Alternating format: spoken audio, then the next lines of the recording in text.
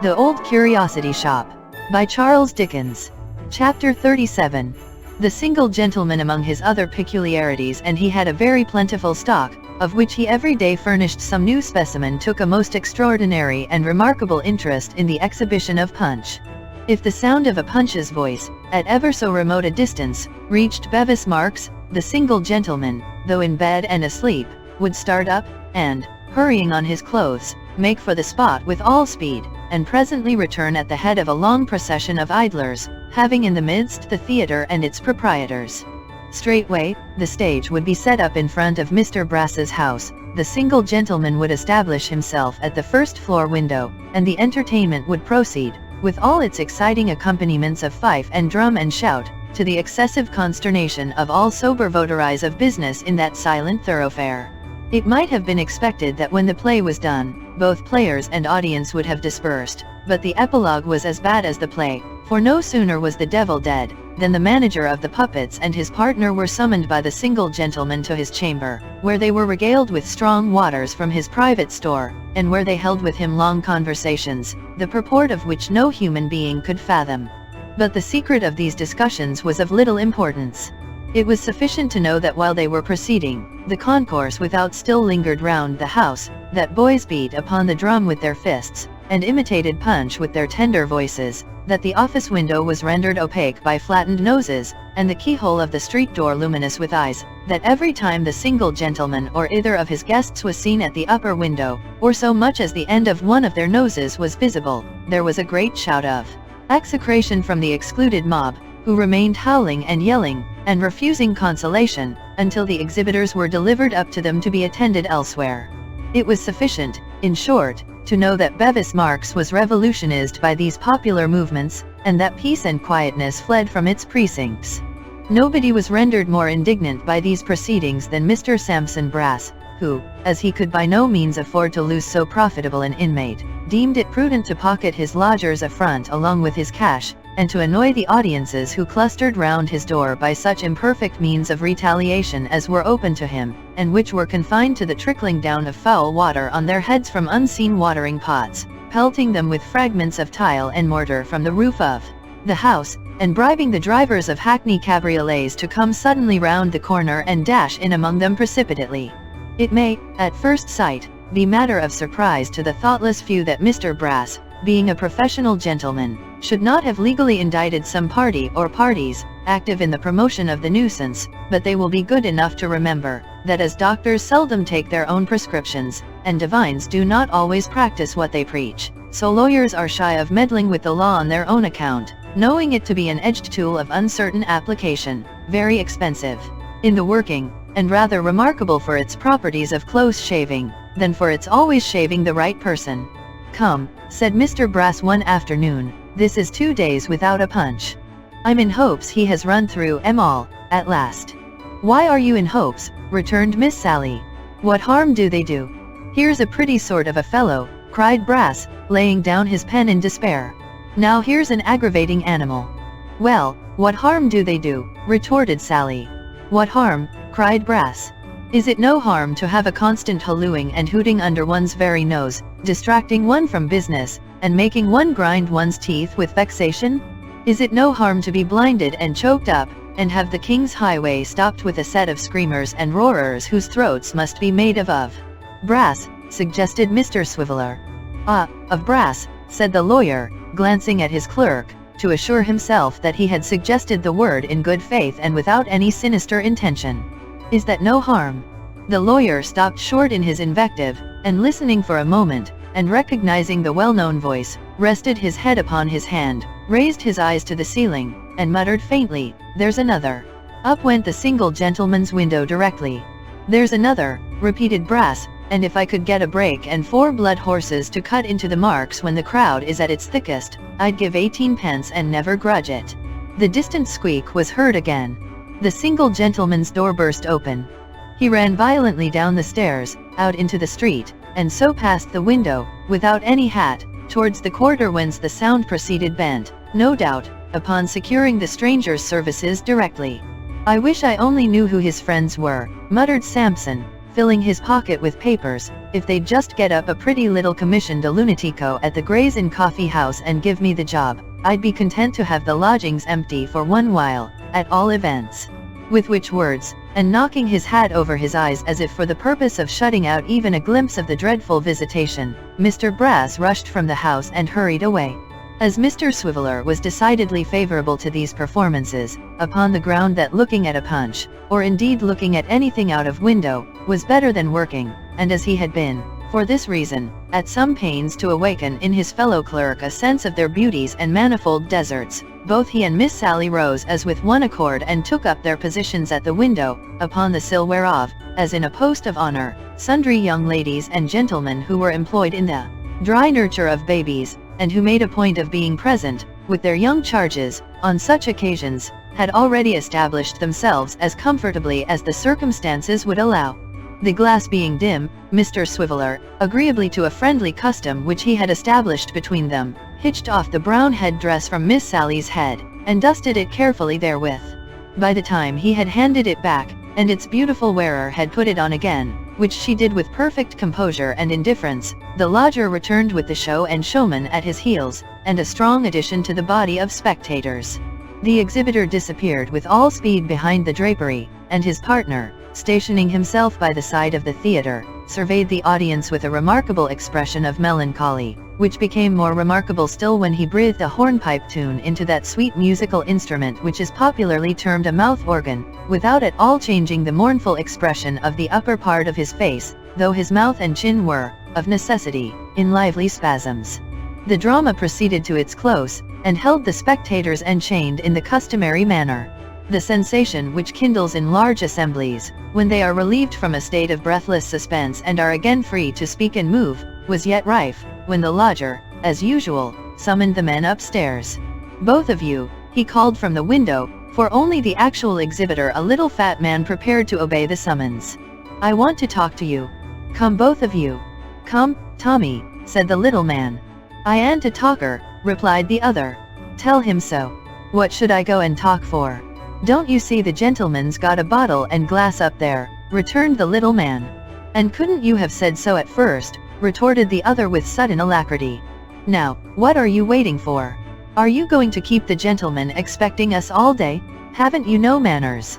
With this remonstrance, the melancholy man, who was no other than Mr. Thomas Codlin, pushed past his friend and brother in the craft, Mr. Harris, otherwise Short, or Trotters, and hurried before him to the single gentleman's apartment. "Now, my men," said the single gentleman, "you have done very well. What will you take? Tell that little man behind to shut the door." "Shut the door, can't you?" said Mr. Codlin, turning gruffly to his friend. "You might have known that the gentleman wanted the door shut, without being told, I think." Mr. Short obeyed, observing under his breath that his friend seemed unusually cranky, and expressing a hope that there was no dairy in the neighborhood, or his temper would certainly spoil its contents. The gentleman pointed to a couple of chairs, and intimated by an emphatic nod of his head that he expected them to be seated. Messrs. Codlin and Short, after looking at each other with considerable doubt and indecision, at length sat down each on the extreme edge of the chair pointed out to him and held their hats very tight, while the single gentleman filled a couple of glasses from a bottle on the table beside him, and presented them in due form. "You're pretty well browned by the sun, both of you," said their entertainer. "Have you been traveling?" Mr. Short replied in the affirmative with a nod and a smile. Mr. Codlin added a corroborative nod and a short groan, as if he still felt the weight of the temple on his shoulders. "To fairs, markets, races, and so forth, I suppose," pursued the single gentleman. "Yes, sir," returned Short, "pretty nigh all over the west of England." "I have talked to men of your craft from north, east, and south," returned their host, in rather a hasty manner, "but I never lighted on any from the west before." "It's our reg'lar summer circuit is the west, master," said Short, "that's where it is. We takes the east of London in the spring and winter, and the west of England in the summer time. Many's the hard days walking in rain and mud, and with never a penny earned, we've had down in the west. Let me fill your glass again." "Much obliged to you, sir, I think I will," said Mr. Codlin, suddenly thrusting in his own and turning Short's aside.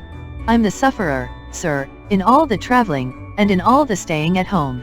In town or country, wet or dry, hot or cold, Tom Codlin suffers. But Tom Codlin isn't to complain for all that. Oh, no. Short may complain, but if Codlin grumbles by so much as a word, oh dear, down with him directly. It isn't his place to grumble. That's quite out of the question. Codlin ain't without his usefulness, observed Short with an arch look, but he don't always keep his eyes open. He falls asleep sometimes, you know. Remember them last races, Tommy? Will you never leave off aggravating a man, said Codlin. It's very like I was asleep when 5 and 10pence was collected, in one round, isn't it? I was attending to my business, and couldn't have my eyes in 20 places at once, like a peacock, no more than you could. If I ain't a match for an old man and a young child, you ain't neither, so don't throw that out against me, for the cap fits your head quite as correct as it fits mine. You may as well drop the subject, Tom, said Short. It isn't particular agreeable to the gentleman, I dare say. Then you shouldn't have brought it up, returned Mr. Codlin, and I ask the gentleman's pardon on your account, as a giddy chap that likes to hear himself talk, and don't much care what he talks about, so that he does talk. Their entertainer had sat perfectly quiet in the beginning of this dispute, looking first at one man and then at the other, as if he were lying in wait for an opportunity of putting some further question, or reverting to that from which the discourse had strayed. But, from the point where Mr. Codlin was charged with sleepiness, he had shown an increasing interest in the discussion, which now attained a very high pitch. You are the 2 men I want, he said, the 2 men I have been looking for, and searching after. Where are that old man and that child you speak of? Sir, said Short, hesitating, and looking towards his friend. The old man and his grandchild who traveled with you, where are they? It will be worth your while to speak out, I assure you, much better worth your while than you believe. They left you, you say, at those races, as I understand. They have been traced to that place, and they're lost sight of. Have you no clue, can you suggest no clue, to their recovery? Did I always say, Thomas, cried Short, turning with a look of amazement to his friend, that there was sure to be an inquiry after them 2 travelers? You said, returned Mr. Codlin. Did I always say that that blessed child was the most interesting I ever see? Did I always say I loved her, and dote on her? Pretty creature, I think I hear her now. Codlin's my friend, she says, with a tear of gratitude trickling down her little eye. Codlin's my friend, she says, not Short. Short's very well, she says, I've no quarrel with Short, he means kind, I dare say, but Codlin, she says, has the feelings for my money, though he mayn't look it. Repeating these words with great emotion, Mr. Codlin rubbed the bridge of his nose with his coat sleeve, and shaking his head mournfully from side to side, left the single gentleman to infer that, from the moment when he lost sight of his dear young charge, his peace of mind and happiness had fled. Good heaven, said the single gentleman, pacing up and down the room, have I found these men at last, only to discover that they can give me no information or assistance? It would have been better to have lived on, in hope, from day to day, and never to have lighted on them, than to have my expectations scattered thus. Stay a minute, said Short. A man of the name of Jerry, you know Jerry, Thomas? Oh, don't talk to me of Jerry's, replied Mr. Codlin. How can I care a pinch of snuff for Jerry's, when I think of that darling child? Codlin's my friend, she says, dear, good, kind Codlin, as is always a devising pleasures for me. I don't object to Short, she says, but I cotton to Codlin. Once, said that gentleman reflectively, she called me Father Codlin. I thought I should have bust. A man of the name of Jerry, sir, said Short, turning from his selfish colleague to their new acquaintance, what keeps a company of dancing dogs, told me, in an accidental sort of way, that he had seen the old gentleman in connection with a traveling waxwork, unbeknown to him. As they'd given us the slip, and nothing had come of it, and this was down in the country that he'd been seen, I took no measures about it, and asked no questions, but I can, if you like. Is this man in town? Said the impatient single gentleman. Speak faster. No, he isn't, but he will be tomorrow, for he lodges in our house, replied Mr. Short rapidly. Then bring him here, said the single gentleman. Here's a sovereign apiece. If I can find these people through your means, it is but a prelude to 20 more. Return to me tomorrow, and keep your own counsel on this subject, though I need hardly tell you that, for you'll do so for your own sakes. Now, give me your address, and leave me. The address was given, the two men departed, the crowd went with them, and the single gentleman for 2 mortal hours walked in uncommon agitation up and down his room, over the wondering heads of Mr. Swiveller and Miss Sally Brass. Chapter 38. Kit. For it happens at this juncture, not only that we have breathing time to follow his fortunes, but that the necessities of these adventures so adapt themselves to our ease and inclination as to call upon us imperatively to pursue the track we most desire to take. Kit, while the matters treated of in the last 15 chapters were yet in progress, was, as the reader may suppose, gradually familiarizing himself more and more with Mr. and Mrs. Garland, Mr. Abel, the pony, and Barbara, and gradually coming to consider them one and all as his particular private friends, and Abel Cottage, Finchley, as his own proper home. Stay, the words are written, and may go, but if they convey any notion that Kit, in the plentiful board and comfortable lodging of his new abode, began to think slightingly of the poor fare and furniture of his old dwelling, they do their office badly and commit injustice. Who so mindful of those he left at home, albeit they were but a mother and 2 young babies, as Kit?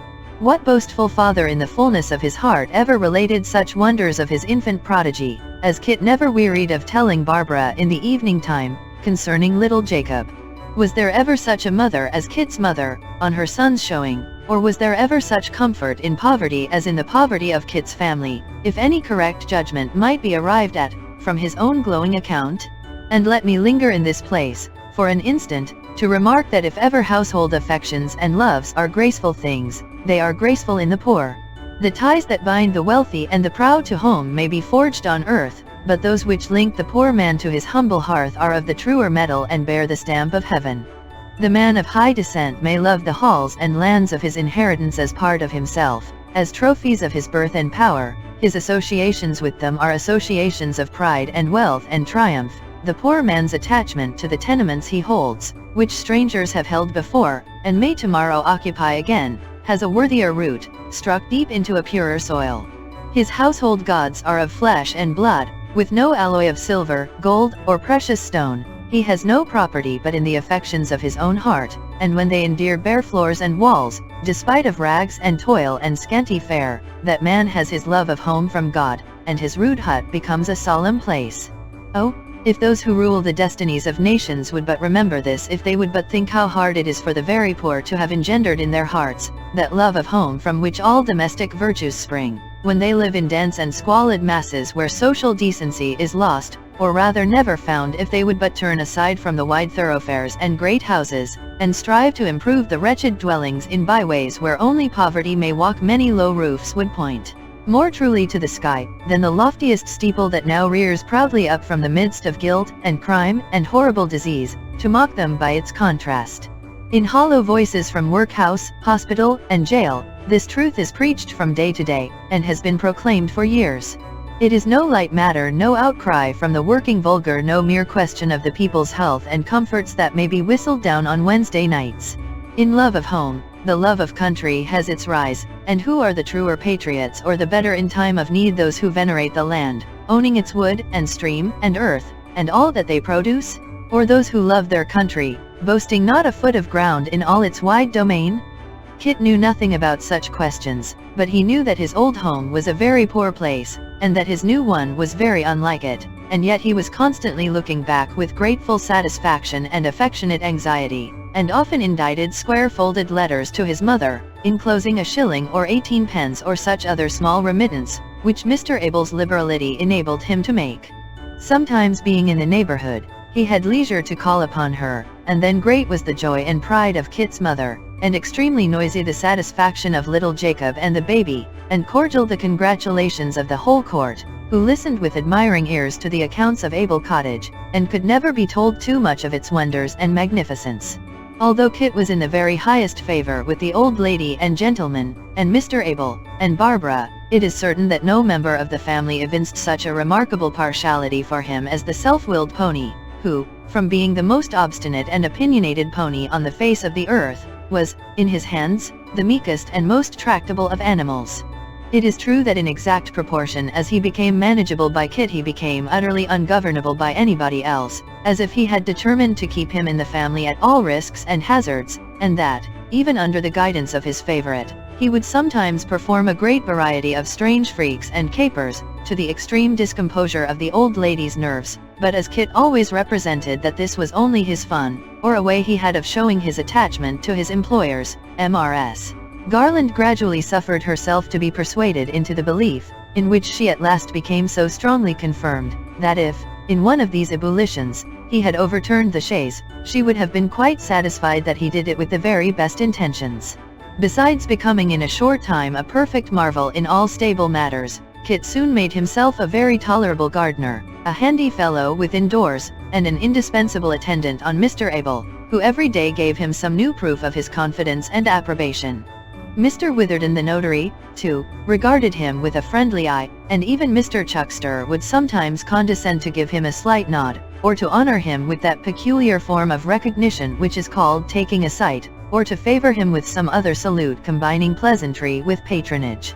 One morning Kit drove Mr. Abel to the notary's office, as he sometimes did, and having set him down at the house, was about to drive off to a livery stable hard by, when this same Mr. Chuckster emerged from the office door, and cried "Woaaaaaaaa," dwelling upon the note a long time, for the purpose of striking terror into the pony's heart, and asserting the supremacy of man over the inferior animals. "Pull up, Snobby," cried Mr. Chuckster, addressing himself to Kit. "You're wanted inside here. Has Mr. Abel forgotten anything, I wonder?" said Kit as he dismounted. "Ask no questions, Snobby," returned Mr. Chuckster, "but go and see. Woaaaa then, will you? If that pony was mine, I'd break him." "You must be very gentle with him, if you please," said Kit, "or you'll find him troublesome. You'd better not keep on pulling his ears, please.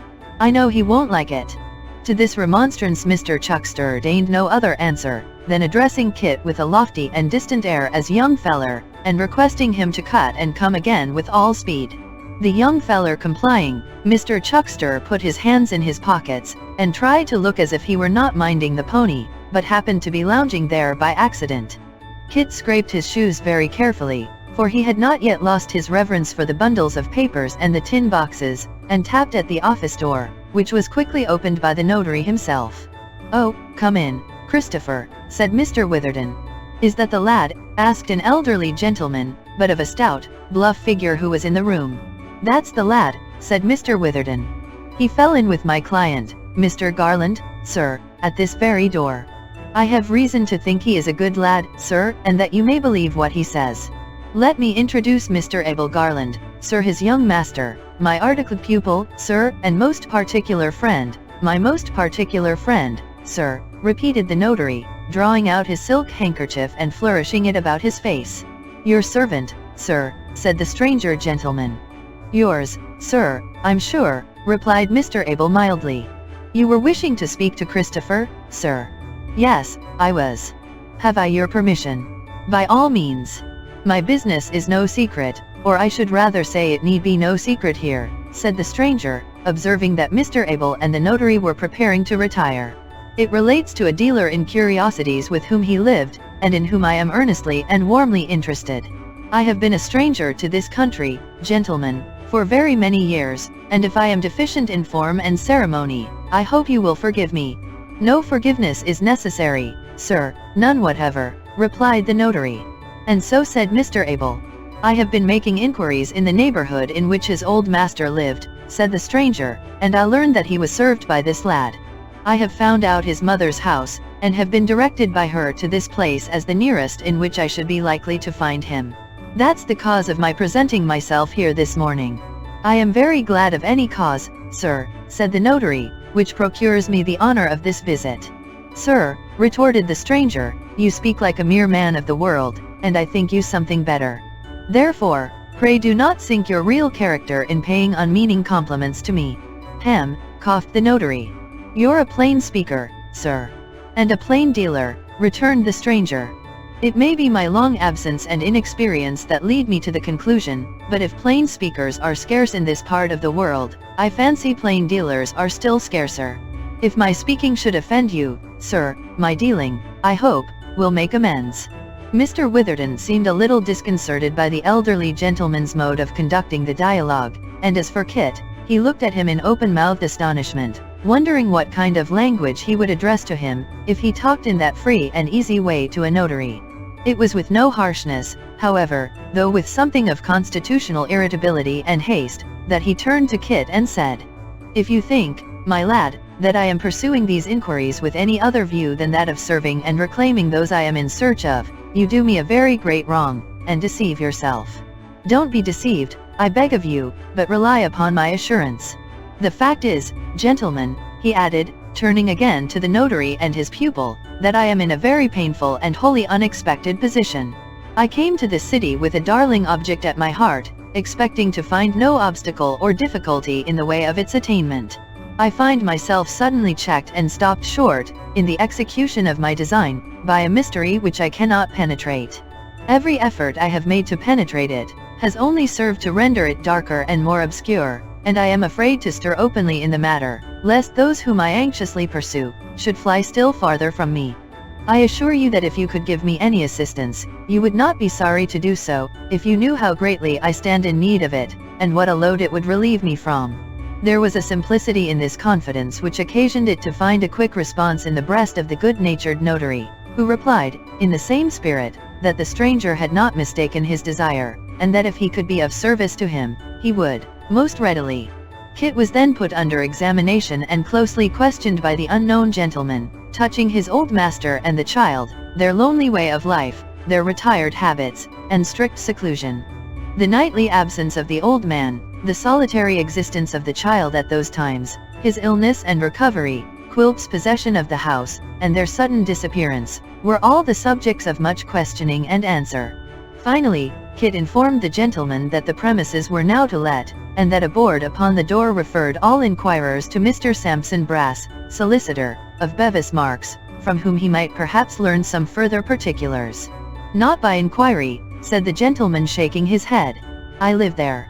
"Live at Brass's the attorney's," cried Mr. Witherden in some surprise, having professional knowledge of the gentleman in question. "I," was the reply. "I entered on his lodgings t'other day, chiefly because I had seen this very board. It matters little to me where I live, and I had a desperate hope that some intelligence might be cast in my way there, which would not reach me elsewhere. Yes, I live at Brass's, more shame for me, I suppose." "That's a mere matter of opinion," said the notary, shrugging his shoulders. "He is looked upon as rather a doubtful character." "Doubtful," echoed the other. "I am glad to hear there's any doubt about it. I supposed that had been thoroughly settled, long ago. But will you let me speak a word or two with you in private?" Mr. Witherden consenting, they walked into that gentleman's private closet, and remained there, in close conversation, for some quarter of an hour, when they returned into the outer office. The stranger had left his hat in Mr. Witherden's room, and seemed to have established himself in this short interval on quite a friendly footing. "I'll not detain you any longer now," he said, putting a crown into Kit's hand, and looking towards the notary. "You shall hear from me again. Not a word of this, you know, except to your master and mistress." "Mother, sir, would be glad to know," said Kit, faltering. "Glad to know what?" "Anything, so that it was no harm about Miss Nell." "Would she? Well then, you may tell her if she can keep a secret. But mind, not a word of this to anybody else. Don't forget that. Be particular." "I'll take care, sir," said Kit. "Thankee, sir, and good morning." Now, it happened that the gentleman, in his anxiety to impress upon Kit that he was not to tell anybody what had passed between them, followed him out to the door to repeat his caution, and it further happened that at that moment the eyes of Mr. Richard Swiveller were turned in that direction, and beheld his mysterious friend and Kit together. It was quite an accident, and the way in which it came about was this. Mr. Chuckster, being a gentleman of a cultivated taste and refined spirit, was one of that lodge of glorious Apollos whereof Mr. Swiveller was perpetual grand. Mr. Swiveller, passing through the street in the execution of some brazen errand, and beholding one of his glorious brotherhood intently gazing on a pony, crossed over to give him that fraternal greeting with which perpetual grands are, by the very constitution of their office, bound to cheer and encourage their disciples. He had scarcely bestowed upon him his blessing, and followed it with a general remark touching the present state and prospects of the weather, when, lifting up his eyes, he beheld the single gentleman of Bevis Marks in earnest conversation with Christopher Nubbles. "Hello," said Dick, "who is that?" "He called to see my governor this morning," replied Mr. Chuckster. "Beyond that, I don't know him from Adam." "At least you know his name," said Dick. To which Mr. Chuckster replied, with an elevation of speech becoming a glorious Apollo, that he was everlastingly blessed if he did. "All I know, my dear feller," said Mr. Chuckster, running his fingers through his hair, "is, that he is the cause of my having stood here 20 minutes, for which I hate him with a mortal and undying hatred, and would pursue him to the confines of eternity if I could afford the time." While they were thus discoursing, the subject of their conversation, who had not appeared to recognize Mr. Richard Swiveller, re-entered the house, and Kit came down the steps and joined them, to whom Mr. Swiveller again propounded his inquiry with no better success. "He is a very nice gentleman, sir," said Kit, "and that's all I know about him." Mr. Chuckster waxed wroth at this answer, and without applying the remark to any particular case, mentioned, as a general truth, that it was expedient to break the heads of snobs, and to tweak their noses. Without expressing his concurrence in this sentiment, Mr. Swiveller after a few moments of abstraction inquired which way Kit was driving, and, being informed, declared it was his way, and that he would trespass on him for a lift. Kit would gladly have declined the proffered honor, but as Mr. Swiveller was already established in the seat beside him, he had no means of doing so, otherwise than by a forcible ejectment, and therefore, drove briskly off, so briskly indeed, as to cut short the leave-taking between Mr. Chuckster and his grand master, and to occasion the former gentleman some inconvenience from having his corns squeezed by the impatient pony.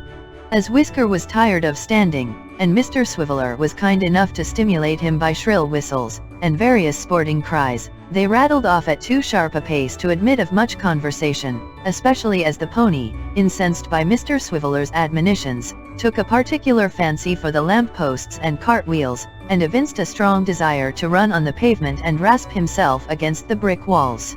It was not, therefore, until they had arrived at the stable, and the chaise had been extricated from a very small doorway, into which the pony dragged it under the impression that he could take it along with him into his usual stall, that Mr. Swiveller found time to talk. "It's hard work," said Richard. "What do you say to some beer?" Kit at first declined, but presently consented, and they adjourned to the neighboring bar together. "We'll drink our friend what's his name," said Dick, holding up the bright frothy pot, "that was talking to you this morning. You know I know him, a good fellow, but eccentric very. Here's what's his name." Kit pledged him. "He lives in my house," said Dick, "at least in the house occupied by the firm in which I'm a sort of a managing partner, a difficult fellow to get anything out of, but we like him, we like him." "I must be going, sir, if you please," said Kit, moving away. "Don't be in a hurry, Christopher," replied his patron, "we'll drink your mother." "Thank you, sir. An excellent woman that mother of yours, Christopher," said Mr. Swiveller. "Who ran to catch me when I fell, and kissed the place to make it well. My mother. A charming woman. He's a liberal sort of fellow. We must get him to do something for your mother. Does he know her, Christopher?" Kit shook his head, and glancing slyly at his questioner, thanked him, and made off before he could say another word. "Humph," said Mr. Swiveller, pondering, "this is queer. Nothing but mysteries in connection with Brass's house. I'll keep my own counsel, however. Everybody and anybody has been in my confidence as yet, but now I think I'll set up in business for myself. Queer, very queer." After pondering deeply and with a face of exceeding wisdom for some time, Mr. Swiveller drank some more of the beer, and summoning a small boy who had been watching his proceedings, poured forth the few remaining drops as a libation on the gravel, and bade him carry the empty vessel to the bar with his compliments, and above all things to lead a sober and temperate life, and abstain from all intoxicating and exciting liquors. Having given him this piece of moral advice for his trouble, which, as he wisely observed, was far better than halfpence, the perpetual Grand Master of the glorious Apollos thrust his hands into his pockets and sauntered away, still pondering as he went. Chapter 39. All that day, though he waited for Mr. Abel until evening, Kit kept clear of his mother's house, determined not to anticipate the pleasures of the morrow, but to let them come in their full rush of delight, for tomorrow was the great and long-looked-for epoch in his life. Tomorrow was the end of his first quarter, the day of receiving, for the first time, 1/4 part of his annual income of £6 in one vast sum of 30 shillings. Tomorrow was to be a half-holiday devoted to a whirl of entertainments, and little Jacob was to know what oysters meant, and to see a play. All manner of incidents combined in favor of the occasion. Not only had Mr. and Mrs. Garland forewarned him that they intended to make no deduction for his outfit from the great amount, but to pay it him unbroken in all its gigantic grandeur. Not only had the unknown gentleman increased the stock by the sum of 5 shillings, which was a perfect godsend and in itself a fortune. Not only had these things come to pass which nobody could have calculated upon, or in their wildest dreams have hoped, but it was Barbara's quarter to Barbara's quarter, that very day, and Barbara had a half-holiday as well as Kit, and Barbara's mother was going to make one of the party, and to take tea with Kit's mother, and cultivate her acquaintance. To be sure, Kit looked out of his window very early that morning to see which way the clouds were flying, and to be sure Barbara would have been at hers too, if she had not sat up so late overnight, starching and ironing small pieces of muslin, and crimping them into frills, and sewing them on to other pieces to form magnificent holes for next day's wear. But they were both up very early for all that, and had small appetites for breakfast and less for dinner, and were in a state of great excitement when Barbara's mother came in, with astonishing accounts of the fineness of the weather out of doors, but with a very large umbrella notwithstanding, for people like Barbara's mother seldom make holiday without one, and when the bell rang for them to go upstairs and receive their quarter's money in gold and silver. Well, wasn't Mr. Garland kind when he said, "Christopher, here's your money, and you have earned it well," and wasn't Mrs. Garland kind when she said, "Barbara, here's yours, and I'm much pleased with you," and didn't Kit sign his name bold to his receipt, and didn't Barbara sign her name all a-trembling to hers, and wasn't it beautiful to see how Mrs. Garland poured out Barbara's mother a glass of wine, and didn't Barbara's mother speak up when she said, "Here's blessing you, ma'am, as a good lady, and you, sir, as a good gentleman, and Barbara, my love to you, and here's towards you, Mr. Christopher," and wasn't she as long drinking it as if it had been a tumblerful, and didn't she look genteel, standing there with her gloves on, and wasn't there plenty of laughing and talking among them as they reviewed all these things upon the top of the coach, and didn't they pity the people who hadn't got a holiday? But Kit's mother, again, wouldn't anybody have supposed she had come of a good stock and been a lady all her life? There she was, quite ready to receive them, with a display of tea things that might have warmed the heart of a china shop, and little Jacob and the baby in such a state of perfection that their clothes looked as good as new, though heaven knows they were old enough. Didn't she say before they had sat down 5 minutes that Barbara's mother was exactly the sort of lady she expected, and didn't Barbara's mother say that Kit's mother was the very picture of what she had expected, and didn't Kit's mother compliment Barbara's mother on Barbara, and didn't Barbara's mother compliment Kit's mother on Kit, and wasn't Barbara herself quite fascinated with little Jacob, and did ever a child show off when he was wanted, as that child did, or make such friends as he made? "And we are both widows too," said Barbara's mother. "We must have been made to know each other." "I haven't a doubt about it," returned Mrs. Nubbles. "And what a pity it is we didn't know each other sooner. But then, you know, it's such a pleasure," said Barbara's mother, "to have it brought about by one's son and daughter, that it's fully made up for. Now, ain't it?" To this, Kit's mother yielded her full assent, and tracing things back from effects to causes, they naturally reverted to their deceased husbands, respecting whose lives, deaths, and burials, they compared notes, and discovered sundry circumstances that tallied with wonderful exactness, such as Barbara's father having been exactly 4 years and 10 months older than Kit's father, and one of them having died on a Wednesday and the other on a Thursday, and both of them having been of a very fine make and remarkably good-looking, with other extraordinary coincidences. These recollections being of a kind calculated to cast a shadow on the brightness of the holiday, Kit diverted the conversation to general topics, and they were soon in great force again, and as merry as before.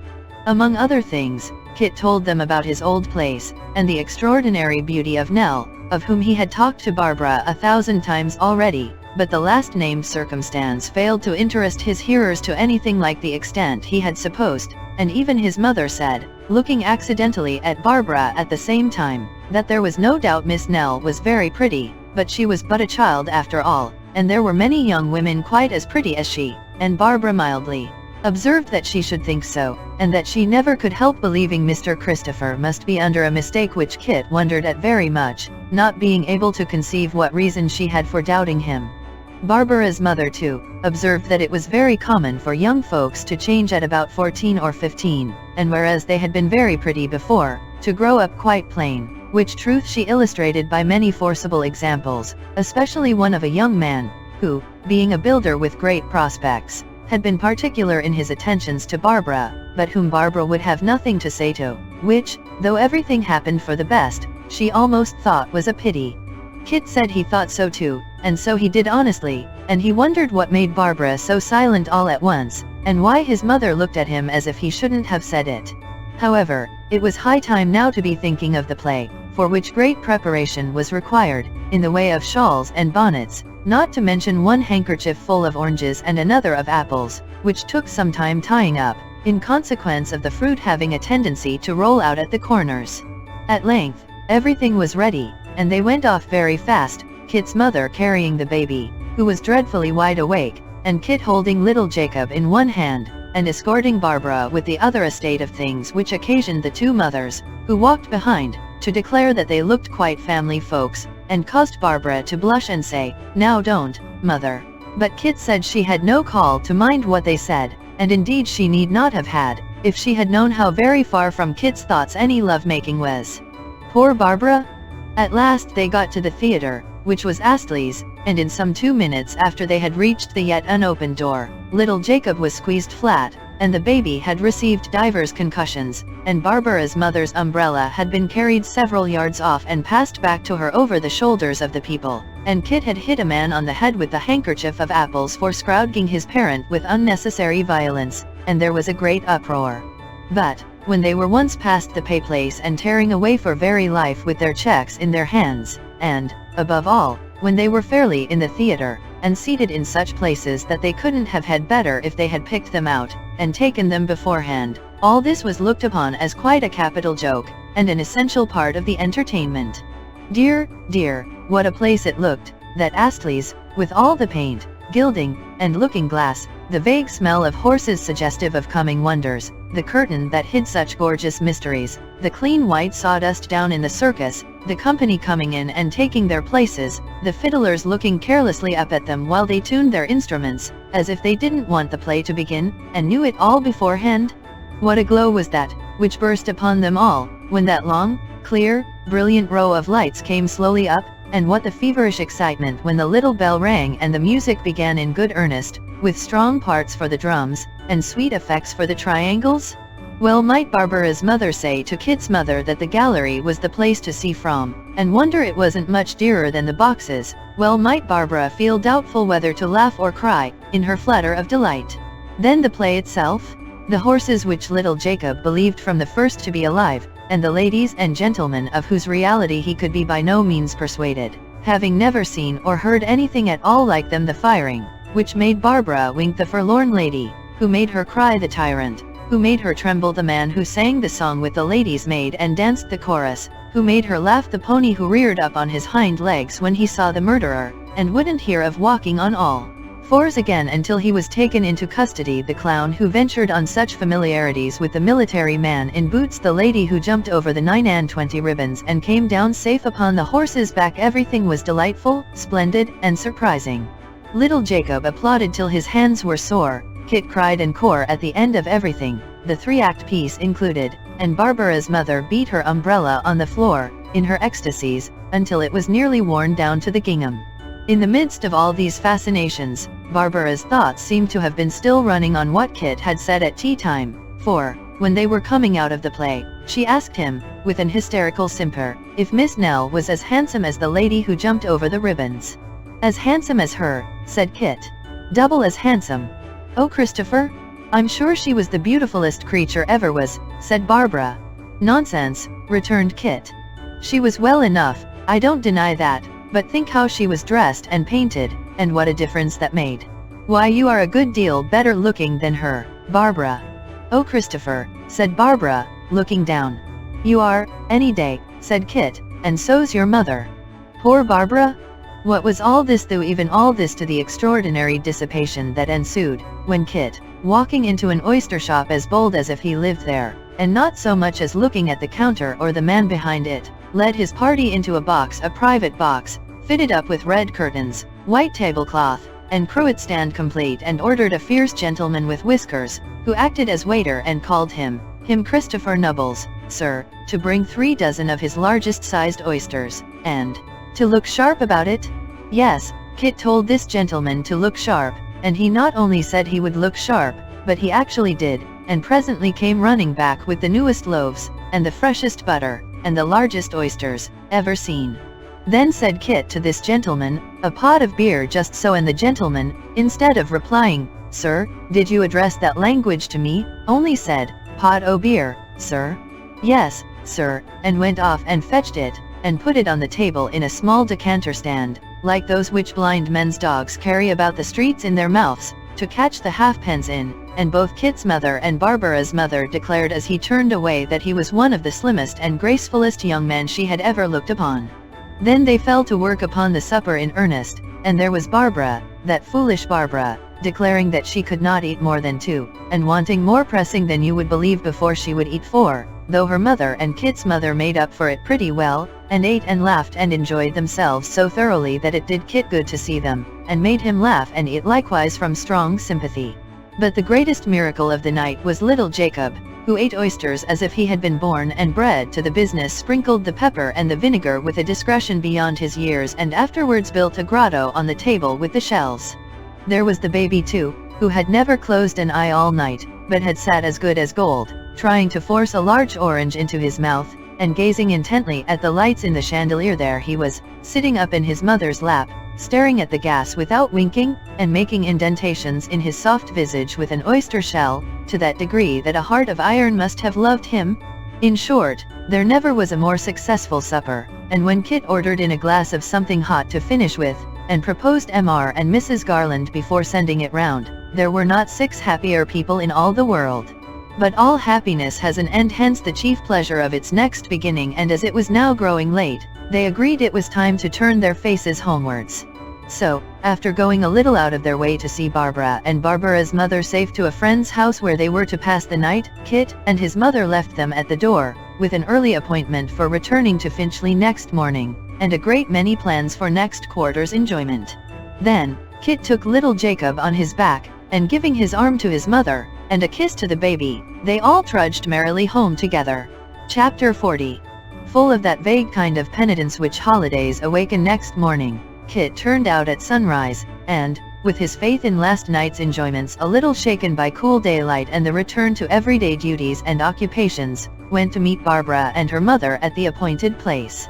And being careful not to awaken any of the little household, who were yet resting from their unusual fatigues, Kit left his money on the chimney-piece, with an inscription in chalk calling his mother's attention to the circumstance, and informing her that it came from her dutiful son, and went his way, with a heart something heavier than his pockets, but free from any very great oppression notwithstanding.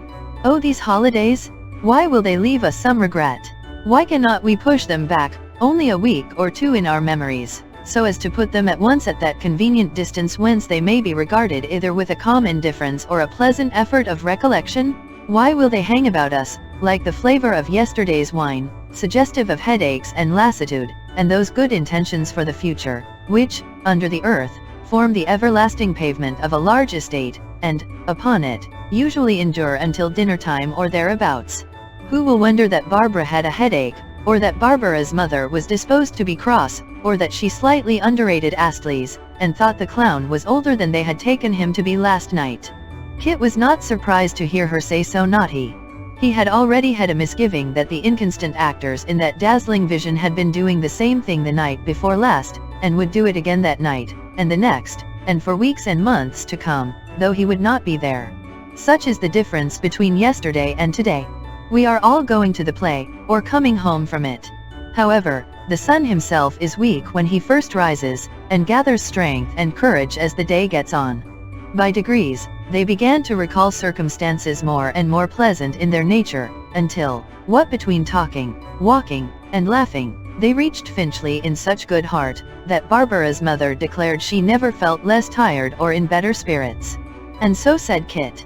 Barbara had been silent all the way, but she said so too. Poor little Barbara? She was very quiet.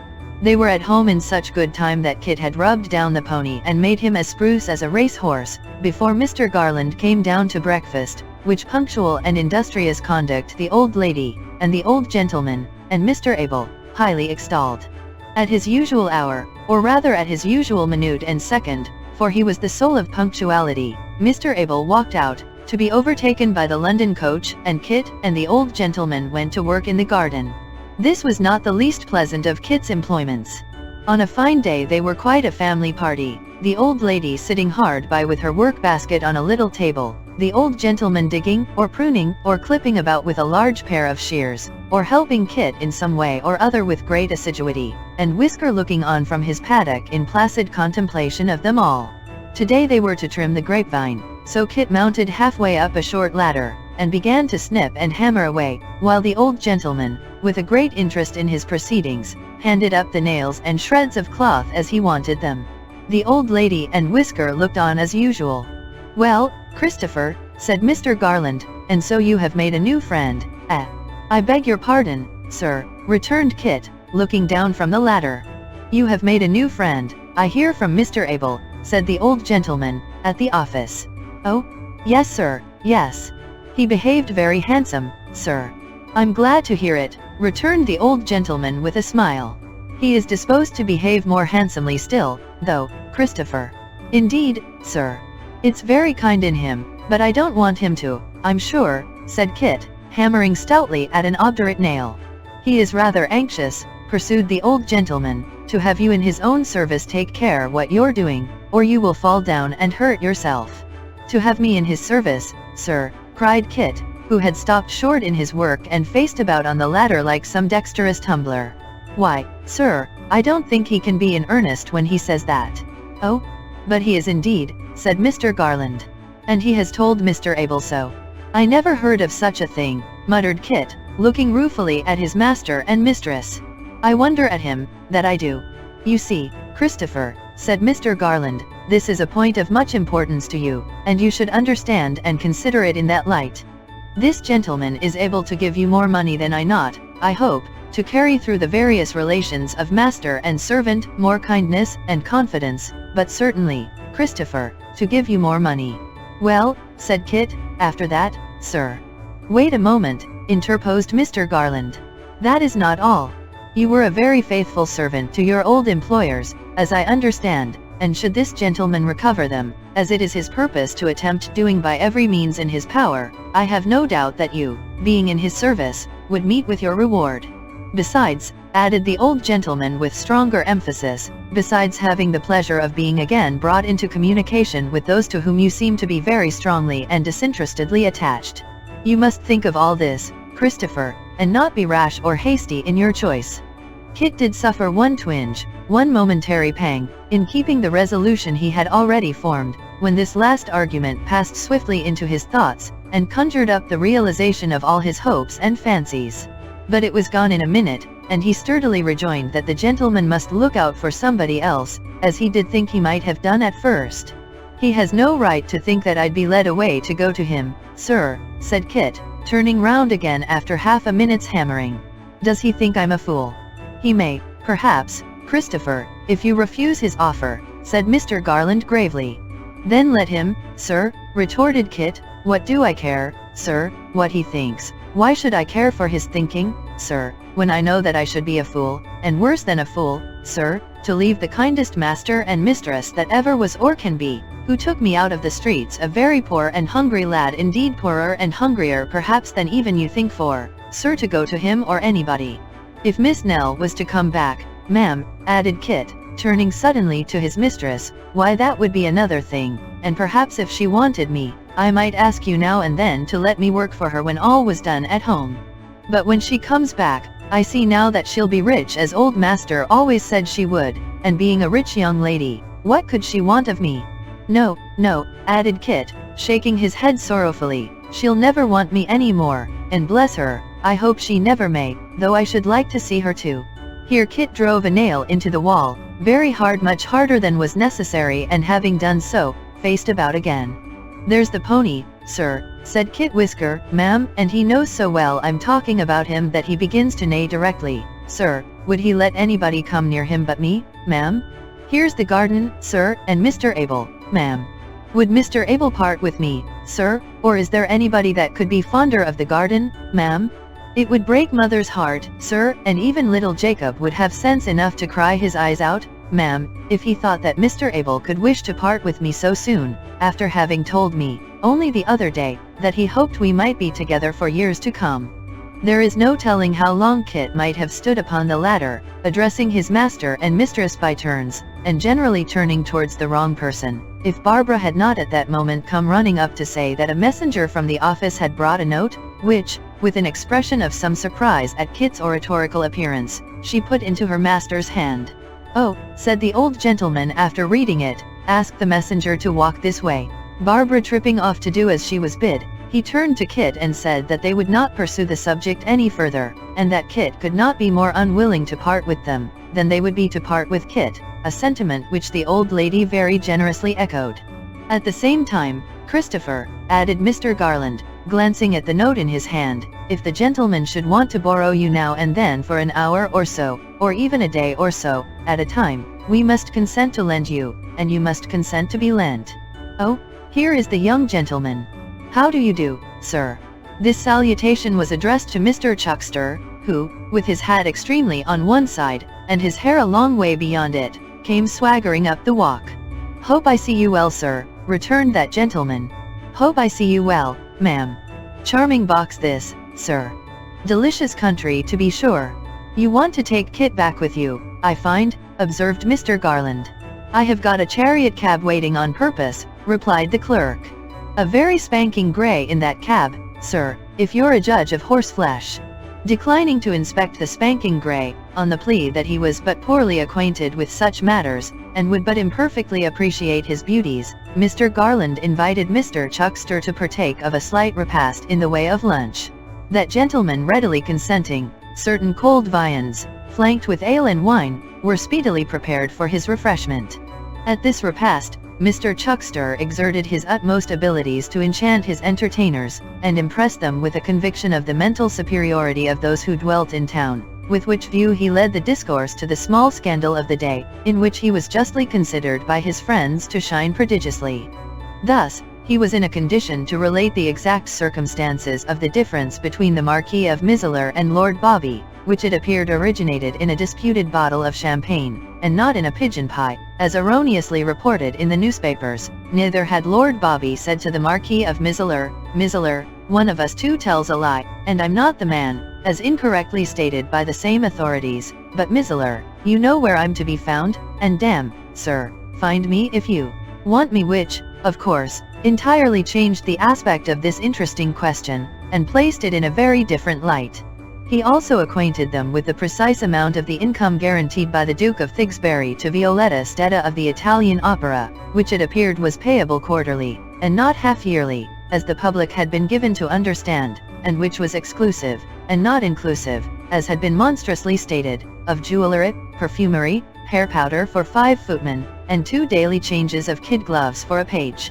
Having entreated the old lady and gentleman to set their minds at rest on these absorbing points, for they might rely on his statement being the correct one, Mr. Chuckster entertained them with theatrical chit-chat and the court circular, and so wound up a brilliant and fascinating conversation which he had maintained alone, and without any assistance whatever, for upwards of 3/4 of an hour.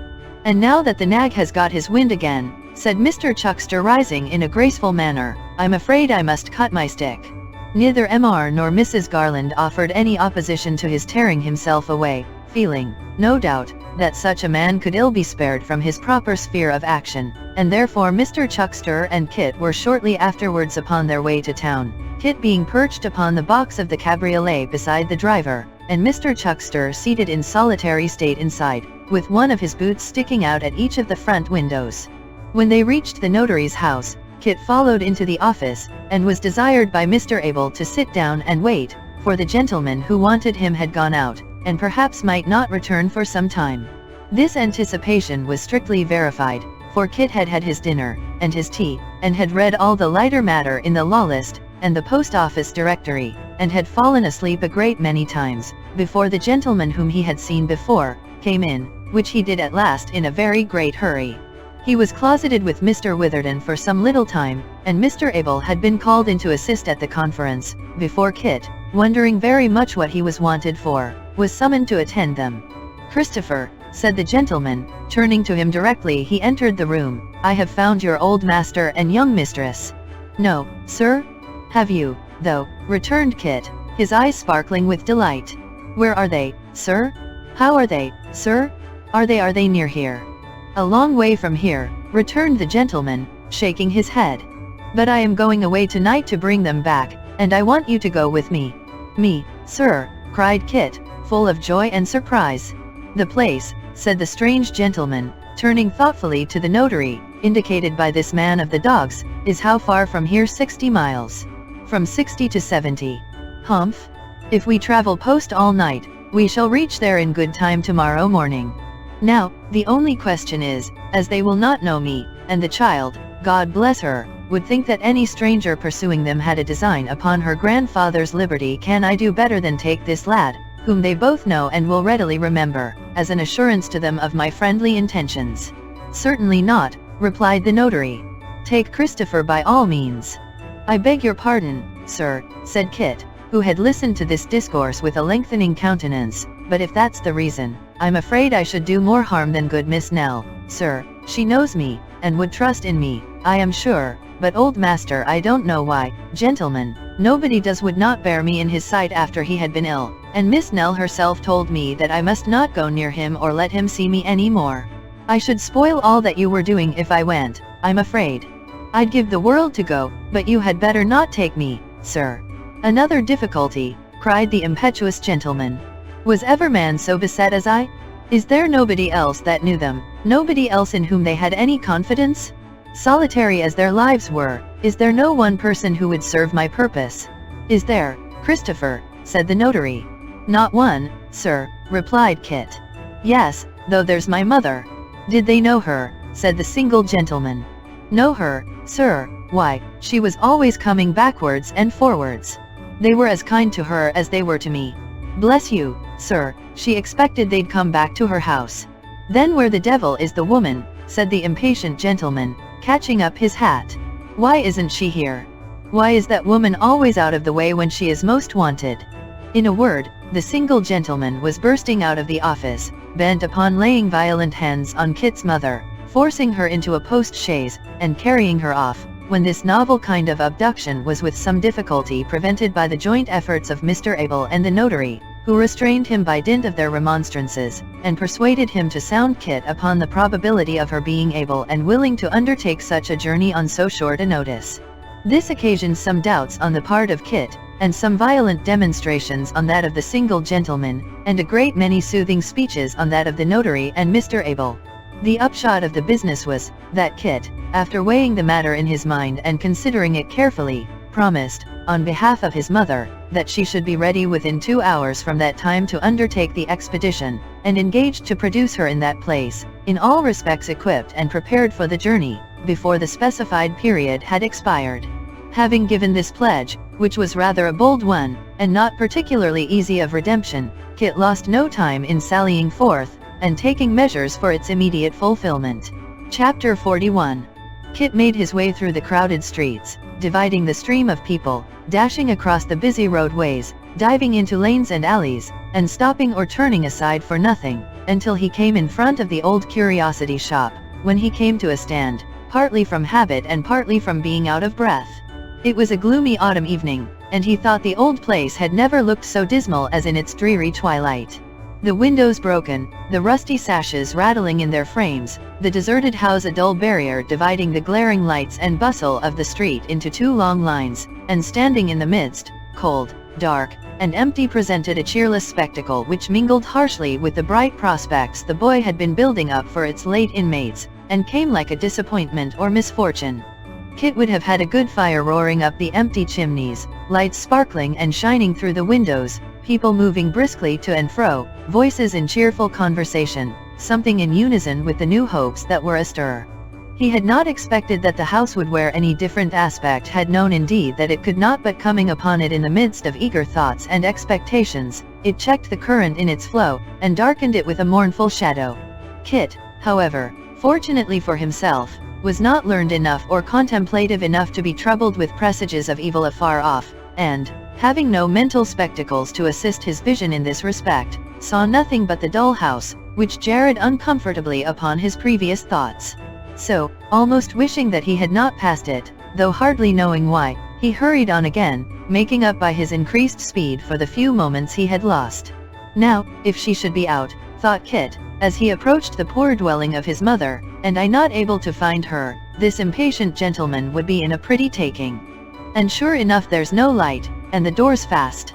Now, God forgive me for saying so, but if this is little Bethel's doing, I wish little Bethel was farther off, said Kit, checking himself, and knocking at the door. A second knock brought no reply from within the house, but caused a woman over the way to look out and inquire who that was. "Wanting Mrs. Nubbles." "Me," said Kit. "She's at Little Bethel, I suppose," getting out the name of the obnoxious conventicle with some reluctance, and laying a spiteful emphasis upon the words. The neighbor nodded assent. "Then pray tell me where it is," said Kit, "for I have come on a pressing matter, and must fetch her out, even if she was in the pulpit." It was not very easy to procure a direction to the fold in question, as none of the neighbors were of the flock that resorted thither, and few knew anything more of it than the name.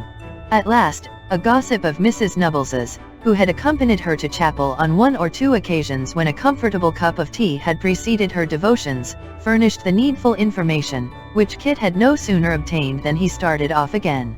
Little Bethel might have been nearer, and might have been in a straighter road, though in that case the reverend gentleman who presided over its congregation would have lost his favorite allusion to the crooked ways by which it was approached, and which enabled him to liken it to paradise itself, in contradistinction to the parish church and the broad thoroughfare leading thereunto. Kit found it, at last, after some trouble, and pausing at the door to take breath that he might enter with becoming decency, passed into the chapel. It was not badly named in one respect, being in truth a particularly little Bethel, a Bethel of the smallest dimensions with a small number of small pews, and a small pulpit, in which a small gentleman, by trade a shoemaker, and by calling a divine, was delivering in a by no means small voice, a by no means small sermon, judging of its dimensions by the condition of his audience, which, if their gross amount were but small, comprised a still smaller number of hearers, as the majority were slumbering. Among these was Kit's mother, who, finding it matter of extreme difficulty to keep her eyes open after the fatigues of last night, and feeling their inclination to close strongly backed and seconded by the arguments of the preacher, had yielded to the drowsiness that overpowered her, and fallen asleep, though not so soundly but that she could, from time to time, utter a slight and almost inaudible groan, as if in recognition of the orator's doctrines. The baby in her arms was as fast asleep as she, and little Jacob, whose youth prevented him from recognizing in this prolonged spiritual nourishment anything half as interesting as oysters, was alternately very fast asleep and very wide awake, as his inclination to slumber, or his terror of being personally alluded to in the discourse, gained the mastery over him. "And now I'm here," thought Kit, gliding into the nearest empty pew, which was opposite his mother's, and on the other side of the little aisle. "How am I ever to get at her, or persuade her to come out? I might as well be 20 miles off. She'll never wake till it's all over, and there goes the clock again." If he would but leave off for a minute, or if they'd only sing. But there was little encouragement to believe that either event would happen for a couple of hours to come. The preacher went on telling them what he meant to convince them of before he had done, and it was clear that if he only kept to one half of his promises and forgot the other, he was good for that time at least. In his desperation and restlessness Kit cast his eyes about the chapel, and happening to let them fall upon a little seat in front of the clerk's desk, could scarcely believe them when they showed him Quilp. He rubbed them twice or thrice, but still they insisted that Quilp was there, and there indeed he was, sitting with his hands upon his knees, and his hat between them on a little wooden bracket, with the accustomed grin on his dirty face, and his eyes fixed upon the ceiling. He certainly did not glance at Kit or at his mother, and appeared utterly unconscious of their presence. Still Kit could not help feeling, directly, that the attention of the sly little fiend was fastened upon them, and upon nothing else. But, astounded as he was by the apparition of the dwarf among the little Bethelites, and not free from a misgiving that it was the forerunner of some trouble or annoyance, he was compelled to subdue his wonder and to take active measures for the withdrawal of his parent, as the evening was now creeping on, and the matter grew serious. Therefore, the next time little Jacob woke, Kit set himself to attract his wandering attention, and this not being a very difficult task, one sneeze effected it. He signed to him to rouse his mother. Ill luck would have it, however, that, just then, the preacher, in a forcible exposition of one head of his discourse, leaned over upon the pulpit desk so that very little more of him than his legs remained inside, and, while he made vehement gestures with his right hand, and held on with his left, stared, or seemed to stare, straight into little Jacob's eyes, threatening him by his strained look and attitude, so it appeared to the child that if he so much as moved a muscle, he, the preacher, would be literally, and not figuratively, down upon him that instant. In this fearful state of things, distracted by the sudden appearance of Kit, and fascinated by the eyes of the preacher, the miserable Jacob sat bolt upright, wholly incapable of motion, strongly disposed to cry but afraid to do so, and returning his pastor's gaze until his infant eyes seemed starting from their sockets. "If I must do it openly, I must," thought Kit. With that he walked softly out of his pew and into his mother's, and as Mr. Swiveller would have observed if he had been present, collared the baby without speaking a word. "Hush, mother," whispered Kit. "Come along with me, I've got something to tell you." "Where am I?" said Mrs. Nubbles. "In this blessed little Bethel," returned her son, peevishly. "Blessed indeed," cried Mrs. Nubbles, catching at the word. "Oh, Christopher, how have I been edified this night?" "Yes, yes, I know," said Kit hastily, "but come along, mother, everybody's looking at us. Don't make a noise, bring Jacob, that's right." "Stay, Satan, stay," cried the preacher, as Kit was moving off. "This gentleman says you're to stay, Christopher," whispered his mother. "Stay, Satan, stay," roared the preacher again. "Tempt not the woman that doth incline her ear to thee, but hearken to the voice of him that calleth. He hath a lamb from the fold," cried the preacher, raising his voice still higher and pointing to the baby. "He beareth off a lamb, a precious lamb? He goeth about, like a wolf in the night season, and inveigleth the tender lambs." Kit was the best-tempered fellow in the world, but considering this strong language, and being somewhat excited by the circumstances in which he was placed, he faced round to the pulpit with the baby in his arms, and replied aloud, "No, I don't. He's my brother." "He's my brother," cried the preacher. "He isn't," said Kit indignantly. "How can you say such a thing? And don't call me names if you please. What harm have I done? I shouldn't have come to take Em away, unless I was obliged, you may depend upon that. I wanted to do it very quiet, but you wouldn't let me. Now, you have the goodness to abuse Satan and them, as much as you like, sir, and to let me alone if you please." So saying, Kit marched out of the chapel, followed by his mother and little Jacob, and found himself in the open air, with an indistinct recollection of having seen the people wake up and look surprised, and of Quilp having remained, throughout the interruption, in his old attitude, without moving his eyes from the ceiling, or appearing to take the smallest notice of anything that passed. "Oh, Kit," said his mother, with her handkerchief to her eyes, "what have you done? I never can go there again, never." "I'm glad of it, mother. What was there in the little bit of pleasure you took last night that made it necessary for you to be low-spirited and sorrowful tonight? That's the way you do. If you're happy or merry ever, you come here to say, along with that chap, that you're sorry for it. More shame for you, mother, I was going to say." "Hush, dear," said Mrs. Nubbles, "you don't mean what you say, I know, but you're talking sinfulness." "Don't mean it? But I do mean it," retorted Kit. "I don't believe, mother, that harmless cheerfulness and good humor are thought greater sins in heaven than shirt collars are, and I do believe that those chaps are just about as right and sensible in putting down the one as in leaving off the other, that's my belief. But I won't say anything more about it, if you'll promise not to cry, that's all, and you take the baby that's a lighter weight, and give me little Jacob, and as we go along, which we must do pretty quick, I'll give you the news I bring, which will surprise you a little, I can tell you. There, that's right. Now you look as if you'd never seen little Bethel in all your life, as I hope you never will again, and here's the baby, and little Jacob, you get atop of my back and catch hold of me tight round the neck, and whenever a little Bethel parson calls you a precious lamb or says your brother's one, you tell him it's the truest things he's said for a 12-month, and that if he'd got a little more of the lamb himself, and less of the mint sauce not being quite so sharp and sour over it, I should like him all the better. That's what you've got to say to him, Jacob." Talking on in this way, half in jest and half in earnest, and cheering up his mother, the children, and himself, by the one simple process of determining to be in a good humor, Kit led them briskly forward, and on the road home, he related what had passed at the notary's house, and the purpose with which he had intruded on the solemnities of Little Bethel. His mother was not a little startled on learning what service was required of her, and presently fell into a confusion of ideas, of which the most prominent were that it was a great honor and dignity to ride in a post-chaise, and that it was a moral impossibility to leave the children behind. But this objection, and a great many others, founded on certain articles of dress being at the wash, and certain other articles having no existence in the wardrobe of Mrs. Nubbles, were overcome by Kit, who opposed to each and every of them the pleasure of recovering Nell, and the delight it would be to bring her back in triumph. "There's only 10 minutes now, Mother," said Kit when they reached home. "There's a bandbox. Throw in what you want, and we'll be off directly."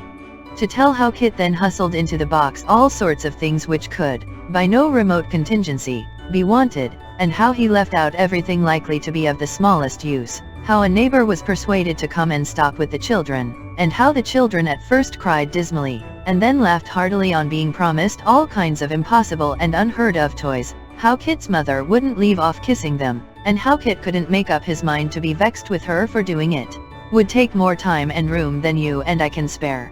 So, passing over all such matters, it is sufficient to say that within a few minutes after the 2 hours had expired, Kit and his mother arrived at the notary's door, where a post-chaise was already waiting. "With 4 horses, I declare," said Kit, quite aghast at the preparations. "Well, you are going to do it, Mother." "Here she is, sir. Here's my mother.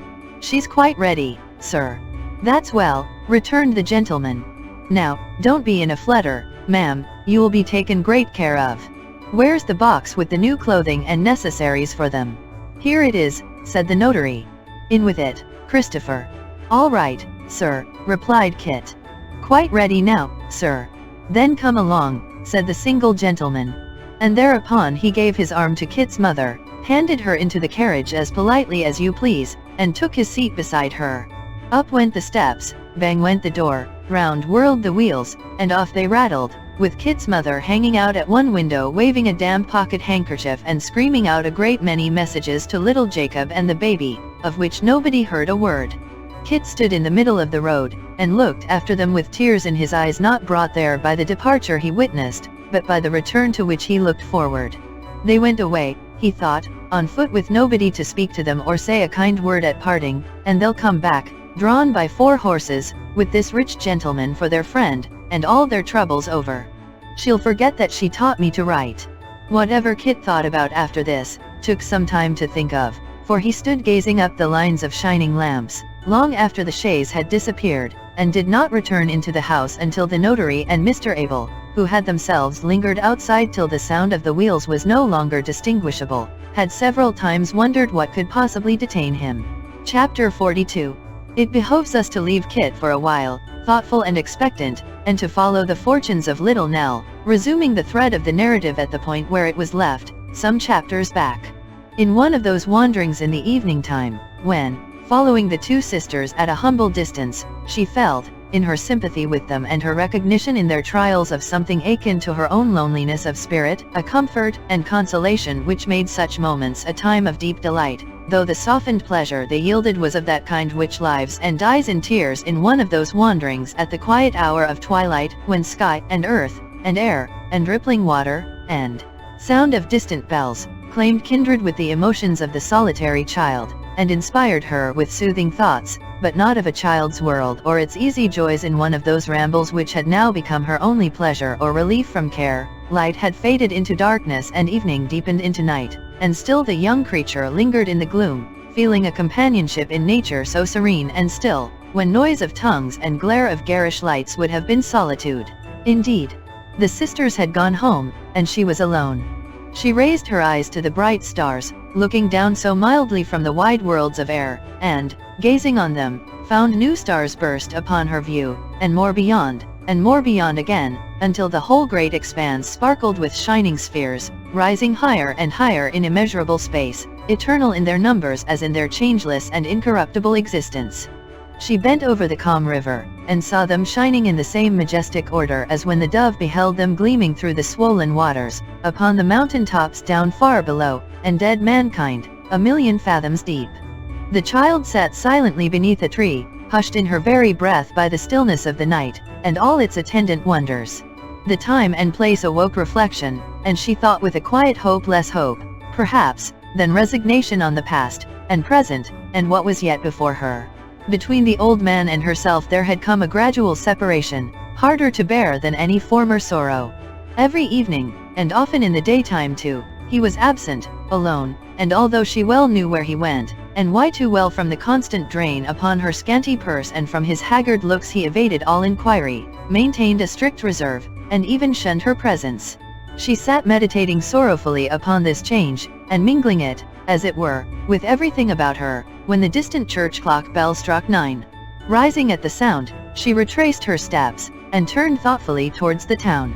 She had gained a little wooden bridge, which, thrown across the stream, led into a meadow in her way, when she came suddenly upon a ruddy light, and looking forward more attentively, discerned that it proceeded from what appeared to be an encampment of gypsies, who had made a fire in one corner at no great distance from the path, and were sitting or lying round it.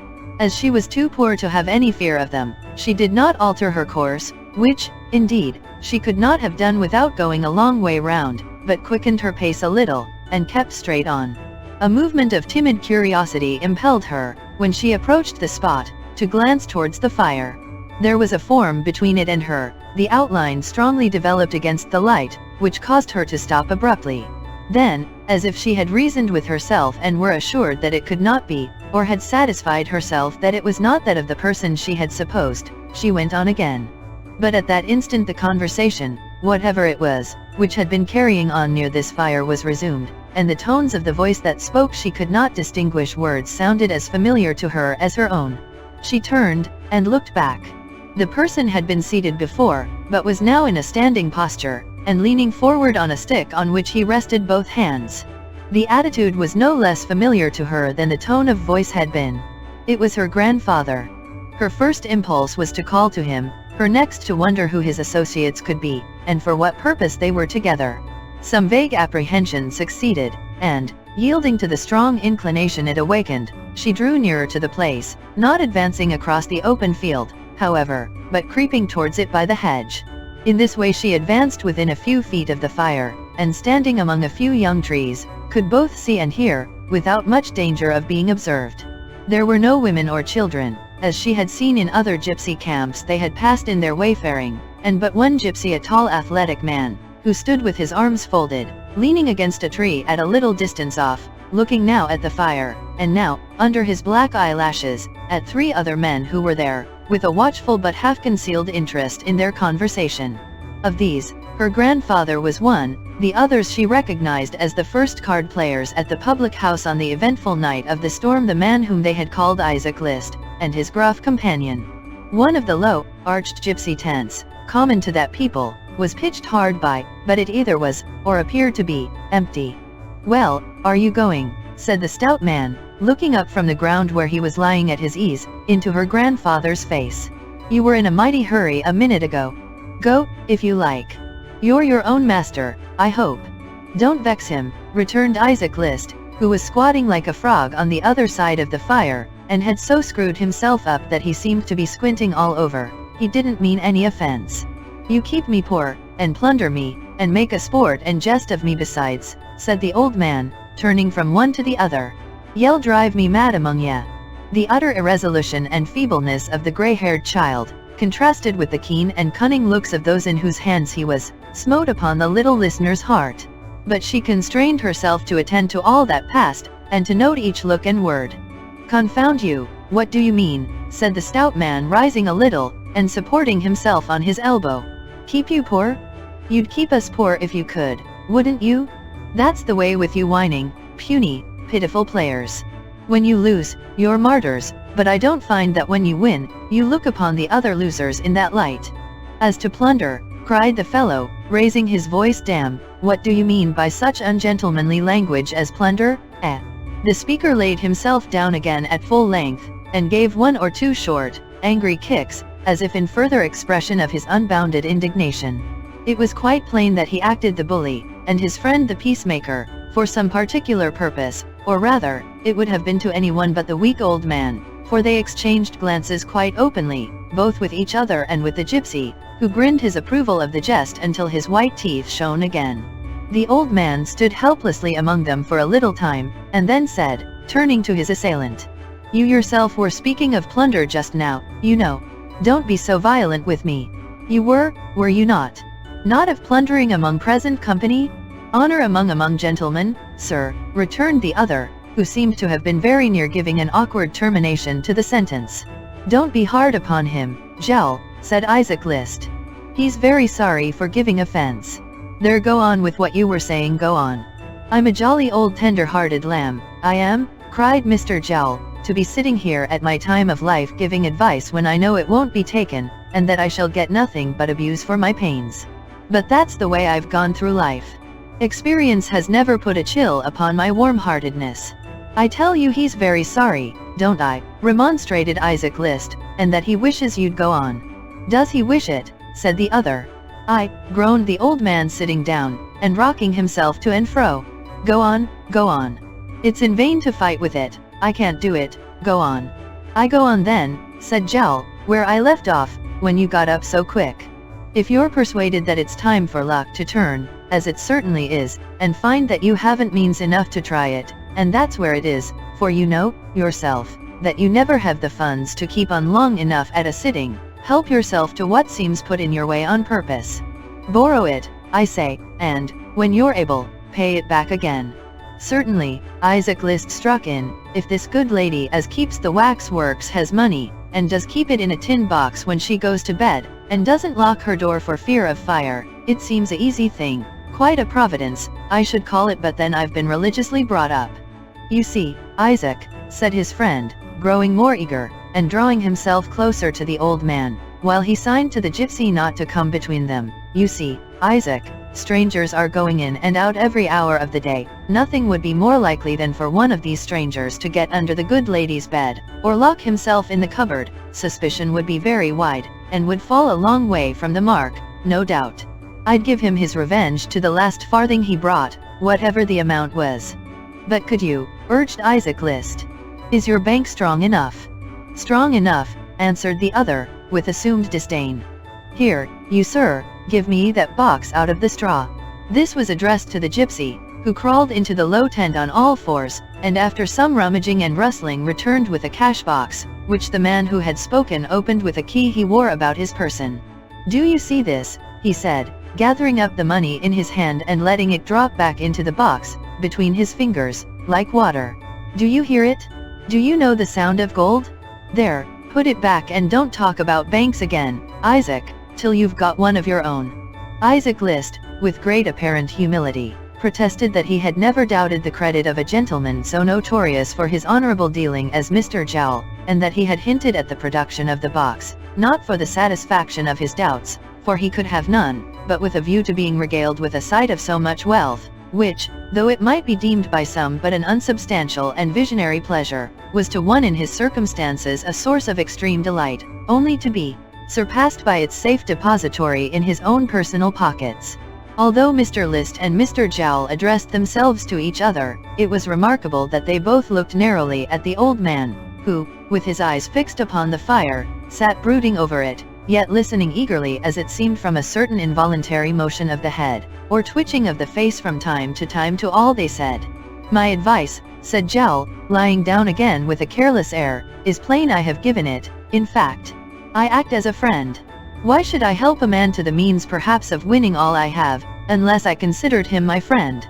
It's foolish, I dare say, to be so thoughtful of the welfare of other people, but that's my constitution, and I can't help it, so don't blame me, Isaac List. I blame you, returned the person addressed, not for the world, Mr. Jowl. I wish I could afford to be as liberal as you, and, as you say, he might pay it back if he won and if he lost. You're not to take that into consideration at all, said Jowl. But suppose he did, and nothing's less likely, from all I know of chances, why, it's better to lose other people's money than one's own, I hope. Ah, cried Isaac List rapturously, the pleasures of winning. The delight of picking up the money, the bright, shining yellow boys, and sweeping 'em into one's pocket. The deliciousness of having a triumph at last, and thinking that one didn't stop short and turn back, but went halfway to meet it. But you're not going, old gentleman. I'll do it, said the old man, who had risen and taken 2 or 3 hurried steps away, and now returned as hurriedly. I'll have it, every penny. Why, that's brave, cried Isaac, jumping up and slapping him on the shoulder, "and I respect you for having so much young blood left." "Ha, ha, ha. Joe Jowl's half sorry he advised you now. We've got the laugh against him. Ha, ha, ha. He gives me my revenge, mind," said the old man, pointing to him eagerly with his shriveled hand. "Mind, he stakes coin against coin, down to the last one in the box, be there many or few. Remember that." "I'm witness," returned Isaac. "I'll see fair between you." "I have passed my word," said Jowl with feigned reluctance, "and I'll keep it. When does this match come off? I wish it was over. Tonight." "I must have the money first," said the old man, "and that I'll have tomorrow." "Why not tonight?" urged Jowl. "It's late now, and I should be flushed and flurried," said the old man. "It must be softly done." "No, tomorrow night." "Then tomorrow be it," said Jowl. "A drop of comfort here. Luck to the best man? Fill." The gypsy produced 3 tin cups, and filled them to the brim with brandy. The old man turned aside and muttered to himself before he drank. Her own name struck upon the listener's ear, coupled with some wish so fervent, that he seemed to breathe it in an agony of supplication. "God be merciful to us," cried the child within herself, "and help us in this trying hour? What shall I do to save him?" The remainder of their conversation was carried on in a lower tone of voice, and was sufficiently concise, relating merely to the execution of the project, and the best precautions for diverting suspicion. The old man then shook hands with his tempters, and withdrew.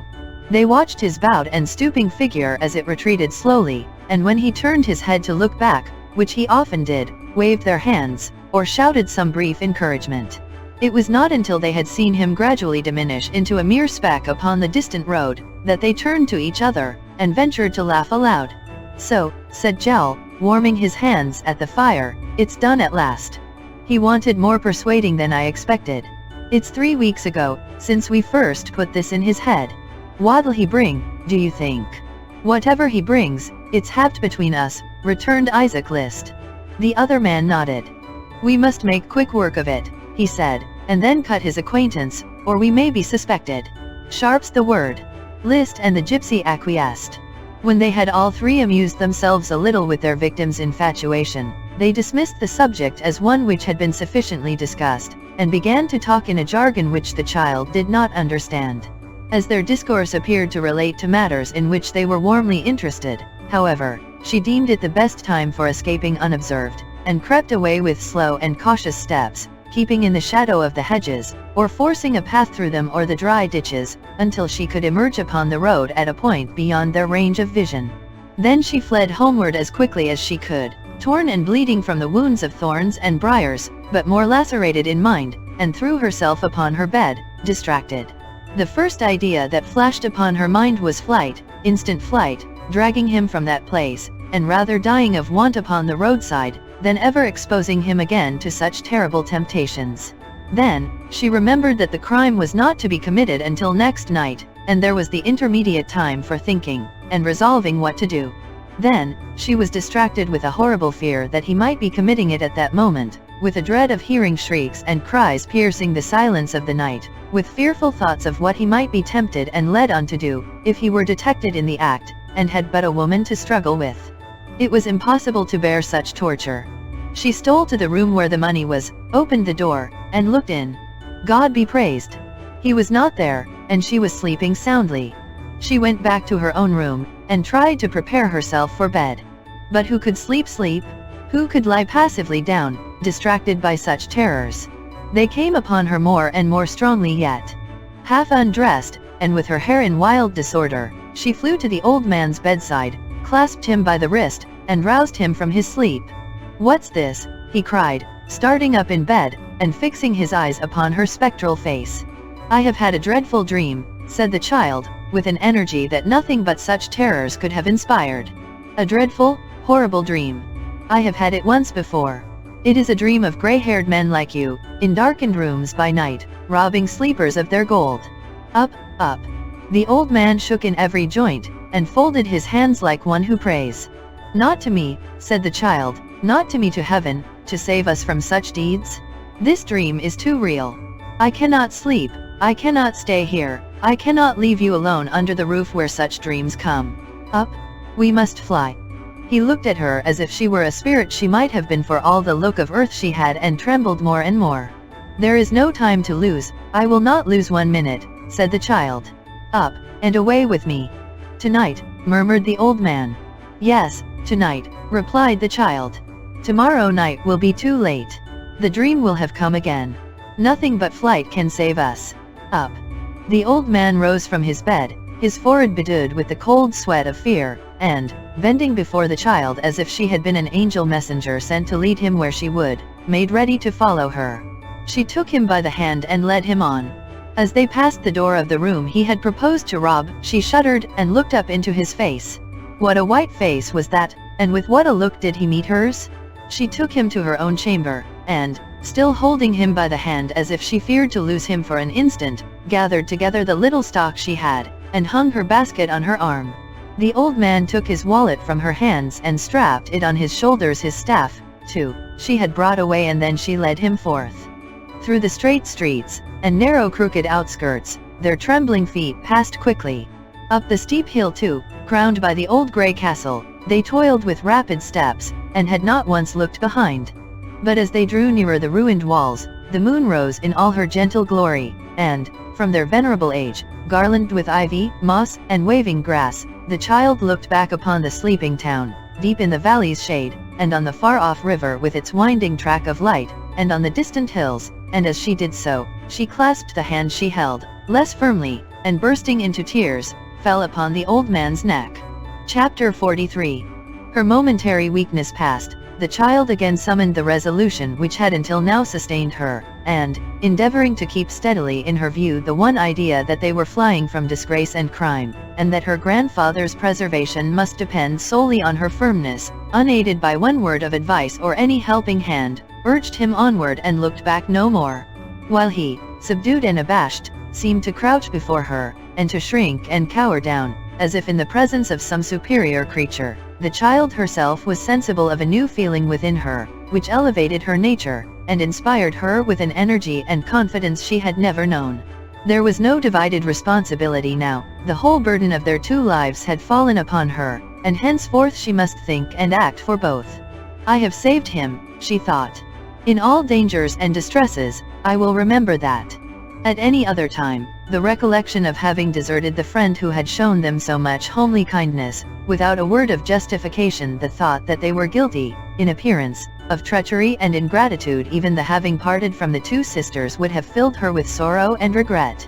But now, all other considerations were lost in the new uncertainties and anxieties of their wild and wandering life, and the very desperation of their condition roused and stimulated her. In the pale moonlight, which lent a wanness of its own to the delicate face where thoughtful care already mingled with the winning grace and loveliness of youth, the two bright eyes, the spiritual head, the lips that pressed each other with such high resolve and courage of the heart, the slight figure firm in its bearing and yet so very weak, told their silent tale, but told it only to the wind that rustled by, which, taking up its burden, carried, perhaps to some mother's pillow, faint dreams of childhood fading in its bloom, and resting in the sleep that knows no waking. The night crept on apace, the moon went down, the stars grew pale and dim, and morning, cold as they, slowly approached. Then, from behind a distant hill, the noble sun rose up, driving the mists in phantom shapes before it, and clearing the earth of their ghostly forms till darkness came again. When it had climbed higher into the sky, and there was warmth in its cheerful beams, they laid them down to sleep, upon a bank, hard by some water. But Nell retained her grasp upon the old man's arm, and long after he was slumbering soundly, watched him with untiring eyes. Fatigue stole over her at last, her grasp relaxed, tightened, relaxed again, and they slept side by side. A confused sound of voices, mingling with her dreams, awoke her. A man of very uncouth and rough appearance was standing over them, and two of his companions were looking on, from a long heavy boat which had come close to the bank while they were sleeping. The boat had neither oar nor sail, but was towed by a couple of horses, who, with the rope to which they were harnessed slack and dripping in the water, were resting on the path. "Halloa," said the man roughly. "What's the matter here?" "We were only asleep, sir," said Nell. "We have been walking all night."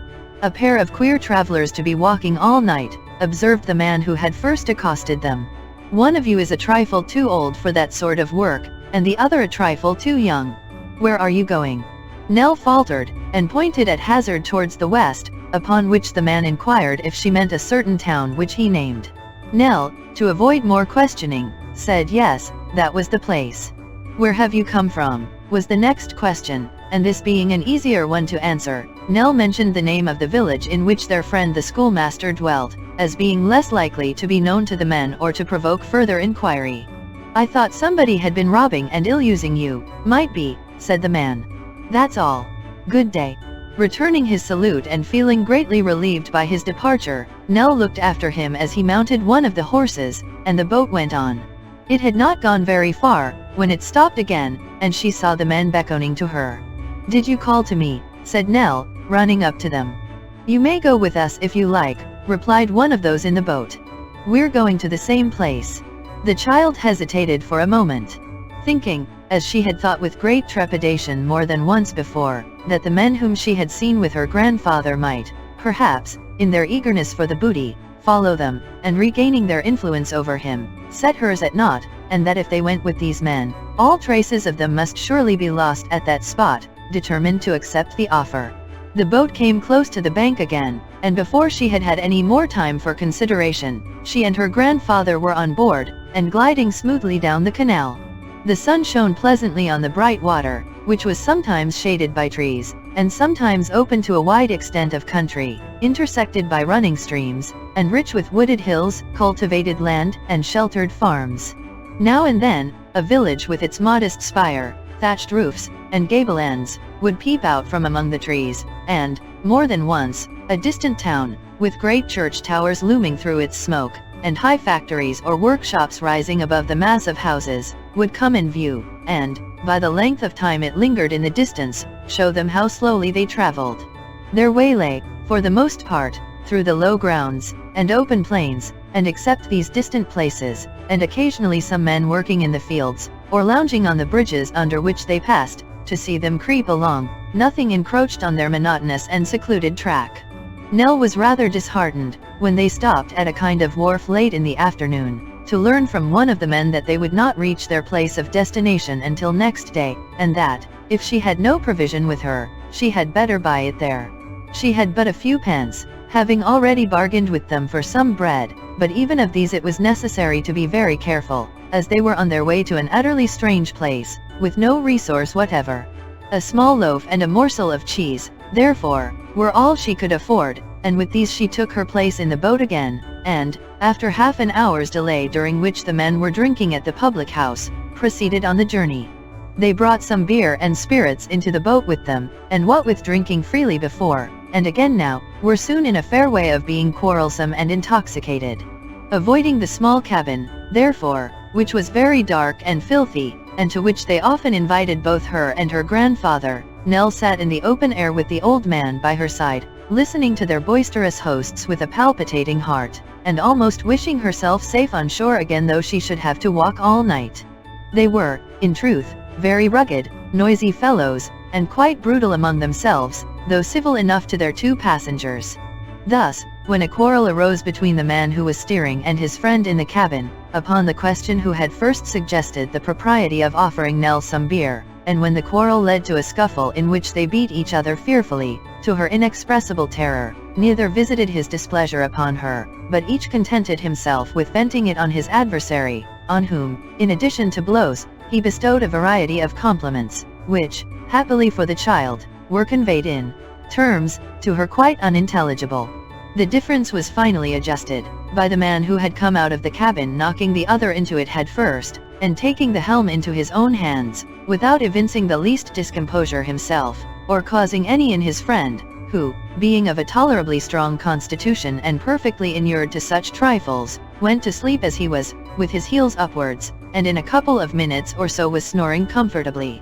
By this time it was night again, and though the child felt cold, being but poorly clad, her anxious thoughts were far removed from her own suffering or uneasiness, and busily engaged in endeavoring to devise some scheme for their joint subsistence.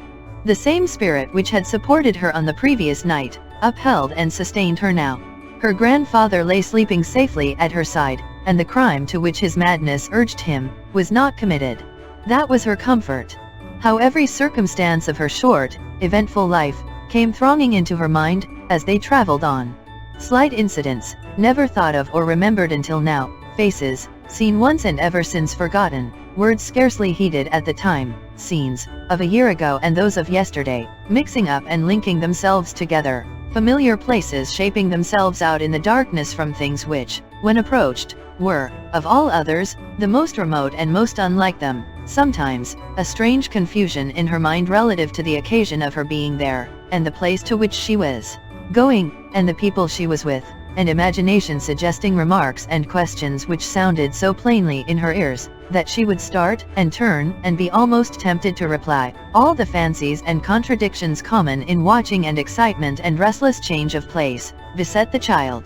She happened, while she was thus engaged, to encounter the face of the man on deck, in whom the sentimental stage of drunkenness had now succeeded to the boisterous, and who, taking from his mouth a short pipe, quilted over with string for its longer preservation, requested that she would oblige him with a song. "You've got a very pretty voice, a very soft eye, and a very strong memory," said this gentleman. "The voice and eye I've got evidence for, and the memory's an opinion of my own. And I'm never wrong. Let me hear a song this minute." "I don't think I know one, sir," returned Nell. "You know 47 songs," said the man, with a gravity which admitted of no altercation on the subject. "47's your number. Let me hear one of 'em the best. Give me a song this minute." Not knowing what might be the consequences of irritating her friend, and trembling with the fear of doing so, poor Nell sang him some little ditty which she had learned in happier times, and which was so agreeable to his ear, that on its conclusion he in the same peremptory manner requested to be favored with another, to which he was so obliging as to roar a chorus to no particular tune, and with no words at all, but which amply made up in its amazing energy for its deficiency in other respects. The noise of this vocal performance awakened the other man, who, staggering upon deck and shaking his late opponent by the hand, swore that singing was his pride and joy and chief delight, and that he desired no better entertainment. With a third call, more imperative than either of the two former, Nell felt obliged to comply, and this time a chorus was maintained not only by the two men together, but also by the third man on horseback, who being by his position debarred from a nearer participation in the revels of the night, roared when his companions roared, and rent the very air. In this way, with little cessation, and singing the same songs again and again, the tired and exhausted child kept them in good humor all that night, and many a cottager, who was roused from his soundest sleep by the discordant chorus as it floated away upon the wind, hid his head beneath the bedclothes and trembled at the sounds. At length the morning dawned. It was no sooner light than it began to rain heavily. As the child could not endure the intolerable vapors of the cabin, they covered her, in return for her exertions, with some pieces of sailcloth and ends of tarpaulin, which sufficed to keep her tolerably dry and to shelter her grandfather besides. As the day advanced the rain increased. At noon it poured down more hopelessly and heavily than ever without the faintest promise of abatement. They had, for some time, been gradually approaching the place for which they were bound. The water had become thicker and dirtier, other barges, coming from it, passed them frequently. The paths of coal ash and huts of staring brick marked the vicinity of some great manufacturing town, while scattered streets and houses, and smoke from distant furnaces, indicated that they were already in the outskirts.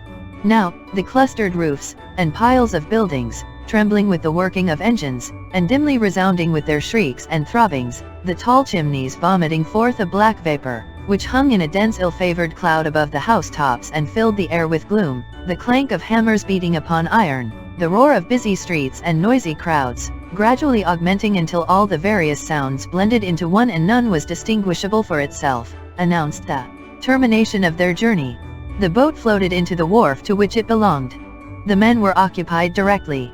The child and her grandfather, after waiting in vain to thank them or ask them whither they should go, passed through a dirty lane into a crowded street, and stood, amid its din and tumult, and in the pouring rain, as strange, bewildered, and confused, as if they had lived 1,000 years before, and were raised from the dead and placed there by a miracle.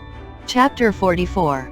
The throng of people hurried by, in two opposite streams, with no symptom of cessation or exhaustion, intent upon their own affairs, and undisturbed in their business speculations, by the roar of carts and wagons laden with clashing wares, the slipping of horses' feet upon the wet and greasy pavement, the rattling of the rain on windows and umbrella tops, the jostling of the more impatient passengers, and all the noise and tumult of a crowded street in the high tide of its occupation, while the two poor strangers, stunned and bewildered by the hurry they beheld but had no part in, looked mournfully on, feeling, amidst the crowd, a solitude which has no parallel but in the thirst of the shipwrecked mariner, who, tossed to and fro upon the billows of a mighty ocean, his red eyes blinded by looking on the water which hems him in on every side, has not one drop to cool his burning tongue.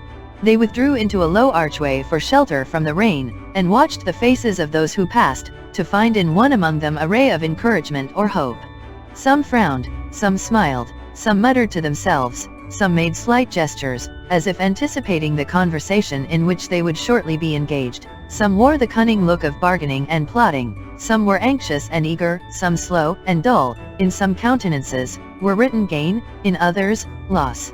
It was like being in the confidence of all these people to stand quietly there, looking into their faces as they flitted past. In busy places, where each man has an object of his own, and feels assured that every other man has his character and purpose are written broadly in his face. In the public walks and lounges of a town, people go to see and to be seen, and there the same expression, with little variety, is repeated 100 times. The working day faces come nearer to the truth, and let it out more plainly. Falling into that kind of abstraction which such a solitude awakens, the child continued to gaze upon the passing crowd with a wondering interest, amounting almost to a temporary forgetfulness of her own condition. But cold, wet, hunger, want of rest, and lack of any place in which to lay her aching head, soon brought her thoughts back to the point whence they had strayed. No one passed who seemed to notice them, or to whom she durst appeal. After some time, they left their place of refuge from the weather, and mingled with the concourse. Evening came on. They were still wandering up and down, with fewer people about them, but with the same sense of solitude in their own breasts, and the same indifference from all around. The lights in the streets and shops made them feel yet more desolate, for with their help, night and darkness seemed to come on faster. Shivering with the cold and damp, ill in body, and sick to death at heart, the child needed her utmost firmness and resolution even to creep along. Why had they ever come to this noisy town, when there were peaceful country places, in which, at least, they might have hungered and thirsted, with less suffering than in its squalid strife? They were but an atom, here, in a mountain heap of misery, the very sight of which increased their hopelessness and suffering. The child had not only to endure the accumulated hardships of their destitute condition, but to bear the reproaches of her grandfather, who began to murmur at having been led away from their late abode, and demand that they should return to it. Being now penniless, and no relief or prospect of relief appearing, they retraced their steps through the deserted streets, and went back to the wharf, hoping to find the boat in which they had come, and to be allowed to sleep on board that night. But here again they were disappointed, for the gate was closed, and some fierce dogs, barking at their approach, obliged them to retreat. "We must sleep in the open air tonight, dear," said the child in a weak voice, as they turned away from this last repulse, "and tomorrow we will beg our way to some quiet part of the country, and try to earn our bread in very humble work." "Why did you bring me here?" returned the old man fiercely. "I cannot bear these close eternal streets. We came from a quiet part. Why did you force me to leave it?" "Because I must have that dream I told you of, no more," said the child, with a momentary firmness that lost itself in tears, "and we must live among poor people, or it will come again. Dear grandfather, you are old and weak, I know, but look at me. I never will complain if you will not, but I have some suffering indeed." "Ah, poor, houseless, wandering, motherless child," cried the old man, clasping his hands and gazing as if for the first time upon her anxious face, her travel-stained dress, and bruised and swollen feet. "Has all my agony of care brought her to this at last? Was I a happy man once, and have I lost happiness and all I had, for this? If we were in the country now," said the child, with assumed cheerfulness, as they walked on looking about them for a shelter, "we should find some good old tree, stretching out his green arms as if he loved us, and nodding and rustling as if he would have us fall asleep, thinking of him while he watched. Please God, we shall be there soon tomorrow or next day at the farthest, and in the meantime let us think, dear, that it was a good thing we came here, for we are lost in the crowd and hurry of this place, and if any cruel people should pursue us, they could surely never trace us further. There's comfort in that. And here's a deep old doorway, very dark, but quite dry, and warm too, for the wind don't blow in here. What's that?" Uttering a half-shriek, she recoiled from a black figure which came suddenly out of the dark recess in which they were about to take refuge, and stood still, looking at them. "Speak again," it said. "Do I know the voice?" "No," replied the child timidly. "We are strangers, and having no money for a night's lodging, we're going to rest here." There was a feeble lamp at no great distance, the only one in the place, which was a kind of square yard, but sufficient to show how poor and mean it was. To this, the figure beckoned them, at the same time drawing within its rays, as if to show that it had no desire to conceal itself or take them at an advantage. The form was that of a man, miserably clad and begrimed with smoke, which, perhaps by its contrast with the natural color of his skin, made him look paler than he really was. That he was naturally of a very wan and pallid aspect, however, his hollow cheeks, sharp features, and sunken eyes, no less than a certain look of patient endurance, sufficiently testified. His voice was harsh by nature, but not brutal, and though his face, besides possessing the characteristics already mentioned, was overshadowed by a quantity of long dark hair, its expression was neither ferocious nor bad. "How came you to think of resting there?" he said. "Or how," he added, looking more attentively at the child, "do you come to want a place of rest at this time of night?" "Our misfortunes," the grandfather answered, "are the cause." "Do you know," said the man, looking still more earnestly at Nell, "how wet she is, and that the damp streets are not a place for her?" "I know it well, God help me," he replied. "What can I do?" The man looked at Nell again, and gently touched her garments, from which the rain was running off in little streams. "I can give you warmth," he said, after a pause, "nothing else. Such lodging as I have, is in that house," pointing to the doorway from which he had emerged, "but she is safer and better there than here. The fire is in a rough place, but you can pass the night beside it safely, if you'll trust yourselves to me. You see that red light yonder?" They raised their eyes, and saw a lurid glare hanging in the dark sky, the dull reflection of some distant fire. "It's not far," said the man. "Shall I take you there? You were going to sleep upon cold bricks, I can give you a bed of warm ashes, nothing better." Without waiting for any further reply than he saw in their looks, he took Nell in his arms, and bade the old man follow. Carrying her as tenderly, and as easily too, as if she had been an infant, and showing himself both swift and sure of foot, he led the way through what appeared to be the poorest and most wretched quarter of the town, and turning aside to avoid the overflowing kennels or running waterspouts, but holding his course, regardless of such obstructions, and making his way straight through them. They had proceeded thus, in silence, for some quarter of an hour, and had lost sight of the glare to which he had pointed, in the dark and narrow ways by which they had come, when it suddenly burst upon them again, streaming up from the high chimney of a building close before them. "This is the place," he said, pausing at a door to put Nell down and take her hand. "Don't be afraid. There's nobody here will harm you." It needed a strong confidence in this assurance to induce them to enter, and what they saw inside did not diminish their apprehension and alarm. In a large and lofty building, supported by pillars of iron, with great black apertures in the upper walls, open to the external air, echoing to the roof with the beating of hammers and roar of furnaces, mingled with the hissing of red-hot metal plunged in water, and 100 strange unearthly noises never heard elsewhere, in this gloomy place, moving like demons among the flame and smoke, dimly and fitfully seen, flushed, and tormented by the burning fires, and wielding great weapons, a faulty blow from any one of which must have crushed some workman's skull. A number of men laboured like giants.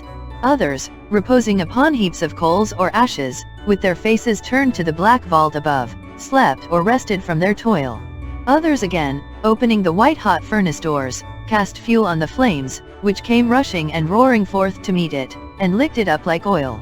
Others drew forth, with clashing noise, upon the ground, great sheets of glowing steel, emitting an insupportable heat, and a dull deep light like that which reddens in the eyes of savage beasts. Through these bewildering sights and deafening sounds, their conductor led them to where, in a dark portion of the building, one furnace burned by night and day. So, at least, they gathered from the motion of his lips, for as yet they could only see him speak, not hear him. The man who had been watching this fire, and whose task was ended for the present, gladly withdrew, and left them with their friend, who, spreading Nell's little cloak upon a heap of ashes, and showing her where she could hang her outer clothes to dry, signed to her and the old man to lie down and sleep. For himself, he took his station on a rugged mat before the furnace door, and resting his chin upon his hands, watched the flame as it shone through the iron chinks, and the white ashes as they fell into their bright hot grave below. The warmth of her bed, hard and humble as it was, combined with the great fatigue she had undergone, soon caused the tumult of the place to fall with a gentler sound upon the child's tired ears, and was not long in lulling her to sleep. The old man was stretched beside her, and with her hand upon his neck she lay and dreamed. It was yet night when she awoke, nor did she know how long, or for how short a time, she had slept. But she found herself protected, both from any cold air that might find its way into the building, and from the scorching heat, by some of the workmen's clothes, and glancing at their friend saw that he sat in exactly the same attitude, looking with a fixed earnestness of attention towards the fire, and keeping so very still that he did not even seem to breathe. She lay in the state between sleeping and waking, looking so long at his motionless figure that at length she almost feared he had died as he sat there, and softly rising and drawing close to him, ventured to whisper in his ear. He moved, and glancing from her to the place she had lately occupied, as if to assure himself that it was really the child so near him, looked inquiringly into her face. "I feared you were ill," she said. "The other men are all in motion, and you are so very quiet." "They leave me to myself," he replied. "They know my humor. They laugh at me, but don't harm me in it. See yonder there, that's my friend." "The fire," said the child.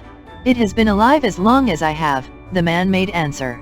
"We talk and think together all night long." The child glanced quickly at him in her surprise, but he had turned his eyes in their former direction, and was musing as before. "It's like a book to me," he said, "the only book I ever learned to read, and many an old story it tells me. It's music, for I should know its voice among 1,000, and there are other voices in its roar. It has its pictures too. You don't know how many strange faces and different scenes I trace in the red-hot coals. It's my memory, that fire, and shows me all my life." The child, bending down to listen to his words, could not help remarking with what brightened eyes he continued to speak and muse. "Yes," he said, with a faint smile, "it was the same when I was quite a baby, and crawled about it, till I fell asleep. My father watched it then." "Had you no mother?" asked the child. "No, she was dead. Women work hard in these parts. She worked herself to death, they told me, and, as they said so then, the fire has gone on saying the same thing ever since. I suppose it was true. I have always believed it." "Were you brought up here, then?" said the child. "Summer and winter," he replied. "Secretly at first, but when they found it out, they let him keep me here. So the fire nursed me, the same fire. It has never gone out." "You are fond of it," said the child. "Of course I am. He died before it. I saw him fall down just there, where those ashes are burning now, and wondered, I remember, why it didn't help him." "Have you been here ever since?" asked the child. "Ever since I came to watch it, but there was a while between, and a very cold dreary while it was. It burned all the time though, and roared and leaped when I came back, as it used to do in our play days. You may guess, from looking at me, what kind of child I was, but for all the difference between us I was a child, and when I saw you in the street tonight, you put me in mind of myself, as I was after he died, and made me wish to bring you to the fire. I thought of those old times again, when I saw you sleeping by it. You should be sleeping now. Lie down again, poor child, lie down again." With that, he led her to her rude couch, and covering her with the clothes with which she had found herself enveloped when she woke, returned to his seat, whence he moved no more unless to feed the furnace, but remained motionless as a statue. The child continued to watch him for a little time, but soon yielded to the drowsiness that came upon her, and, in the dark strange place and on the heap of ashes, slept as peacefully as if the room had been a palace chamber, and the bed, a bed of down. When she awoke again, broad day was shining through the lofty openings in the walls, and, stealing in slanting rays but midway down, seemed to make the building darker than it had been at night. The clang and tumult were still going on, and the remorseless fires were burning fiercely as before, for few changes of night and day brought rest or quiet there. Her friend parted his breakfast, a scanty mess of coffee and some coarse bread, with the child and her grandfather, and inquired whither they were going. She told him that they sought some distant country place remote from towns or even other villages, and with a faltering tongue inquired what road they would do best to take. "I know little of the country," he said, shaking his head, "for such as I, pass all our lives before our furnace doors, and seldom go forth to breathe. But there are such places yonder." "And far from here," said Nell. "Ay, surely. How could they be near us, and be green and fresh? The road lies, too, through miles and miles, all lighted up by fires like ours, a strange black road, and one that would frighten you by night." "We are here and must go on," said the child boldly, for she saw that the old man listened with anxious ears to this account. "Rough people paths never made for little feet like yours, a dismal blighted way, is there no turning back, my child?" "There is none," cried Nell, pressing forward. "If you can direct us, do. If not, pray do not seek to turn us from our purpose. Indeed you do not know the danger that we shun, and how right and true we are in flying from it, or you would not try to stop us, I am sure you would not." "God forbid, if it is so," said their uncouth protector, glancing from the eager child to her grandfather, who hung his head and bent his eyes upon the ground. "I'll direct you from the door, the best I can. I wish I could do more." He showed them, then, by which road they must leave the town, and what course they should hold when they had gained it. He lingered so long on these instructions, that the child, with a fervent blessing, tore herself away, and stayed to hear no more. But, before they had reached the corner of the lane, the man came running after them, and, pressing her hand, left something in it, 2 old, battered, smoke-encrusted penny pieces. Who knows but they shone as brightly in the eyes of angels, as golden gifts that have been chronicled on tombs. And thus they separated, the child to lead her sacred charge farther from guilt and shame, the laborer to attach a fresh interest to the spot where his guests had slept, and read new histories in his furnace fire. Chapter 45. In all their journeying, they had never longed so ardently, they had never so pined and wearied, for the freedom of pure air and open country, as now. No, not even on that memorable morning, when, deserting their old home, they abandoned themselves to the mercies of a strange world, and left all the dumb and senseless things they had known and loved behind. Not even then had they so yearned for the fresh solitudes of wood, hillside, and field, as now, when the noise and dirt and vapor of the great manufacturing town, reeking with lean misery and hungry wretchedness, hemmed them in on every side, and seemed to shut out hope, and render escape impossible. 2 days and nights, thought the child. He said 2 days and nights we should have to spend among such scenes as these. Oh, if we live to reach the country once again, if we get clear of these dreadful places, though it is only to lie down and die, with what a grateful heart I shall thank God for so much mercy. With thoughts like this, and with some vague design of traveling to a great distance among streams and mountains, where only very poor and simple people lived, and where they might maintain themselves by very humble helping work in farms, free from such terrors as that from which they fled, the child, with no resource but the poor man's gift, and no encouragement but that which flowed from her own heart, and its sense of the truth and right of what she did, nerved herself to this last journey, and boldly pursued her task. "We shall be very slow today, dear," she said, as they toiled painfully through the streets. "My feet are sore, and I have pains in all my limbs from the wet of yesterday." I saw that he looked at us and thought of that, when he said how long we should be upon the road. "It was a dreary way he told us of," returned her grandfather, piteously. "Is there no other road? Will you not let me go some other way than this?" "Places lie beyond these," said the child, firmly, "where we may live in peace, and be tempted to do no harm.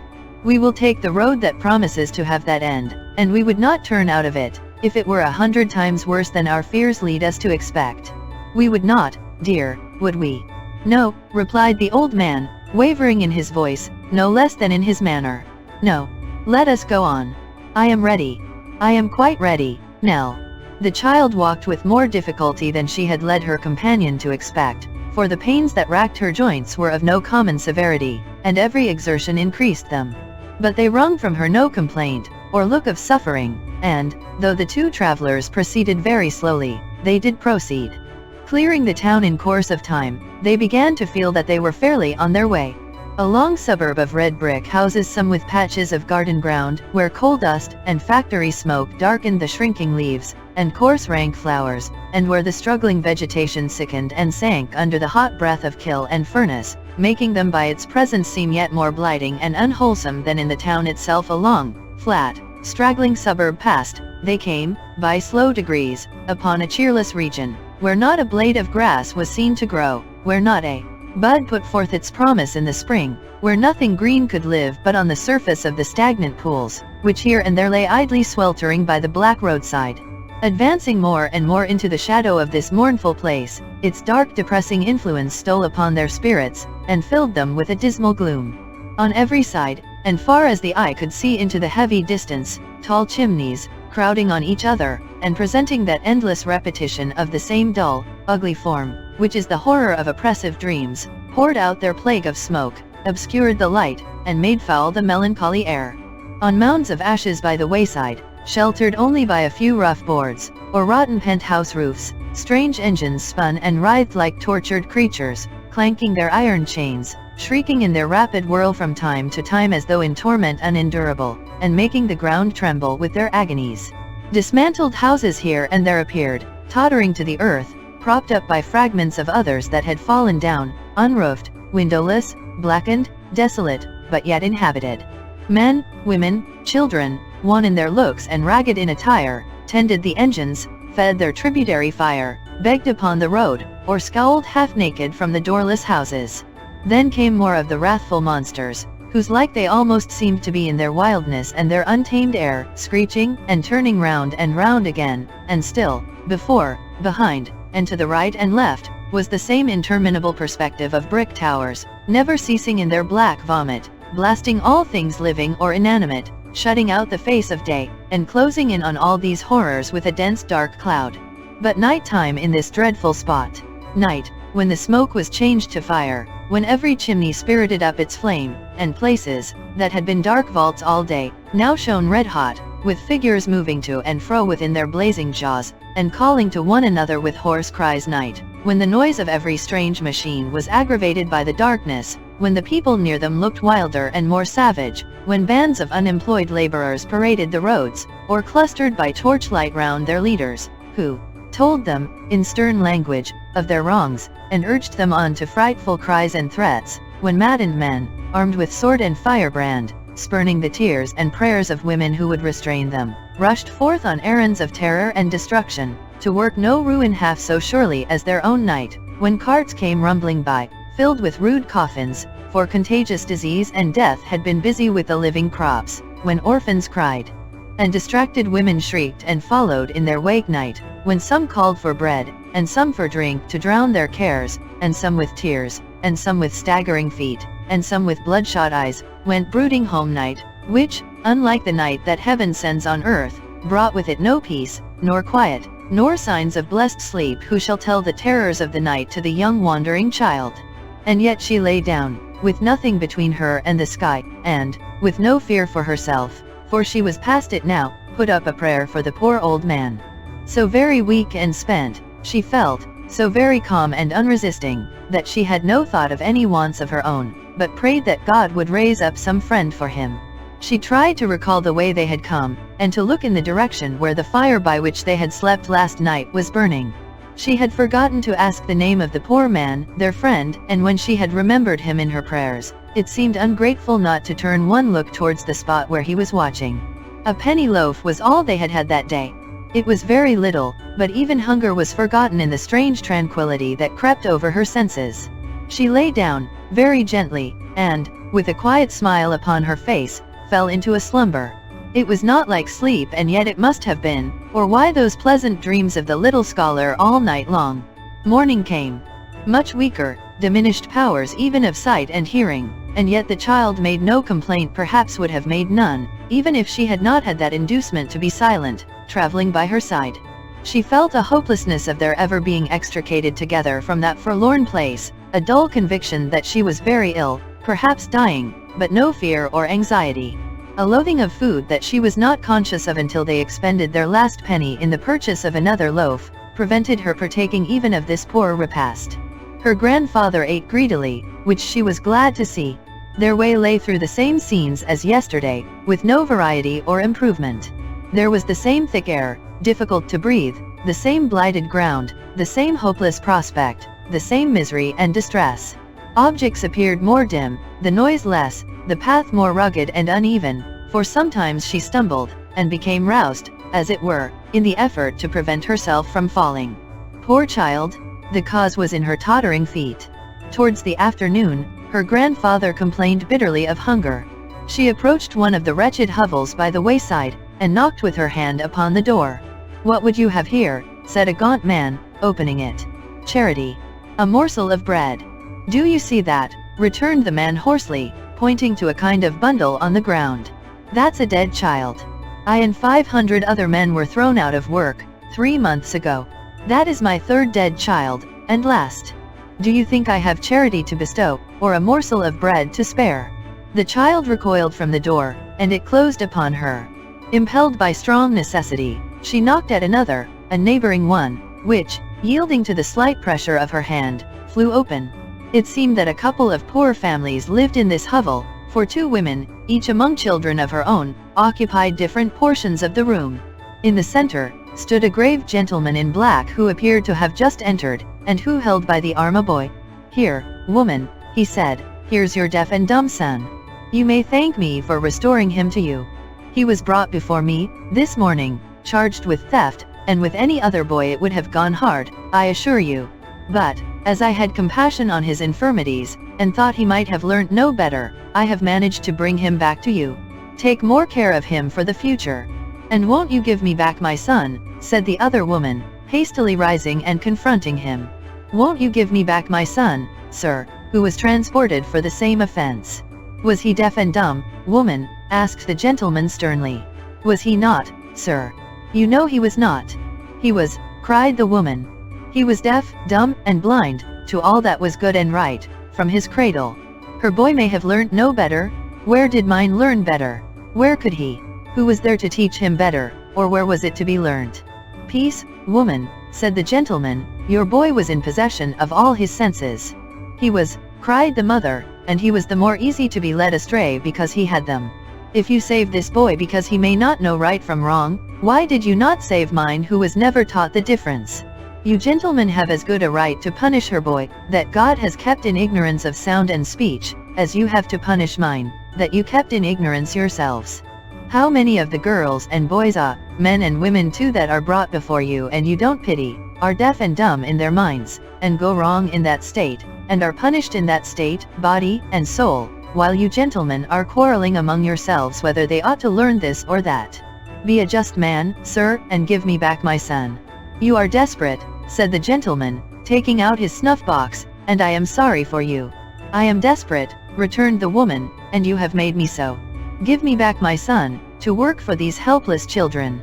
Be a just man, sir, and, as you have had mercy upon this boy, give me back my son." The child had seen and heard enough to know that this was not a place at which to ask for alms. She led the old man softly from the door, and they pursued their journey, with less and less of hope or strength, as they went on, but with an undiminished resolution not to betray by any word or sigh her sinking state, so long as she had energy to move. The child, throughout the remainder of that hard day, compelled herself to proceed, not even stopping to rest as frequently as usual, to compensate in some measure for the tardy pace at which she was obliged to walk. Evening was drawing on, but had not closed in, when still traveling among the same dismal objects they came to a busy town. Faint and spiritless as they were, its streets were insupportable. After humbly asking for relief at some few doors, and being repulsed, they agreed to make their way out of it as speedily as they could, and try if the inmates of any lone house beyond would have more pity on their exhausted state. They were dragging themselves along through the last street, and the child felt that the time was close at hand when her enfeebled powers would bear no more. There appeared before them, at this juncture, going in the same direction as themselves, a traveler on foot, who, with a portmanteau strapped to his back, leaned upon a stout stick as he walked, and read from a book which he held in his other hand. It was not an easy matter to come up with him, and beseech his aid, for he walked fast, and was a little distance in advance. At length, he stopped, to look more attentively at some passage in his book. Animated with a ray of hope, the child shot on before her grandfather, and, going close to the stranger without rousing him by the sound of her footsteps, began, in a few faint words, to implore his help. He turned his head. The child clapped her hands together, uttered a wild shriek, and fell senseless at his feet. Chapter 46. It was the poor schoolmaster. No other than the poor schoolmaster.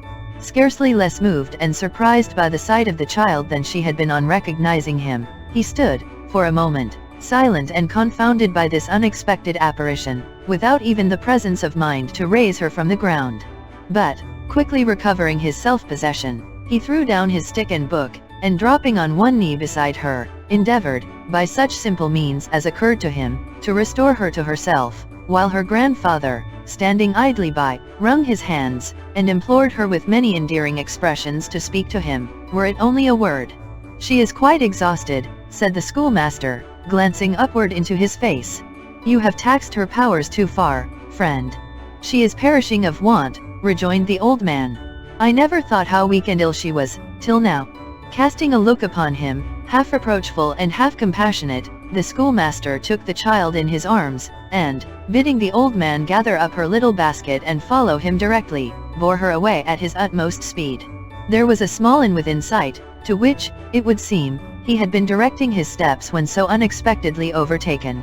Towards this place he hurried with his unconscious burden, and rushing into the kitchen, and calling upon the company there assembled to make way for God's sake, deposited it on a chair before the fire. The company, who rose in confusion on the schoolmaster's entrance, did as people usually do under such circumstances. Everybody called for his or her favorite remedy, which nobody brought. Each cried for more air, at the same time carefully excluding what air there was, by closing round the object of sympathy, and all wondered why somebody else didn't do what it never appeared to occur to them might be done by themselves. The landlady, however, who possessed more readiness and activity than any of them, and who had withal a quicker perception of the merits of the case, soon came running in, with a little hot brandy and water, followed by her servant girl, carrying vinegar, hartshorn, smelling salts, and such other restoratives, which, being duly administered, recovered the child so far as to enable her to thank them in a faint voice, and to extend her hand to the poor schoolmaster, who stood, with an anxious face, hard by.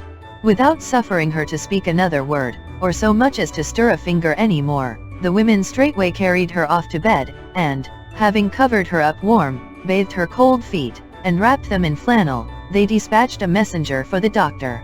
The doctor, who was a red-nosed gentleman with a great bunch of seals dangling below a waistcoat of ribbed black satin, arrived with all speed, and taking his seat by the bedside of poor Nell, drew out his watch, and felt her pulse. Then he looked at her tongue, then he felt her pulse again, and while he did so, he eyed the half-emptied wine glass as if in profound abstraction. "I should give her," said the doctor at length, "a teaspoonful, every now and then, of hot brandy and water." "Why, that's exactly what we've done, sir," said the delighted landlady. "I should also," observed the doctor, who had passed the footbath on the stairs, "I should also," said the doctor, in the voice of an oracle, "put her feet in hot water, and wrap them up in flannel. I should likewise," said the doctor with increased solemnity, "give her something light for supper, the wing of a roasted fowl now." "Why, goodness gracious me, sir, it's cooking at the kitchen fire this instant," cried the landlady. And so indeed it was, for the schoolmaster had ordered it to be put down, and it was getting on so well that the doctor might have smelt it if he had tried. Perhaps he did. "You may then," said the doctor, rising gravely, "give her a glass of hot mulled port wine, if she likes wine." "And a toast, sir," suggested the landlady. "Aye," said the doctor, in the tone of a man who makes a dignified concession. "And a toast of bread. But be very particular to make it of bread, if you please, ma'am." With which parting injunction, slowly and portentously delivered, the doctor departed, leaving the whole house in admiration of that wisdom which tallied so closely with their own. Everybody said he was a very shrewd doctor indeed, and knew perfectly what people's constitutions were, which there appears some reason to suppose he did. While her supper was preparing, the child fell into a refreshing sleep, from which they were obliged to rouse her when it was ready. As she evinced extraordinary uneasiness on learning that her grandfather was below stairs, and as she was greatly troubled at the thought of their being apart, he took his supper with her. Finding her still very restless on this head, they made him up a bed in an inner room, to which he presently retired. The key of this chamber happened by good fortune to be on that side of the door which was in Nell's room. She turned it on him when the landlady had withdrawn, and crept to bed again with a thankful heart. The schoolmaster sat for a long time smoking his pipe by the kitchen fire, which was now deserted, thinking, with a very happy face, on the fortunate chance which had brought him so opportunely to the child's assistance, and parrying, as well as in his simple way he could, the inquisitive cross-examination of the landlady, who had a great curiosity to be made acquainted with every particular of Nell's life and history. The poor schoolmaster was so open-hearted, and so little versed in the most ordinary cunning or deceit, that she could not have failed to succeed in the first 5 minutes, but that he happened to be unacquainted with what she wished to know, and so he told her. The landlady, by no means satisfied with this assurance, which she considered an ingenious evasion of the question, rejoined that he had his reasons, of course. Heaven forbid that she should wish to pry into the affairs of her customers, which indeed were no business of hers, who had so many of her own. She had merely asked a civil question, and to be sure she knew it would meet with a civil answer. She was quite satisfied, quite. She had rather perhaps that he would have said at once that he didn't choose to be communicative, because that would have been plain and intelligible. However, she had no right to be offended, of course. He was the best judge, and had a perfect right to say what he pleased. Nobody could dispute that for a moment. Oh dear, no. I assure you, my good lady, said the mild schoolmaster, that I have told you the plain truth. As I hope to be saved, I have told you the truth. Why then, I do believe you are in earnest, rejoined the landlady, with ready good humor, and I'm very sorry I have teased you. But curiosity, you know, is the curse of our sex, and that's the fact. The landlord scratched his head, as if he thought the curse sometimes involved the other sex likewise, but he was prevented from making any remark to that effect, if he had it in contemplation to do so, by the schoolmaster's rejoinder. You should question me for half a dozen hours at a sitting, and welcome, and I would answer you patiently for the kindness of heart you have shown tonight, if I could, he said. As it is, please to take care of her in the morning, and let me know early how she is, and to understand that I am paymaster for the 3. So, parting with them on most friendly terms, not the less cordial perhaps for this last direction, the schoolmaster went to his bed, and the host and hostess to theirs. The report in the morning was, that the child was better, but was extremely weak, and would at least require a day's rest, and careful nursing, before she could proceed upon her journey. The schoolmaster received this communication with perfect cheerfulness, observing that he had a day to spare, 2 days for that matter, and could very well afford to wait.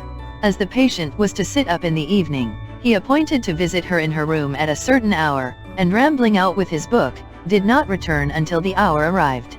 Nell could not help weeping when they were left alone, whereat, and at sight of her pale face and wasted figure, the simple schoolmaster shed a few tears himself, at the same time showing in very energetic language how foolish it was to do so, and how very easily it could be avoided, if one tried.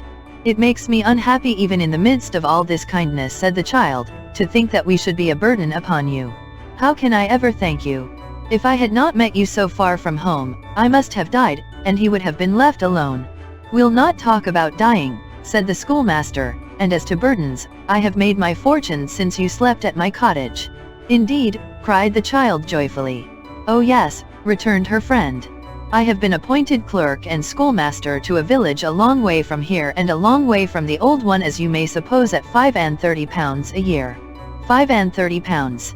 I am very glad, said the child, so very, very glad. I am on my way there now, resumed the schoolmaster. They allowed me the stagecoach hire outside, stagecoach hire all the way. Bless you, they grudge me nothing. But as the time at which I am expected there left me ample leisure, I determined to walk instead.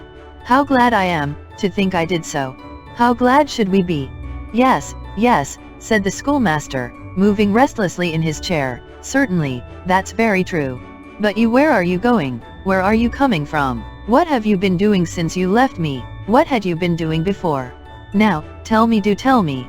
I know very little of the world, and perhaps you are better fitted to advise me in its affairs than I am qualified to give advice to you, but I am very sincere, and I have a reason, you have not forgotten it, for loving you. I have felt since that time as if my love for him who died had been transferred to you who stood beside his bed. If this, he added, looking upwards, is the beautiful creation that springs from ashes, let its peace prosper with me, as I deal tenderly and compassionately by this young child. The plain, frank kindness of the honest schoolmaster, the affectionate earnestness of his speech and manner, the truth which was stamped upon his every word and look, gave the child a confidence in him, which the utmost arts of treachery and dissimulation could never have awakened in her breast. She told him all, that they had no friend or relative, that she had fled with the old man, to save him from a madhouse and all the miseries he dreaded, that she was flying now, to save him from himself, and that she sought an asylum in some remote and primitive place, where the temptation before which he fell would never enter, and her late sorrows and distresses could have no place. The schoolmaster heard her with astonishment. This child, he thought, has this child heroically persevered under all doubts and dangers, struggled with poverty and suffering, upheld and sustained by strong affection and the consciousness of rectitude alone? And yet the world is full of such heroism. Have I yet to learn that the hardest and best-born trials are those which are never chronicled in any earthly record, and are suffered every day? And should I be surprised to hear the story of this child? What more he thought or said, matters not. It was concluded that Nell and her grandfather should accompany him to the village whither he was bound, and that he should endeavor to find them some humble occupation by which they could subsist. "We shall be sure to succeed," said the schoolmaster, heartily. "The cause is too good a one to fail." They arranged to proceed upon their journey next evening, as a stage wagon, which traveled for some distance on the same road as they must take, would stop at the inn to change horses, and the driver for a small gratuity would give Nell a place inside. A bargain was soon struck when the wagon came, and in due time it rolled away, with the child comfortably bestowed among the softer packages, her grandfather and the schoolmaster walking on beside the driver, and the landlady and all the good folks of the inn screaming out their good wishes and farewells. What a soothing, luxurious, drowsy way of traveling, to lie inside that slowly moving mountain, listening to the tinkling of the horses' bells, the occasional smacking of the carter's whip, the smooth rolling of the great broad wheels, the rattle of the harness, the cheery good nights of passing travelers jogging past on little short-stepped horses, all made pleasantly indistinct by the thick awning, which seemed made for lazy listening under, till one fell asleep. The very going to sleep, still with an indistinct idea, as the head jogged to and fro upon the pillow, of moving onward with no trouble or fatigue, and hearing all these sounds like dreamy music, lulling to the senses and the slow waking up, and finding oneself staring out through the breezy curtain half opened in the front, far up into the cold bright sky with its countless stars, and downward at the driver's lantern dancing on like its namesake Jack of the swamps and marshes, and sideways at the dark grim trees, and forward at the long bare road rising up, up, until it stopped abruptly at a sharp high ridge as if there were no more road, and all beyond was sky, and the stopping at the inn to bait, and being helped out, and going into a room with fire and candles, and winking very much, and being agreeably reminded that the night was cold, and anxious for very comfort's sake to think it colder than it was. What a delicious journey was that journey in the wagon! Then the going on again so fresh at first, and shortly afterwards so sleepy. The waking from a sound nap as the mail came dashing past like a highway comet, with gleaming lamps and rattling hoofs, and visions of a guard behind, standing up to keep his feet warm, and of a gentleman in a fur cap opening his eyes and looking wild and stupefied, the stopping at the turnpike where the man was gone to bed, and knocking at the door until he answered with a smothered shout from under the bedclothes in the little room above, where the faint light was burning, and presently came down, night-capped and shivering, to throw the gate wide open, and wish all wagons off the road except by day. The cold sharp interval between night and morning, the distant streak of light widening and spreading, and turning from gray to white, and from white to yellow, and from yellow to burning red, the presence of day, with all its cheerfulness and life, men and horses at the plough, birds in the trees and hedges, and boys in solitary fields, frightening them away with rattles. The coming to a town, people busy in the markets, light carts and chaises round the tavern yard, tradesmen standing at their doors, men running horses up and down the street for sale, pigs plunging and grunting in the dirty distance, getting off with long strings at their legs, running into clean chemists' shops and being dislodged with brooms by prentices, the night coach changing horses, the passengers cheerless, cold, ugly, and discontented, with 3 months' growth of hair in one night, the coachman fresh as from a bandbox, and exquisitely beautiful by contrast, so much bustle, so many things in motion, such a variety of incidents. When was there a journey with so many delights as that journey in the wagon? Sometimes walking for a mile or two while her grandfather rode inside, and sometimes even prevailing upon the schoolmaster to take her place and lie down to rest, Nell traveled on very happily until they came to a large town, where the wagon stopped, and where they spent a night. They passed a large church, and in the streets were a number of old houses, built of a kind of earth or plaster, crossed and recrossed in a great many directions with black beams, which gave them a remarkable and very ancient look. The doors, too, were arched and low, some with oaken portals and quaint benches, where the former inhabitants had sat on summer evenings. The windows were latticed in little diamond panes, that seemed to wink and blink upon the passengers as if they were dim of sight. They had long since got clear of the smoke and furnaces, except in one or two solitary instances, where a factory planted among fields withered the space about it, like a burning mountain. When they had passed through this town, they entered again upon the country, and began to draw near their place of destination. It was not so near, however, but that they spent another night upon the road, not that their doing so was quite an act of necessity, but that the schoolmaster, when they approached within a few miles of his village, had a fidgety sense of his dignity as the new clerk, and was unwilling to make his entry in dusty shoes, and travel-disordered dress. It was a fine, clear, autumn morning, when they came upon the scene of his promotion, and stopped to contemplate its beauties. "See, here's the church," cried the delighted schoolmaster in a low voice, "and that old building close beside it, is the schoolhouse. I'll be sworn. £35 a year in this beautiful place." They admired everything: the old grey porch, the mullioned windows, the venerable gravestones dotting the green churchyard, the ancient tower, the very weathercock, the brown thatched roofs of cottage, barn, and homestead, peeping from among the trees, the stream that rippled by the distant watermill, the blue Welsh mountains far away. It was for such a spot the child had wearied in the dense, dark, miserable haunts of labor. Upon her bed of ashes, and amidst the squalid horrors through which they had forced their way, visions of such scenes, beautiful indeed, but not more beautiful than this sweet reality, had been always present to her mind.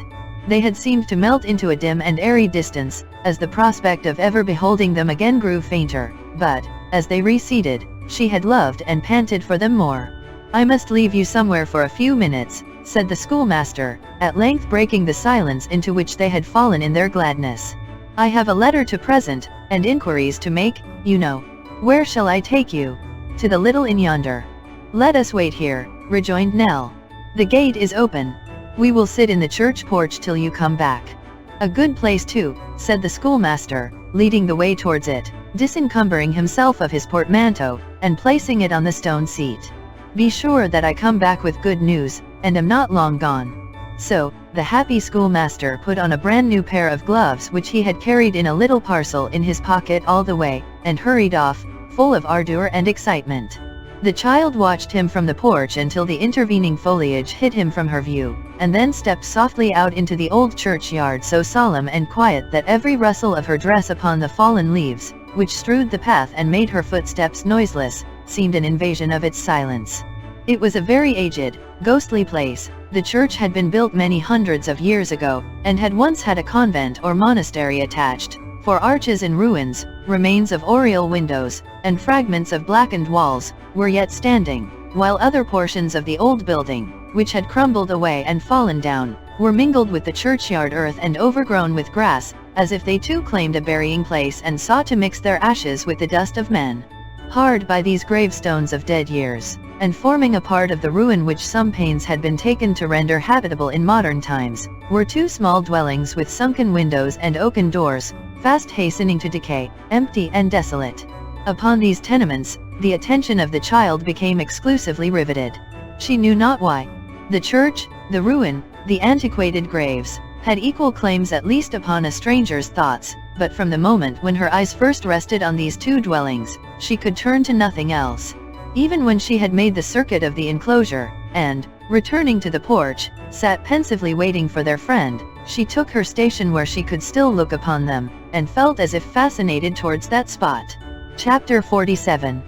Kit's mother and the single gentleman upon whose track it is expedient to follow with hurried steps, lest this history should be chargeable with inconstancy, and the offense of leaving its characters in situations of uncertainty and doubt. Kit's mother and the single gentleman, speeding onward in the post-chaise and for whose departure from the notary's door we have already witnessed, soon left the town behind them, and struck fire from the flints of the broad highway. The good woman, being not a little embarrassed by the novelty of her situation, and certain material apprehensions that perhaps by this time little Jacob, or the baby, or both, had fallen into the fire, or tumbled downstairs, or had been squeezed behind doors, or had scalded their windpipes in endeavoring to allay their thirst at the spouts of tea kettles, preserved an uneasy silence, and meeting from the window the eyes of turnpike men, omnibus drivers, and others, felt in the new dignity of her position like a mourner at a funeral, who, not being greatly afflicted by the loss of the departed, recognizes his everyday acquaintance from the window of the mourning coach, but is constrained to preserve a decent solemnity, and the appearance of being indifferent to all external objects. To have been indifferent to the companionship of the single gentleman would have been tantamount to being gifted with nerves of steel. Never did chaise enclose, or horses draw, such a restless gentleman as he. He never sat in the same position for 2 minutes together, but was perpetually tossing his arms and legs about, pulling up the sashes and letting them violently down, or thrusting his head out of one window to draw it in again and thrust it out of another.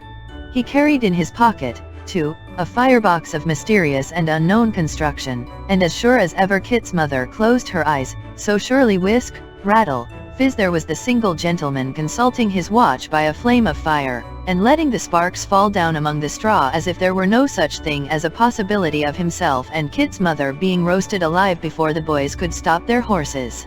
Whenever they halted to change, there he was out of the carriage without letting down the steps, bursting about the inn-yard like a lighted cracker, pulling out his watch by lamplight and forgetting to look at it before he put it up again, and in short committing so many extravagances that Kit's mother was quite afraid of him.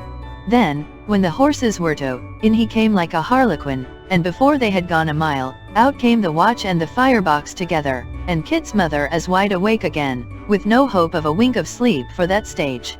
"Are you comfortable?" the single gentleman would say after one of these exploits, turning sharply round. "Quite, sir, thank you. Are you sure? Aren't you cold?" "It is a little chilly, sir," Kit's mother would reply. "I knew it," cried the single gentleman, letting down one of the front glasses. "She wants some brandy and water? Of course she does. How could I forget it? Hello?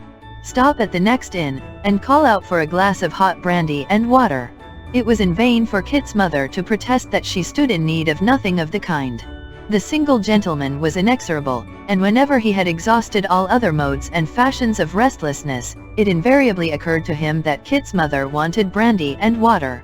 In this way they traveled on until near midnight, when they stopped to supper, for which meal the single gentleman ordered everything eatable that the house contained, and because Kit's mother didn't eat everything at once, and eat it all, he took it into his head that she must be ill.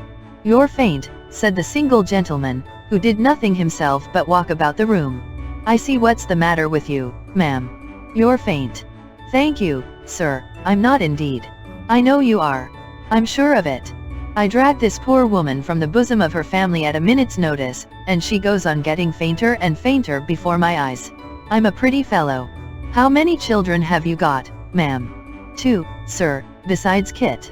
"Boys, ma'am?" "Yes, sir." "Are they christened?" "Only half baptized as yet, sir.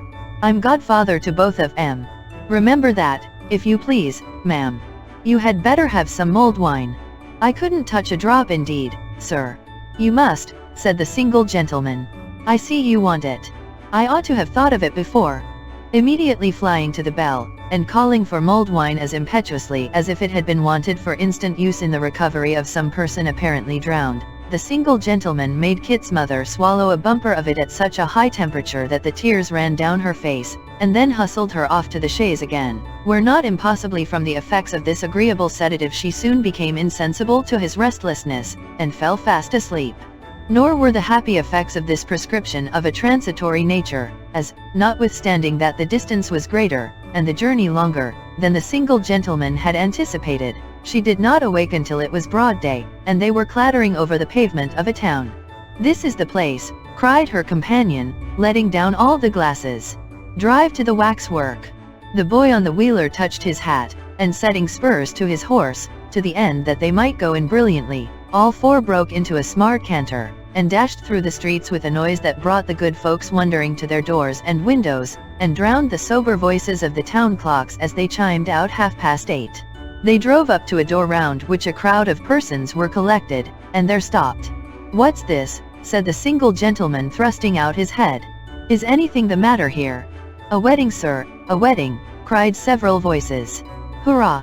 The single gentleman, rather bewildered by finding himself the center of this noisy throng, alighted with the assistance of one of the postilions, and handed out Kit's mother, at sight of whom the populace cried out, "Here's another wedding," and roared and leaped for joy. "The world has gone mad, I think," said the single gentleman, pressing through the concourse with his supposed bride. "Stand back here, will you, and let me knock. Anything that makes a noise is satisfactory to a crowd." A score of dirty hands were raised directly to knock for him, and seldom has a knocker of equal powers been made to produce more deafening sounds than this particular engine on the occasion in question. Having rendered these voluntary services, the throng modestly retired a little, preferring that the single gentleman should bear their consequences alone. "Now, sir, what do you want?" said a man with a large white bow at his buttonhole, opening the door, and confronting him with a very stoical aspect. "Who has been married here, my friend?" said the single gentleman. "I have." "You, and to whom in the devil's name?" "What right have you to ask?" returned the bridegroom, eyeing him from top to toe. "What right?" cried the single gentleman, drawing the arm of Kit's mother more tightly through his own, for that good woman evidently had it in contemplation to run away. "A right you little dream of. Mind, good people, if this fellow has been marrying a minor, tut, that can't be. Where is the child you have here, my good fellow? You call her Nell. Where is she?" As he propounded this question, which Kit's mother echoed, somebody in a room near at hand uttered a great shriek, and a stout lady in a white dress came running to the door, and supported herself upon the bridegroom's arm. "Where is she?" cried this lady. "What news have you brought me? What has become of her?"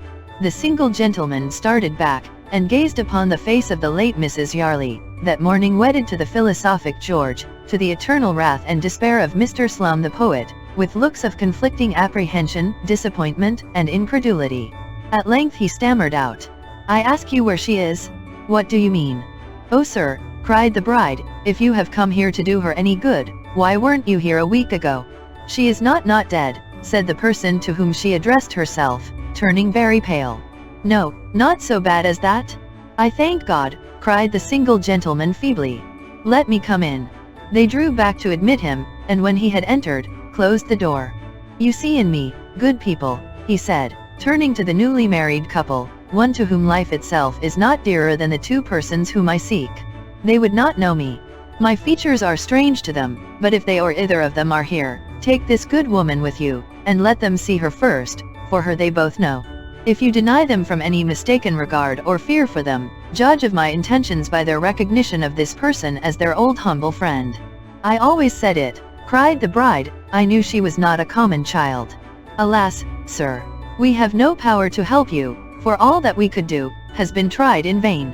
With that, they related to him, without disguise or concealment, all that they knew of Nell and her grandfather, from their first meeting with them, down to the time of their sudden disappearance, adding, which was quite true, that they had made every possible effort to trace them, but without success, having been at first in great alarm for their safety, as well as on account of the suspicions to which they themselves might one day be exposed in consequence of their abrupt departure.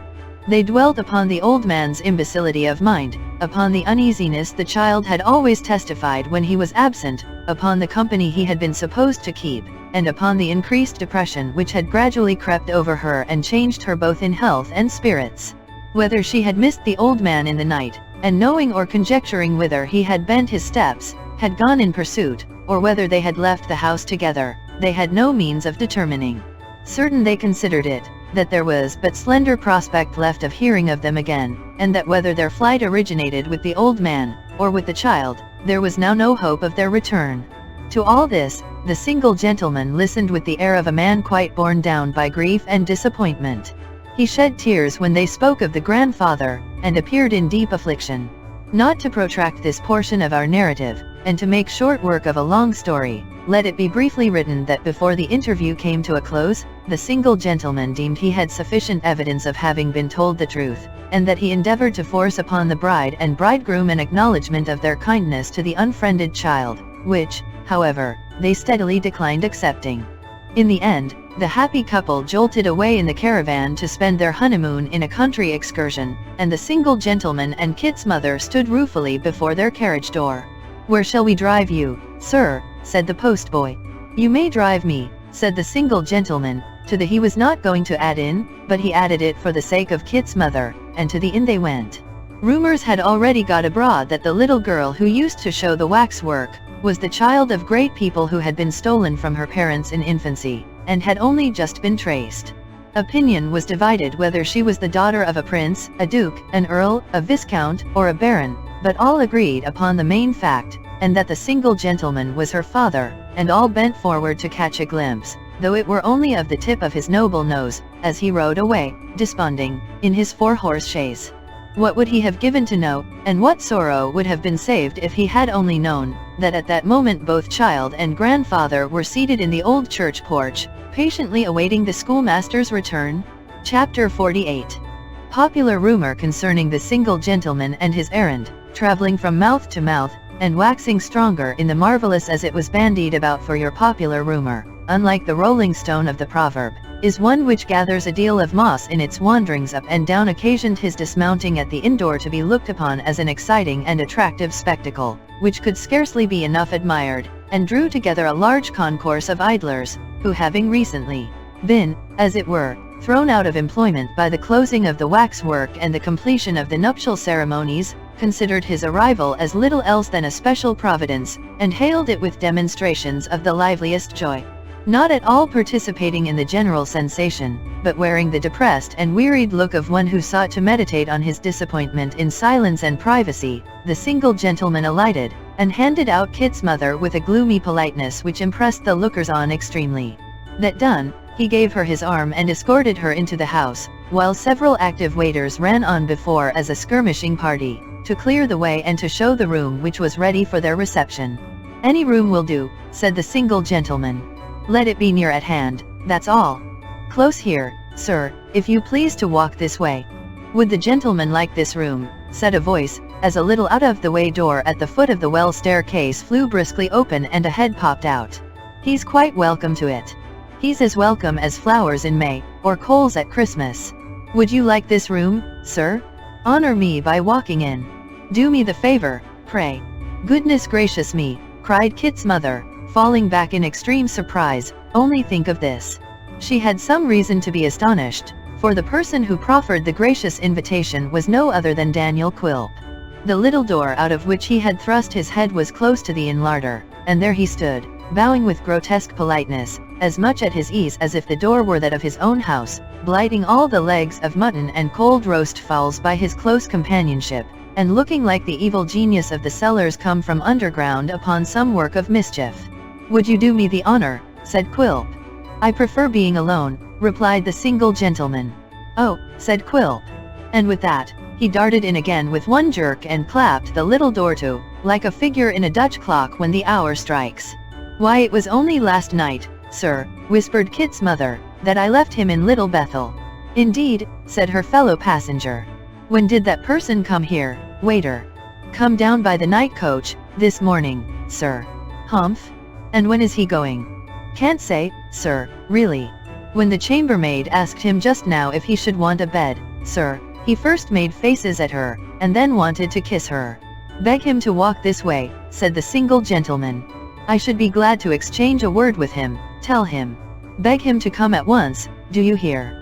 The man stared on receiving these instructions, for the single gentleman had not only displayed as much astonishment as Kit's mother at sight of the dwarf, but, standing in no fear of him, had been at less pains to conceal his dislike and repugnance.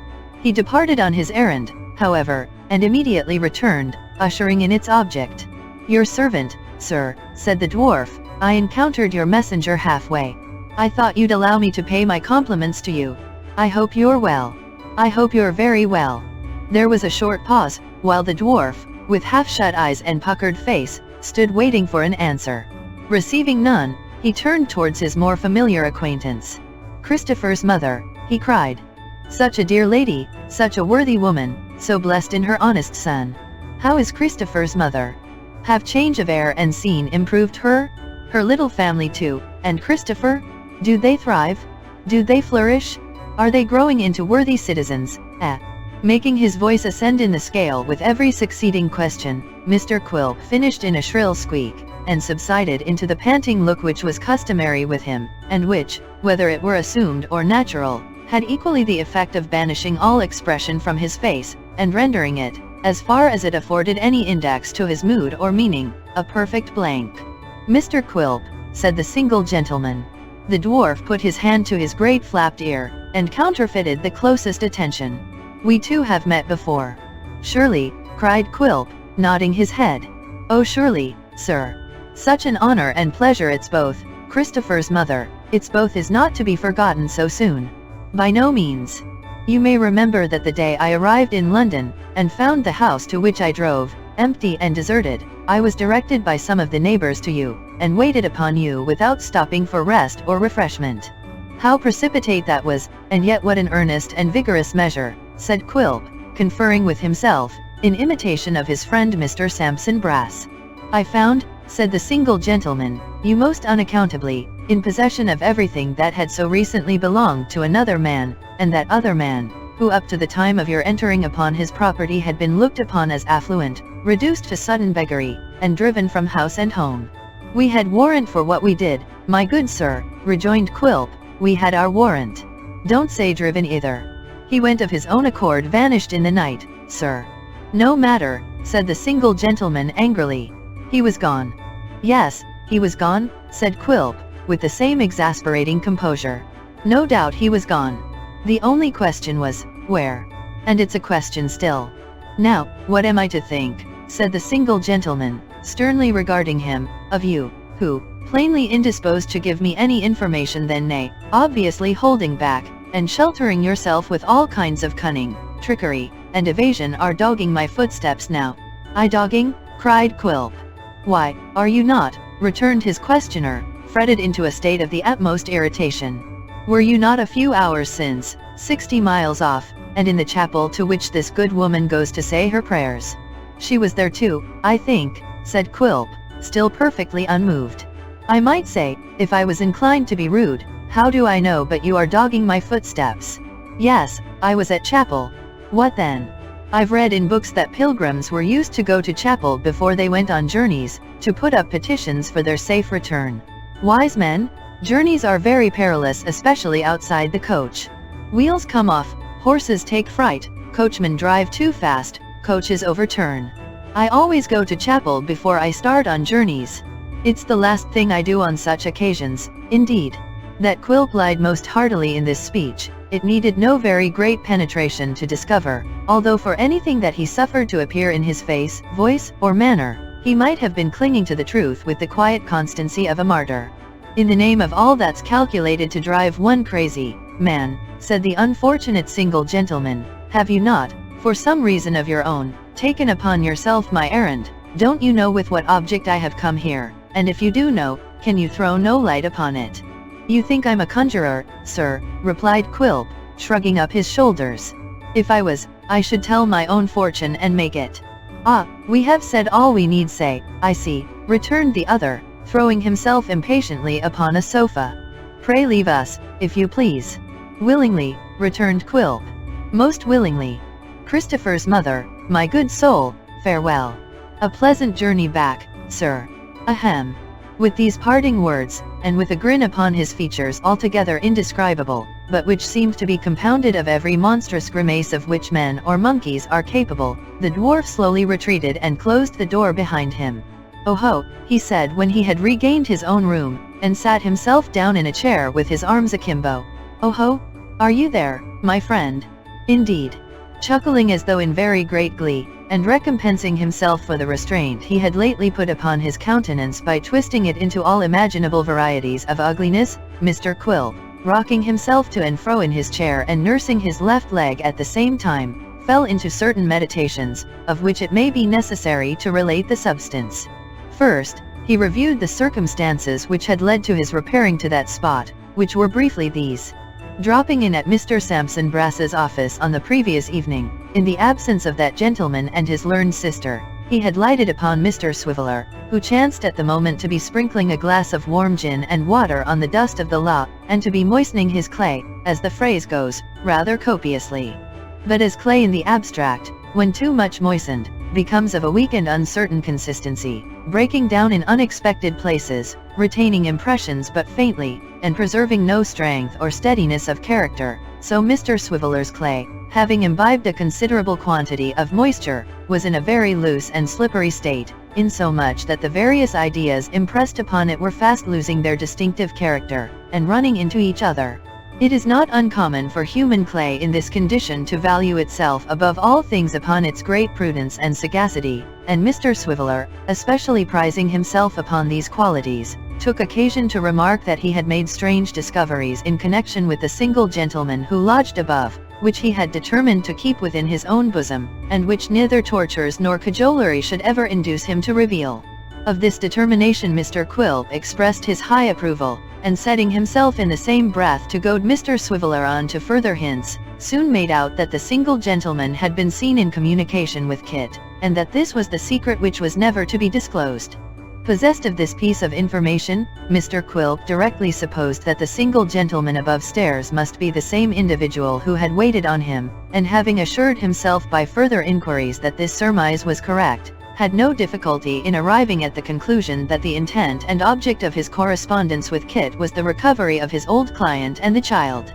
Burning with curiosity to know what proceedings were afoot, he resolved to pounce upon Kit's mother as the person least able to resist his arts, and consequently the most likely to be entrapped into such revelations as he sought, so taking an abrupt leave of Mr. Swiveller, he hurried to her house. The good woman being from home, he made inquiries of a neighbor, as Kit himself did soon afterwards, and being directed to the chapel betook himself there, in order to waylay her, at the conclusion of the service. He had not sat in the chapel more than a quarter of an hour, and with his eyes piously fixed upon the ceiling was chuckling inwardly over the joke of his being there at all, when Kit himself appeared. Watchful as a lynx, one glance showed the dwarf that he had come on business. Absorbed in appearance, as we have seen, and feigning a profound abstraction, he noted every circumstance of his behavior, and when he withdrew with his family, shot out after him.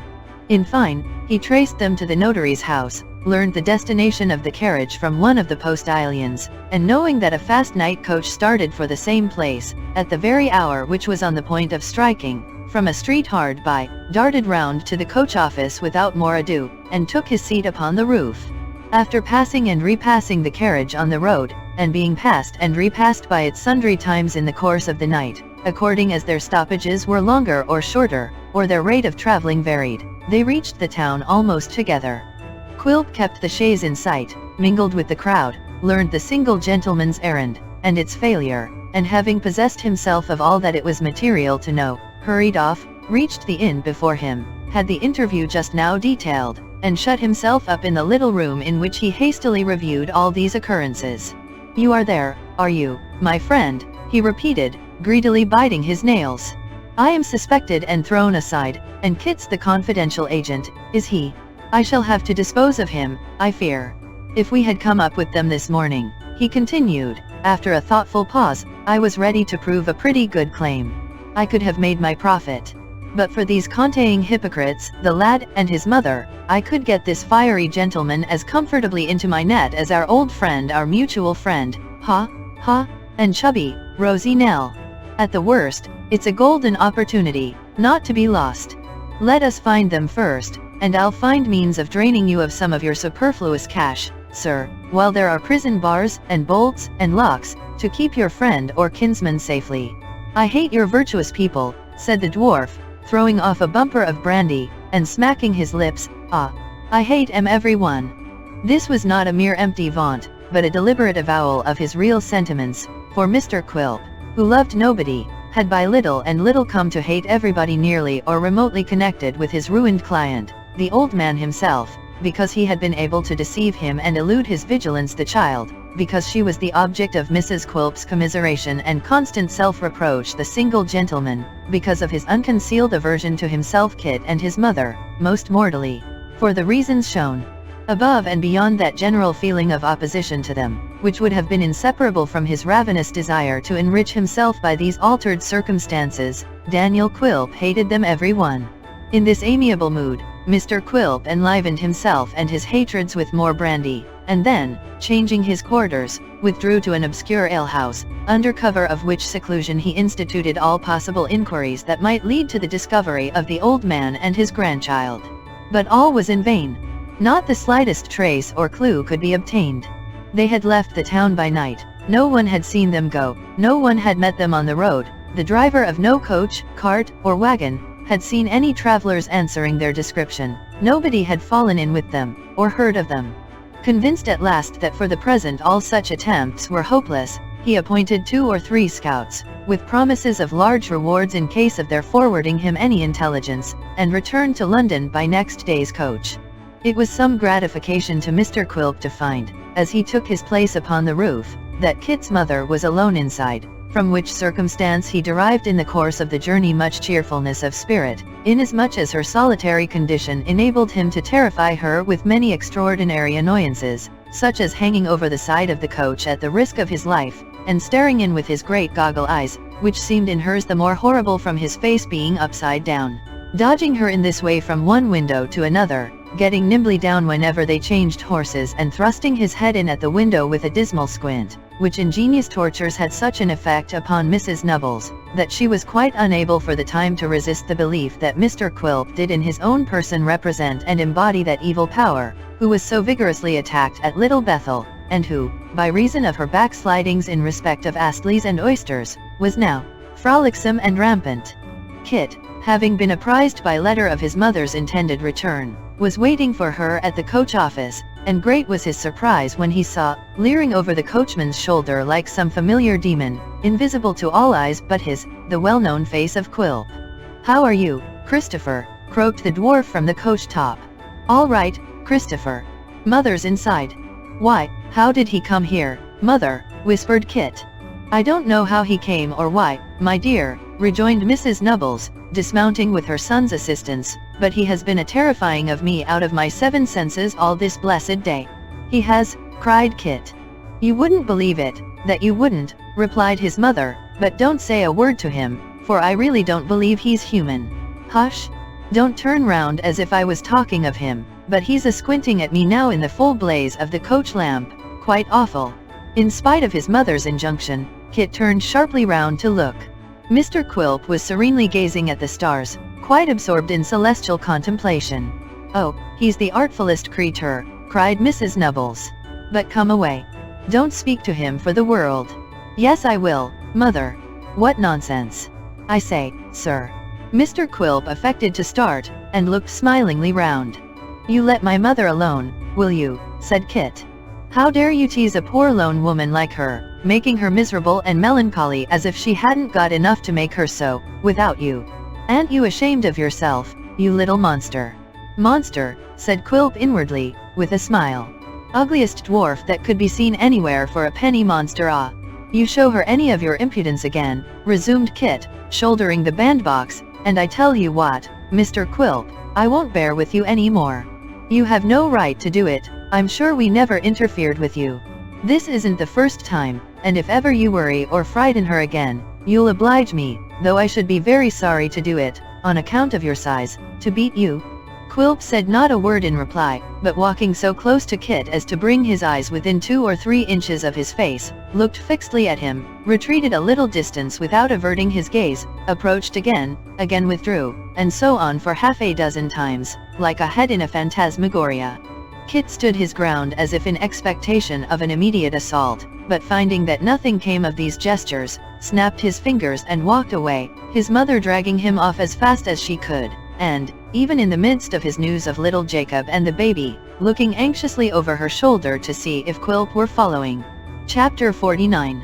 Kit's mother might have spared herself the trouble of looking back so often, for nothing was further from Mr. Quilp's thoughts than any intention of pursuing her and her son, or renewing the quarrel with which they had parted. He went his way, whistling from time to time some fragments of a tune, and with a face quite tranquil and composed, jogged pleasantly towards home, entertaining himself as he went with visions of the fears and terrors of Mrs. Quilp, who, having received no intelligence of him for 3 whole days and 2 nights, and having had no previous notice of his absence, was doubtless by that time in a state of distraction, and constantly fainting away with anxiety and grief. This facetious probability was so congenial to the dwarf's humor, and so exquisitely amusing to him, that he laughed as he went along until the tears ran down his cheeks, and more than once, when he found himself in a by-street, vented his delight in a shrill scream, which greatly terrifying any lonely passenger, who happened to be walking on before him expecting nothing so little, increased his mirth, and made him remarkably cheerful and light-hearted. In this happy flow of spirits, Mr. Quilp reached Tower Hill, when, gazing up at the window of his own sitting-room, he thought he descried more light than is usual in a house of mourning. Drawing nearer, and listening attentively, he could hear several voices in earnest conversation, among which he could distinguish, not only those of his wife and mother-in-law, but the tongues of men. "Ha!" cried the jealous dwarf, "what's this? Do they entertain visitors while I'm away?" A smothered cough from above, was the reply. He felt in his pockets for his latch key, but had forgotten it.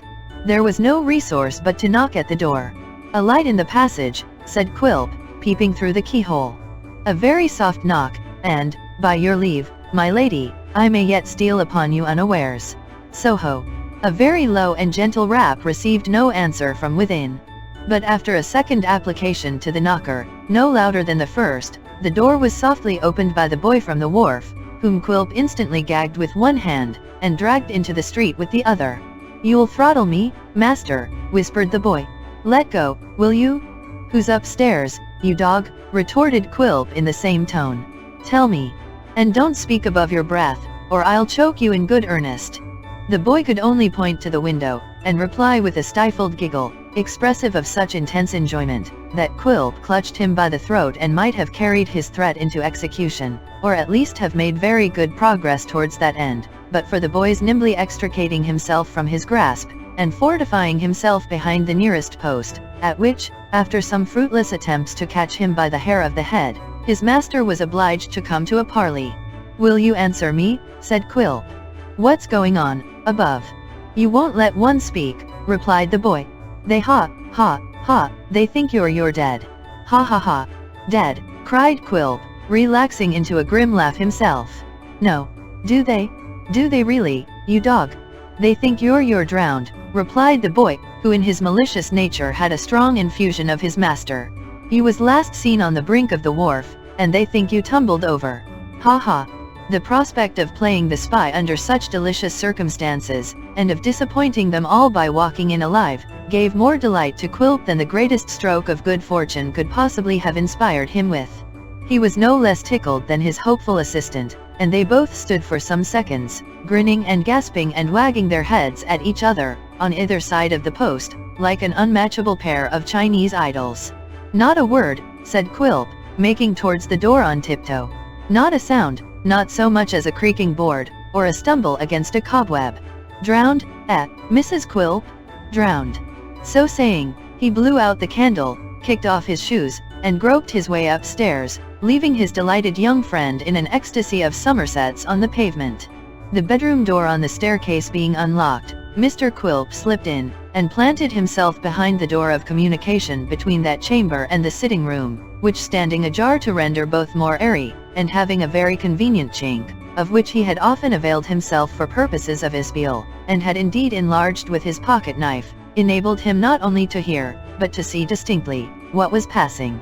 Applying his eye to this convenient place, he descried Mr. Brass seated at the table with pen, ink, and paper, and the case bottle of rum his own case bottle, and his own particular Jamaica convenient to his hand, with hot water, fragrant lemons, white lump sugar, and all things fitting, from which choice materials, Samson, by no means insensible to their claims upon his attention, had compounded a mighty glass of punch reeking hot, which he was at that very moment stirring up with a teaspoon, and contemplating with looks in which a faint assumption of sentimental regret struggled but weakly with a bland and comfortable joy.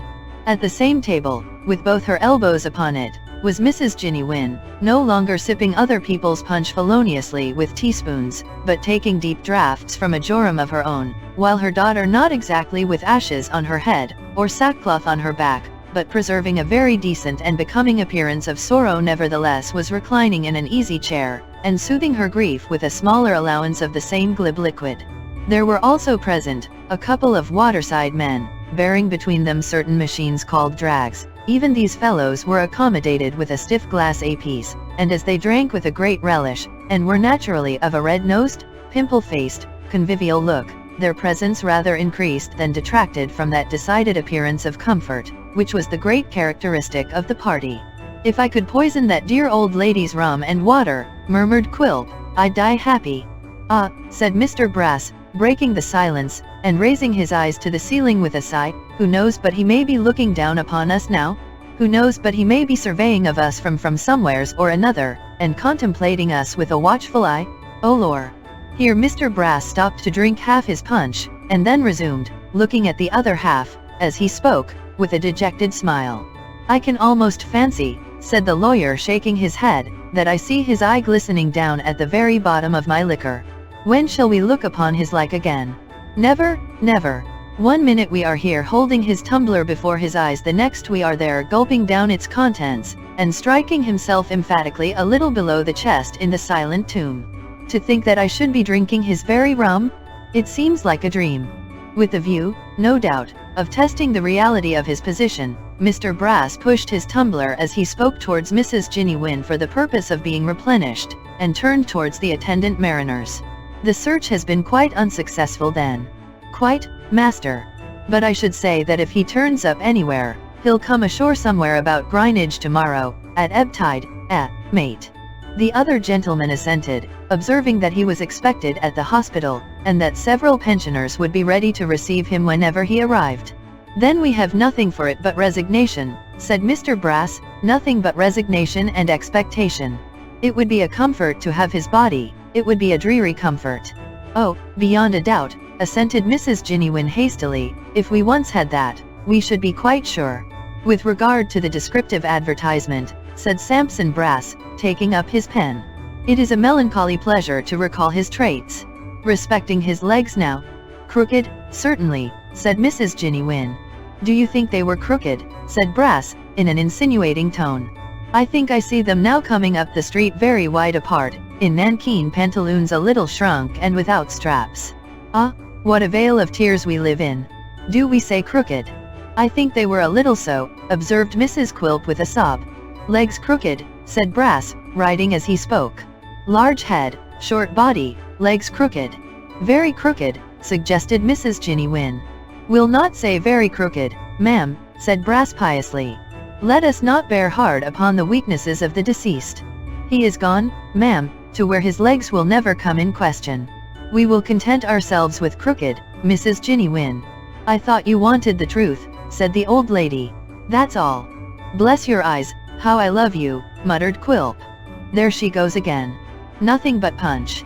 This is an occupation," said the lawyer, laying down his pen and emptying his glass, "which seems to bring him before my eyes like the ghost of Hamlet's father, in the very clothes that he wore on work-day days. His coat, his waistcoat, his shoes and stockings, his trousers, his hat, his wit and humor, his pathos, and his umbrella, all come before me like visions of my youth.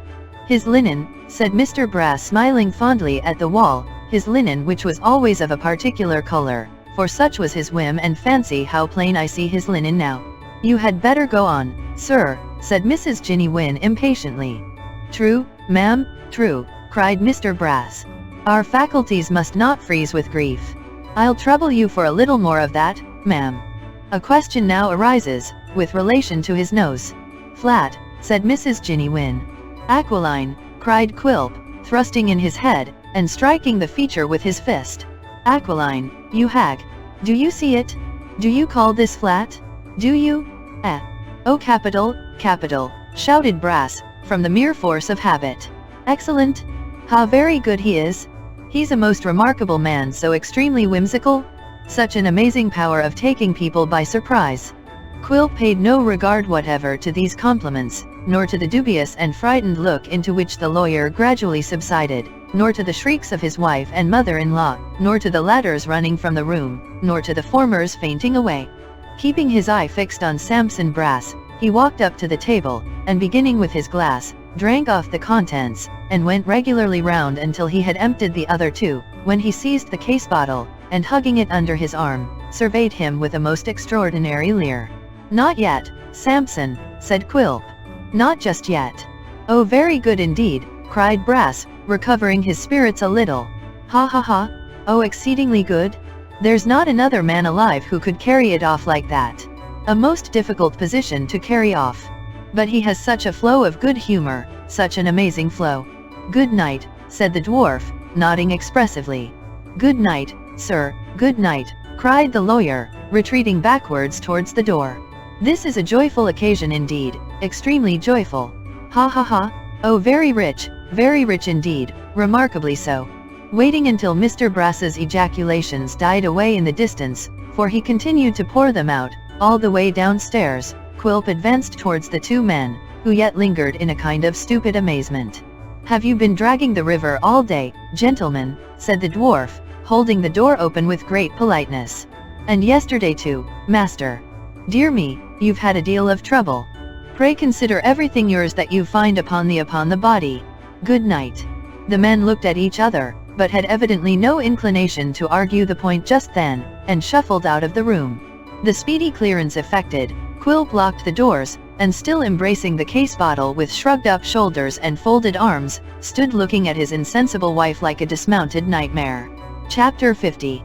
Matrimonial differences are usually discussed by the parties concerned in the form of dialogue, in which the lady bears at least her full half share.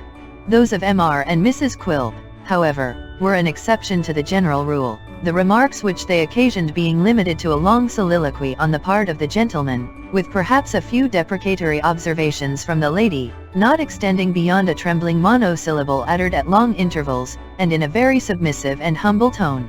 On the present occasion, Mrs. Quilp did not for a long time venture even on this gentle defense, but when she had recovered from her fainting fit, sat in a tearful silence, meekly listening to the reproaches of her lord and master. Of these Mr. Quilp delivered himself with the utmost animation and rapidity, and with so many distortions of limb and feature, that even his wife, although tolerably well accustomed to his proficiency in these respects, was well nigh beside herself with alarm. But the Jamaica rum, and the joy of having occasioned a heavy disappointment, by degrees cooled Mr. Quilp's wrath, which from being at savage heat, dropped slowly to the bantering or chuckling point, at which it steadily remained. So you thought I was dead and gone, did you? Said Quilp. You thought you were a widow, eh? Ha, ha, ha, you jade. Indeed, Quilp, returned his wife. I'm very sorry. Who doubts it? Cried the dwarf. You very sorry, to be sure you are. Who doubts that you're very sorry? I don't mean sorry that you have come home again alive and well, said his wife, but sorry that I should have been led into such a belief. I am glad to see you, Quilp, indeed I am. In truth Mrs. Quilp did seem a great deal more glad to behold her lord than might have been expected, and did evince a degree of interest in his safety which, all things considered, was rather unaccountable. Upon Quilp, however, this circumstance made no impression, farther than as it moved him to snap his fingers close to his wife's eyes, with divers grins of triumph and derision.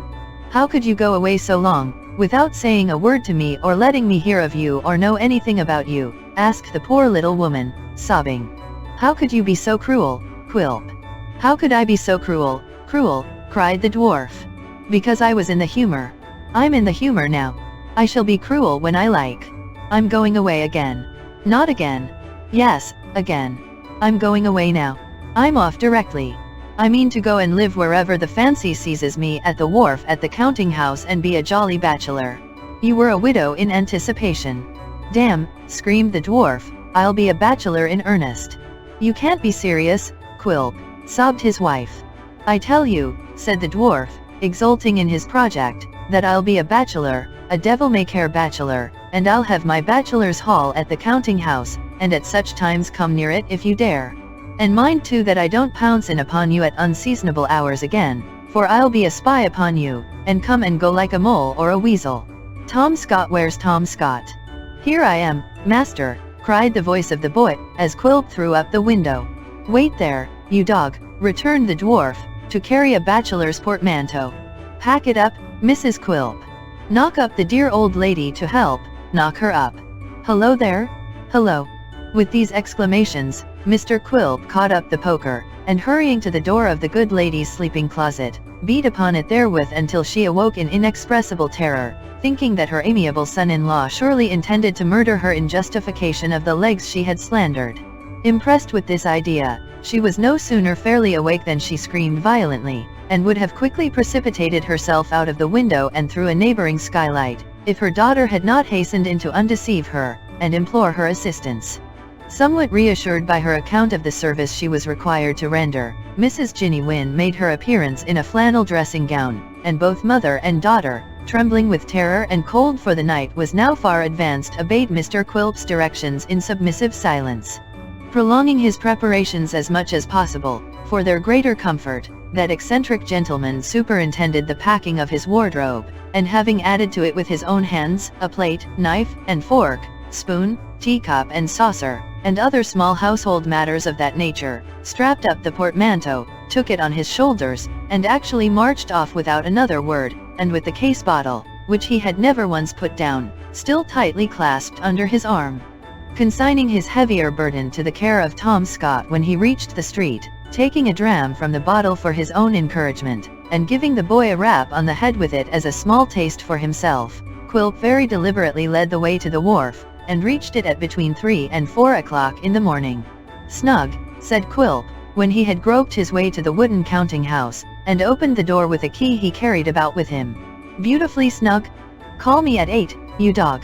With no more formal leave-taking or explanation, he clutched the portmanteau, shut the door on his attendant, and climbing on the desk, and rolling himself up as round as a hedgehog, in an old boat cloak, fell fast asleep.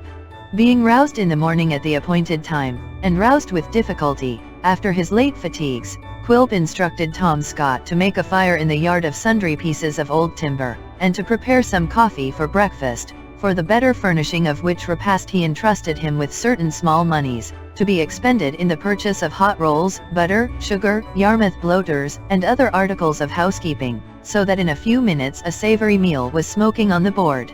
With this substantial comfort, the dwarf regaled himself to his heart's content, and being highly satisfied with this free and gipsy mode of life, which he had often meditated, as offering, whenever he chose to avail himself of it, an agreeable freedom from the restraints of matrimony, and a choice means of keeping Mrs. Quilp and her mother in a state of incessant agitation and suspense, bestirred himself to improve his retreat, and render it more commodious and comfortable.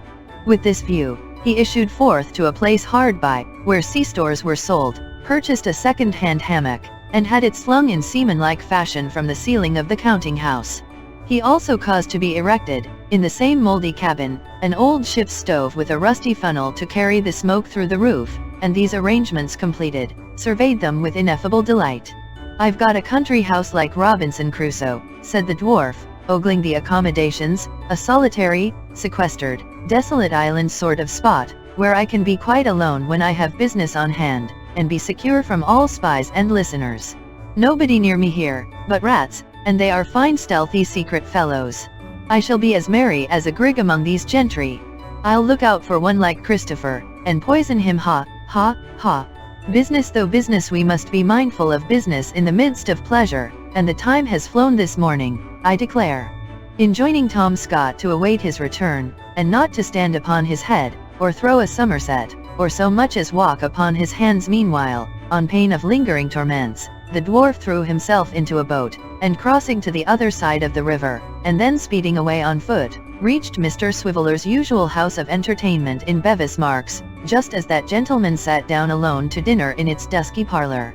"Dick," said the dwarf, thrusting his head in at the door, "my pet, my pupil, the apple of my eye, hey, hey." "Oh, you're there, are you?" returned Mr. Swiveller, "how are you?" "How's Dick?" retorted Quilp. "How's the cream of clerkship, eh?" "Why, rather sour, sir," replied Mr. Swiveller, beginning to border upon cheesiness, in fact. "What's the matter?" said the dwarf, advancing. "Has Sally proved unkind? Of all the girls that are so smart, there's none like Dick." "Certainly not," replied Mr. Swiveller, eating his dinner with great gravity, "none like her. She's the SPHYNX of private life, is Sally B." "You're out of spirits," said Quilp, drawing up a chair. "What's the matter?" "The law don't agree with me," returned Dick. It isn't moist enough, and there's too much confinement. I have been thinking of running away. Bah, said the dwarf. Where would you run to, Dick? I don't know, returned Mr. Swiveller. Towards Highgate, I suppose. Perhaps the bells might strike up. Turn again. Swiveller, Lord Mayor of London. Whittington's name was Dick. I wish cats were scarcer. Quilp looked at his companion with his eyes screwed up into a comical expression of curiosity, and patiently awaited his further explanation, upon which, however, Mr. Swiveller appeared in no hurry to enter, as he ate a very long dinner in profound silence, finally pushed away his plate, threw himself back into his chair, folded his arms, and stared ruefully at the fire, in which some ends of cigars were smoking on their own account, and sending up a fragrant odor. Perhaps you'd like a bit of cake, said Dick, at last turning to the dwarf. You're quite welcome to it. You ought to be, for it's of your making. What do you mean, said Quilp.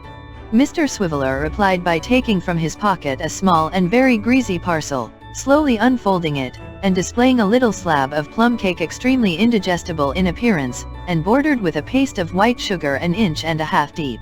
What should you say this was? Demanded Mr. Swiveller. It looks like bride cake, replied the dwarf, grinning. And whose should you say it was? Inquired Mr. Swiveller, rubbing the pastry against his nose with a dreadful calmness. Whose? Not. Yes, said Dick, the same. You needn't mention her name. There's no such name now. Her name is Cheggs now, Sophie Cheggs. Yet loved I as man never loved that hadn't wooden legs, and my heart is breaking for the love of Sophie Cheggs. With this extemporary adaptation of a popular ballad to the distressing circumstances of his own case, Mr. Swiveller folded up the parcel again, beat it very flat between the palms of his hands, thrust it into his breast, buttoned his coat over it, and folded his arms upon the whole. Now, I hope you're satisfied, sir, said Dick, and I hope Fred's satisfied. You went partners in the mischief, and I hope you like it. This is the triumph I was to have, is it? It's like the old country dance of that name, where there are two gentlemen to one lady, and one has her, and the other hasn't, but comes limping up behind to make out the figure. But it's destiny, and mine's a crusher. Disguising his secret joy in Mr. Swiveller's defeat, Daniel Quilp adopted the surest means of soothing him, by ringing the bell, and ordering in a supply of rosy wine, that is to say, of its usual representative, which he put about with great alacrity, calling upon Mr. Swiveller to pledge him in various toasts derisive of Cheggs, and eulogistic of the happiness of single men. Such was their impression on Mr. Swiveller, coupled with the reflection that no man could oppose his destiny, that in a very short space of time his spirits rose surprisingly, and he was enabled to give the dwarf an account of the receipt of the cake, which, it appeared, had been brought to Bevis Marks by the two surviving Miss Wacklaces in person, and delivered at the office door with much giggling and joyfulness. Ha, said Quilp. It will be our turn to giggle soon. And that reminds me, you spoke of young Trent. Where is he? Mr. Swiveller explained that his respectable friend had recently accepted a responsible situation in a locomotive gaming house, and was at that time absent on a professional tour among the adventurous spirits of Great Britain. That's unfortunate, said the dwarf, for I came, in fact, to ask you about him. A thought has occurred to me, Dick, your friend over the way. Which friend? In the first floor. Yes. Your friend in the first floor, Dick, may know him. No, he don't, said Mr. Swiveller, shaking his head. Don't? No, because he has never seen him, rejoined Quilp, but if we were to bring them together, who knows, Dick, but Fred, properly introduced, would serve his turn almost as well as little Nell or her grandfather. Who knows, but it might make the young fellow's fortune, and, through him, yours, Why, the fact is, you see, said Mr. Swiveller, that they have been brought together. Have been, cried the dwarf, looking suspiciously at his companion. Through whose means? Through mine, said Dick, slightly confused. Didn't I mention it to you the last time you called over yonder? You know you didn't, returned the dwarf. I believe you're right, said Dick. No, I didn't, I recollect. Oh yes, I brought 'em together that very day. It was Fred's suggestion.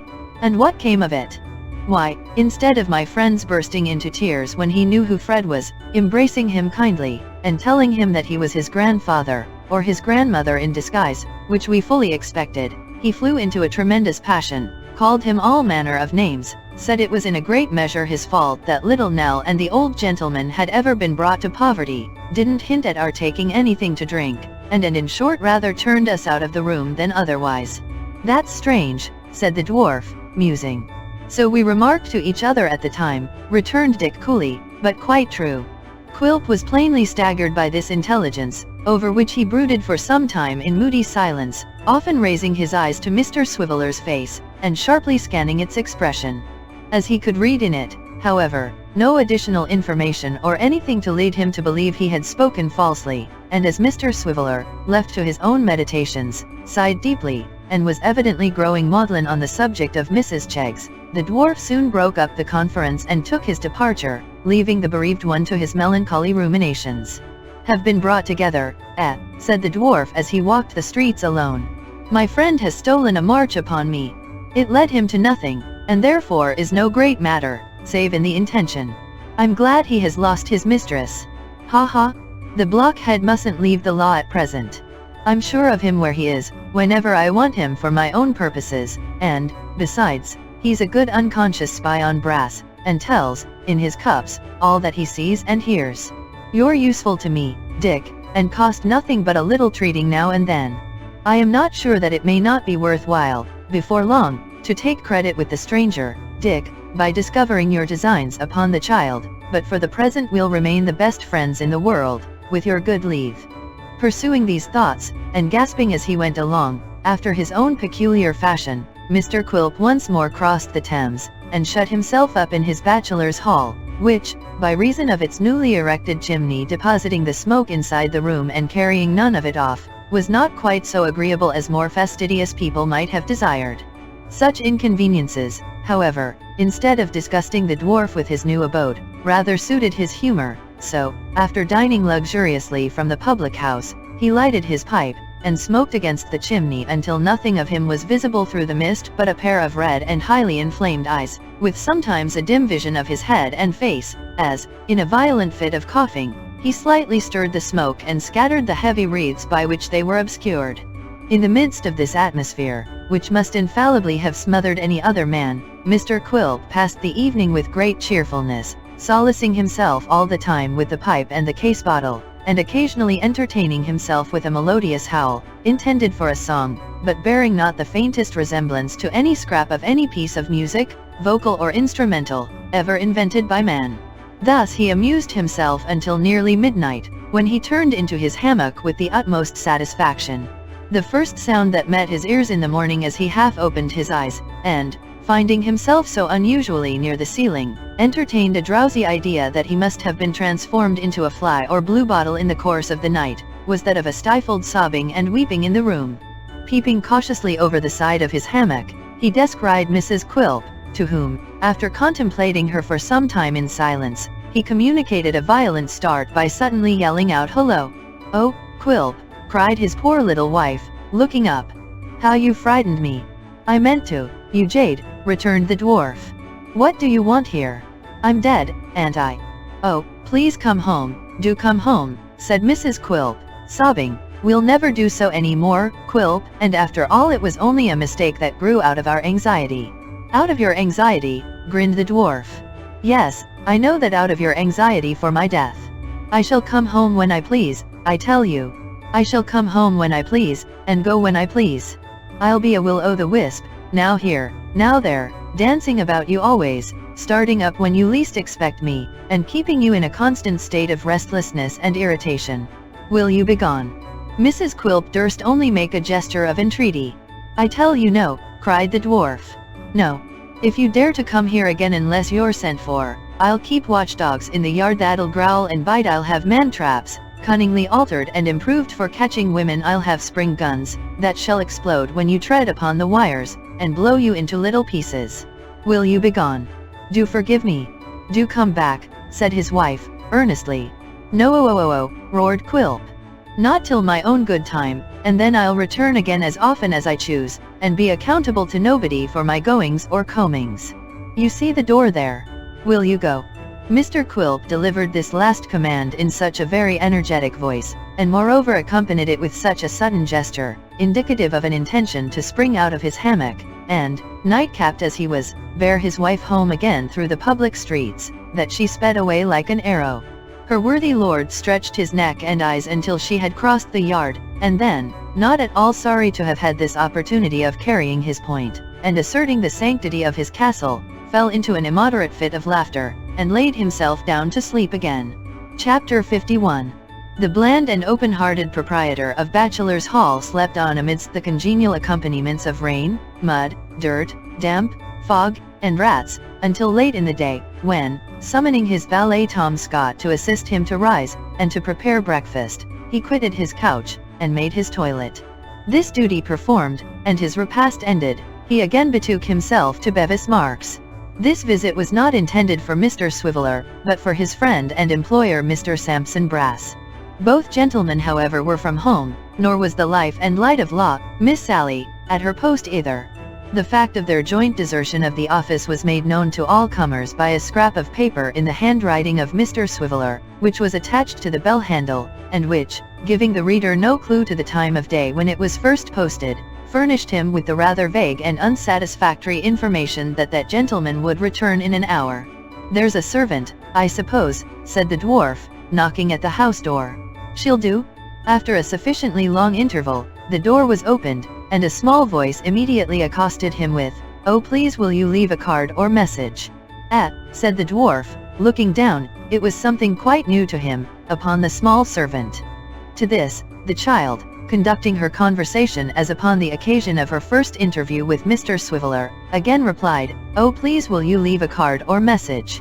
"I'll write a note," said the dwarf, pushing past her into the office, "and mind your master has it directly he comes home." So Mr. Quilp climbed up to the top of a tall stool to write the note, and the small servant, carefully tutored for such emergencies, looked on with her eyes wide open, ready, if he so much as abstracted a wafer, to rush into the street and give the alarm to the police. As Mr. Quilp folded his note, which was soon written, being a very short one, he encountered the gaze of the small servant. He looked at her, long and earnestly. "How are you?" said the dwarf, moistening a wafer with horrible grimaces. The small servant, perhaps frightened by his looks, returned no audible reply, but it appeared from the motion of her lips that she was inwardly repeating the same form of expression concerning the note or message. "Do they use you ill here? Is your mistress a Tartar?" said Quilp with a chuckle. In reply to the last interrogation, the small servant, with a look of infinite cunning mingled with fear, screwed up her mouth very tight and round, and nodded violently. Whether there was anything in the peculiar slyness of her action which fascinated Mr. Quilp, or anything in the expression of her features at the moment which attracted his attention for some other reason, or whether it merely occurred to him as a pleasant whim to stare the small servant out of countenance, certain it is, that he planted his elbows square and firmly on the desk, and squeezing up his cheeks with his hands, looked at her fixedly. "Where do you come from?" he said after a long pause, stroking his chin. "I don't know." "What's your name?" "Nothing." "Nonsense," retorted Quilp. "What does your mistress call you when she wants you?" "A little devil," said the child. She added in the same breath, as if fearful of any further questioning, "But please will you leave a card or message?" These unusual answers might naturally have provoked some more inquiries. Quilp, however, without uttering another word, withdrew his eyes from the small servant, stroked his chin more thoughtfully than before, and then, bending over the note as if to direct it with scrupulous and hairbreadth nicety, looked at her, covertly but very narrowly, from under his bushy eyebrows. The result of this secret survey was, that he shaded his face with his hands, and laughed slyly and noiselessly, until every vein in it was swollen almost to bursting. Pulling his hat over his brow to conceal his mirth and its effects, he tossed the letter to the child, and hastily withdrew. Once in the street, moved by some secret impulse, he laughed, and held his sides, and laughed again, and tried to peer through the dusty area railings as if to catch another glimpse of the child, until he was quite tired out. At last, he traveled back to the wilderness, which was within rifle shot of his bachelor retreat, and ordered tea in the wooden summer house that afternoon for 3 persons, an invitation to Miss Sally Brass and her brother to partake of that entertainment at that place, having been the object both of his journey and his note. It was not precisely the kind of weather in which people usually take tea in summer houses, far less in summer houses in an advanced state of decay, and overlooking the slimy banks of a great river at low water.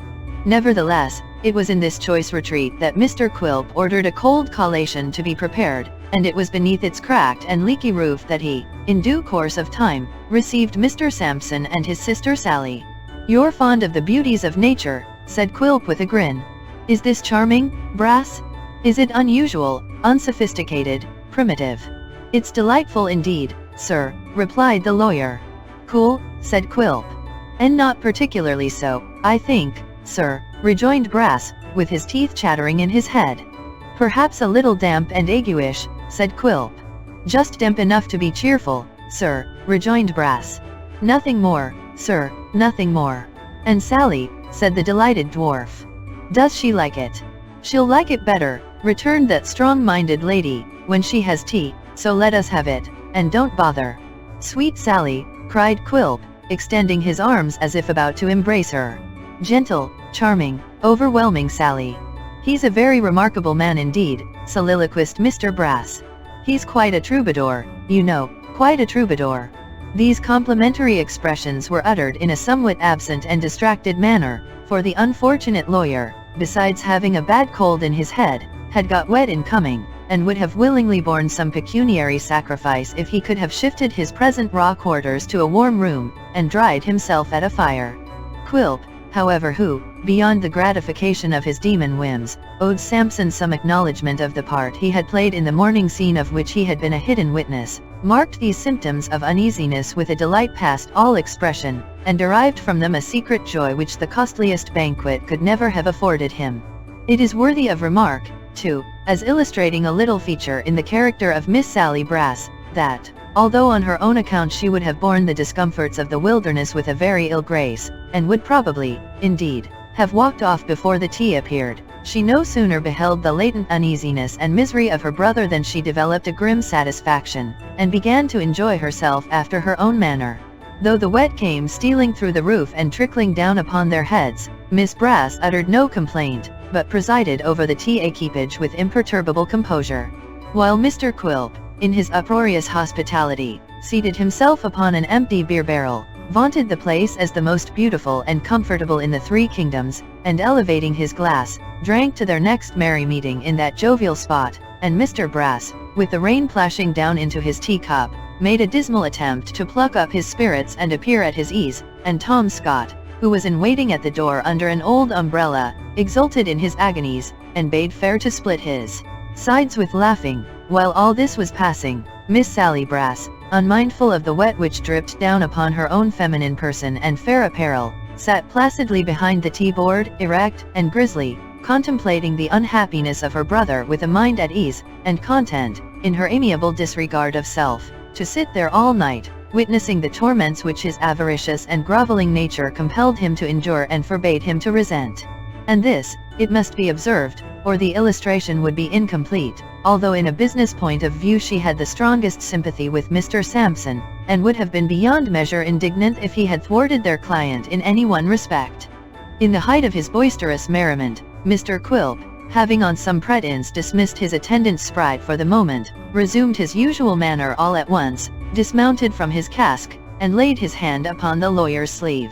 "A word," said the dwarf, "before we go farther. Sally, hark ye for a minute." Miss Sally drew closer, as if accustomed to business conferences with their host which were the better for not having air. "Business," said the dwarf, glancing from brother to sister. "Very private business. Lay your heads together when you're by yourselves." "Certainly, sir," returned Brass, taking out his pocketbook and pencil. "I'll take down the heads if you please, sir." "Remarkable documents," added the lawyer, raising his eyes to the ceiling, "most remarkable documents. He states his points so clearly that it's a treat to have 'em.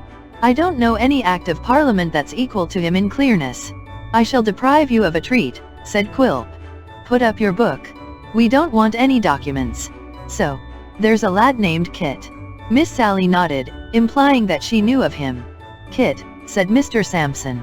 "Kit? Huh? I've heard the name before, but I don't exactly call to mind. I don't exactly." "You're as slow as a tortoise, and more thick-headed than a rhinoceros," returned his obliging client with an impatient gesture. "He's extremely pleasant," cried the obsequious Sampson.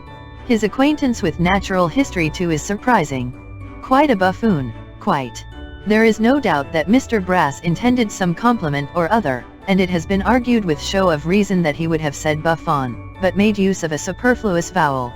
Be this as it may, Quilp gave him no time for correction, as he performed that office himself by more than tapping him on the head with the handle of his umbrella. Don't let's have any wrangling, said Miss Sally, staying his hand. I've showed you that I know him, and that's enough. She's always foremost, said the dwarf, patting her on the back and looking contemptuously at Samson. I don't like Kit, Sally.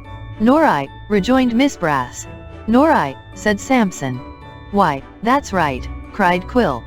Half our work is done already. This Kit is one of your honest people, one of your fair characters, a prowling prying hound, a hypocrite, a double-faced, white-livered, sneaking spy, a crouching cur to those that feed and coax him, and a barking yelping dog to all besides. Fearfully eloquent, cried Brass with a sneeze. Quite appalling. Come to the point, said Miss Sally, and don't talk so much. Right again, exclaimed Quilp, with another contemptuous look at Samson, always foremost?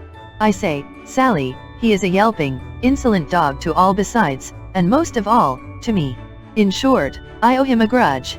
That's enough, sir, said Samson. No, it's not enough, sir, sneered Quilp. Will you hear me out? Besides that I owe him a grudge on that account, he thwarts me at this minute, and stands between me and an end which might otherwise prove a golden one to us all. Apart from that, I repeat that he crosses my humor, and I hate him. Now, you know the lad, and can guess the rest. Devise your own means of putting him out of my way, and execute them. Shall it be done? It shall, sir, said Samson. Then give me your hand, retorted Quilp. Sally, girl, yours. I rely as much, or more, on you than him. Tom Scott comes back. Lantern, pipes, more grog, and a jolly night of it. No other word was spoken, no other look exchanged, which had the slightest reference to this, the real occasion of their meeting. The trio were well accustomed to act together, and were linked to each other by ties of mutual interest and advantage, and nothing more was needed. Resuming his boisterous manner with the same ease with which he had thrown it off, Quilp was in an instant the same uproarious, reckless little savage he had been a few seconds before. It was 10 o'clock at night before the amiable Sally supported her beloved and loving brother from the wilderness, by which time he needed the utmost support her tender frame could render, his walk being from some unknown reason anything but steady, and his legs constantly doubling up in unexpected places. Overpowered, notwithstanding his late prolonged slumbers, by the fatigues of the last few days, the dwarf lost no time in creeping to his dainty house, and was soon dreaming in his hammock. Leaving him to visions, in which perhaps the quiet figures we quitted in the old church porch were not without their share, be it our task to rejoin them as they sat and watched. Chapter 52.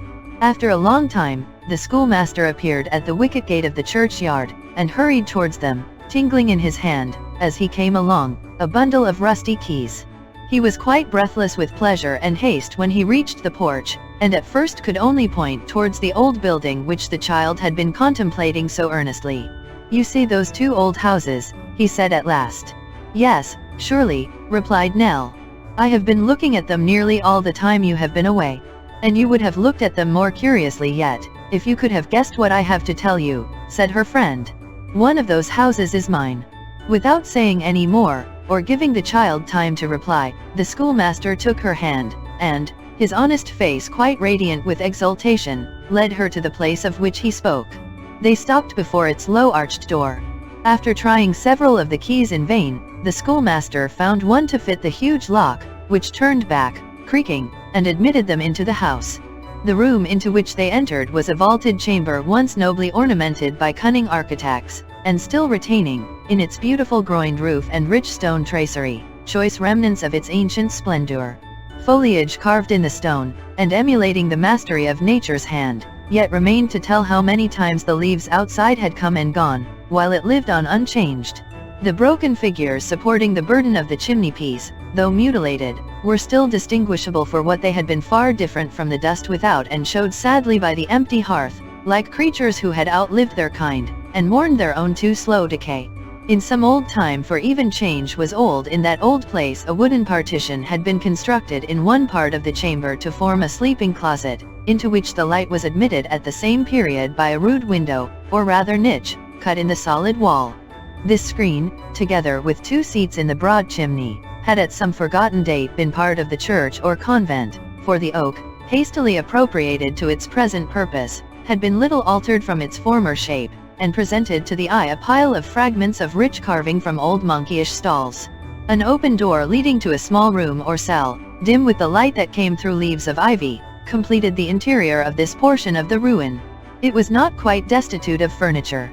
A few strange chairs, whose arms and legs looked as though they had dwindled away with age, a table, the very spectre of its race, a great old chest that had once held records in the church, with other quaintly fashioned domestic necessaries, and store of firewood for the winter, were scattered around, and gave evident tokens of its occupation as a dwelling place at no very distant time. The child looked around her, with that solemn feeling with which we contemplate the work of ages that have become but drops of water in the great ocean of eternity. The old man had followed them, but they were all 3 hushed for a space, and drew their breath softly, as if they feared to break the silence even by so slight a sound. "It is a very beautiful place," said the child, in a low voice. "I almost feared you thought otherwise," returned the schoolmaster. "You shivered when we first came in, as if you felt it cold or gloomy." "It was not that," said Nell, glancing round with a slight shudder. "Indeed I cannot tell you what it was, but when I saw the outside, from the church porch, the same feeling came over me. It is its being so old and grey perhaps. A peaceful place to live in, don't you think so?" said her friend. "Oh yes," rejoined the child, clasping her hands earnestly. "A quiet, happy place, a place to live and learn to die in." She would have said more, but that the energy of her thoughts caused her voice to falter, and come in trembling whispers from her lips. "A place to live, and learn to live, and gather health of mind and body in," said the schoolmaster, "for this old house is yours." "Ours," cried the child. "Aye," returned the schoolmaster gaily, "for many a merry year to come, I hope. I shall be a close neighbor only next door, but this house is yours." Having now disburdened himself of his great surprise, the schoolmaster sat down, and drawing Nell to his side, told her how he had learned that ancient tenement had been occupied for a very long time by an old person, nearly 100 years of age, who kept the keys of the church, opened and closed it for the services, and showed it to strangers, how she had died not many weeks ago, and nobody had yet been found to fill the office, how, learning all this in an interview with the sexton, who was confined to his bed by rheumatism, he had been bold to make mention of his fellow traveler, which had been so favorably received by that high authority, that he had taken courage, acting on his advice, to propound the matter to the clergyman. In a word, the result of his exertions was, that Nell and her grandfather were to be carried before the last named gentleman next day, and, his approval of their conduct and appearance reserved as a matter of form, that they were already appointed to the vacant post. "There's a small allowance of money," said the schoolmaster. "It is not much, but still enough to live upon in this retired spot. By clubbing our funds together, we shall do bravely, no fear of that." "Heaven bless and prosper you," sobbed the child. "Amen, my dear," returned her friend cheerfully, "and all of us, as it will, and has, in leading us through sorrow and trouble to this tranquil life. But we must look at my house now. Come." They repaired to the other tenement, tried the rusty keys as before, at length found the right one, and opened the worm-eaten door. It led into a chamber, vaulted and old, like that from which they had come, but not so spacious, and having only one other little room attached. It was not difficult to divine that the other house was of right the schoolmaster's, and that he had chosen for himself the least commodious, in his care and regard for them. Like the adjoining habitation, it held such old articles of furniture as were absolutely necessary, and had its stack of firewood. To make these dwellings as habitable and full of comfort as they could, was now their pleasant care. In a short time, each had its cheerful fire glowing and crackling on the hearth, and reddening the pale old wall with a hale and healthy blush. Nell, busily plying her needle, repaired the tattered window hangings, drew together the rents that time had worn in the threadbare scraps of carpet, and made them whole and decent. The schoolmaster swept and smoothed the ground before the door, trimmed the long grass, trained the ivy and creeping plants which hung their drooping heads in melancholy neglect, and gave to the outer walls a cheery air of home. The old man, sometimes by his side and sometimes with the child, lent his aid to both, went here and there on little patient services, and was happy. Neighbors, too, as they came from work, proffered their help, or sent their children with such small presents or loans as the strangers needed most. It was a busy day, and night came on, and found them wondering that there was yet so much to do, and that it should be dark so soon. They took their supper together, in the house which may be henceforth called the child's, and, when they had finished their meal, drew round the fire, and almost in whispers, their hearts were too quiet and glad for loud expression, discussed their future plans. Before they separated, the schoolmaster read some prayers aloud, and then, full of gratitude and happiness, they parted for the night. At that silent hour, when her grandfather was sleeping peacefully in his bed, and every sound was hushed, the child lingered before the dying embers, and thought of her past fortunes as if they had been a dream and she only now awoke. The glare of the sinking flame, reflected in the oaken panels whose carved tops were dimly seen in the dusky roof, the aged walls, where strange shadows came and went with every flickering of the fire, the solemn presence, within, of that decay which falls on senseless things the most enduring in their nature, and, without, and round about on every side, of death, filled her with deep and thoughtful feelings, but with none of terror or alarm. A change had been gradually stealing over her, in the time of her loneliness and sorrow. With failing strength and heightening resolution, there had sprung up a purified and altered mind, there had grown in her bosom blessed thoughts and hopes, which are the portion of few but the weak and drooping. There were none to see the frail, perishable figure, as it glided from the fire and leaned pensively at the open casement, none but the stars, to look into the upturned face and read its history. The old church bell rang out the hour with a mournful sound, as if it had grown sad from so much communing with the dead and unheeded warning to the living. The fallen leaves rustled, the grass stirred upon the graves, all else was still and sleeping. Some of those dreamless sleepers lay close within the shadow of the church, touching the wall, as if they clung to it for comfort and protection. Others had chosen to lie beneath the changing shade of trees, others by the path, that footsteps might come near them, others, among the graves of little children. Some had desired to rest beneath the very ground they had trodden in their daily walks, some, where the setting sun might shine upon their beds, some, where its light would fall upon them when it rose. Perhaps not one of the imprisoned souls had been able quite to separate itself in living thought from its old companion. If any had, it had still felt for it a love like that which captives have been known to bear towards the cell in which they have been long confined, and, even at parting, hung upon its narrow bounds affectionately. It was long before the child closed the window, and approached her bed. Again something of the same sensation as before, an involuntary chill, a momentary feeling akin to fear but vanishing directly, and leaving no alarm behind. Again, too, dreams of the little scholar, of the roof opening, and a column of bright faces, rising far away into the sky, as she had seen in some old scriptural picture once, and looking down on her, asleep. It was a sweet and happy dream. The quiet spot, outside, seemed to remain the same, saving that there was music in the air, and a sound of angels' wings. After a time the sisters came there, hand in hand, and stood among the graves. And then the dream grew dim, and faded. With the brightness and joy of morning, came the renewal of yesterday's labors, the revival of its pleasant thoughts, the restoration of its energies, cheerfulness, and hope. They worked gaily in ordering and arranging their houses until noon, and then went to visit the clergyman. He was a simple-hearted old gentleman, of a shrinking, subdued spirit, accustomed to retirement, and very little acquainted with the world, which he had left many years before to come and settle in that place. His wife had died in the house in which he still lived, and he had long since lost sight of any earthly cares or hopes beyond it. He received them very kindly, and at once showed an interest in Nell, asking her name, and age, her birthplace, the circumstances which had led her there, and so forth. The schoolmaster had already told her story. They had no other friends or home to leave, he said, and had come to share his fortunes. He loved the child as though she were his own. Well, well, said the clergyman. Let it be as you desire. She is very young. Old in adversity and trial, sir, replied the schoolmaster. God help her. Let her rest, and forget them, said the old gentleman. But an old church is a dull and gloomy place for one so young as you, my child. Oh no, sir, returned Nell. I have no such thoughts, indeed. I would rather see her dancing on the green at nights, said the old gentleman, laying his hand upon her head, and smiling sadly, than have her sitting in the shadow of our mouldering arches. You must look to this, and see that her heart does not grow heavy among these solemn ruins.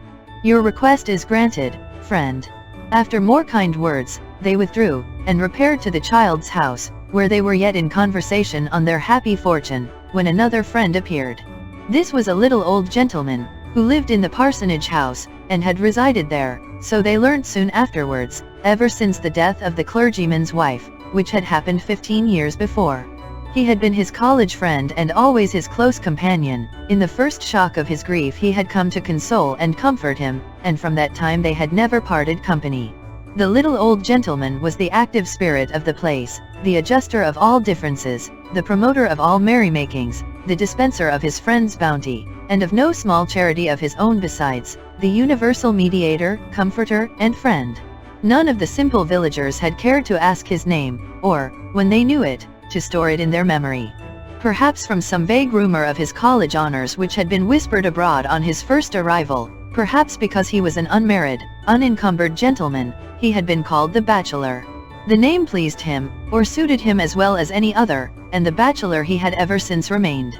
And the bachelor it was, it may be added, who with his own hands had laid in the stock of fuel which the wanderers had found in their new habitation. The bachelor, then to call him by his usual appellation, lifted the latch, showed his little round mild face for a moment at the door, and stepped into the room like one who was no stranger to it.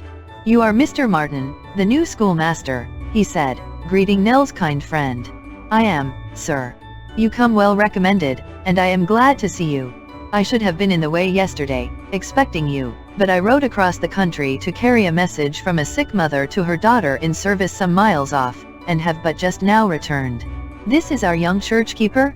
You are not the less welcome, friend, for her sake, or for this old man's, nor the worse teacher for having learned humanity. She has been ill, sir, very lately," said the schoolmaster, in answer to the look with which their visitor regarded Nell when he had kissed her cheek. "Yes, yes. I know she has," he rejoined. "There have been suffering and heartache here." "Indeed there have, sir." The little old gentleman glanced at the grandfather, and back again at the child, whose hand he took tenderly in his, and held. "You will be happier here," he said. "We will try, at least, to make you so. You have made great improvements here already. Are they the work of your hands?" "Yes, sir. We may make some others not better in themselves, but with better means perhaps," said the bachelor. "Let us see now, let us see." Nell accompanied him into the other little rooms, and over both the houses, in which he found various small comforts wanting, which he engaged to supply from a certain collection of odds and ends he had at home, and which must have been a very miscellaneous and extensive one, as it comprehended the most opposite articles imaginable. They all came, however, and came without loss of time, for the little old gentleman, disappearing for some 5 or 10 minutes, presently returned, laden with old shelves, rugs, blankets, and other household gear, and followed by a boy bearing a similar load. These being cast on the floor in a promiscuous heap, yielded a quantity of occupation in arranging, erecting, and putting away, the superintendence of which task evidently afforded the old gentleman extreme delight, and engaged him for some time with great briskness and activity. When nothing more was left to be done, he charged the boy to run off and bring his schoolmates to be marshalled before their new master, and solemnly reviewed.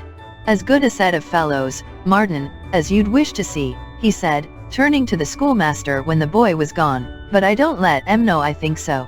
That wouldn't do, at all." The messenger soon returned at the head of a long row of urchins, great and small, who, being confronted by the bachelor at the house door, fell into various convulsions of politeness, clutching their hats and caps, squeezing them into the smallest possible dimensions, and making all manner of bows and scrapes, which the little old gentleman contemplated with excessive satisfaction, and expressed his approval of by a great many nods and smiles. Indeed, his approbation of the boys was by no means so scrupulously disguised as he had led the schoolmaster to suppose, inasmuch as it broke out in sundry loud whispers and confidential remarks which were perfectly audible to them every one. "This first boy, schoolmaster," said the bachelor, "is John Owen, a lad of good parts, sir, and frank, honest temper, but too thoughtless, too playful, too light-headed by far. That boy, my good sir, would break his neck with pleasure, and deprive his parents of their chief comfort, and between ourselves, when you come to see him at Hare and Hounds, taking the fence and ditch by the finger-post, and sliding down the face of the little quarry, you'll never forget it. It's beautiful. John Owen having been thus rebuked, and being in perfect possession of the speech aside, the bachelor singled out another boy. "Now, look at that lad, sir," said the bachelor. "You see that fellow? Richard Evans his name is, sir. An amazing boy to learn, blessed with a good memory, and a ready understanding, and moreover with a good voice and ear for psalm singing, in which he is the best among us. Yet, sir, that boy will come to a bad end. He'll never die in his bed, he's always falling asleep in sermon time, and to tell you the truth, Mr. Martin, I always did the same at his age, and feel quite certain that it was natural to my constitution and I couldn't help it." This hopeful pupil edified by the above terrible reproval, the bachelor turned to another. "But if we talk of examples to be shunned," said he, "if we come to boys that should be a warning and a beacon to all their fellows, here's the one, and I hope you won't spare him. This is the lad, sir, this one with the blue eyes and light hair. This is a swimmer, sir, this fellow a diver, Lord save us. This is a boy, sir, who had a fancy for plunging into 18 feet of water, with his clothes on, and bringing up a blind man's dog, who was being drowned by the weight of his chain and collar, while his master stood wringing his hands upon the bank, bewailing the loss of his guide and friend. I sent the boy 2 guineas anonymously, sir," added the bachelor, in his peculiar whisper, "directly I heard of it, but never mention it on any account, for he hasn't the least idea that it came from me." Having disposed of this culprit, the bachelor turned to another, and from him to another, and so on through the whole array, laying, for their wholesome restriction within due bounds, the same cutting emphasis on such of their propensities as were dearest to his heart and were unquestionably referable to his own precept and example. Thoroughly persuaded, in the end, that he had made them miserable by his severity, he dismissed them with a small present, and an admonition to walk quietly home, without any leapings, scufflings, or turnings out of the way, which injunction, he informed the schoolmaster in the same audible confidence, he did not think he could have obeyed when he was a boy, had his life depended on it. Hailing these little tokens of the bachelor's disposition as so many assurances of his own welcome course from that time, the schoolmaster parted from him with a light heart and joyous spirits, and deemed himself one of the happiest men on earth. The windows of the 2 old houses were ruddy again, that night, with the reflection of the cheerful fires that burnt within, and the bachelor and his friend, pausing to look upon them as they returned from their evening walk, spoke softly together of the beautiful child, and looked round upon the churchyard with a sigh. Chapter 53. Nell was stirring early in the morning, and having discharged her household tasks, and put everything in order for the good schoolmaster, though sorely against his will, for he would have spared her the pains, took down, from its nail by the fireside, a little bundle of keys with which the bachelor had formally invested her on the previous day, and went out alone to visit the old church. The sky was serene and bright, the air clear, perfumed with the fresh scent of newly fallen leaves, and grateful to every sense. The neighboring stream sparkled, and rolled onward with a tuneful sound, the dew glistened on the green mounds, like tears shed by good spirits over the dead. Some young children sported among the tombs, and hid from each other, with laughing faces. They had an infant with them, and had laid it down asleep upon a child's grave, in a little bed of leaves. It was a new grave, the resting place, perhaps, of some little creature, who, meek and patient in its illness, had often sat and watched them, and now seemed, to their minds, scarcely changed. She drew near and asked one of them whose grave it was. The child answered that that was not its name, it was a garden his brother's. It was greener, he said, than all the other gardens, and the birds loved it better because he had been used to feed them. When he had done speaking, he looked at her with a smile, and kneeling down and nestling for a moment with his cheek against the turf, bounded merrily away. She passed the church, gazing upward at its old tower, went through the wicket gate, and so into the village. The old sexton, leaning on a crutch, was taking the air at his cottage door, and gave her good morrow. "You are better," said the child, stopping to speak with him. "I surely," returned the old man. "I'm thankful to say, much better. You will be quite well soon. With heaven's leave, and a little patience. But come in, come in." The old man limped on before, and warning her of the downward step, which he achieved himself with no small difficulty, led the way into his little cottage. "It is but one room, you see. There is another up above, but the stair has got harder to climb o' late years, and I never use it. I'm thinking of taking to it again, next summer, though." The child wondered how a grey-headed man like him, one of his trade too, could talk of time so easily. He saw her eyes wandering to the tools that hung upon the wall, and smiled.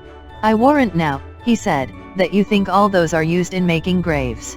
Indeed, I wondered that you wanted so many. And well you might. I am a gardener. I dig the ground, and plant things that are to live and grow. My works don't all molder away, and rot in the earth. You see that spade in the center?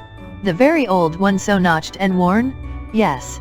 That's the sexton's spade, and it's a well-used one, as you see.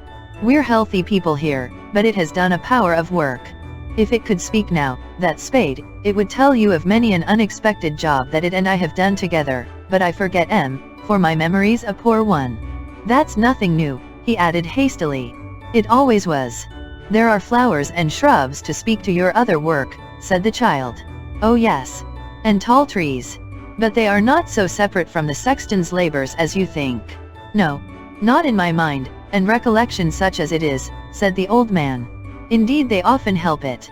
For say that I planted such a tree for such a man. There it stands, to remind me that he died.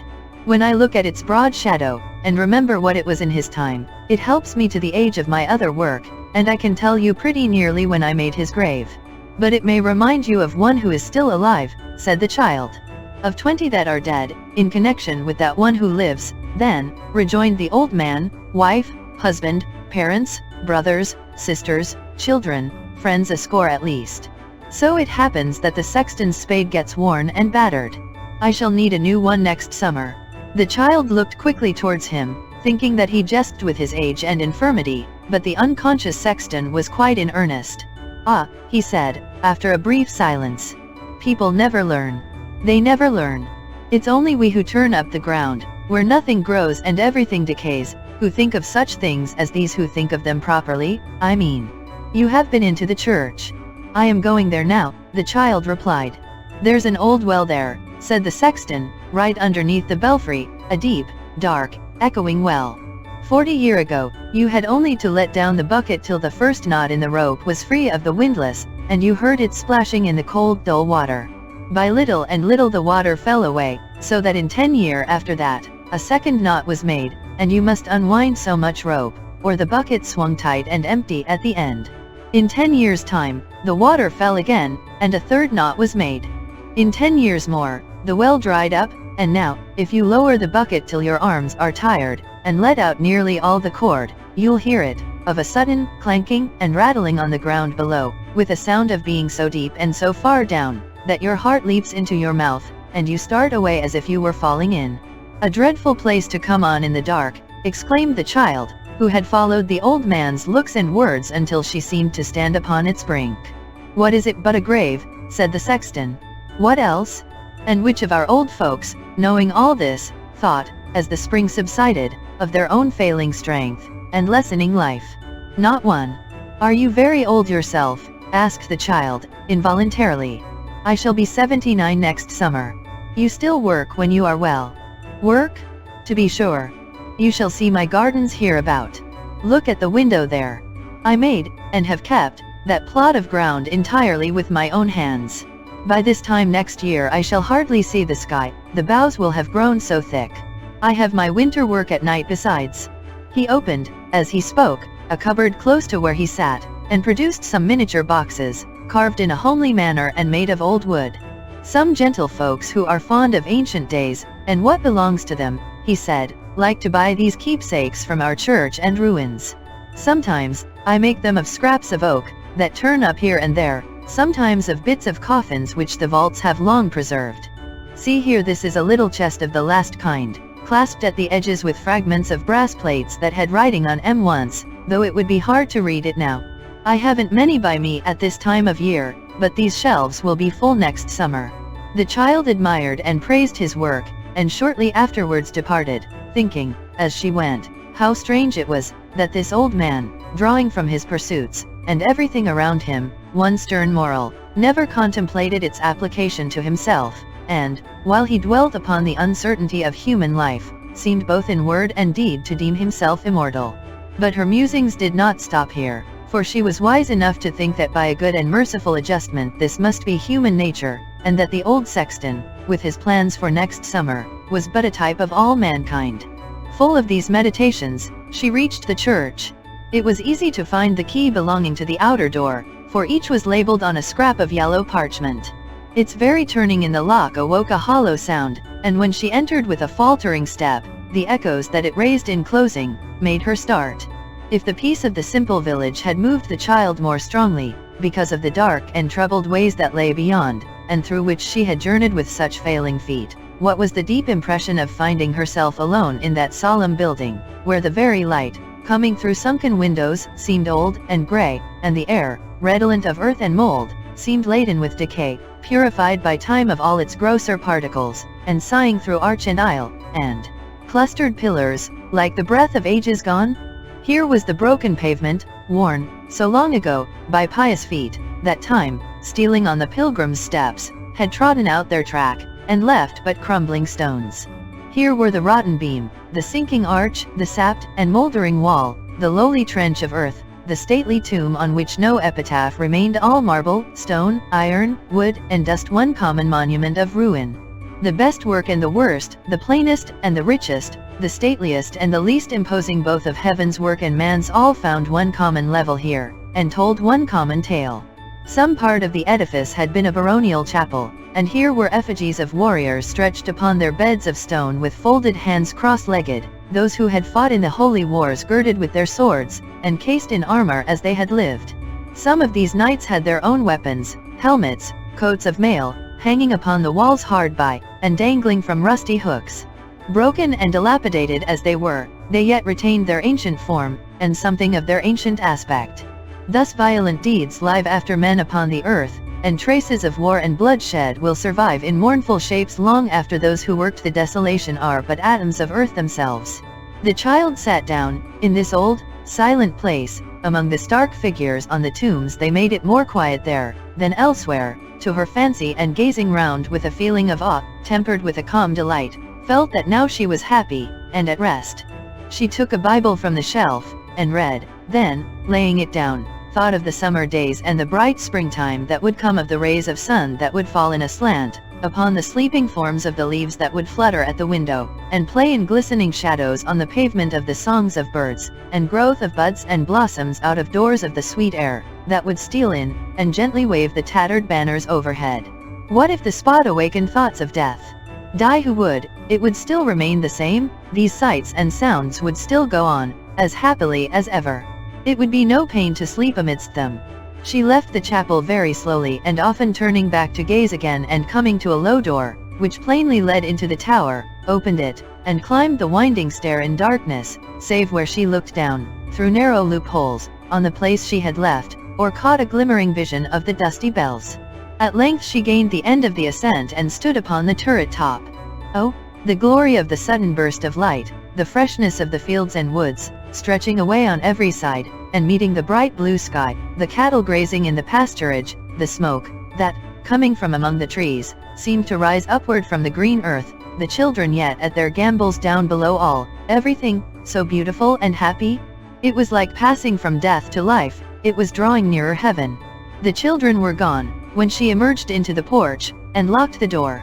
As she passed the schoolhouse she could hear the busy hum of voices. Her friend had begun his labors only on that day. The noise grew louder, and, looking back, she saw the boys come trooping out and disperse themselves with merry shouts and play. It's a good thing, thought the child, I am very glad they passed the church. And then she stopped, to fancy how the noise would sound inside, and how gently it would seem to die away upon the ear. Again that day, yes, twice again, she stole back to the old chapel, and in her former seat read from the same book, or indulged the same quiet train of thought. Even when it had grown dusk, and the shadows of coming night made it more solemn still, the child remained, like one rooted to the spot, and had no fear or thought of stirring. They found her there, at last, and took her home. She looked pale but very happy, until they separated for the night, and then, as the poor schoolmaster stooped down to kiss her cheek, he thought he felt a tear upon his face. Chapter 54. The bachelor, among his various occupations, found in the old church a constant source of interest and amusement. Taking that pride in it which men conceive for the wonders of their own little world, he had made its history his study, and many a summer day within its walls, and many a winter's night beside the parsonage fire, had found the bachelor still poring over, and adding to, his goodly store of tale and legend. As he was not one of those rough spirits who would strip fair truth of every little shadowy vestment in which time and teeming fancies love to array her, and some of which become her pleasantly enough, serving, like the waters of her well, to add new graces to the charms they half conceal and half suggest, and to awaken interest and pursuit rather than languor and indifference, as, unlike this stern and obdurate class, he loved to see the goddess crowned with those garlands of wild flowers which tradition wreaths for her gentle wearing, and which are often freshest in their homeliest shapes. He trod with a light step and bore with a light hand upon the dust of centuries, unwilling to demolish any of the airy shrines that had been raised above it, if any good feeling or affection of the human heart were hiding thereabouts. Thus, in the case of an ancient coffin of rough stone, supposed, for many generations, to contain the bones of a certain baron, who, after ravaging, with cut, and thrust, and plunder, in foreign lands, came back with a penitent and sorrowing heart to die at home, but which had been lately shown by learned antiquaries to be no such thing, as the baron in question, so they contended, had died hard in battle, gnashing his teeth and cursing with his latest breath. The bachelor stoutly maintained that the old tale was the true one, that the baron, repenting him of the evil, had done great charities and meekly given up the ghost, and that, if ever baron went to heaven, that baron was then at peace. In like manner, when the aforesaid antiquaries did argue and contend that a certain secret vault was not the tomb of a grey-haired lady who had been hanged and drawn and quartered by glorious Queen Bess for succouring a wretched priest who fainted of thirst and hunger at her door, the bachelor did solemnly maintain, against all comers, that the church was hallowed by the said poor lady's ashes, that her remains had been collected in the night from 4 of the city's gates, and thither in secret brought, and there deposited, and the bachelor did further, being highly excited at such times, deny the glory of Queen Bess, and assert the immeasurably greater glory of the meanest woman in her realm, who had a merciful and tender heart. As to the assertion that the flat stone near the door was not the grave of the miser who had disowned his only child and left a sum of money to the church to buy a peal of bells, the bachelor did readily admit the same, and that the place had given birth to no such man. In a word, he would have had every stone and plate of brass, the monument only of deeds whose memory should survive. All others he was willing to forget. They might be buried in consecrated ground, but he would have had them buried deep, and never brought to light again. It was from the lips of such a tutor, that the child learned her easy task. Already impressed, beyond all telling, by the silent building and the peaceful beauty of the spot in which it stood, majestic age surrounded by perpetual youth, it seemed to her, when she heard these things, sacred to all goodness and virtue. It was another world, where sin and sorrow never came, a tranquil place of rest, where nothing evil entered. When the bachelor had given her in connection with almost every tomb and flat gravestone some history of its own, he took her down into the old crypt, now a mere dull vault, and showed her how it had been lighted up in the time of the monks, and how, amid lamps depending from the roof, and swinging censers exhaling scented odors, and habits glittering with gold and silver, and pictures, and precious stuffs, and jewels all flashing and glistening through the low arches, the chaunt of aged voices had been many a time heard there, at midnight, in old days, while hooded figures knelt and prayed around, and told their rosaries of beads. Thence, he took her above ground again, and showed her, high up in the old walls, small galleries, where the nuns had been wont to glide along dimly seen in their dark dresses so far off, or to pause like gloomy shadows, listening to the prayers. He showed her too, how the warriors, whose figures rested on the tombs, had worn those rotting scraps of armor up above, how this had been a helmet, and that a shield, and that a gauntlet, and how they had wielded the great two-handed swords, and beaten men down, with yonder iron mace. All that he told the child she treasured in her mind, and sometimes, when she awoke at night from dreams of those old times, and rising from her bed looked out at the dark church, she almost hoped to see the windows lighted up, and hear the organs swell, and sound of voices, on the rushing wind. The old sexton soon got better, and was about again. From him the child learnt many other things, though of a different kind. He was not able to work, but one day there was a grave to be made, and he came to overlook the man who dug it. He was in a talkative mood, and the child, at first standing by his side, and afterwards sitting on the grass at his feet, with her thoughtful face raised towards his, began to converse with him. Now, the man who did the sexton's duty was a little older than he, though much more active. But he was deaf, and when the sexton, who peradventure, on a pinch, might have walked a mile with great difficulty in half a dozen hours, exchanged a remark with him about his work, the child could not help noticing that he did so with an impatient kind of pity for his infirmity, as if he were himself the strongest and heartiest man alive. "I'm sorry to see there is this to do," said the child when she approached. "I heard of no one having died." "She lived in another hamlet, my dear," returned the sexton. 3 miles away." "Was she young?" Yes, said the sexton, "not more than 64, I think." "David, was she more than 64? David, who was digging hard, heard nothing of the question. The sexton, as he could not reach to touch him with his crutch, and was too infirm to rise without assistance, called his attention by throwing a little mold upon his red nightcap. "What's the matter now?" said David, looking up.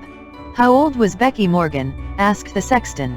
"Becky Morgan," repeated David. "Yes," replied the sexton, adding in a half-compassionate, half-irritable tone, which the old man couldn't hear, "You're getting very deaf, Davy, very deaf to be sure." The old man stopped in his work, and cleansing his spade with a piece of slate he had by him for the purpose and scraping off, in the process, the essence of heaven knows how many Becky Morgans, set himself to consider the subject. "Let me think," quoth he. "I saw last night what they had put upon the coffin. Was it 79? No, said the sexton. "Ah yes, it was though," returned the old man with a sigh. "For I remember thinking she was very near our age." "Yes, it was 79. "Are you sure you didn't mistake a figure, Davy?" asked the sexton, with signs of some emotion. "What?" said the old man. "Say that again." "He's very deaf." "He's very deaf indeed," cried the sexton petulantly. "Are you sure you're right about the figures?" "Oh quite," replied the old man. "Why not?" "He's exceedingly deaf," muttered the sexton to himself. "I think he's getting foolish." The child rather wondered what had led him to this belief, as, to say the truth, the old man seemed quite as sharp as he, and was infinitely more robust. As the sexton said nothing more just then, however, she forgot it for the time, and spoke again. "You were telling me," she said, "about your gardening. Do you ever plant things here?" "In the churchyard," returned the sexton, "not I. I have seen some flowers and little shrubs about," the child rejoined. "There are some over there, you see. I thought they were of your rearing, though indeed they grow but poorly." "They grow as heaven wills," said the old man, "and it kindly ordains that they shall never flourish here." "I do not understand you."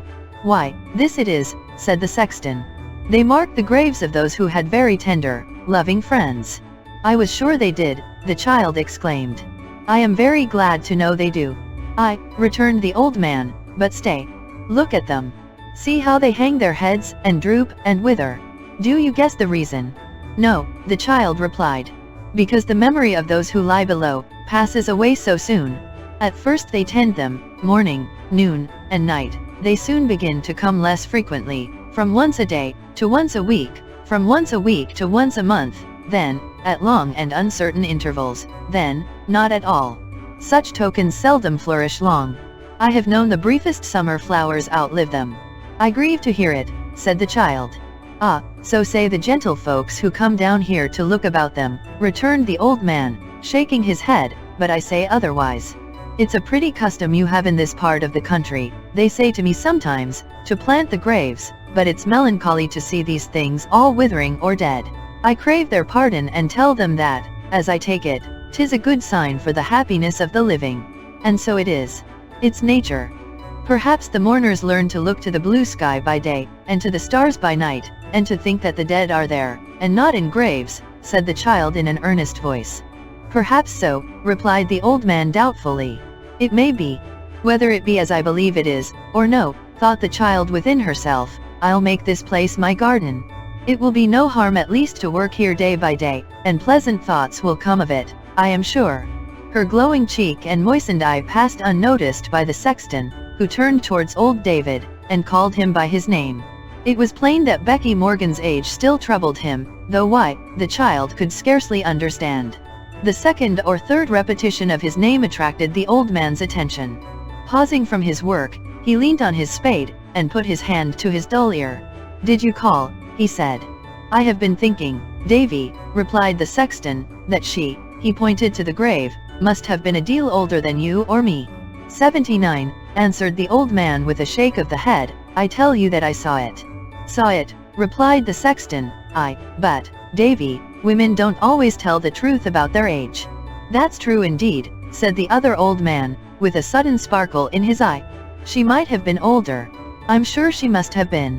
Why, only think how old she looked. You and I seemed but boys to her. She did look old, rejoined David. You're right. She did look old. Call to mind how old she looked for many a long, long year, and say if she could be but 79 at last, only our age, said the sexton. 5 years older at the very least, cried the other. 5, retorted the sexton. 10. Good 89. I call to mind the time her daughter died. She was 89 if she was a day, and tries to pass upon us now, for 10 years younger. Oh, human vanity. The other old man was not behindhand with some moral reflections on this fruitful theme, and both adduced a mass of evidence, of such weight as to render it doubtful not whether the deceased was of the age suggested, but whether she had not almost reached the patriarchal term of 100.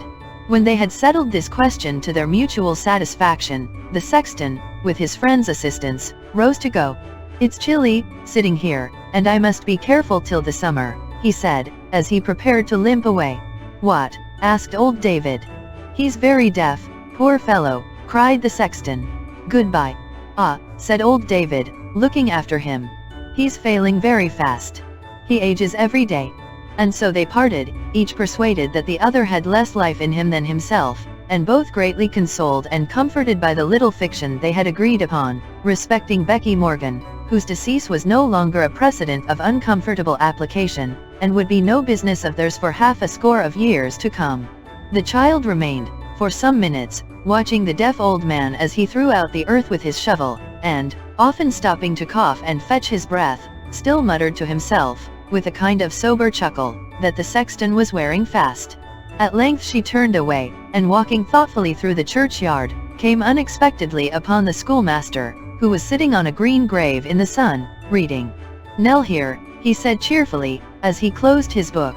It does me good to see you in the air and light. I feared you were again in the church, where you so often are. Feared, replied the child, sitting down beside him. Is it not a good place? Yes, yes, said the schoolmaster. But you must be gay sometimes, nay, don't shake your head and smile so sadly. Not sadly, if you knew my heart. Do not look at me as if you thought me sorrowful. There is not a happier creature on earth than I am now. Full of grateful tenderness, the child took his hand, and folded it between her own. It's God's will, she said, when they had been silent for some time. What? All this, she rejoined, all this about us. But which of us is sad now? You see that I am smiling. And so am I, said the schoolmaster, smiling to think how often we shall laugh in this same place. Were you not talking yonder? Yes, the child rejoined. Of something that has made you sorrowful. There was a long pause. What was it? Said the schoolmaster, tenderly. Come. Tell me what it was. I do rather grieve to think, said the child, bursting into tears, that those who die about us, are so soon forgotten. And do you think, said the schoolmaster, marking the glance she had thrown around, that an unvisited grave, a withered tree, a faded flower or two, are tokens of forgetfulness or cold neglect? Do you think there are no deeds, far away from here, in which these dead may be best remembered? Nell, there may be people busy in the world, at this instant, in whose good actions and good thoughts these very graves, neglected as they look to us, are the chief instruments. Tell me no more, said the child quickly. Tell me no more. I know it. How could I be unmindful of it, when I thought of you? There is nothing, cried her friend, no, nothing innocent or good, that dies, and is forgotten. Let us hold to that faith, or none. An infant, a prattling child, dying in its cradle, will live again in the better thoughts of those who loved it, and will play its part, through them, in the redeeming actions of the world, though its body be burned to ashes or drowned in the deepest sea. There is not an angel added to the host of heaven, but does its blessed work on earth in those that loved it here. Forgotten? Oh, if the good deeds of human creatures could be traced to their source, how beautiful would even death appear, for how much charity, mercy, and purified affection, would be seen to have their growth in dusty graves. Yes, said the child, it is the truth, I know it is. Who should feel its force so much as I, in whom your little scholar lives again? Dear, dear, good friend, if you knew the comfort you have given me." The poor schoolmaster made her no answer, but bent over her in silence, for his heart was full. They were yet seated in the same place, when the grandfather approached. Before they had spoken many words together, the church clock struck the hour of school, and their friend withdrew. "A good man," said the grandfather, looking after him, "a kind man. Surely he will never harm us, Nell. We are safe here, at last, eh? We will never go away from here." The child shook her head and smiled. "She needs rest," said the old man, patting her cheek, too pale, too pale. "She is not like what she was." "When?" asked the child. "Ha," said the old man, "to be sure when? How many weeks ago? Could I count them on my fingers? Let them rest though, they're better gone." "Much better, dear," replied the child. "We will forget them, or, if we ever call them to mind, it shall be only as some uneasy dream that has passed away." "Hush," said the old man, motioning hastily to her with his hand and looking over his shoulder, "no more talk of the dream, and all the miseries it brought. There are no dreams here. 'Tis a quiet place, and they keep away. Let us never think about them, lest they should pursue us again. Sunken eyes and hollow cheeks, wet, cold, and famine and horrors before them all, that were even worse. We must forget such things if we would be tranquil here." "Thank heaven," inwardly exclaimed the child, "for this most happy change. I will be patient," said the old man, "humble, very thankful, and obedient, if you will let me stay. But do not hide from me, do not steal away alone, let me keep beside you." "Indeed, I will be very true and faithful, Nell." "I steal away alone, why that," replied the child, with assumed gaiety, "would be a pleasant jest indeed.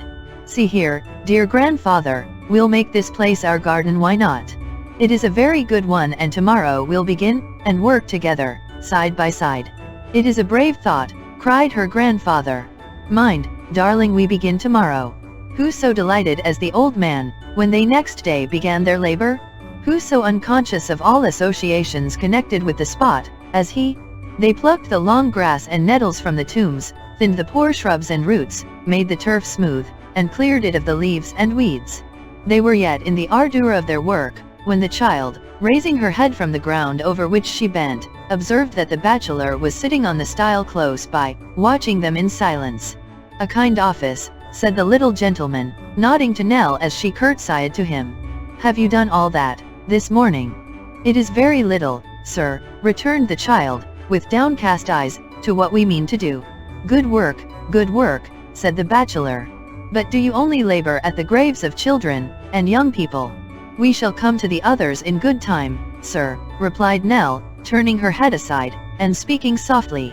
It was a slight incident, and might have been design or accident, or the child's unconscious sympathy with youth. But it seemed to strike upon her grandfather, though he had not noticed it before. He looked in a hurried manner at the graves, then anxiously at the child, then pressed her to his side, and bade her stop to rest. Something he had long forgotten, appeared to struggle faintly in his mind. It did not pass away, as weightier things had done, but came uppermost again, and yet again, and many times that day, and often afterwards. Once, while they were yet at work, the child, seeing that he often turned and looked uneasily at her, as though he were trying to resolve some painful doubts or collect some scattered thoughts, urged him to tell the reason. But he said it was nothing, and, laying her head upon his arm, patted her fair cheek with his hand, and muttered that she grew stronger every day, and would be a woman, soon. Chapter 55. From that time, there sprung up in the old man's mind, a solicitude about the child which never slept or left him. There are chords in the human heart, strange, varying strings which are only struck by accident, which will remain mute and senseless to appeals the most passionate and earnest, and respond at last to the slightest casual touch. In the most insensible or childish minds, there is some train of reflection which art can seldom lead, or skill assist, but which will reveal itself, as great truths have done, by chance, and when the discoverer has the plainest end in view. From that time, the old man never, for a moment, forgot the weakness and devotion of the child. From the time of that slight incident, he who had seen her toiling by his side through so much difficulty and suffering, and had scarcely thought of her otherwise than as the partner of miseries which he felt severely in his own person, and deplored for his own sake at least as much as hers, awoke to a sense of what he owed her, and what those miseries had made her. Never, no, never once, in one unguarded moment from that time to the end, did any care for himself, any thought of his own comfort, any selfish consideration or regard distract his thoughts from the gentle object of his love. He would follow her up and down, waiting till she should tire and lean upon his arm. He would sit opposite to her in the chimney corner, content to watch, and look, until she raised her head and smiled upon him as of old. He would discharge by stealth those household duties which tasked her powers too heavily. He would rise, in the cold dark nights, to listen to her breathing in her sleep, and sometimes crouch for hours by her bedside only to touch her hand. He who knows all, can only know what hopes, and fears, and thoughts of deep affection, were in that one disordered brain, and what a change had fallen on the poor old man. Sometimes weeks had crept on, then the child, exhausted, though with little fatigue, would pass whole evenings on a couch beside the fire. At such times, the schoolmaster would bring in books, and read to her aloud, and seldom an evening passed, but the bachelor came in, and took his turn of reading. The old man sat and listened with little understanding for the words, but with his eyes fixed upon the child, and if she smiled or brightened with the story, he would say it was a good one, and conceive a fondness for the very book. When, in their evening talk, the bachelor told some tale that pleased her, as his tales were sure to do, the old man would painfully try to store it in his mind. Nay, when the bachelor left them, he would sometimes slip out after him, and humbly beg that he would tell him such a part again, that he might learn to win a smile from Nell. But these were rare occasions, happily, for the child yearned to be out of doors, and walking in her solemn garden. Parties, too, would come to see the church, and those who came, speaking to others of the child, sent more, so even at that season of the year they had visitors almost daily. The old man would follow them at a little distance through the building, listening to the voice he loved so well, and when the strangers left, and parted from Nell, he would mingle with them to catch up fragments of their conversation, or he would stand for the same purpose, with his grey head uncovered, at the gate as they passed through. They always praised the child, her sense, and beauty, and he was proud to hear them. But what was that, so often added, which wrung his heart, and made him sob and weep alone, in some dull corner? Alas! Even careless strangers, they who had no feeling for her, but the interest of the moment, they who would go away and forget next week that such a being lived. Even they saw it, even they pitied her, even they bade him good day compassionately, and whispered as they passed. The people of the village, too, of whom there was not one but grew to have a fondness for poor Nell. Even among them, there was the same feeling, a tenderness towards her, a compassionate regard for her, increasing every day. The very schoolboys, light-hearted and thoughtless as they were, even they cared for her. The roughest among them was sorry if he missed her in the usual place upon his way to school, and would turn out of the path to ask for her at the latticed window. If she were sitting in the church, they perhaps might peep in softly at the open door, but they never spoke to her, unless she rose and went to speak to them. Some feeling was abroad which raised the child above them all.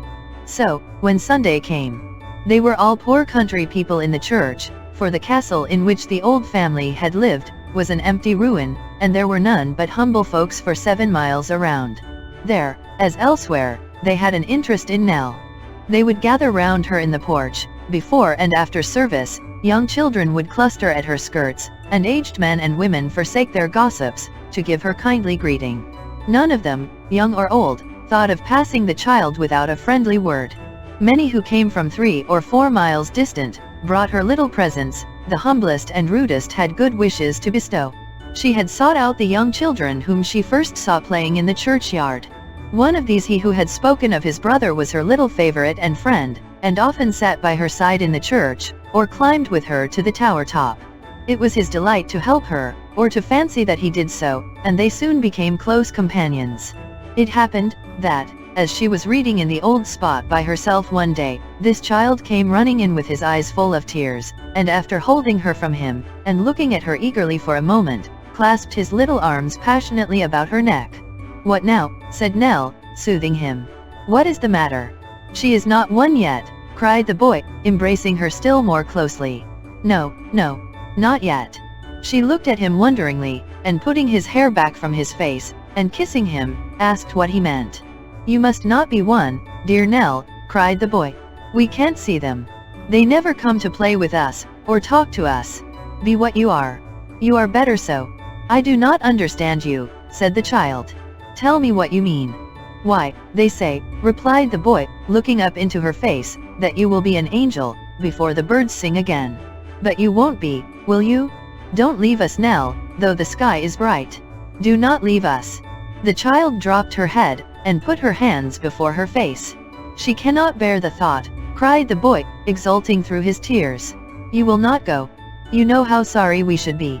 Dear Nell, tell me that you'll stay amongst us. Oh, pray, pray, tell me that you will." The little creature folded his hands, and knelt down at her feet. "Only look at me, Nell," said the boy, "and tell me that you'll stop, and then I shall know that they are wrong, and will cry no more. Won't you say yes, Nell?" Still the drooping head and hidden face, and the child quite silent save for her sobs. "After a time," pursued the boy, trying to draw away her hand, "the kind angels will be glad to think that you are not among them, and that you stayed here to be with us." Willie went away, to join them, but if he had known how I should miss him in our little bed at night, he never would have left me, I am sure. Yet the child could make him no answer, and sobbed as though her heart were bursting. "Why would you go, dear Nell? I know you would not be happy when you heard that we were crying for your loss. They say that Willie is in heaven now, and that it's always summer there, and yet I'm sure he grieves when I lie down upon his garden bed, and he cannot turn to kiss me. But if you do go, Nell," said the boy, caressing her, and pressing his face to hers, "be fond of him for my sake. Tell him how I love him still, and how much I loved you, and when I think that you two are together, and are happy, I'll try to bear it, and never give you pain by doing wrong. Indeed I never will." The child suffered him to move her hands, and put them round his neck. There was a tearful silence, but it was not long before she looked upon him with a smile, and promised him, in a very gentle, quiet voice, that she would stay, and be his friend, as long as heaven would let her. He clapped his hands for joy, and thanked her many times, and being charged to tell no person what had passed between them, gave her an earnest promise that he never would. Nor did he, so far as the child could learn, but was her quiet companion in all her walks and musings, and never again adverted to the theme, which he felt had given her pain, although he was unconscious of its cause.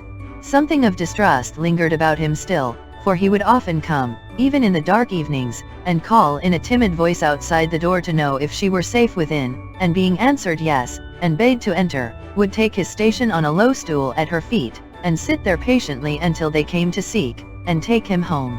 Sure as the morning came, it found him lingering near the house to ask if she were well, and, morning, noon, or night, go where she would, he would forsake his playmates and his sports to bear her company.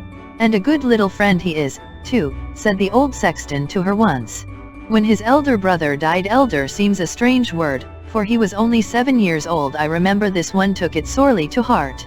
The child thought of what the schoolmaster had told her, and felt how its truth was shadowed out even in this infant. "It has given him something of a quiet way, I think," said the old man, "though for that he is merry enough at times.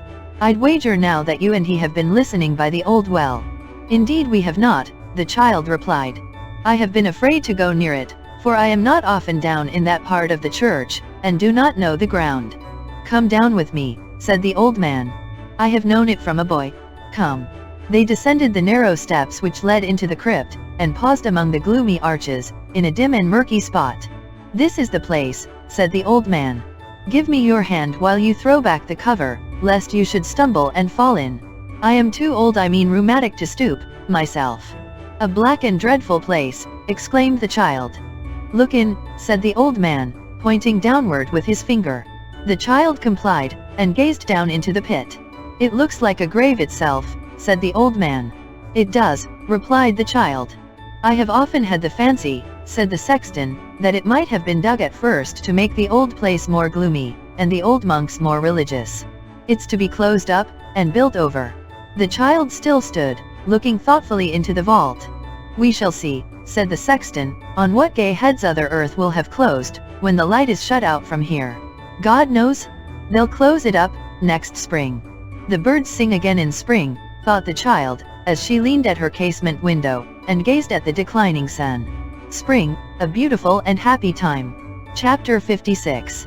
A day or two after the Quilp tea party at the Wilderness, Mr. Swiveller walked into Sampson Brass's office at the usual hour, and being alone in that temple of probity, placed his hat upon the desk, and taking from his pocket a small parcel of black crape, applied himself to folding and pinning the same upon it, after the manner of a hatband.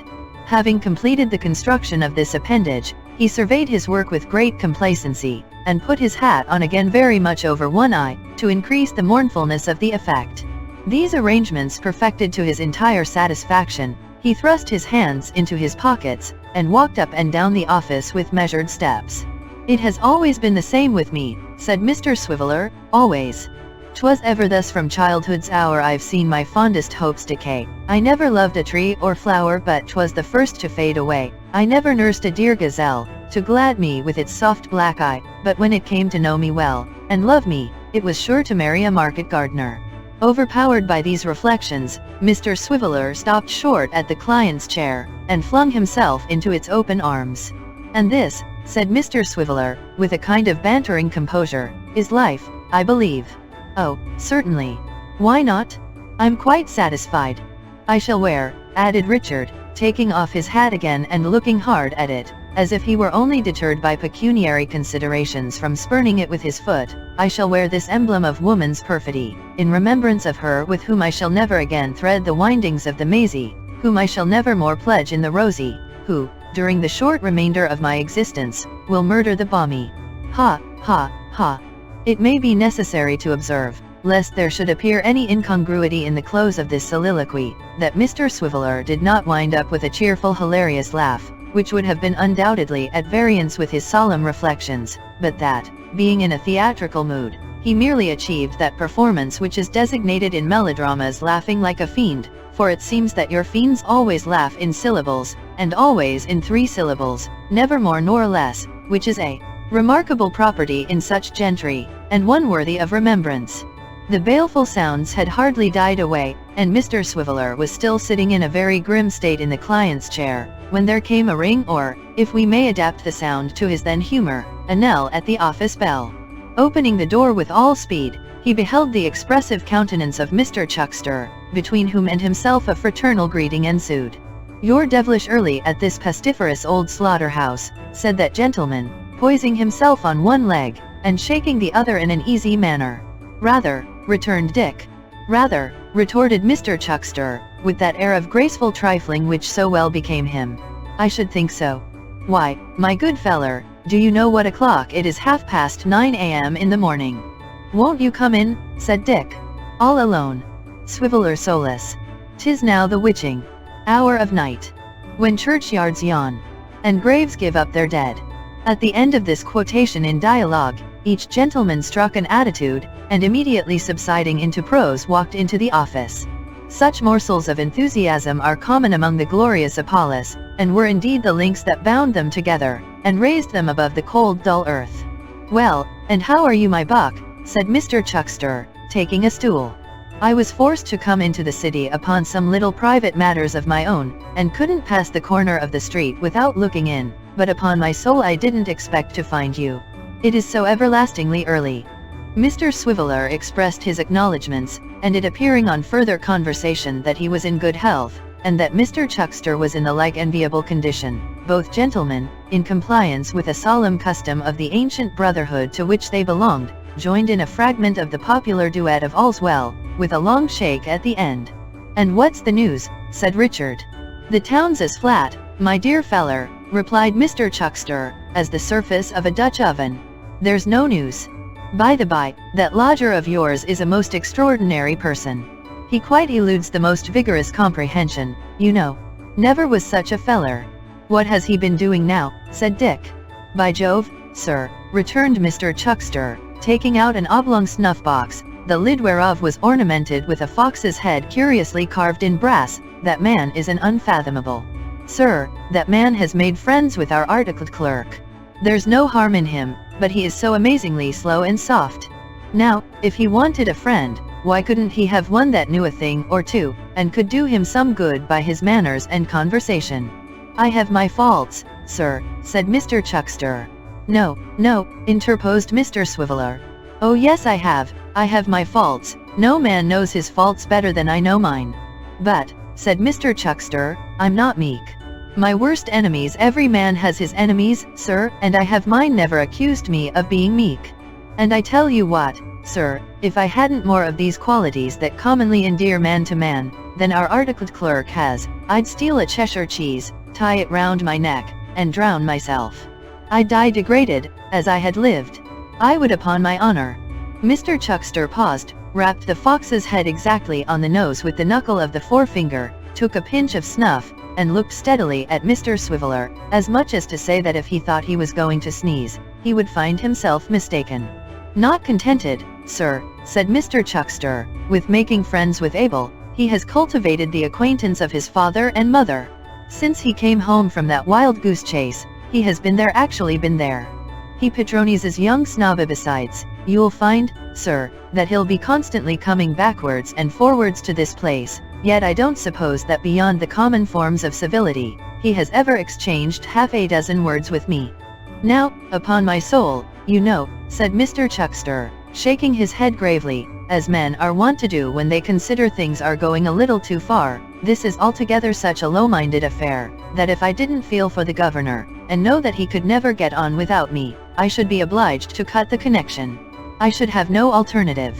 Mr. Swiveller, who sat on another stool opposite to his friend, stirred the fire in an excess of sympathy, but said nothing. As to young Snob, sir, pursued Mr. Chuckster with a prophetic look, you'll find he'll turn out bad. In our profession we know something of human nature, and take my word for it, that the feller that came back to work out that shilling, will show himself one of these days in his true colors. He's a low thief, sir. He must be. Mr. Chuckster, being roused, would probably have pursued this subject further, and in more emphatic language, but for a tap at the door, which seeming to announce the arrival of somebody on business, caused him to assume a greater appearance of meekness than was perhaps quite consistent with his late declaration. Mr. Swiveller, hearing the same sound, caused his stool to revolve rapidly on one leg until it brought him to his desk, into which, having forgotten in the sudden flurry of his spirits to part with the poker, he thrust it as he cried, "Come in." Who should present himself but that very Kit who had been the theme of Mr. Chuckster's wrath? Never did man pluck up his courage so quickly, or look so fierce, as Mr. Chuckster when he found it was he. Mr. Swiveller stared at him for a moment, and then leaping from his stool, and drawing out the poker from its place of concealment, performed the broadsword exercise with all the cuts and guards complete, in a species of frenzy. "Is the gentleman at home?" said Kit, rather astonished by this uncommon reception. Before Mr. Swiveller could make any reply, Mr. Chuckster took occasion to enter his indignant protest against this form of inquiry, which he held to be of a disrespectful and snobbish tendency, inasmuch as the inquirer, seeing two gentlemen then and there present, should have spoken of the other gentleman, or rather, for it was not impossible that the object of his search might be of inferior quality, should have mentioned his name, leaving it to his hearers to determine his degree as they thought proper. Mr. Chuckster likewise remarked, that he had some reason to believe this form of address was personal to himself, and that he was not a man to be trifled with, as certain snobs, whom he did not more particularly mention or describe, might find to their cost. "I mean the gentleman upstairs," said Kit, turning to Richard Swiveller. "Is he at home?" "Why," rejoined Dick, "because if he is, I have a letter for him." "From whom?" said Dick. "From Mr. Garland." "Oh," said Dick, with extreme politeness. "Then you may hand it over, sir. And if you're to wait for an answer, sir, you may wait in the passage, sir, which is an airy and well-ventilated apartment, sir." "Thank you," returned Kit. "But I am to give it to himself, if you please." The excessive audacity of this retort so overpowered Mr. Chuckster, and so moved his tender regard for his friend's honor, that he declared, if he were not restrained by official considerations, he must certainly have annihilated Kit upon the spot, a resentment of the affront which he did consider, under the extraordinary circumstances of aggravation attending it, could but have met with the proper sanction and approval of a jury of Englishmen, who, he had no doubt, would have returned a verdict of justifiable homicide, coupled with a high testimony to the morals and character of the avenger. Mr. Swiveller, without being quite so hot upon the matter, was rather shamed by his friend's excitement, and not a little puzzled how to act, Kit being quite cool and good-humored, when the single gentleman was heard to call violently down the stairs. "Didn't I see somebody for me? Come in," cried the lodger. "Yes, sir," replied Dick. "Certainly, sir." "Then where is he?" roared the single gentleman. "He's here, sir," rejoined Mr. Swiveller. "Now young man, don't you hear you're to go upstairs? Are you deaf?" Kit did not appear to think it worth his while to enter into any altercation, but hurried off and left the glorious Apollos gazing at each other in silence. "Didn't I tell you so?" said Mr. Chuckster. "What do you think of that?" Mr. Swiveller, being in the main a good-natured fellow, and not perceiving in the conduct of Kit any villainy of enormous magnitude, scarcely knew what answer to return. He was relieved from his perplexity, however, by the entrance of Mr. Sampson and his sister, Sally, at sight of whom Mr. Chuckster precipitately retired. Mr. Brass and his lovely companion appeared to have been holding a consultation over their temperate breakfast, upon some matter of great interest and importance. On the occasion of such conferences, they generally appeared in the office some half an hour after their usual time, and in a very smiling state, as though their late plots and designs had tranquilized their minds and shed a light upon their toilsome way. In the present instance, they seemed particularly gay, Miss Sally's aspect being of a most oily kind, and Mr. Brass rubbing his hands in an exceedingly jocose and light-hearted manner. "Well, Mr. Richard," said Brass, "how are we this morning? Are we pretty fresh and cheerful, sir?" Mr. Richard. "Pretty well, sir," replied Dick. "That's well," said Brass. "Ha ha! We should be as gay as larks, Mr. Richard, why not? It's a pleasant world we live in, sir, a very pleasant world. There are bad people in it, Mr. Richard, but if there were no bad people, there would be no good lawyers. Ha ha! Any letters by the post this morning, Mr. Richard?" Mr. Swiveller answered in the negative. "Ha," said Brass, "no matter. If there's little business today, there'll be more tomorrow. A contented spirit, Mr. Richard, is the sweetness of existence. Anybody been here, sir?" "Only my friend," replied Dick. "May we ne'er want a friend," Brass chimed in quickly, "or a bottle to give him. Ha ha! That's the way the song runs, isn't it? A very good song, Mr. Richard, very good. I like the sentiment of it. Ha ha! Your friend's the young man from Witherden's office, I think. Yes, may we ne'er want a nobody else at all, bin, Mr. Richard." "Only somebody to the lodger," replied Mr. Swiveller. "Oh indeed," cried Brass. "Somebody to the lodger, eh? Ha ha! May we ne'er want a friend, or a somebody to the lodger, Mr. Richard?" "Yes," said Dick, a little disconcerted by the excessive buoyancy of spirits which his employer displayed. "With him now." "With him now," cried Brass. "Ha ha! There let 'em be, merry and free, tour rullole. Mr. Richard? Ha ha! Oh certainly," replied Dick. "And who," said Brass, shuffling among his papers, "who is the lodger's visitor? Not a lady visitor, I hope, Mr. Richard? The morals of the Marx, you know, sir, when lovely women stoops to folly and all that, Mr. Richard." "Another young man, who belongs to Witherden's too, or half belongs there," returned Richard. "Kit, they call him." "Kit, said Brass. "Strange name of a dancing master's fiddle, Mr. Richard? Ha ha! Kit's there, is he? Oh." Dick looked at Miss Sally, wondering that she didn't check this uncommon exuberance on the part of Mr. Sampson, but as she made no attempt to do so, and rather appeared to exhibit a tacit acquiescence in it, he concluded that they had just been cheating somebody, and receiving the bill. "Will you have the goodness, Mr. Richard," said Brass, taking a letter from his desk, "just to step over to Peckham Rye with that? There's no answer, but it's rather particular and should go by hand. Charge the office with your coach hire back, you know, don't spare the office, get as much out of it as you can. Clerk's motto, Mr. Richard? Ha ha!" Mr. Swiveller solemnly doffed the aquatic jacket, put on his coat, took down his hat from its peg, pocketed the letter, and departed. As soon as he was gone, up rose Miss Sally Brass, and smiling sweetly at her brother, who nodded and smote his nose in return, withdrew also. Sampson Brass was no sooner left alone, than he set the office door wide open, and establishing himself at his desk directly opposite, so that he could not fail to see anybody who came downstairs and passed out at the street door, began to write with extreme cheerfulness and assiduity, humming as he did so, in a voice that was anything but musical, certain vocal snatches which appeared to have reference to the union between church and state, inasmuch as they were compounded of the evening hymn, "And God Save the King."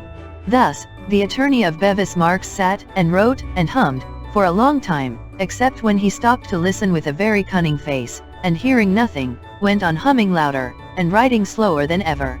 At length, in one of these pauses, he heard his lodger's door opened and shut, and footsteps coming down the stairs. Then, Mr. Brass left off writing entirely, and, with his pen in his hand, hummed his very loudest, shaking his head meanwhile from side to side, like a man whose whole soul was in the music, and smiling in a manner quite seraphic. It was towards this moving spectacle that the staircase and the sweet sounds guided Kit, on whose arrival before his door, Mr. Brass stopped his singing, but not his smiling, and nodded affably, at the same time beckoning to him with his pen. "Kit," said Mr. Brass, in the pleasantest way imaginable, "how do you do?" Kit, being rather shy of his friend, made a suitable reply, and had his hand upon the lock of the street door when Mr. Brass called him softly back. "You are not to go, if you please, Kit," said the attorney in a mysterious and yet businesslike way. "You are to step in here, if you please." Dear me, when I look at you," said the lawyer, quitting his stool, and standing before the fire with his back towards it, "I am reminded of the sweetest little face that ever my eyes beheld. I remember your coming there, twice, or thrice, when we were in possession. Ah, Kit, my dear fellow, gentlemen in my profession have such painful duties to perform sometimes, that you needn't envy us, you needn't indeed." "I don't, sir," said Kit, "though it isn't for the like of me to judge. Our only consolation, Kit," pursued the lawyer, looking at him in a sort of pensive abstraction, "is, that although we cannot turn away the wind, we can soften it, we can temper it, if I may say so, to the shorn lambs." "Shorn indeed," thought Kit. "Pretty close." But he didn't say so.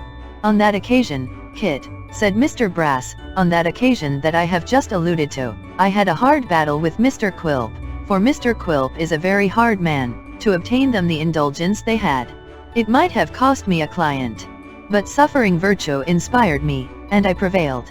He's not so bad after all," thought honest Kit, as the attorney pursed up his lips and looked like a man who was struggling with his better feelings. "I respect you, Kit," said Brass with emotion.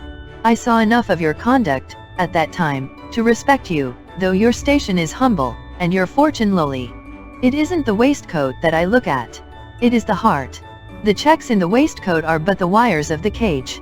But the heart is the bird. Ah! How many such birds are perpetually moulting, and putting their beaks through the wires to peck at all mankind." This poetic figure, which Kit took to be in a special allusion to his own checked waistcoat, quite overcame him. Mr. Brass's voice and manner added not a little to its effect, for he discoursed with all the mild austerity of a hermit, and wanted but a cord round the waist of his rusty surtout, and a skull on the chimney-piece, to be completely set up in that line of business. "Well, well," said Sampson, smiling as good men smile when they compassionate their own weakness or that of their fellow creatures, "this is wide of the bullseye. You're to take that, if you please." As he spoke, he pointed to a couple of half-crowns on the desk. Kit looked at the coins, and then at Sampson, and hesitated. "For yourself," said Brass. "From? No matter about the person they came from," replied the lawyer. "Say me, if you like. We have eccentric friends overhead, Kit, and we mustn't ask questions or talk too much, you understand. You're to take them, that's all, and between you and me, I don't think they'll be the last you'll have to take from the same place. I hope not. Goodbye, Kit. Goodbye." With many thanks, and many more self-reproaches for having on such slight grounds suspected one who in their very first conversation turned out such a different man from what he had supposed, Kit took the money and made the best of his way home. Mr. Brass remained airing himself at the fire, and resumed his vocal exercise, and his seraphic smile, simultaneously. "May I come in?" said Miss Sally, peeping. "Oh yes, you may come in," returned her brother. "Ahem," coughed Miss Brass interrogatively. "Why, yes," returned Sampson, "I should say as good as done." Chapter 57. Mr. Chuckster's indignant apprehensions were not without foundation. Certainly the friendship between the single gentleman and Mr. Garland was not suffered to cool, but had a rapid growth and flourished exceedingly. They were soon in habits of constant intercourse and communication, and the single gentleman laboring at this time under a slight attack of illness, the consequence most probably of his late excited feelings and subsequent disappointment, furnished a reason for their holding yet more frequent correspondence, so that some one of the inmates of Abel Cottage, Finchley, came backwards and forwards between that place and Bevis Marks, almost every day. As the pony had now thrown off all disguise, and without any mincing of the matter or beating about the bush, sturdily refused to be driven by anybody but Kit, it generally happened that whether old Mr. Garland came, or Mr. Abel, Kit was of the party. Of all messages and inquiries, Kit was, in right of his position, the bearer. Thus it came about that, while the single gentleman remained indisposed, Kit turned into Bevis Marks every morning with nearly as much regularity as the general postman. Mr. Sampson Brass, who no doubt had his reasons for looking sharply about him, soon learned to distinguish the pony's trot and the clatter of the little chaise at the corner of the street. Whenever the sound reached his ears, he would immediately lay down his pen and fall to rubbing his hands and exhibiting the greatest glee. "Ha ha," he would cry. "Here's the pony again. Most remarkable pony, extremely docile, Mr. Richard, sir." Dick would return some matter-of-course reply, and Mr. Brass, standing on the bottom rail of his stool, so as to get a view of the street over the top of the window blind, would take an observation of the visitors. "The old gentleman again," he would exclaim, "a very prepossessing old gentleman, Mr. Richard, charming countenance, sir, extremely calm benevolence in every feature, sir. He quite realizes my idea of King Lear, as he appeared when in possession of his kingdom, Mr. Richard, the same good humor, the same white hair and partial baldness, the same liability to be imposed upon. Ah, a sweet subject for contemplation, sir, very sweet." Then Mr. Garland having alighted and gone upstairs, Sampson would nod and smile to Kit from the window, and presently walk out into the street to greet him, when some such conversation as the following would ensue. "Admirably groomed, Kit. Mr. Brass is patting the pony, does you great credit, amazingly sleek and bright to be sure. He literally looks as if he had been varnished all over." Kit touches his hat, smiles, pats the pony himself, and expresses his conviction that Mr. Brass will not find many like him. "A beautiful animal indeed," cries Brass. "Sagacious too." "Bless you," replies Kit, "he knows what you say to him as well as a Christian does." "Does he indeed?" cries Brass, who has heard the same thing in the same place from the same person in the same words a dozen times, but is paralysed with astonishment notwithstanding.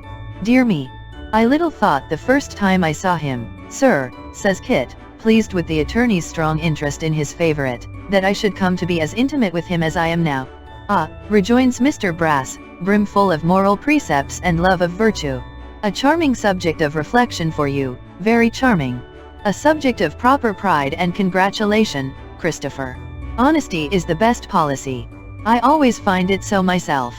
I lost £47.10 by being honest this morning. But it's all gain, it's gain." Mr. Brass slyly tickles his nose with his pen, and looks at Kit with the water standing in his eyes.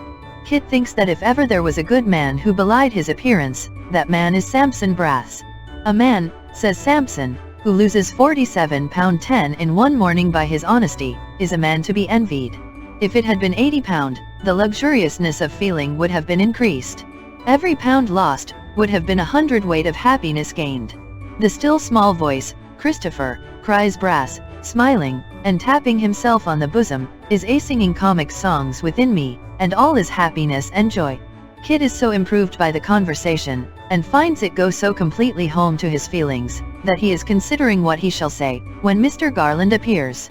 The old gentleman is helped into the chaise with great obsequiousness by Mr. Sampson Brass, and the pony, after shaking his head several times, and standing for 3 or 4 minutes with all his 4 legs planted firmly on the ground, as if he had made up his mind never to stir from that spot, but there to live and die, suddenly darts off, without the smallest notice, at the rate of 12 English miles an hour. Then, Mr. Brass and his sister, who has joined him at the door, exchange an odd kind of smile, not at all a pleasant one in its expression, and return to the society of Mr. Richard Swiveller, who, during their absence, has been regaling himself with various feats of pantomime, and is discovered at his desk, in a very flushed and heated condition, violently scratching out nothing with half a penknife. Whenever Kit came alone, and without the chaise, it always happened that Sampson Brass was reminded of some mission, calling Mr. Swiveller, if not to Peckham Rye again, at all events to some pretty distant place from which he could not be expected to return for 2 or 3 hours, or in all probability a much longer period, as that gentleman was not, to say the truth, renowned for using great expedition on such occasions, but rather for protracting and spinning out the time to the very utmost limit of possibility. Mr. Swiveller out of sight, Miss Sally immediately withdrew. Mr. Brass would then set the office door wide open, hum his old tune with great gaiety of heart, and smile seraphically as before. Kit coming downstairs would be called in, entertained with some moral and agreeable conversation, perhaps entreated to mind the office for an instant while Mr. Brass stepped over the way, and afterwards presented with 1 or 2 half-crowns as the case might be. This occurred so often, that Kit, nothing doubting but that they came from the single gentleman who had already rewarded his mother with great liberality, could not enough admire his generosity, and bought so many cheap presents for her, and for little Jacob, and for the baby, and for Barbara to boot, that one or other of them was having some new trifle every day of their lives. While these acts and deeds were in progress in and out of the office of Sampson Brass, Richard Swiveller, being often left alone therein, began to find the time hang heavy on his hands. For the better preservation of his cheerfulness therefore, and to prevent his faculties from rusting, he provided himself with a cribbage board and pack of cards, and accustomed himself to play at cribbage with a dummy, for 20, 30, or sometimes even £50,000 aside, besides many hazardous bets to a considerable amount. As these games were very silently conducted, notwithstanding the magnitude of the interests involved, Mr. Swiveller began to think that on those evenings when Mr. and Miss Brass were out, and they often went out now, he heard a kind of snorting or hard-breathing sound in the direction of the door, which it occurred to him, after some reflection, must proceed from the small servant, who always had a cold from damp living. Looking intently that way one night, he plainly distinguished an eye gleaming and glistening at the keyhole, and having now no doubt that his suspicions were correct, he stole softly to the door, and pounced upon her before she was aware of his approach. "Oh, I didn't mean any harm indeed, upon my word I didn't," cried the small servant, struggling like a much larger one. "It's so very dull, downstairs, please don't you tell upon me, please don't." "Tell upon you," said Dick. "Do you mean to say you were looking through the keyhole for company?" "Yes, upon my word I was," replied the small servant. "How long have you been cooling your eye there?" said Dick. "Oh, ever since you first began to play them cards, and long before." Vague recollections of several fantastic exercises with which he had refreshed himself after the fatigues of business, and to all of which, no doubt, the small servant was a party, rather disconcerted Mr. Swiveller, but he was not very sensitive on such points, and recovered himself speedily. "Well, come in," he said, after a little consideration. "Here, sit down, and I'll teach you how to play." "Oh, I durstn't do it," rejoined the small servant. "Miss Sally ud kill me, if she knowed I come up here." "Have you got a fire downstairs?" said Dick. "A very little one," replied the small servant. "Miss Sally couldn't kill me if she knowed I went down there, so I'll come," said Richard, putting the cards into his pocket. "Why, how thin you are! What do you mean by it? It ain't my fault." "Could you eat any bread and meat?" said Dick, taking down his hat. "Yes? I thought so. Did you ever taste beer?" "I had a sip of it once," said the small servant. "Here's a state of things," cried Mr. Swiveller, raising his eyes to the ceiling. "She never tasted it. It can't be tasted in a sip." "Why, how old are you?" "I don't know." Mr. Swiveller opened his eyes very wide, and appeared thoughtful for a moment, then, bidding the child mind the door until he came back, vanished straightway. Presently, he returned, followed by the boy from the public house, who bore in one hand a plate of bread and beef, and in the other a great pot, filled with some very fragrant compound, which sent forth a grateful steam, and was indeed choice pearl, made after a particular recipe which Mr. Swiveller had imparted to the landlord, at a period when he was deep in his books and desirous to conciliate his friendship. Relieving the boy of his burden at the door, and charging his little companion to fasten it to prevent surprise, Mr. Swiveller followed her into the kitchen. "There," said Richard, putting the plate before her. "First of all clear that off, and then you'll see what's next." The small servant needed no second bidding, and the plate was soon empty. "Next," said Dick, handing the pearl, "take a pull at that, but moderate your transports, you know, for you're not used to it." "Well, is it good?" "Oh, isn't it?" said the small servant. Mr. Swiveller appeared gratified beyond all expression by this reply, and took a long draught himself, steadfastly regarding his companion while he did so. These preliminaries disposed of, he applied himself to teaching her the game, which she soon learned tolerably well, being both sharp-witted and cunning. "Now," said Mr. Swiveller, putting 2 sixpences into a saucer, and trimming the wretched candle, when the cards had been cut and dealt, "those are the stakes. If you win, you get M all. If I win, I get M. To make it seem more real and pleasant, I shall call you the Marchioness, do you hear?" The small servant nodded. "Then, Marchioness," said Mr. Swiveller, "fire away." The Marchioness, holding her cards very tight in both hands, considered which to play, and Mr. Swiveller, assuming the gay and fashionable air which such society required, took another pull at the tankard, and waited for her lead. Chapter 58. Mr. Swiveller and his partner played several rubbers with varying success, until the loss of 3 sixpences, the gradual sinking of the pearl, and the striking of 10 o'clock, combined to render that gentleman mindful of the flight of time, and the expediency of withdrawing before Mr. Sampson and Miss Sally Brass returned. "With which object in view, Marchioness," said Mr. Swiveller gravely, "I shall ask your ladyship's permission to put the board in my pocket, and to retire from the presence when I have finished this tankard, merely observing, Marchioness, that since life like a river is flowing, I care not how fast it rolls on, ma'am, on, while such pearl on the bank still is growing, and such eyes light the waves as they run. Marchioness, your health. You will excuse my wearing my hat, but the palace is damp, and the marble floor is, if I may be allowed the expression, sloppy." As a precaution against this latter inconvenience, Mr. Swiveller had been sitting for some time with his feet on the hob, in which attitude he now gave utterance to these apologetic observations, and slowly sipped the last choice drops of nectar. "The Baron Sampsono Brasso and his fair sister are, you tell me, at the play," said Mr. Swiveller, leaning his left arm heavily upon the table, and raising his voice and his right leg after the manner of a theatrical bandit. The Marchioness nodded. "Ha," said Mr. Swiveller, with a portentous frown. "'Tis well. Marchioness? But no matter. Some wine there. Ho." He illustrated these melodramatic morsels by handing the tankard to himself with great humility, receiving it haughtily, drinking from it thirstily, and smacking his lips fiercely. The small servant, who was not so well acquainted with theatrical conventionalities as Mr. Swiveller, having indeed never seen a play, or heard one spoken of, except by chance through chinks of doors and in other forbidden places, was rather alarmed by demonstrations so novel in their nature, and showed her concern so plainly in her looks, that Mr. Swiveller felt it necessary to discharge his brigand manner for one more suitable to private life, as he asked, "Do they often go where glory waits, and leave you here?" "Oh, yes, I believe you they do," returned the small servant. "Miss Sally's such a one are for that, she is." "Such a what?" said Dick. "Such a one are," returned the Marchioness. After a moment's reflection, Mr. Swiveller determined to forego his responsible duty of setting her right, and to suffer her to talk on, as it was evident that her tongue was loosened by the pearl, and her opportunities for conversation were not so frequent as to render a momentary check of little consequence.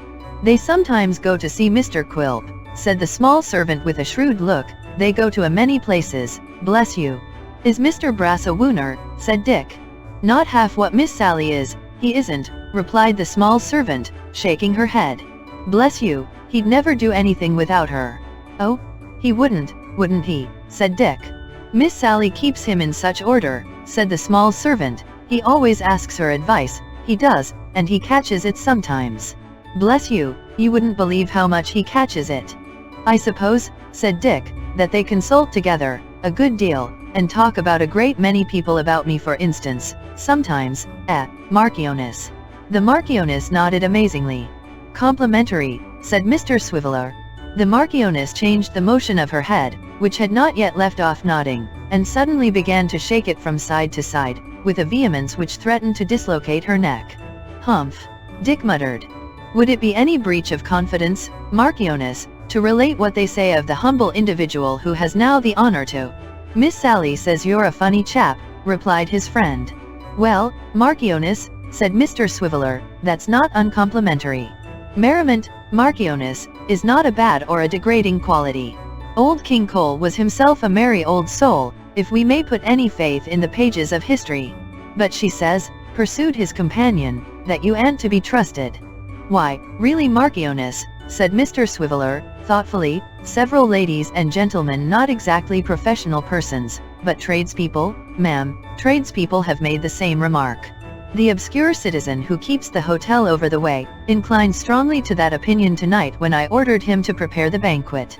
It's a popular prejudice, Marchioness, and yet I am sure I don't know why, for I have been trusted in my time to a considerable amount, and I can safely say that I never forsook my trust until it deserted me, never. Mr. Brass is of the same opinion, I suppose. His friend nodded again, with a cunning look which seemed to hint that Mr. Brass held stronger opinions on the subject than his sister, and seeming to recollect herself, added imploringly, but don't you ever tell upon me, or I shall be beat to death. Marchioness, said Mr. Swiveller, rising, the word of a gentleman is as good as his bond, sometimes better, as in the present case, where his bond might prove but a doubtful sort of security. I am your friend, and I hope we shall play many more rubbers together in this same saloon. But, Marchioness, added Richard, stopping in his way to the door, and wheeling slowly round upon the small servant, who was following with the candle, it occurs to me that you must be in the constant habit of airing your eye at keyholes, to know all this. I only wanted, replied the trembling Marchioness, to know where the key of the safe was hid, that was all, and I wouldn't have taken much, if I had found it only enough to squench my hunger. You didn't find it then, said Dick. But of course you didn't, or you'd be plumper. Good night, Marchioness. Fare thee well, and if forever, then forever fare thee well, and put up the chain, Marchioness, in case of accidents. With this parting injunction, Mr. Swiveller emerged from the house, and feeling that he had by this time taken quite as much to drink as promised to be good for his constitution, Pearl being a rather strong and heady compound, wisely resolved to betake himself to his lodgings, and to bed at once. Homeward he went therefore, and his apartments, for he still retained the plural fiction, being at no great distance from the office, he was soon seated in his own bedchamber, where, having pulled off one boot and forgotten the other, he fell into deep cogitation. This Marchioness, said Mr. Swiveller, folding his arms, is a very extraordinary person, surrounded by mysteries, ignorant of the taste of beer, unacquainted with her own name, which is less remarkable, and taking a limited view of society through the keyholes of doors. Can these things be her destiny, or has some unknown person started in opposition to the decrees of fate? It is a most inscrutable and unmitigated staggerer. When his meditations had attained this satisfactory point, he became aware of his remaining boot, of which, with unimpaired solemnity he proceeded to divest himself, shaking his head with exceeding gravity all the time, and sighing deeply. These rubbers, said Mr. Swiveller, putting on his nightcap in exactly the same style as he wore his hat, remind me of the matrimonial fireside. Cheggs's wife plays cribbage, all fours likewise. She rings the changes on now. From sport to sport they hurry her to banish her regrets, and when they win a smile from her, they think that she forgets, but she don't. By this time, I should say, added Richard, getting his left cheek into profile, and looking complacently at the reflection of a very little scrap of whisker in the looking-glass, by this time, I should say, the iron has entered into her soul. It serves her right. Melting from this stern and obdurate, into the tender and pathetic mood, Mr. Swiveller groaned a little, walked wildly up and down, and even made a show of tearing his hair, which, however, he thought better of, and wrenched the tassel from his nightcap instead. At last, undressing himself with a gloomy resolution, he got into bed. Some men in his blighted position would have taken to drinking, but as Mr. Swiveller had taken to that before, he only took, on receiving the news that Sophie Wackles was lost to him forever, to playing the flute, thinking after mature consideration that it was a good, sound, dismal occupation, not only in unison with his own sad thoughts, but calculated to awaken a fellow feeling in the bosoms of his neighbors. In pursuance of this resolution, he now drew a little table to his bedside, and arranging the light and a small oblong music book to the best advantage, took his flute from its box, and began to play most mournfully. The air was "Away with Melancholy," a composition, which, when it is played very slowly on the flute, in bed, with the further disadvantage of being performed by a gentleman but imperfectly acquainted with the instrument, who repeats one note a great many times before he can find the next, has not a lively effect. Yet, for half the night, or more, Mr. Swiveller, lying sometimes on his back with his eyes upon the ceiling, and sometimes half out of bed to correct himself by the book, played this unhappy tune over and over again, never leaving off, save for a minute or two at a time to take breath and soliloquize about the Marchioness, and then beginning again with renewed vigor. It was not until he had quite exhausted his several subjects of meditation, and had breathed into the flute the whole sentiment of the pearl down to its very dregs, and had nearly maddened the people of the house, and at both the next doors, and over the way, that he shut up the music book, extinguished the candle, and finding himself greatly lightened and relieved in his mind, turned round, and fell asleep. He awoke in the morning, much refreshed, and having taken half an hour's exercise at the flute, and graciously received a notice to quit from his landlady, who had been in waiting on the stairs for that purpose since the dawn of day, repaired to Bevis Marks, where the beautiful Sally was already at her post, bearing in her looks a radiance, mild as that which beameth from the virgin moon. Mr. Swiveller acknowledged her presence by a nod, and exchanged his coat for the aquatic jacket, which usually took some time fitting on, for in consequence of a tightness in the sleeves, it was only to be got into by a series of struggles. This difficulty overcome, he took his seat at the desk. "I say," quoth Miss Brass, abruptly breaking silence, "you haven't seen a silver pencil case this morning, have you?" "I didn't meet many in the street," rejoined Mr. Swiveller. "I saw one, a stout pencil case of respectable appearance, but as he was in company with an elderly penknife, and a young toothpick with whom he was in earnest conversation, I felt a delicacy in speaking to him." "No, but have you?" returned Miss Brass. "Seriously, you know." "What a dull dog you must be to ask me such a question seriously," said Mr. Swiveller. "Haven't I this moment come?" "Well, all I know is," replied Miss Sally, "that it's not to be found, and that it disappeared one day this week, when I left it on the desk." "Hullo," thought Richard, "I hope the Marchioness hasn't been at work here." "There was a knife too," said Miss Sally, "of the same pattern. They were given to me by my father, years ago, and are both gone. You haven't missed anything yourself, have you?" Mr. Swiveller involuntarily clapped his hands to the jacket to be quite sure that it was a jacket and not a skirted coat, and having satisfied himself of the safety of this, his only movable in Bevis Marks, made answer in the negative. "It's a very unpleasant thing, Dick," said Miss Brass, pulling out the tin box and refreshing herself with a pinch of snuff, "but between you and me, between friends, you know, for if Sammy knew it, I should never hear the last of it. Some of the office money, too, that has been left about, has gone in the same way. In particular, I have missed 3 half-crowns at 3 different times." "You don't mean that," cried Dick. "Be careful what you say, old boy, for this is a serious matter." "Are you quite sure? Is there no mistake?" "It is so, and there can't be any mistake at all," rejoined Miss Brass emphatically. "Then by Jove," thought Richard, laying down his pen, "I am afraid the Marchioness is done for." The more he discussed the subject in his thoughts, the more probable it appeared to Dick that the miserable little servant was the culprit.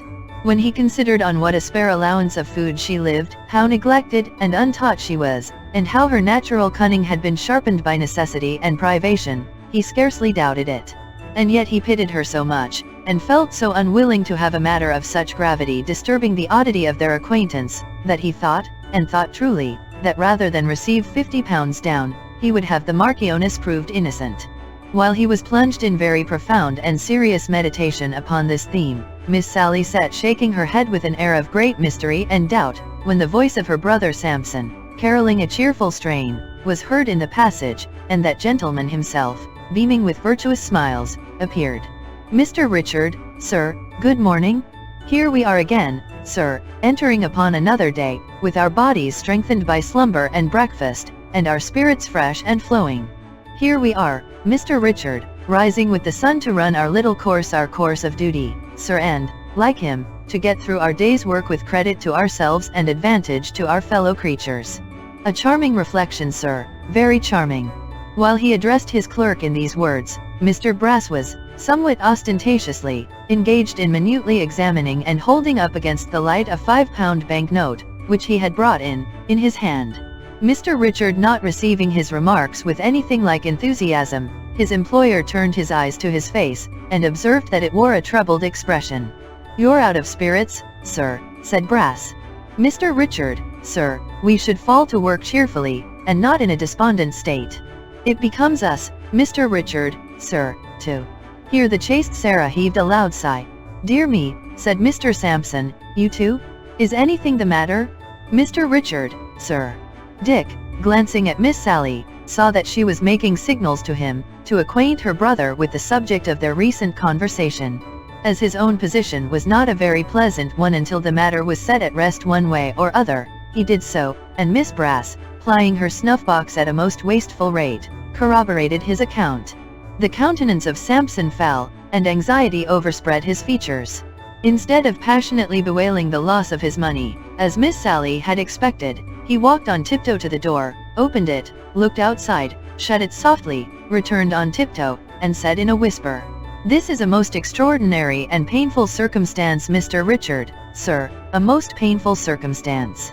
The fact is, that I myself have missed several small sums from the desk, of late, and have refrained from mentioning it, hoping that accident would discover the offender, but it has not done so. It has not done so. Sally, Mr. Richard, sir, this is a particularly distressing affair." As Sampson spoke, he laid the banknote upon the desk among some papers, in an absent manner, and thrust his hands into his pockets. Richard Swiveller pointed to it, and admonished him to take it up. "No, Mr. Richard, sir," rejoined Brass with emotion, "I will not take it up. I will let it lie there, sir. To take it up, Mr. Richard, sir, would imply a doubt of you, and in you, sir, I have unlimited confidence. We will let it lie there, sir, if you please, and we will not take it up by any means." With that, Mr. Brass patted him twice or thrice on the shoulder, in a most friendly manner, and entreated him to believe that he had as much faith in his honesty as he had in his own. Although at another time Mr. Swiveller might have looked upon this as a doubtful compliment, he felt it, under the then existing circumstances, a great relief to be assured that he was not wrongfully suspected. When he had made a suitable reply, Mr. Brass wrung him by the hand, and fell into a brown study, as did Miss Sally likewise. Richard too remained in a thoughtful state, fearing every moment to hear the Marchioness impeached, and unable to resist the conviction that she must be guilty. When they had severally remained in this condition for some minutes, Miss Sally all at once gave a loud rap upon the desk with her clenched fist, and cried, "I've hit it," as indeed she had, and chipped a piece out of it too, but that was not her meaning. "Well," cried Brass anxiously. "Go on, will you?" "Why," replied his sister with an air of triumph, "hasn't there been somebody always coming in and out of this office for the last 3 or 4 weeks? Hasn't that somebody been left alone in it sometimes thanks to you? And do you mean to tell me that that somebody isn't the thief?" "What somebody?" blustered Brass. "Why, what do you call him, Kit? Mr. Garland's young man?" "To be sure." "Never," cried Brass. "Never. I'll not hear of it." "Don't tell me," said Sampson, shaking his head, and working with both his hands as if he were clearing away 10,000 cobwebs. "I'll never believe it of him. Never. I say," repeated Miss Brass, taking another pinch of snuff, "that he's the thief." "I say," returned Sampson violently, "that he is not." "What do you mean? How dare you? Are characters to be whispered away like this? Do you know that he's the honestest and faithfulest fellow that ever lived, and that he has an irreproachable good name? Come in, come in." These last words were not addressed to Miss Sally, though they partook of the tone in which the indignant remonstrances that preceded them had been uttered. They were addressed to some person who had knocked at the office door, and they had hardly passed the lips of Mr. Brass, when this very Kit himself looked in. "Is the gentleman upstairs, sir, if you please?" "Yes, Kit," said Brass, still fired with an honest indignation, and frowning with knotted brows upon his sister. "Yes, Kit, he is. I am glad to see you, Kit, I am rejoiced to see you. Look in again, as you come downstairs, Kit." "That lad a robber?" cried Brass when he had withdrawn, "with that frank and open countenance? I'd trust him with untold gold. Mr. Richard, sir, have the goodness to step directly to Rasp and Co.'s in Broad Street, and inquire if they have had instructions to appear in Carcom and Painter." "That lad a robber?" sneered Sampson, flushed and heated with his wrath. "Am I blind, deaf, silly? Do I know nothing of human nature when I see it before me? Kid a robber? Bah!" Flinging this final interjection at Miss Sally with immeasurable scorn and contempt, Sampson Brass thrust his head into his desk, as if to shut the base world from his view, and breathed defiance from under its half-closed lid. Chapter 59. When Kit, having discharged his errand, came downstairs from the single gentleman's apartment after the lapse of a quarter of an hour or so. Mr. Sampson Brass was alone in the office. He was not singing as usual, nor was he seated at his desk. The open door showed him standing before the fire with his back towards it, and looking so very strange that Kit supposed he must have been suddenly taken ill. "Is anything the matter, sir?" said Kit. "Matter?" cried Brass. "No. Why anything the matter? You are so very pale," said Kit, "that I should hardly have known you." "Pooh-pooh, mere fancy," cried Brass, stooping to throw up the cinders. "Never better, Kit, never better in all my life. Married too. Ha ha. How's our friend above stairs?" A great deal better," said Kit. "I'm glad to hear it," rejoined Brass, "thankful, I may say. An excellent gentleman, worthy, liberal, generous, gives very little trouble, an admirable lodger. Ha ha. Mr. Garland, he's well, I hope, Kit, and the pony, my friend, my particular friend, you know. Ha ha." Kit gave a satisfactory account of all the little household at Abel Cottage. Mr. Brass, who seemed remarkably inattentive and impatient, mounted on his stool, and beckoning him to come nearer, took him by the buttonhole. "I have been thinking, Kit," said the lawyer, "that I could throw some little emoluments in your mother's way. You have a mother, I think? If I recollect right, you told me." "Oh yes, sir, yes, certainly. A widow, I think, an industrious widow. A harder working woman or a better mother never lived, sir." "Ah," cried Brass. "That's affecting, truly affecting. A poor widow struggling to maintain her orphans in decency and comfort, is a delicious picture of human goodness. Put down your hat, Kit." "Thank you, sir, I must be going directly." "Put it down while you stay, at any rate," said Brass, taking it from him and making some confusion among the papers, in finding a place for it on the desk. "I was thinking, Kit, that we have often houses to let for people we are concerned for, and matters of that sort. Now you know we're obliged to put people into those houses to take care of very often undeserving people that we can't depend upon. What's to prevent our having a person that we can depend upon, and enjoying the delight of doing a good action at the same time? I say, what's to prevent our employing this worthy woman, your mother? What with one job and another, there's lodging, and good lodging too, pretty well all the year round, rent-free, and a weekly allowance besides, Kit. That would provide her with a great many comforts she don't at present enjoy. Now what do you think of that? Do you see any objection? My only desire is to serve you, Kit, therefore if you do, say so freely." As Brass spoke, he moved the hat twice or thrice, and shuffled among the papers again, as if in search of something. "How can I see any objection to such a kind offer, sir?" replied Kit with his whole heart. "I don't know how to thank you, sir, I don't indeed." "Why then," said Brass, suddenly turning upon him and thrusting his face close to Kit's with such a repulsive smile that the latter, even in the very height of his gratitude, drew back, quite startled. "Why then, it's done." Kit looked at him in some confusion. "Done, I say," added Sampson, rubbing his hands and veiling himself again in his usual oily manner. "Ha ha, and so you shall find, Kit, so you shall find. But dear me," said Brass, "what a time Mr. Richard is gone. A sad loiterer to be sure. Will you mind the office 1 minute, while I run upstairs? Only 1 minute. I'll not detain you an instant longer, on any account, Kit." Talking as he went, Mr. Brass bustled out of the office, and in a very short time returned.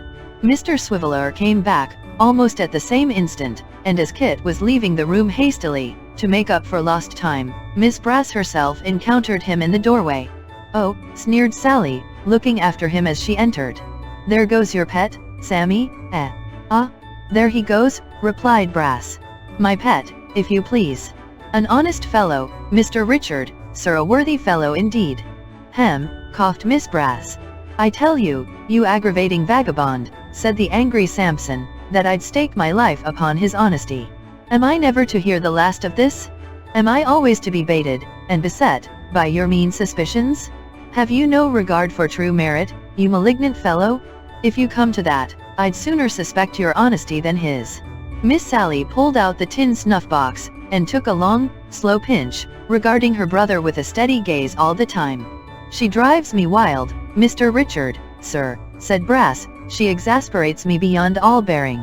I am heated and excited, sir, I know I am. These are not business manners, sir, nor business looks, but she carries me out of myself. Why don't you leave him alone, said Dick. Because she can't, sir, retorted Brass, because to chafe and vex me is a part of her nature, sir, and she will and must do it, or I don't believe she'd have her health. But never mind, said Brass, never mind. I've carried my point. I've shown my confidence in the lad. He has minded the office again. Ha ha. Ugh, you viper. The beautiful virgin took another pinch, and put the snuff-box in her pocket, still looking at her brother with perfect composure. He has minded the office again, said Brass triumphantly. He has had my confidence, and he shall continue to have it. Where's the... What have you lost? Inquired Mr. Swiveller. Dear me, said Brass, slapping all his pockets, one after another, and looking into his desk, and under it, and upon it, and wildly tossing the papers about. The note, Mr. Richard, sir, the £5 note, what can have become of it? I laid it down here, God bless me. What? Cried Miss Sally, starting up, clapping her hands, and scattering the papers on the floor. Gone? Now who's right? Now who's got it? Never mind £5, what's £5? He's honest, you know, quite honest. It would be mean to suspect him. Don't run after him. No, not for the world. Is it really gone though, said Dick, looking at Brass with a face as pale as his own.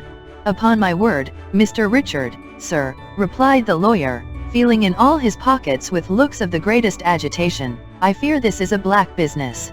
It's certainly gone, sir. What's to be done? Don't run after him, said Miss Sally, taking more snuff. Don't run after him on any account. Give him time to get rid of it, you know. It would be cruel to find him out. Mr. Swiveller and Sampson Brass looked from Miss Sally to each other, in a state of bewilderment, and then, as by one impulse, caught up their hats and rushed out into the street, darting along in the middle of the road, and dashing aside all obstructions, as though they were running for their lives. It happened that Kit had been running too, though not so fast, and having the start of them by some few minutes, was a good distance ahead. As they were pretty certain of the road he must have taken, however, and kept on at a great pace, they came up with him, at the very moment when he had taken breath, and was breaking into a run again. Stop, cried Sampson, laying his hand on one shoulder, while Mr. Swiveller pounced upon the other. Not so fast, sir. You're in a hurry. Yes, I am, said Kit, looking from one to the other in great surprise. I can hardly believe it, panted Sampson, but something of value is missing from the office. I hope you don't know what. Know what? Good heaven, Mr. Brass, cried Kit, trembling from head to foot, you don't suppose? No, rejoined Brass quickly, I don't suppose anything. Don't say I said you did. You'll come back quietly, I hope. Of course I will, returned Kit. Why not? To be sure, said Brass. Why not? I hope there may turn out to be no why not. If you knew the trouble I've been in, this morning, through taking your part, Christopher, you'd be sorry for it. And I am sure you'll be sorry for having suspected me, sir, replied Kit. Come. Let us make haste back. Certainly, cried Brass, the quicker, the better. Mr. Richard, have the goodness, sir, to take that arm. I'll take this one. It's not easy walking three abreast, but under these circumstances it must be done, sir, there's no help for it. Kit did turn from white to red, and from red to white again, when they secured him thus, and for a moment seemed disposed to resist. But, quickly recollecting himself, and remembering that if he made any struggle, he would perhaps be dragged by the collar through the public streets, he only repeated, with great earnestness and with the tears standing in his eyes, that they would be sorry for this, and suffered them to lead him off. While they were on the way back, Mr. Swiveller, upon whom his present functions sat very irksomely, took an opportunity of whispering in his ear that if he would confess his guilt, even by so much as a nod, and promise not to do so any more, he would connive at his kicking Sampson Brass on the shins and escaping up a court. But Kit indignantly rejecting this proposal, Mr. Richard had nothing for it, but to hold him tight until they reached Bevis Marks, and ushered him into the presence of the charming Sarah, who immediately took the precaution of locking the door. Now, you know, said Brass, if this is a case of innocence, it is a case of that description, Christopher, where the fullest disclosure is the best satisfaction for everybody. Therefore, if you'll consent to an examination, He demonstrated what kind of examination he meant by turning back the cuffs of his coat. "It will be a comfortable and pleasant thing for all parties." "Search me," said Kit, proudly holding up his arms. "But mind, sir, I know you'll be sorry for this, to the last day of your life." "It is certainly a very painful occurrence," said Brass with a sigh, as he dived into one of Kit's pockets, and fished up a miscellaneous collection of small articles. "Very painful. Nothing here, Mr. Richard, sir, all perfectly satisfactory. Nor here, sir. Nor in the waistcoat, Mr. Richard, nor in the coat tails. So far, I am rejoiced, I am sure." Richard Swiveller, holding Kit's hat in his hand, was watching the proceedings with great interest, and bore upon his face the slightest possible indication of a smile, as Brass, shutting one of his eyes, looked with the other up the inside of one of the poor fellow's sleeves as if it were a telescope, when Sampson, turning hastily to him, bade him search the hat. "Here's a handkerchief," said Dick. "No harm in that, sir," rejoined Brass, applying his eye to the other sleeve, and speaking in the voice of one who was contemplating an immense extent of prospect. "No harm in a handkerchief, sir, whatever. The faculty don't consider it a healthy custom, I believe, Mr. Richard, to carry one's handkerchief in one's hat. I have heard that it keeps the head too warm, but in every other point of view, its being there, is extremely satisfactory, extremely so." An exclamation, at once from Richard Swiveller, Miss Sally, and Kit himself, cut the lawyer short. He turned his head, and saw Dick standing with the banknote in his hand. "In the hat!" cried Brass in a sort of shriek. "Under the handkerchief, and tucked beneath the lining," said Dick, aghast at the discovery. Mr. Brass looked at him, at his sister, at the walls, at the ceiling, at the floor, everywhere but at Kit, who stood quite stupefied and motionless. "And this," cried Sampson, clasping his hands, "is the world that turns upon its own axis, and has lunar influences, and revolutions round heavenly bodies, and various games of that sort? This is human nature, is it? Oh, nature, nature! This is the miscreant that I was going to benefit with all my little arts, and that, even now, I feel so much for, as to wish to let him go? But," added Mr. Brass with greater fortitude, "I am myself a lawyer, and bound to set an example in carrying the laws of my happy country into effect. Sally, my dear, forgive me, and catch hold of him on the other side. Mr. Richard, sir, have the goodness to run and fetch a constable. The weakness is past and over, sir, and moral strength returns. A constable, sir, if you please." Chapter 60. Kit stood as one entranced, with his eyes opened wide and fixed upon the ground, regardless alike of the tremulous hold which Mr. Brass maintained on one side of his cravat, and of the firmer grasp of Miss Sally upon the other, although this latter detention was in itself no small inconvenience, as that fascinating woman, besides screwing her knuckles inconveniently into his throat from time to time, had fastened upon him in the first instance with so tight a grip that even in the disorder and distraction of his thoughts he could not divest himself of an uneasy sense of choking. Between the brother and sister he remained in this posture, quite unresisting and passive, until Mr. Swiveller returned, with a police constable at his heels. This functionary, being, of course, well used to such scenes, looking upon all kinds of robbery, from petty larceny up to housebreaking or ventures on the highway, as matters in the regular course of business, and regarding the perpetrators in the light of so many customers coming to be served at the wholesale and retail shop of criminal law where he stood behind the counter, received Mr. Brass's statement of facts with about as much interest and surprise, as an undertaker might evince if required to listen to a circumstantial account of the last illness of a person whom he was called in to wait upon professionally, and took Kit into custody with a decent indifference. "We had better," said this subordinate minister of justice, "get to the office while there's a magistrate sitting. I shall want you to come along with us, Mr. Brass," and he looked at Miss Sally as if in some doubt whether she might not be a griffin or other fabulous monster. "The lady, said Sampson. "Ah," replied the constable. "Yes, the lady. Likewise the young man that found the property." "Mr. Richard, sir," said Brass in a mournful voice. "A sad necessity. But the altar of our country, sir." "You'll have a hackney coach, I suppose," interrupted the constable, holding Kit, whom his other captors had released, carelessly by the arm, a little above the elbow. "Be so good as send for one, will you?" "But, hear me speak a word," cried Kit, raising his eyes and looking imploringly about him. "Hear me speak a word. I am no more guilty than any one of you. Upon my soul I am not. I a thief? Oh, Mr. Brass, you know me better. I am sure you know me better. This is not right of you, indeed. I give you my word, Constable, said Brass. But here the constable interposed with the constitutional principle, words be blowed, observing that words were but spoon meat for babes and sucklings, and that oaths were the food for strong men. Quite true, Constable, assented Brass in the same mournful tone. Strictly correct. I give you my oath, Constable, that down to a few minutes ago, when this fatal discovery was made, I had such confidence in that lad, that I'd have trusted him with a hackney coach. Mr. Richard, sir, you're very slow, sir. Who is there that knows me, cried Kit, that would not trust me, that does not ask anybody whether they have ever doubted me, whether I have ever wronged them of a farthing? Was I ever once dishonest when I was poor and hungry, and is it likely I would begin now?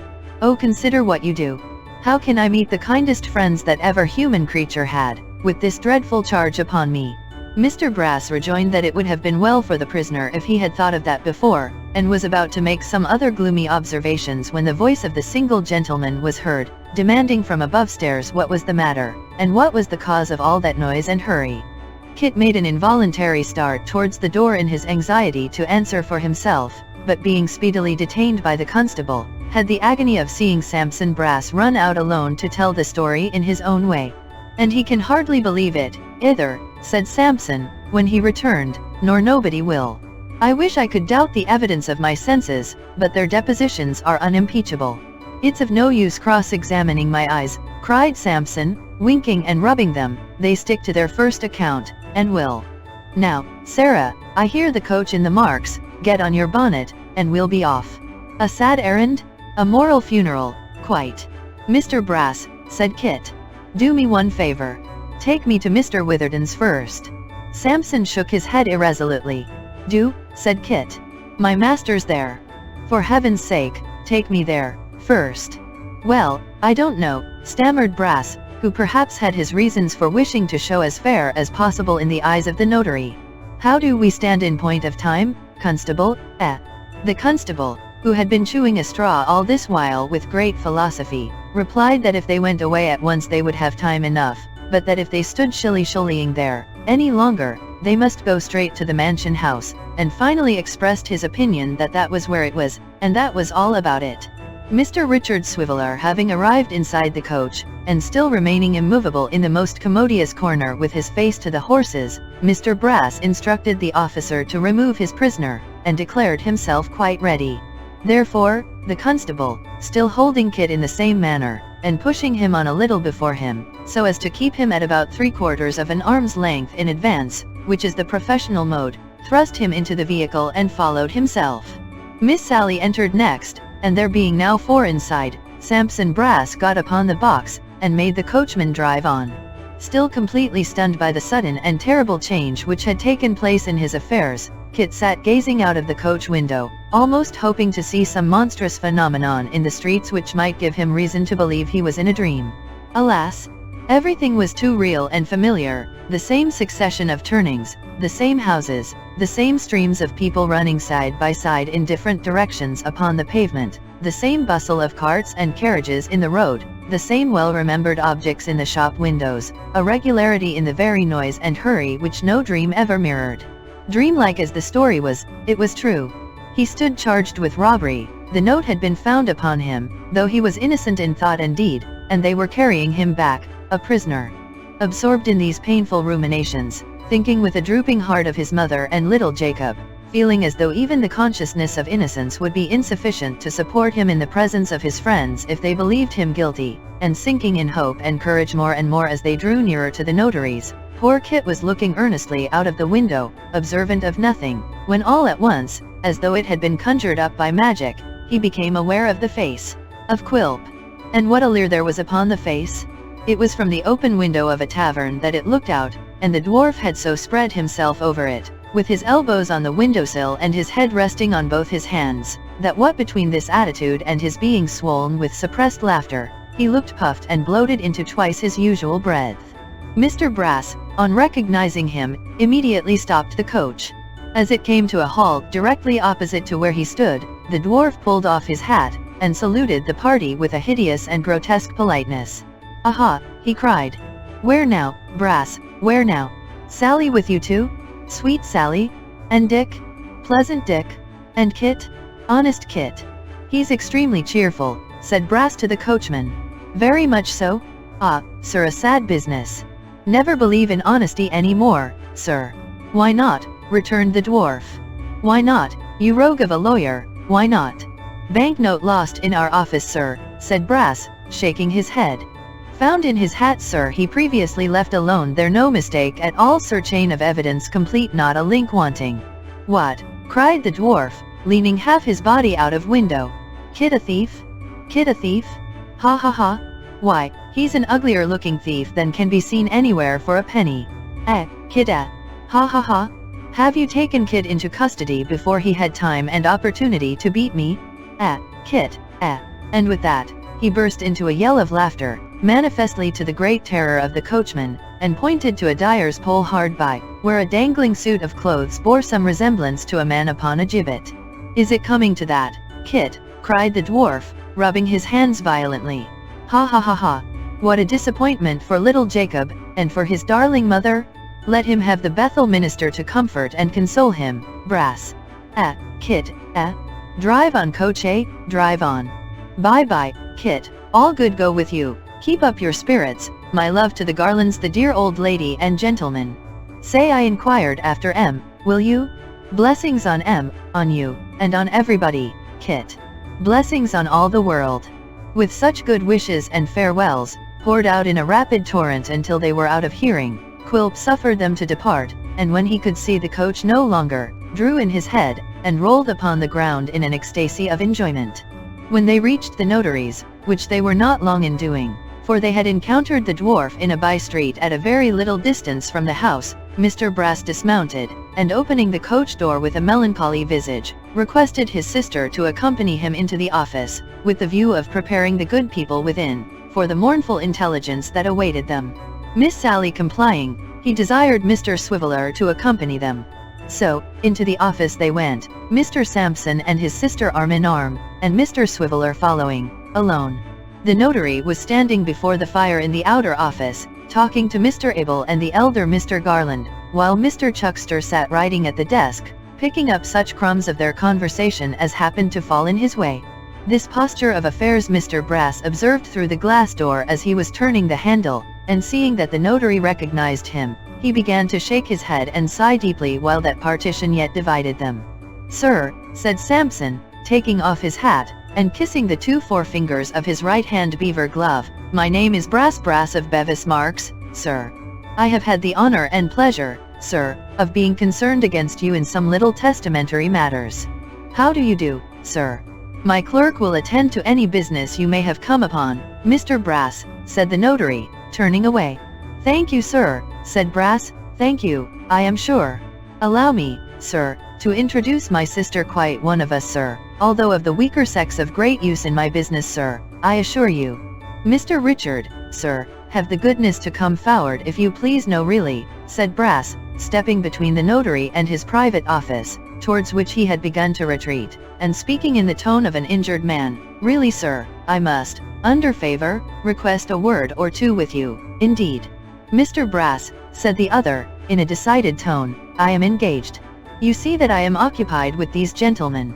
If you will communicate your business to Mr. Chuckster yonder, you will receive every attention. Gentlemen, said Brass, laying his right hand on his waistcoat, and looking towards the father and son with a smooth smile, gentlemen, I appeal to you really, gentlemen, consider, I beg of you. I am of the law. I am styled gentleman by Act of Parliament. I maintain the title by the annual payment of £12 for a certificate. I am not one of your players of music, stage actors, writers of books, or painters of pictures, who assume a station that the laws of their country don't recognize. I am none of your strollers or vagabonds. If any man brings his action against me, he must describe me as a gentleman, or his action is null and void. I appeal to you, is this quite respectful? Really, gentlemen? Well, will you have the goodness to state your business then, Mr. Brass, said the notary. Sir, rejoined Brass, I will. Mr. Witherden, you little know but I will not be tempted to travel from the point, sir. I believe the name of one of these gentlemen is Garland. Of both, said the notary. Indeed, rejoined Brass, cringing excessively. But I might have known that, from the uncommon likeness. Extremely happy, I am sure, to have the honor of an introduction to two such gentlemen, although the occasion is a most painful one. One of you gentlemen has a servant called Kit. Both, replied the notary. Two Kits, said Brass smiling. Dear me. One Kit, sir, returned Mr. Witherden angrily, who is employed by both gentlemen. What of him? This of him, sir, rejoined Brass, dropping his voice impressively. That young man, sir, that I have felt unbounded and unlimited confidence in, and always behaved to as if he was my equal, that young man has this morning committed a robbery in my office, and been taken almost in the fact. This must be some falsehood, cried the notary. It is not possible, said Mr. Abel. I'll not believe one word of it, exclaimed the old gentleman. Mr. Brass looked mildly round upon them, and rejoined. Mr. Witherden, sir, your words are actionable, and if I was a man of low and mean standing, who couldn't afford to be slandered, I should proceed for damages. Hows'ever, sir, being what I am, I merely scorn such expressions. The honest warmth of the other gentleman I respect, and I'm truly sorry to be the messenger of such unpleasant news. I shouldn't have put myself in this painful position, I assure you, but that the lad himself desired to be brought here in the first instance, and I yielded to his prayers. Mr. Chuckster, sir, will you have the goodness to tap at the window for the constable that's waiting in the coach? The three gentlemen looked at each other with blank faces when these words were uttered, and Mr. Chuckster, doing as he was desired, and leaping off his stool with something of the excitement of an inspired prophet whose foretellings had in the fullness of time been realized, held the door open for the entrance of the wretched captive. Such a scene as there was, when Kit came in, and bursting into the rude eloquence with which truth at length inspired him, called heaven to witness that he was innocent, and that how the property came to be found upon him he knew not. Such a confusion of tongues, before the circumstances were related, and the proofs disclosed? Such a dead silence when all was told, and his three friends exchanged looks of doubt and amazement? Is it not possible, said Mr. Witherden, after a long pause, that this note may have found its way into the hat by some accident, such as the removal of papers on the desk, for instance? But this was clearly shown to be quite impossible. Mr. Swiveller, though an unwilling witness, could not help proving to demonstration, from the position in which it was found, that it must have been designedly secreted. It's very distressing, said Brass, immensely distressing, I am sure. When he comes to be tried, I shall be very happy to recommend him to mercy on account of his previous good character. I did lose money before, certainly, but it doesn't quite follow that he took it. The presumption's against him, strongly against him, but we're Christians, I hope. I suppose, said the constable, looking round, that no gentleman here can give evidence as to whether he's been flush of money of late. Do you happen to know, sir? He has had money from time to time, certainly, returned Mr. Garland, to whom the man had put the question. But that, as he always told me, was given him by Mr. Brass himself. Yes, to be sure, said Kit eagerly. You can bear me out in that, sir? Ah, cried Brass, looking from face to face with an expression of stupid amazement. The money, you know, the half-crowns, that you gave me from the lodger, said Kit. Oh dear me, cried Brass, shaking his head and frowning heavily. This is a bad case, I find, a very bad case indeed. What? Did you give him no money on account of anybody, sir? Asked Mr. Garland, with great anxiety. I give him money, sir, returned Sampson. Oh, come, you know, this is too barefaced. Constable, my good fellow, we had better be going. What? Shrieked Kit. Does he deny that he did? Ask him, somebody, pray. Ask him to tell you whether he did or not. Did you, sir? Asked the notary. I tell you what, gentlemen, replied Brass, in a very grave manner, he'll not serve his case this way, and really, if you feel any interest in him, you had better advise him to go upon some other tack. Did I, sir? Of course I never did. Gentlemen, cried Kit, on whom a light broke suddenly, Master, Mr. Abel, Mr. Witherden, every one of you, he did it? What I have done to offend him, I don't know, but this is a plot to ruin me. Mind, gentlemen, it's a plot, and whatever comes of it, I will say with my dying breath that he put that note in my hat himself. Look at him, gentlemen, see how he changes color. Which of us looks the guilty person, he, or I? "You hear him, gentlemen," said Brass, smiling, "you hear him. Now, does this case strike you as assuming rather a black complexion, or does it not? Is it at all a treacherous case, do you think, or is it one of mere ordinary guilt? Perhaps, gentlemen, if he had not said this in your presence and I had reported it, you'd have held this to be impossible likewise, eh?" With such pacific and bantering remarks did Mr. Brass refute the foul aspersion on his character, but the virtuous Sarah, moved by stronger feelings, and having at heart, perhaps, a more jealous regard for the honor of her family, flew from her brother's side, without any previous intimation of her design, and darted at the prisoner with the utmost fury. It would undoubtedly have gone hard with Kit's face, but that the wary constable, foreseeing her design, drew him aside at the critical moment, and thus placed Mr. Chuckster in circumstances of some jeopardy, for that gentleman happening to be next the object of Miss Brass's wrath, and rage being, like love and fortune, blind, was pounced upon by the fair enslaver, and had a false collar plucked up by the roots, and his hair very much dishevelled, before the exertions of the company could make her sensible of her mistake. The constable, taking warning by this desperate attack, and thinking perhaps that it would be more satisfactory to the ends of justice if the prisoner were taken before a magistrate, whole, rather than in small pieces, led him back to the hackney coach without more ado, and moreover insisted on Miss Brass becoming an outside passenger, to which proposal the charming creature, after a little angry discussion, yielded her consent, and so took her brother Sampson's place upon the box, Mr. Brass, with some reluctance agreeing to occupy her seat inside. These arrangements perfected, they drove to the justice room with all speed, followed by the notary and his two friends in another coach.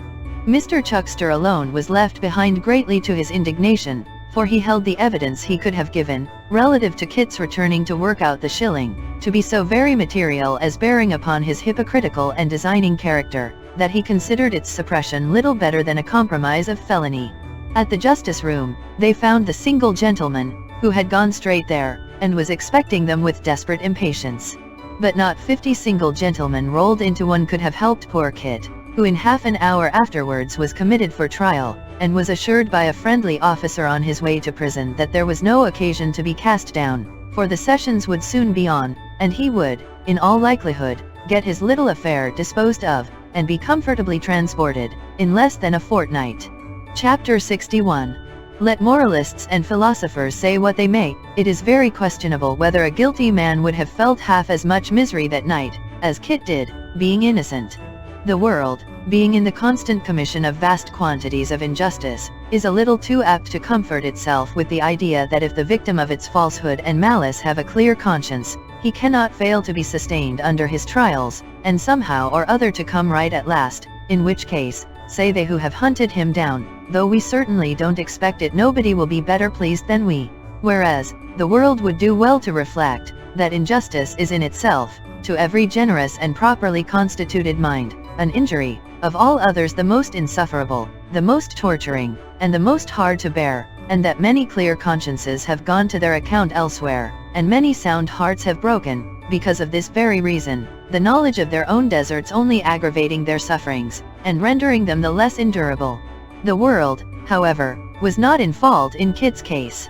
But Kit was innocent, and knowing this, and feeling that his best friends deemed him guilty, that Mr. and Mrs. Garland would look upon him as a monster of ingratitude, that Barbara would associate him with all that was bad and criminal, that the pony would consider himself forsaken, and that even his own mother might perhaps yield to the strong appearances against him, and believe him to be the wretch he seemed, knowing and feeling all this, he experienced, at first, an agony of mind which no words can describe, and walked up and down the little cell in which he was locked up for the night, almost beside himself with grief.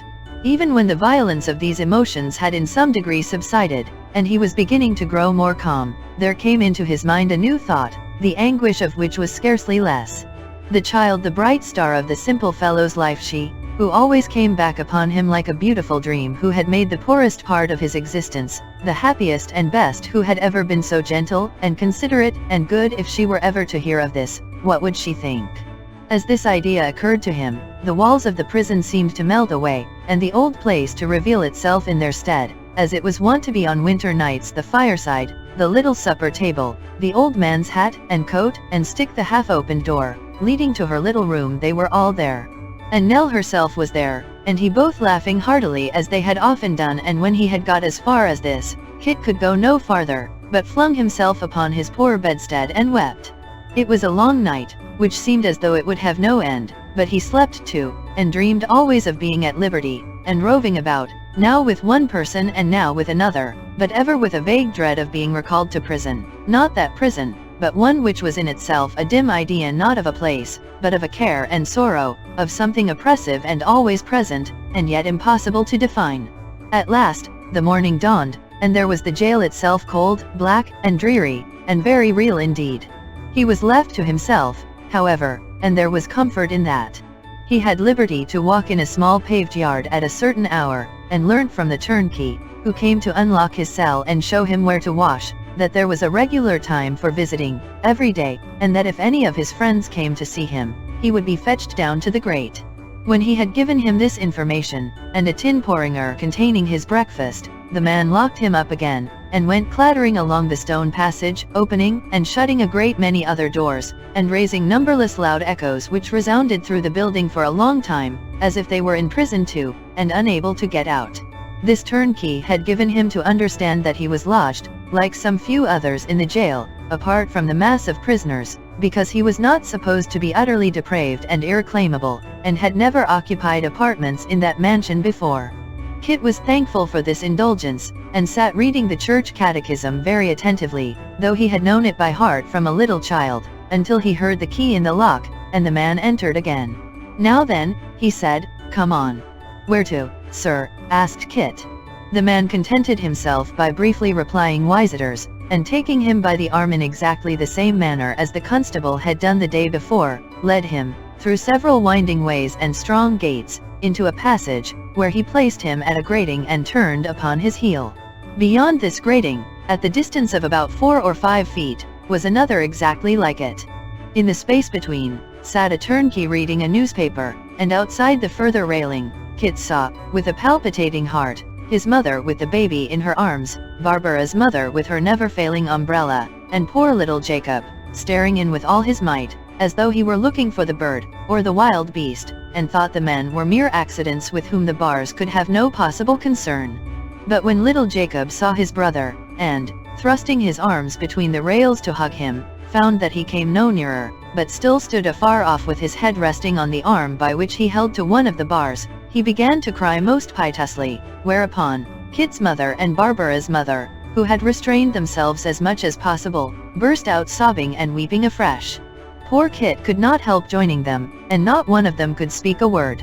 During this melancholy pause, the turnkey read his newspaper with a waggish look. He had evidently got among the facetious paragraphs, until, happening to take his eyes off for an instant, as if to get by dint of contemplation at the very marrow of some joke of a deeper sort than the rest, it appeared to occur to him, for the first time, that somebody was crying.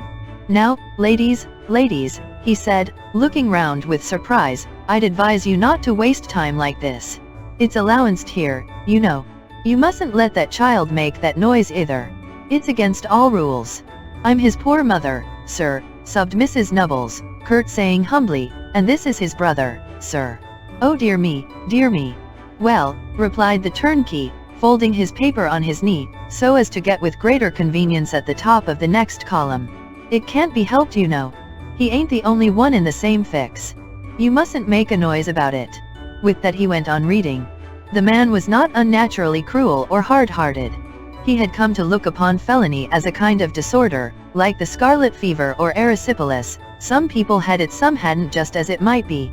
"Oh, my darling Kit," said his mother, whom Barbara's mother had charitably relieved of the baby, "that I should see my poor boy here. You don't believe that I did what they accuse me of, mother dear," cried Kit, in a choking voice. "I believe it," exclaimed the poor woman, "I that never knew you tell a lie, or do a bad action from your cradle, that have never had a moment's sorrow on your account, except it was the poor meals that you have taken with such good humor and content, that I forgot how little there was, when I thought how kind and thoughtful you were, though you were but a child. I believe it of the son that's been a comfort to me from the hour of his birth until this time, and that I never laid down one night in anger with. I believe it of you, Kit." "Why then, thank God," said Kit, clutching the bars with an earnestness that shook them, "and I can bear it, mother." Come what may, I shall always have one drop of happiness in my heart when I think that you said that." At this the poor woman fell a-crying again, and Barbara's mother too. And little Jacob, whose disjointed thoughts had by this time resolved themselves into a pretty distinct impression that Kit couldn't go out for a walk if he wanted, and that there were no birds, lions, tigers, or other natural curiosities behind those bars, nothing indeed, but a caged brother added his tears to theirs with as little noise as possible. Kit's mother, drying her eyes, and moistening them, poor soul, more than she dried them, now took from the ground a small basket, and submissively addressed herself to the turnkey, saying, would he please to listen to her for a minute?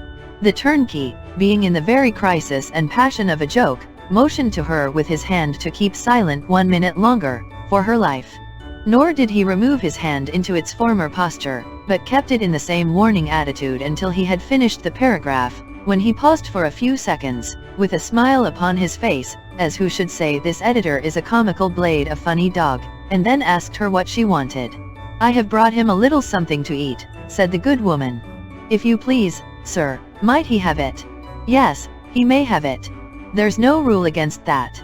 Give it to me when you go, and I'll take care he has it." "No, but if you please, sir, don't be angry with me, sir, I am his mother, and you had a mother once. If I might only see him eat a little bit, I should go away, so much more satisfied that he was all comfortable." And again the tears of Kit's mother burst forth, and of Barbara's mother, and of little Jacob. As to the baby, it was crowing and laughing with its might under the idea, apparently, that the whole scene had been invented and got up for its particular satisfaction. The turnkey looked as if he thought the request a strange one and rather out of the common way, but nevertheless he laid down his paper, and coming round where Kit's mother stood, took the basket from her, and after inspecting its contents, handed it to Kit, and went back to his place.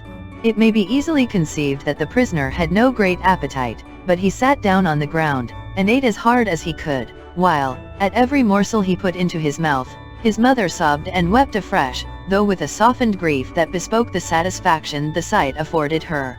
While he was thus engaged, Kit made some anxious inquiries about his employers, and whether they had expressed any opinion concerning him, but all he could learn was that Mr. Abel had himself broken the intelligence to his mother, with great kindness and delicacy, late on the previous night, but had himself expressed no opinion of his innocence or guilt. Kit was on the point of mustering courage to ask Barbara's mother about Barbara, when the turnkey who had conducted him, reappeared. A second turnkey appeared behind his visitors, and the third turnkey with the newspaper cried "Time's up," adding in the same breath, "Now for the next party," and then plunging deep into his newspaper again. Kit was taken off in an instant, with a blessing from his mother, and a scream from little Jacob, ringing in his ears. As he was crossing the next yard with the basket in his hand, under the guidance of his former conductor, another officer called to them to stop, and came up with a pint pot of porter in his hand. "This is Christopher Nubbles, isn't it, that come in last night for felony?" said the man. His comrade replied that this was the chicken in question. "Then here's your beer," said the other man to Christopher. "What are you looking at? There ain't a discharge in it." "I beg your pardon," said Kit. "Who sent it me?" "Why, your friend," replied the man. "You're to have it every day, he says. And so you will, if he pays for it." "My friend," repeated Kit. "You're all abroad, seemingly," returned the other man. "There's his letter. Take hold." Kit took it, and when he was locked up again, read as follows. "Drink of this cup, you'll find there's a spell in its every drop gainst the ills of mortality. Talk of the cordial that sparkled for Helen. Her cup was a fiction, but this is reality. Barclay and Co. S. If they ever send it in a flat state, complain to the governor. Yours, R.S. "R.S., said Kit, after some consideration. "It must be Mr. Richard Swiveller. Well, it's very kind of him, and I thank him heartily." Chapter 62.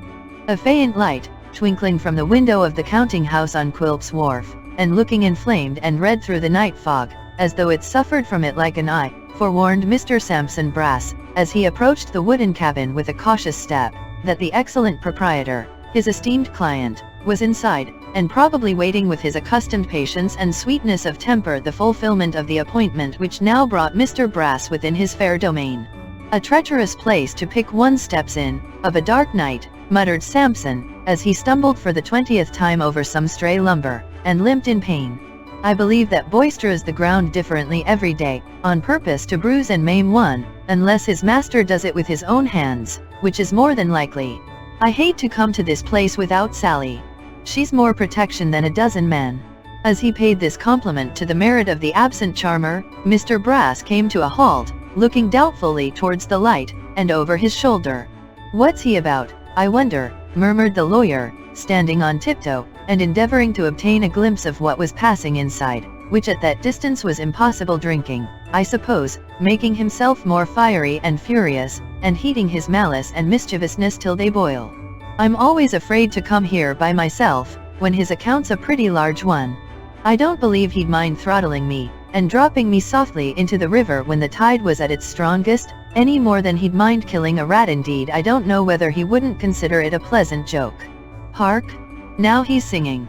Mr. Quilp was certainly entertaining himself with vocal exercise, but it was rather a kind of chant than a song, being a monotonous repetition of one sentence in a very rapid manner, with a long stress upon the last word, which he swelled into a dismal roar. Nor did the burden of this performance bear any reference to love, or war, or wine, or loyalty, or any other, the standard topics of song, but to a subject not often set to music or generally known in ballads, the words being these: "The worthy magistrate, after remarking that the prisoner would find some difficulty in persuading a jury to believe his tale, committed him to take his trial at the approaching sessions, and directed the customary recognizances to be entered into for the prosecution."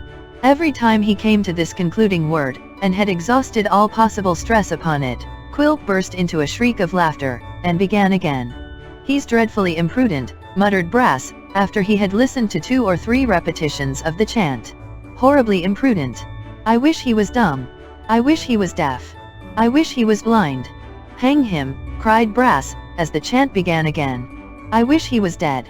Giving utterance to these friendly aspirations in behalf of his client, Mr. Sampson composed his face into its usual state of smoothness, and waiting until the shriek came again and was dying away, went up to the wooden house, and knocked at the door. "Come in," cried the dwarf. "How do you do tonight, sir?" said Sampson, peeping in. "Ha ha ha! How do you do, sir? Oh dear me, how very whimsical! Amazingly whimsical, to be sure." "Come in, you fool," returned the dwarf, "and don't stand there shaking your head and showing your teeth. Come in, you false witness, you perjurer, you suborner of evidence, come in." "He has the richest humor," cried Brass, shutting the door behind him, "the most amazing vein of comicality. But isn't it rather injudicious, sir?" "What?" demanded Quilp. "What, Judas?" "Judas," cried Brass. "He has such extraordinary spirits? His humor is so extremely playful." "Judas? Oh yes, dear me, how very good! Ha ha ha!" All this time, Sampson was rubbing his hands, and staring, with ludicrous surprise and dismay, at a great, goggle-eyed, blunt-nosed figurehead of some old ship, which was reared up against the wall in a corner near the stove, looking like a goblin or hideous idol whom the dwarf worshipped. A mass of timber on its head, carved into the dim and distant semblance of a cocked hat, together with a representation of a star on the left breast and epaulets on the shoulders, denoted that it was intended for the effigy of some famous admiral, but, without those helps, any observer might have supposed it the authentic portrait of a distinguished merman, or great sea monster. Being originally much too large for the apartment which it was now employed to decorate, it had been sawn short off at the waist. Even in this state it reached from floor to ceiling, and thrusting itself forward, with that excessively wide-awake aspect, and air of somewhat obtrusive politeness, by which figureheads are usually characterized, seemed to reduce everything else to mere pygmy proportions. "Do you know it?" said the dwarf, watching Sampson's eyes. "Do you see the likeness?" "Ah," said Brass, holding his head on one side, and throwing it a little back, as connoisseurs do. "Now I look at it again, I fancy I see a yes, there certainly is something in the smile that reminds me of, and yet upon my word I—" Now, the fact was, that Sampson, having never seen anything in the smallest degree resembling this substantial phantom, was much perplexed, being uncertain whether Mr. Quilp considered it like himself, and had therefore bought it for a family portrait, or whether he was pleased to consider it as the likeness of some enemy. He was not very long in doubt, for, while he was surveying it with that knowing look which people assume when they are contemplating for the first time portraits which they ought to recognize but don't, the dwarf threw down the newspaper from which he had been chanting the words already quoted, and seizing a rusty iron bar, which he used in lieu of poker, dealt the figure such a stroke on the nose that it rocked again. "Is it like Kit? Is it his picture, his image, his very self?" cried the dwarf, aiming a shower of blows at the insensible countenance, and covering it with deep dimples. "Is it the exact model and counterpart of the dog? Is it? And with every repetition of the question, he battered the great image, until the perspiration streamed down his face with the violence of the exercise. Although this might have been a very comical thing to look at from a secure gallery, as a bullfight is found to be a comfortable spectacle by those who are not in the arena, and a house on fire is better than a play to people who don't live near it, there was something in the earnestness of Mr. Quilp's manner which made his legal adviser feel that the counting house was a little too small, and a deal too lonely, for the complete enjoyment of these humours. Therefore, he stood as far off as he could, while the dwarf was thus engaged, whimpering out but feeble applause, and when Quilp left off and sat down again from pure exhaustion, approached with more obsequiousness than ever. "Excellent indeed," cried Brass. "He. Oh, very good, sir. You know," said Samson, looking round as if in appeal to the bruised animal, "he's quite a remarkable man, quite." "Sit down," said the dwarf. "I bought the dog yesterday. I've been screwing gimlets into him, and sticking forks in his eyes, and cutting my name on him. I mean to burn him at last." "Ha ha," cried Brass. "Extremely entertaining, indeed." "Come here," said Quilp, beckoning him to draw near. "What's injudicious, hey?" "Nothing, sir, nothing. Scarcely worth mentioning, sir, but I thought that song admirably humorous in itself, you know, was perhaps rather—" "Yes," said Quilp, "rather what?" "Just bordering, or as one may say remotely verging, upon the confines of injudiciousness perhaps, sir," returned Brass, looking timidly at the dwarf's cunning eyes, which were turned towards the fire and reflected its red light. "Why?" inquired Quilp, without looking up. "Why, you know, sir," returned Brass, venturing to be more familiar, "the fact is, sir, that any allusion to these little combinings together, of friends, for objects in themselves extremely laudable, but which the law terms conspiracies, or you take me, sir, best kept snug and among friends, you know." Said Quilp, looking up with a perfectly vacant countenance. "What do you mean?"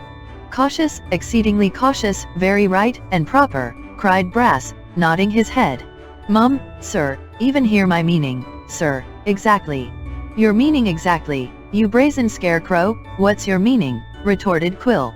"Why do you talk to me of combining together? Do I combine? Do I know anything about your combinings?" No, sir, certainly not by any means," returned Brass. "If you so wink and nod at me," said the dwarf, looking about him as if for his poker, "I'll spoil the expression of your monkey's face, I will." "Don't put yourself out of the way, I beg, sir," rejoined Brass, checking himself with great alacrity. "You're quite right, sir, quite right. I shouldn't have mentioned the subject, sir. It's much better not to. You're quite right, sir. Let us change it, if you please. You were asking, sir, Sally told me, about our lodger. He has not returned, sir." "No," said Quilp, heating some rum in a little saucepan, and watching it to prevent its boiling over. "Why not?" "Why, sir," returned Brass, "he dear me, Mr. Quilp, sir." "What's the matter?" said the dwarf, stopping his hand in the act of carrying the saucepan to his mouth. "You have forgotten the water, sir," said Brass. "And excuse me, sir, but it's burning hot." Deigning no other than a practical answer to this remonstrance, Mr. Quilp raised the hot saucepan to his lips, and deliberately drank off all the spirit it contained, which might have been in quantity about half a pint, and had been but a moment before, when he took it off the fire, bubbling and hissing fiercely. Having swallowed this gentle stimulant, and shaken his fist at the Admiral, he bade Mr. Brass proceed. "But first," said Quilp, with his accustomed grin, "have a drop yourself, a nice drop, a good, warm, fiery drop." "Why, sir," replied Brass, "if there was such a thing as a mouthful of water that could be got without trouble." "There's no such thing to be had here," cried the dwarf. "Water for lawyers? Melted lead and brimstone, you mean, nice hot blistering pitch and tar, that's the thing for them, Brass, Ha ha ha, laughed Mr. Brass. Oh, very biting, and yet it's like being tickled. There's a pleasure in it too, sir. Drink that, said the dwarf, who had by this time heated some more. Toss it off, don't leave any heel tap, scorch your throat and be happy. The wretched Samson took a few short sips of the liquor, which immediately distilled itself into burning tears, and in that form came rolling down his cheeks into the pipkin again, turning the color of his face and eyelids to a deep red, and giving rise to a violent fit of coughing, in the midst of which he was still heard to declare, with the constancy of a martyr, that it was beautiful indeed. While he was yet in unspeakable agonies, the dwarf renewed their conversation. The lodger, said Quilp, what about him? He is still, sir, returned Brass, with intervals of coughing, stopping with the Garland family. He has only been home once, sir, since the day of the examination of that culprit.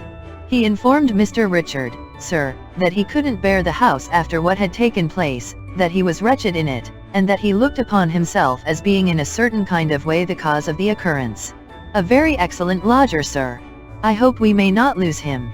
Yah, cried the dwarf. Never thinking of anybody but yourself. Why don't you retrench then? Scrape up, hoard, economize, Why, sir, replied Brass, upon my word I think Sarah's as good an economizer as any going. I do indeed, Mr. Quilp. Moisten your clay, wet the other eye, drink, man, cried the dwarf. You took a clerk to oblige me. Delighted, sir, I am sure, at any time, replied Samson. Yes, sir, I did. Then now you may discharge him, said Quilp. There's a means of retrenchment for you at once. Discharge Mr. Richard, sir, cried Brass. Have you more than one clerk, you parrot, that you ask the question? Yes. Upon my word, sir, said Brass, I wasn't prepared for this. How could you be, sneered the dwarf, when I wasn't? How often am I to tell you that I brought him to you that I might always have my eye on him and know where he was, and that I had a plot, a scheme, a little quiet piece of enjoyment afoot, of which the very cream and essence was, that this old man and grandchild, who have sunk underground I think, should be, while he and his precious friend believed them rich, in reality as poor as frozen rats. I quite understood that, sir, rejoined Brass. Thoroughly. Well, sir, retorted Quilp, and do you understand now, that they're not poor, that they can't be, if they have such men as your lodger searching for them, and scouring the country far and wide? Of course I do, sir, said Samson. Of course you do, retorted the dwarf, viciously snapping at his words. Of course do you understand then, that it's no matter what comes of this fellow? Of course do you understand that for any other purpose he's no man for me, nor for you? I have frequently said to Sarah, sir, returned Brass, that he was of no use at all in the business. You can't put any confidence in him, sir. If you'll believe me, I've found that fellow, in the commonest little matters of the office that have been trusted to him, blurting out the truth, though expressly cautioned. The aggravation of that chap, sir, has exceeded anything you can imagine. It has indeed. Nothing but the respect and obligation I owe to you, sir. As it was plain that Samson was bent on a complimentary harangue, unless he received a timely interruption, Mr. Quilp politely tapped him on the crown of his head with the little saucepan, and requested that he would be so obliging as to hold his peace. Practical, sir, practical, said Brass, rubbing the place and smiling, but still extremely pleasant, immensely so. Hearken to me, will you, returned Quilp, or I'll be a little more pleasant, presently. There's no chance of his comrade and friend returning. The scamp has been obliged to fly, as I learn, for some knavery, and has found his way abroad. Let him rot there. Certainly, sir. Quite proper. Forcible, cried Brass, glancing at the Admiral again, as if he made a third in company. Extremely forcible. I hate him, said Quilp between his teeth, and have always hated him, for family reasons. Besides, he was an intractable ruffian, otherwise he would have been of use. This fellow is pigeon-hearted and light-headed. I don't want him any longer. Let him hang or drown, starve, go to the devil. By all means, sir, returned Brass. When would you wish him, sir, to make that little excursion? When this trial's over, said Quilp. As soon as that's ended, send him about his business. It shall be done, sir, returned Brass, by all means. It will be rather a blow to Sarah, sir, but she has all her feelings under control. Ah, Mr. Quilp, I often think, "Sir, if it had only pleased Providence to bring you and Sarah together, in earlier life, what blessed results would have flowed from such a union? You never saw our dear father, sir? A charming gentleman. Sarah was his pride and joy, sir. He would have closed his eyes in bliss, would Foxy, Mr. Quilp, if he could have found her such a partner. You esteem her, sir?" "I love her," croaked the dwarf. "You're very good, sir," returned Brass, "I am sure. Is there any other order, sir, that I can take a note of, besides this little matter of Mr. Richard?" "None," replied the dwarf, seizing the saucepan. "Let us drink the lovely Sarah. If we could do it in something, sir, that wasn't quite boiling," suggested Brass humbly, "perhaps it would be better. I think it will be more agreeable to Sarah's feelings, when she comes to hear from me of the honor you have done her, if she learns it was in liquor rather cooler than the last, sir." But to these remonstrances, Mr. Quilp turned a deaf ear. Samson Brass, who was, by this time, anything but sober, being compelled to take further draughts of the same strong bowl, found that, instead of at all contributing to his recovery, they had the novel effect of making the counting house spin round and round with extreme velocity, and causing the floor and ceiling to heave in a very distressing manner. After a brief stupor, he awoke to a consciousness of being partly under the table and partly under the grate. This position not being the most comfortable one he could have chosen for himself, he managed to stagger to his feet, and, holding on by the Admiral, looked round for his host. Mr. Brass's first impression was, that his host was gone and had left him there alone, perhaps locked him in for the night. A strong smell of tobacco, however, suggested a new train of ideas. He looked upward, and saw that the dwarf was smoking in his hammock. "Goodbye, sir," cried Brass faintly. "Goodbye, sir. Won't you stop all night?" said the dwarf, peeping out. "Do stop all night?" "I couldn't indeed, sir," replied Brass, who was almost dead from nausea and the closeness of the room. "If you'd have the goodness to show me a light, so that I may see my way across the yard, sir." Quilp was out in an instant, not with his legs first, or his head first, or his arms first, but bodily altogether. "To be sure," he said, taking up a lantern, which was now the only light in the place. "Be careful how you go, my dear friend. Be sure to pick your way among the timber, for all the rusty nails are upwards. There's a dog in the lane. He bit a man last night, and a woman the night before, and last Tuesday he killed a child, but that was in play.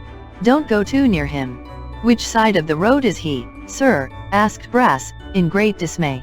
"He lives on the right hand," said Quilp, "but sometimes he hides on the left, ready for a spring. He's uncertain in that respect. Mind you take care of yourself. I'll never forgive you if you don't. There's the light out, never mind, you know the way straight on." Quilp had slyly shaded the light by holding it against his breast, and now stood chuckling and shaking from head to foot in a rapture of delight, as he heard the lawyer stumbling up the yard, and now and then falling heavily down. At length, however, he got quit of the place, and was out of hearing. The dwarf shut himself up again, and sprang once more into his hammock. Chapter 63.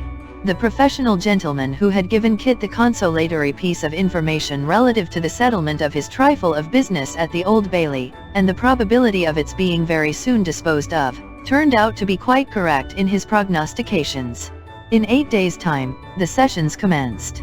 In 1 day afterwards, the grand jury found a true bill against Christopher Nubbles for felony, and in 2 days from that finding, the aforesaid Christopher Nubbles was called upon to plead guilty or not guilty to an indictment for that he the said Christopher did feloniously abstract and steal from the dwelling house and office of one Samson Brass, gentleman, 1 banknote for £5 issued by the Governor and Company of the Bank of England, in contravention of the statutes in that case, made and provided, and against the peace of our sovereign Lord the King, his crown, and dignity.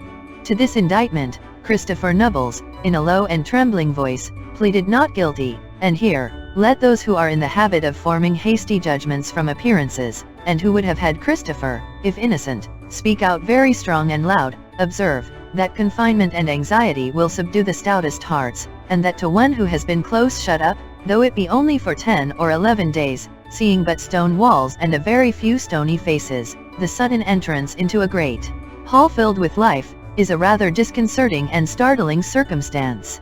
To this, it must be added, that life in a wig is to a large class of people much more terrifying and impressive than life with its own head of hair, and if, in addition to these considerations, there be taken into account Kit's natural emotion on seeing the two Mr. Garlands and the little notary looking on with pale and anxious faces, it will perhaps seem matter of no very great wonder that he should have been rather out of sorts, and unable to make himself quite at home. Although he had never seen either of the Mr. Garlands, or Mr. Witherden, since the time of his arrest, he had been given to understand that they had employed counsel for him.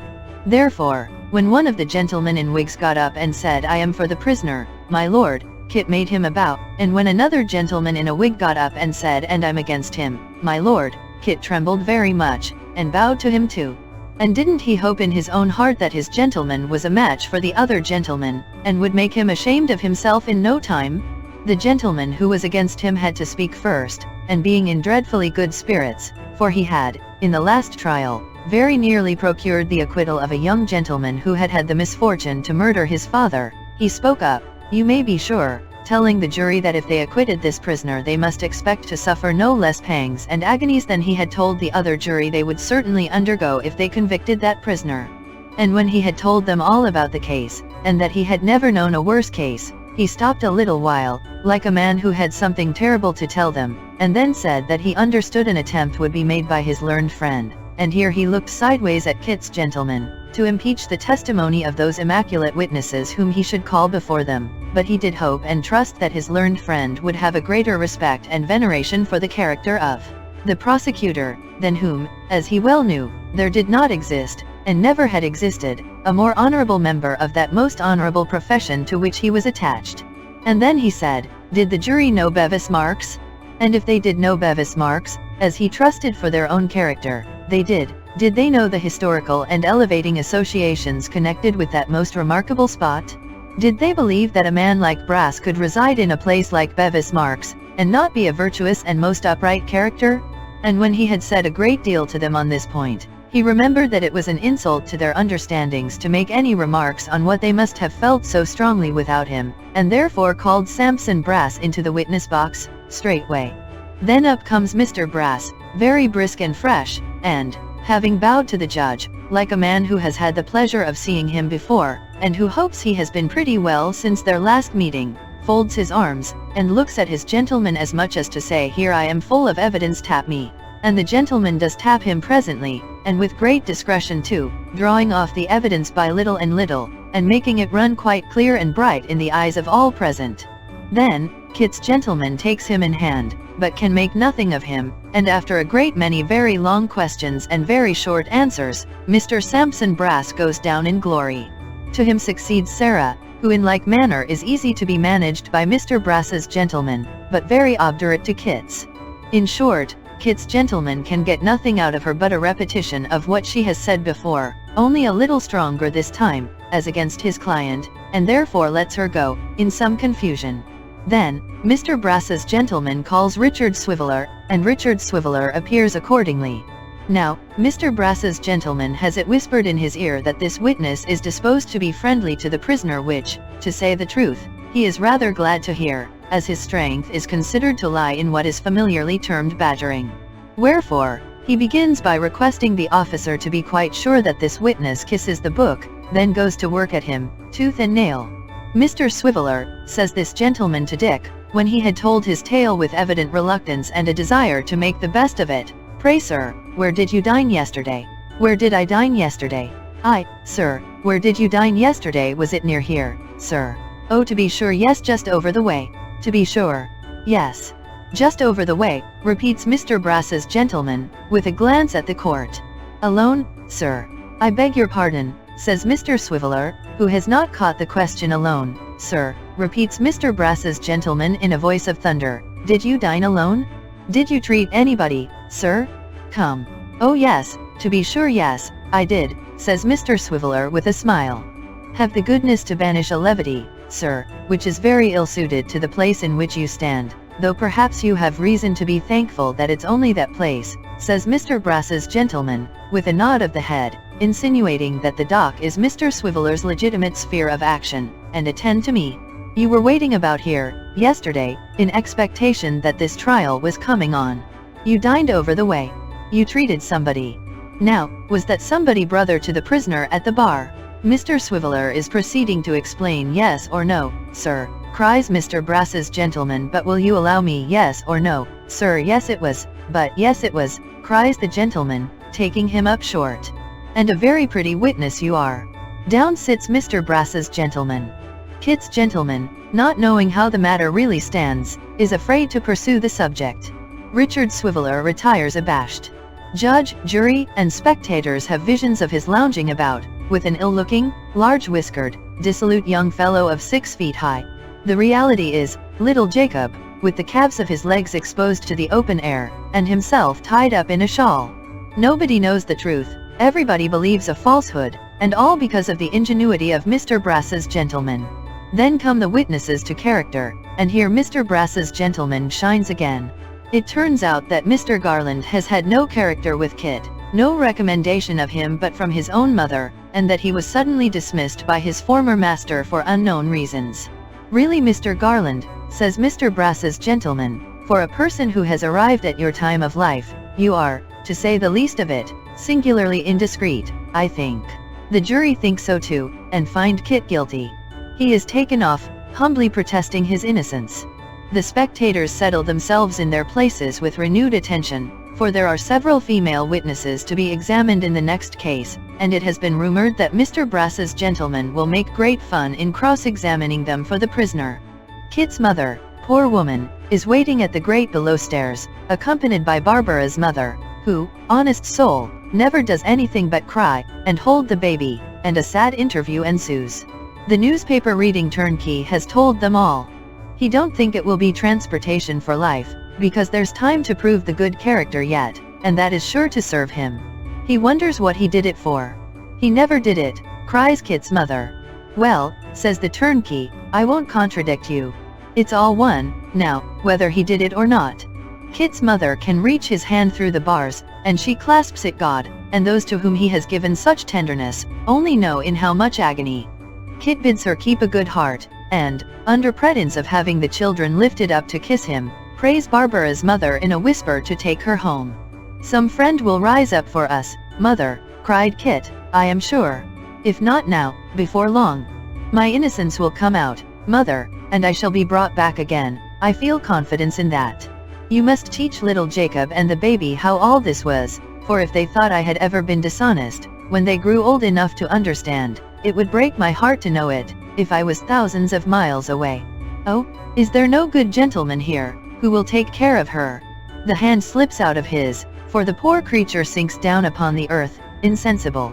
Richard Swiveller comes hastily up, elbows the bystanders out of the way, takes her, after some trouble, in one arm after the manner of theatrical ravishers, and, nodding to Kit, and commanding Barbara's mother to follow, for he has a coach waiting, bears her swiftly off. Well, Richard took her home. And what astonishing absurdities in the way of quotation from song and poem he perpetrated on the road, no man knows. He took her home, and stayed till she was recovered, and, having no money to pay the coach, went back in state to Bevis Marks, bidding the driver, for it was Saturday night, wait at the door while he went in for change. Mr. Richard, sir, said Brass cheerfully, good evening. Monstrous as Kit's tale had appeared, at first, Mr. Richard did, that night, half suspect his affable employer of some deep villainy. Perhaps it was but the misery he had just witnessed which gave his careless nature this impulse, but, be that as it may, it was very strong upon him, and he said in as few words as possible, what he wanted. Money, cried Brass, taking out his purse. Ha ha! To be sure, Mr. Richard, to be sure, sir. All men must live. You haven't change for a £5 note, have you, sir? No, returned Dick, shortly. Oh, said Brass, here's the very sum. That saves trouble. You're very welcome, I'm sure. Mr. Richard, sir. Dick, who had by this time reached the door, turned round. You needn't, said Brass, trouble yourself to come back any more, sir. You see, Mr. Richard, said Brass, thrusting his hands in his pockets, and rocking himself to and fro on his stool, the fact is, that a man of your abilities is lost, sir, quite lost, in our dry and moldy line. It's terrible drudgery, shocking. I should say, now, that the stage, Or the army, Mr. Richard, or something very superior in the licensed victualling way was the kind of thing that would call out the genius of such a man as you. I hope you'll look in to see us now and then. Sally, sir, will be delighted, I'm sure.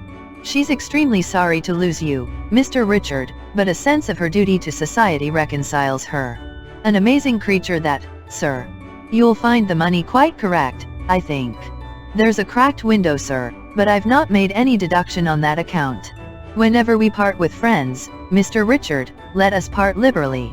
A delightful sentiment, sir. To all these rambling observations, Mr. Swiveller answered not one word, but, returning for the aquatic jacket, rolled it into a tight round ball, looking steadily at Brass meanwhile as if he had some intention of bowling him down with it. He only took it under his arm, however, and marched out of the office in profound silence. When he had closed the door, he reopened it, stared in again for a few moments with the same portentous gravity, and nodding his head once, in a slow and ghost-like manner, vanished. He paid the coachman, and turned his back on Bevis Marks, big with great designs for the comforting of Kit's mother and the aid of Kit himself. But the lives of gentlemen devoted to such pleasures as Richard Swiveller are extremely precarious. The spiritual excitement of the last fortnight, working upon a system affected in no slight degree by the spirit-use excitement of some years, proved a little too much for him. That very night, Mr. Richard was seized with an alarming illness, and in 24 hours was stricken with a raging fever. Chapter 64. Tossing to and fro upon his hot, uneasy bed, tormented by a fierce thirst which nothing could appease, unable to find, in any change of posture, a moment's peace or ease, and rambling, ever, through deserts of thought where there was no resting place, no sight or sound suggestive of refreshment or repose, nothing but a dull eternal weariness, with no change but the restless shiftings of his miserable body, and the weary wandering of his mind, constant still to one ever-present anxiety to a sense of something left undone, of some fearful obstacle to be surmounted, of some carking care that would not be driven away, and which haunted the distempered brain, now in this form, now in that, always shadowy and dim, but recognizable for the same phantom in every shape it took, darkening every vision like an evil conscience, and making slumber horrible in these slow tortures of his dread disease. The unfortunate Richard lay wasting and consuming inch by inch, until, at last, when he seemed to fight and struggle to rise up, and to be held down by devils, he sank into a deep sleep, and dreamed no more. He awoke with a sensation of most blissful rest, better than sleep itself. He began gradually to remember something of these sufferings, and to think what a long night it had been, and whether he had not been delirious twice or thrice. Happening, in the midst of these cogitations, to raise his hand, he was astonished to find how heavy it seemed, and yet how thin and light it really was. Still, he felt indifferent and happy, and having no curiosity to pursue the subject, remained in the same waking slumber until his attention was attracted by a cough.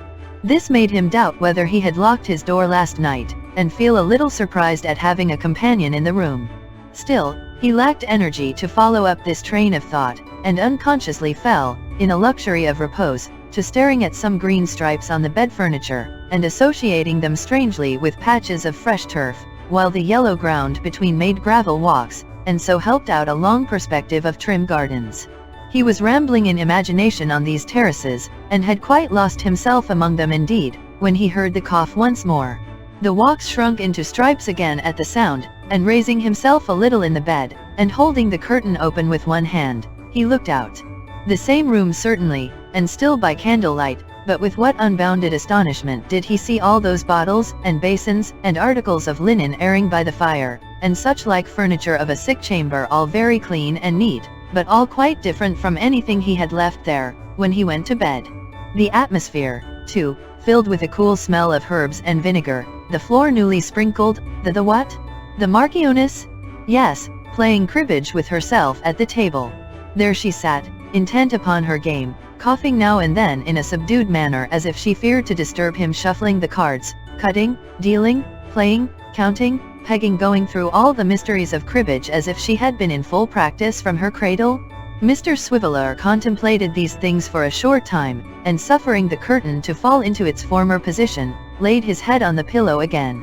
"I'm dreaming," thought Richard, "that's clear. When I went to bed, my hands were not made of eggshells, and now I can almost see through 'em. If this is not a dream, I have woke up, by mistake, in an Arabian night, instead of a London one. But I have no doubt I'm asleep. Not the least. Here the small servant had another cough. Very remarkable, thought Mr. Swiveller. I never dreamt such a real cough as that before. I don't know, indeed, that I ever dreamt either a cough or a sneeze. Perhaps it's part of the philosophy of dreams that one never does. There's another and another, I say. I'm dreaming rather fast. For the purpose of testing his real condition, Mr. Swiveller, after some reflection, pinched himself in the arm. Queerer still, he thought. I came to bed rather plump than otherwise, and now there's nothing to lay hold of. I'll take another survey. The result of this additional inspection was, to convince Mr. Swiveller that the objects by which he was surrounded were real, and that he saw them, beyond all question, with his waking eyes. It's an Arabian night, that's what it is, said Richard. I'm in Damascus or Grand Cairo. The Marchioness is a genie, and having had a wager with another genie about who is the handsomest young man alive, and the worthiest to be the husband of the Princess of China, has brought me away, room and all, to compare us together. Perhaps, said Mr. Swiveller, turning languidly round on his pillow, and looking on that side of his bed which was next the wall, the princess may be still no, she's gone. Not feeling quite satisfied with this explanation, as, even taking it to be the correct one, it still involved a little mystery and doubt, Mr. Swiveller raised the curtain again, determined to take the first favorable opportunity of addressing his companion. An occasion presented itself. The Marchioness dealt, turned up a knave, and omitted to take the usual advantage, upon which Mr. Swiveller called out as loud as he could 2 for his heels. The Marchioness jumped up quickly and clapped her hands. Arabian night, certainly, thought Mr. Swiveller, they always clap their hands instead of ringing the bell. Now for the 2,000 black slaves, with jars of jewels on their heads. It appeared, however, that she had only clapped her hands for joy, for directly afterward she began to laugh, and then to cry, declaring, not in choice Arabic but in familiar English, that she was so glad, she didn't know what to do. Marchioness, said Mr. Swiveller, thoughtfully, be pleased to draw nearer. First of all, will you have the goodness to inform me where I shall find my voice, and secondly, what has become of my flesh? The Marchioness only shook her head mournfully, and cried again, whereupon Mr. Swiveller, being very weak, felt his own eyes affected likewise. I begin to infer, from your manner, and these appearances, Marchioness, said Richard after a pause, and smiling with a trembling lip, that I have been ill. You just have, replied the small servant, wiping her eyes. And haven't you been a-talking nonsense? Oh, said Dick. Very ill, Marchioness, have I been. Dead, all but, replied the small servant. I never thought you'd get better. Thank heaven you have. Mr. Swiveller was silent for a long while. By and by, he began to talk again, inquiring how long he had been there. 3 weeks tomorrow, replied the servant. 3 what? Said Dick. Weeks, returned the Marchioness emphatically, 3 long, slow weeks. The bare thought of having been in such extremity, caused Richard to fall into another silence, and to lie flat down again, at his full length. The Marchioness, having arranged the bedclothes more comfortably, and felt that his hands and forehead were quite cool, a discovery that filled her with delight, cried a little more, and then applied herself to getting tea ready, and making some thin dry toast. While she was thus engaged, Mr. Swiveller looked on with a grateful heart, very much astonished to see how thoroughly at home she made herself, and attributing this attention, in its origin, to Sally Brass, whom, in his own mind, he could not thank enough. When the Marchioness had finished her toasting, she spread a clean cloth on a tray, and brought him some crisp slices and a great basin of weak tea, with which, she said, the doctor had left word he might refresh himself when he awoke. She propped him up with pillows, if not as skillfully as if she had been a professional nurse all her life, at least as tenderly, and looked on with unutterable satisfaction while the patient, stopping every now and then to shake her by the hand, took his poor meal with an appetite and relish, which the greatest dainties of the earth, under any other circumstances, would have failed to provoke. Having cleared away, and disposed everything comfortably about him again, she sat down at the table to take her own tea. Marchioness, said Mr. Swiveller, how Sally?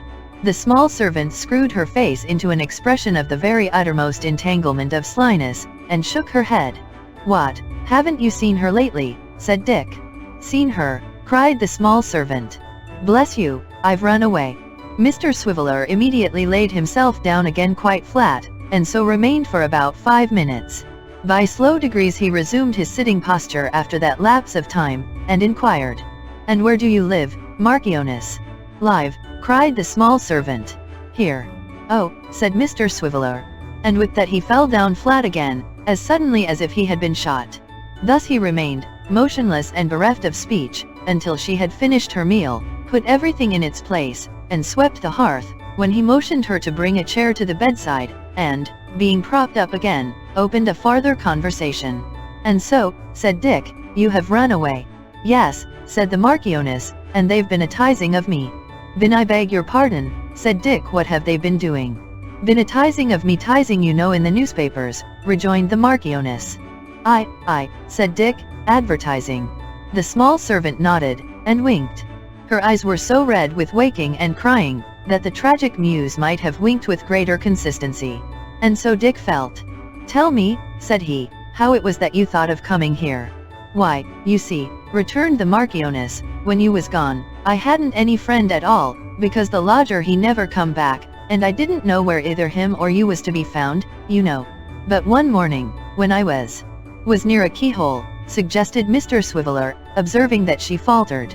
"Well then," said the small servant, nodding, "when I was near the office keyhole as you see me through, you know I heard somebody saying that she lived here, and was the lady whose house you lodged at, and that you was took very bad, and wouldn't nobody come and take care of you. Mr. Brass, he says, it's no business of mine, he says, and Miss Sally, she says, he's a funny chap, but it's no business of mine, and the lady went away, and slammed the door to, when she went out, I can tell you. So I run away that night, and come here, and told 'em you was my brother, and they believed me, and I've been here ever since." "This poor little Marchioness has been wearing herself to death," cried Dick. "No I haven't," she returned, "not a bit of it. Don't you mind about me. I like sitting up, and I've often had a sleep, bless you, in one of them chairs.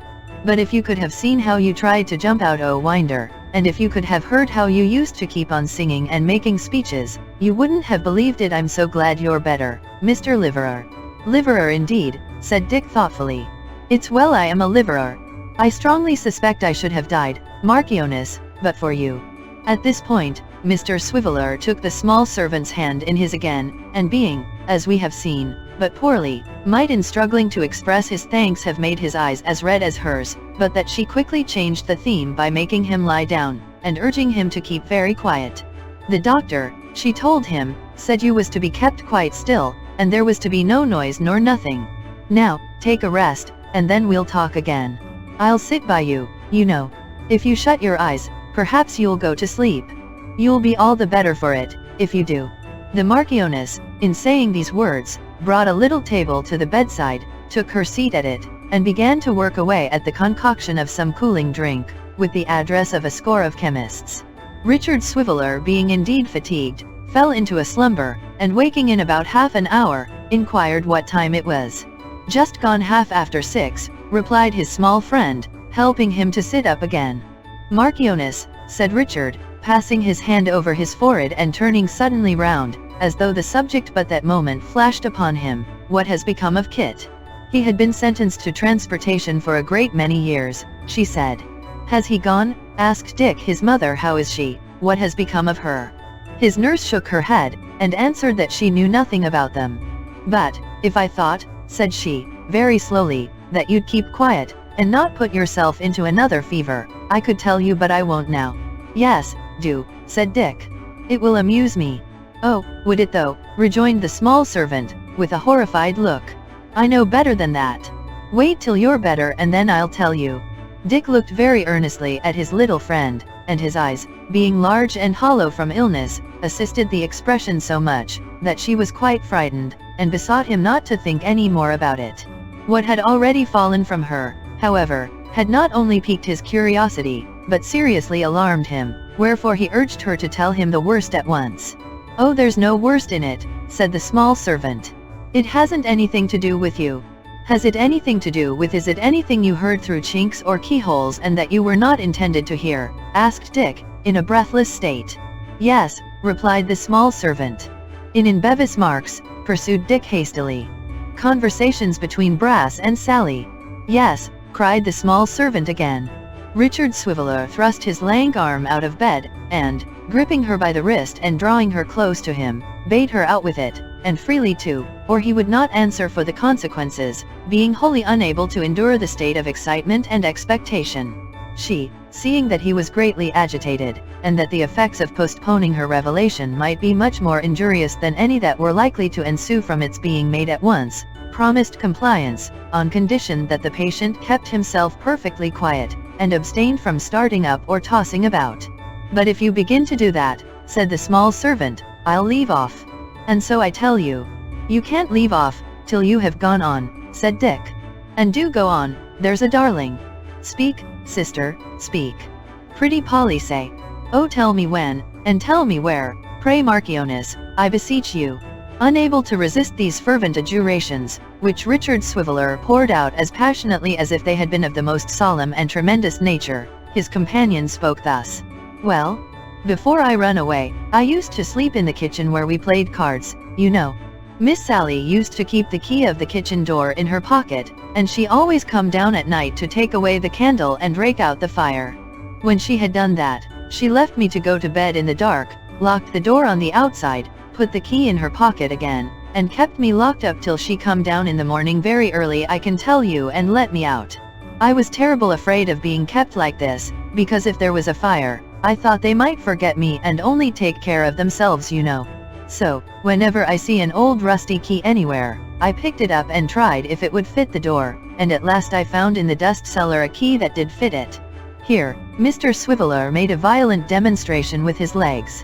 But the small servant immediately pausing in her talk, he subsided again, and pleading a momentary forgetfulness of their compact, entreated her to proceed. "They kept me very short," said the small servant. "Oh, you can't think how short they kept me? So I used to come out at night after they'd gone to bed, and feel about in the dark for bits of biscuit, or sandwiches that you'd left in the office, or even pieces of orange peel to put into cold water and make believe it was wine. Did you ever taste orange peel and water?" Mr. Swiveller replied that he had never tasted that ardent liquor, and once more urged his friend to resume the thread of her narrative. "If you make believe very much, it's quite nice," said the small servant, "but if you don't, you know, it seems as if it would bear a little more seasoning, certainly. Well, sometimes I used to come out after they'd gone to bed, and sometimes before, you know, and 1 or 2 nights before there was all that precious noise in the office when the young man was took. I mean, I come upstairs while Mr. Brass and Miss Sally was a-sittin' at the office fire, and I tell you the truth, that I come to listen again, about the key of the safe." Mr. Swiveller gathered up his knees so as to make a great cone of the bedclothes, and conveyed into his countenance an expression of the utmost concern. But the small servant pausing, and holding up her finger, the cone gently disappeared, though the look of concern did not. "There was him and her," said the small servant, "a-sittin' by the fire, and talking softly together. Mr. Brass says to Miss Sally, 'Upon my word,' he says, 'it's a dangerous thing, and it might get us into a world of trouble, and I don't half like it.' She says, you know her way, she says, 'You're the chickenest-hearted, feeblest, faintest man I ever see, and I think,' she says, 'that I ought to have been the brother, and you the sister. Isn't Quilp,' she says, 'our principal support?' 'He certainly is,' says Mr. Brass, 'and aren't we,' she says, 'constantly ruining somebody or other in the way of business?' 'We certainly are,' says Mr. Brass. 'Then does it signify,' she says, 'about ruining this kit when Quilp desires it?' 'It certainly does not signify,' says Mr. Brass. Then they whispered and laughed for a long time about there being no danger if it was well done, and then Mr. Brass pulls out his pocketbook, and says, 'Well,' he says, 'here it is, Quilp's own £5 note. We'll agree that way, then,' he says. 'Kit's coming tomorrow morning, I know. While he's upstairs, you'll get out of the way, and I'll clear off Mr. Richard. Having Kit alone, I'll hold him in conversation, and put this property in his hat. I'll manage so, besides,' he says, 'that Mr. Richard shall find it there, and be the evidence. And if that don't get Christopher out of Mr. Quilp's way, and satisfy Mr. Quilp's grudges,' he says, 'the devil's in it.' Miss Sally laughed, and said that was the plan, and as they seemed to be moving away, and I was afraid to stop any longer, I went downstairs again. There. The small servant had gradually worked herself into as much agitation as Mr. Swiveller, and therefore made no effort to restrain him when he sat up in bed and hastily demanded whether this story had been told to anybody. "How could it be?" replied his nurse. "I was almost afraid to think about it, and hoped the young man would be let off. When I heard M say they had found him guilty of what he didn't do, he was gone, and so was the lodger, though I think I should have been frightened to tell him, even if he'd been there. Ever since I come here, you've been out of your senses, and what would have been the good of telling you then?" "Marchioness," said Mr. Swiveller, plucking off his nightcap and flinging it to the other end of the room, "if you'll do me the favor to retire for a few minutes and see what sort of a night it is, I'll get up." "You mustn't think of such a thing," cried his nurse. "I must indeed," said the patient, looking round the room. "Whereabouts are my clothes?" "Oh, I'm so glad you haven't got any," replied the Marchioness. "Ma'am," said Mr. Swiveller, in great astonishment, "I've been obliged to sell them, every one, to get the things that was ordered for you." "But don't take on about that," urged the Marchioness, as Dick fell back upon his pillow. "You're too weak to stand, indeed." "I am afraid," said Richard dolefully, "that you're right. What ought I to do? What is to be done?" It naturally occurred to him on very little reflection, that the first step to take would be to communicate with one of the Mr. Garlands instantly. It was very possible that Mr. Abel had not yet left the office. In as little time as it takes to tell it, the small servant had the address in pencil on a piece of paper, a verbal description of father and son, which would enable her to recognize either, without difficulty, and a special caution to be shy of Mr. Chuckster, in consequence of that gentleman's known antipathy to Kit. Armed with these slender powers, she hurried away, commissioned to bring either old Mr. Garland or Mr. Abel, bodily, to that apartment. "I suppose," said Dick, as she closed the door slowly, and peeped into the room again, to make sure that he was comfortable, "I suppose there's nothing left, not so much as a waistcoat even." "No, nothing." "It's embarrassing," said Mr. Swiveller. "In case of fire even an umbrella would be something, but you did quite right, dear Marchioness. I should have died without you." Chapter 65. It was well for the small servant that she was of a sharp, quick nature, or the consequence of sending her out alone, from the very neighborhood in which it was most dangerous for her to appear, would probably have been the restoration of Miss Sally Brass to the supreme authority over her person. Not unmindful of the risk she ran, however, the Marchioness no sooner left the house than she dived into the first dark byway that presented itself, and, without any present reference to the point to which her journey tended, made it her first business to put 2 good miles of brick and mortar between herself and Bevis Marks.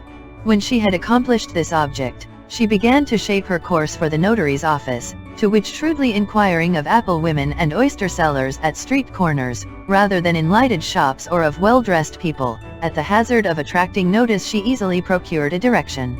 As carrier pigeons, on being first let loose in a strange place, beat the air at random for a short time before darting off towards the spot for which they are designed, so did the Marchioness flutter round and round until she believed herself in safety, and then bear swiftly down upon the port for which she was bound. She had no bonnet, nothing on her head but a great cap which, in some old time, had been worn by Sally Brass, whose taste in head-dresses was, as we have seen, peculiar, and her speed was rather retarded than assisted by her shoes, which, being extremely large and slipshod, flew off every now and then, and were difficult to find again, among the crowd of passengers. Indeed, the poor little creature experienced so much trouble and delay from having to grope for these articles of dress in mud and kennel, and suffered in these researches so much jostling, pushing, squeezing, and bandying from hand to hand, that by the time she reached the street in which the notary lived, she was fairly worn out and exhausted, and could not refrain from tears. But to have got there at last was a great comfort, especially as there were lights still burning in the office window, and therefore some hope that she was not too late. So the Marchioness dried her eyes with the backs of her hands, and, stealing softly up the steps, peeped in through the glass door. Mr. Chuckster was standing behind the lid of his desk, making such preparations towards finishing off for the night, as pulling down his wristbands and pulling up his shirt collar, settling his neck more gracefully in his stock, and secretly arranging his whiskers by the aid of a little triangular bit of looking-glass. Before the ashes of the fire stood 2 gentlemen, one of whom she rightly judged to be the notary, and the other, who was buttoning his greatcoat and was evidently about to depart immediately, Mr. Abel Garland.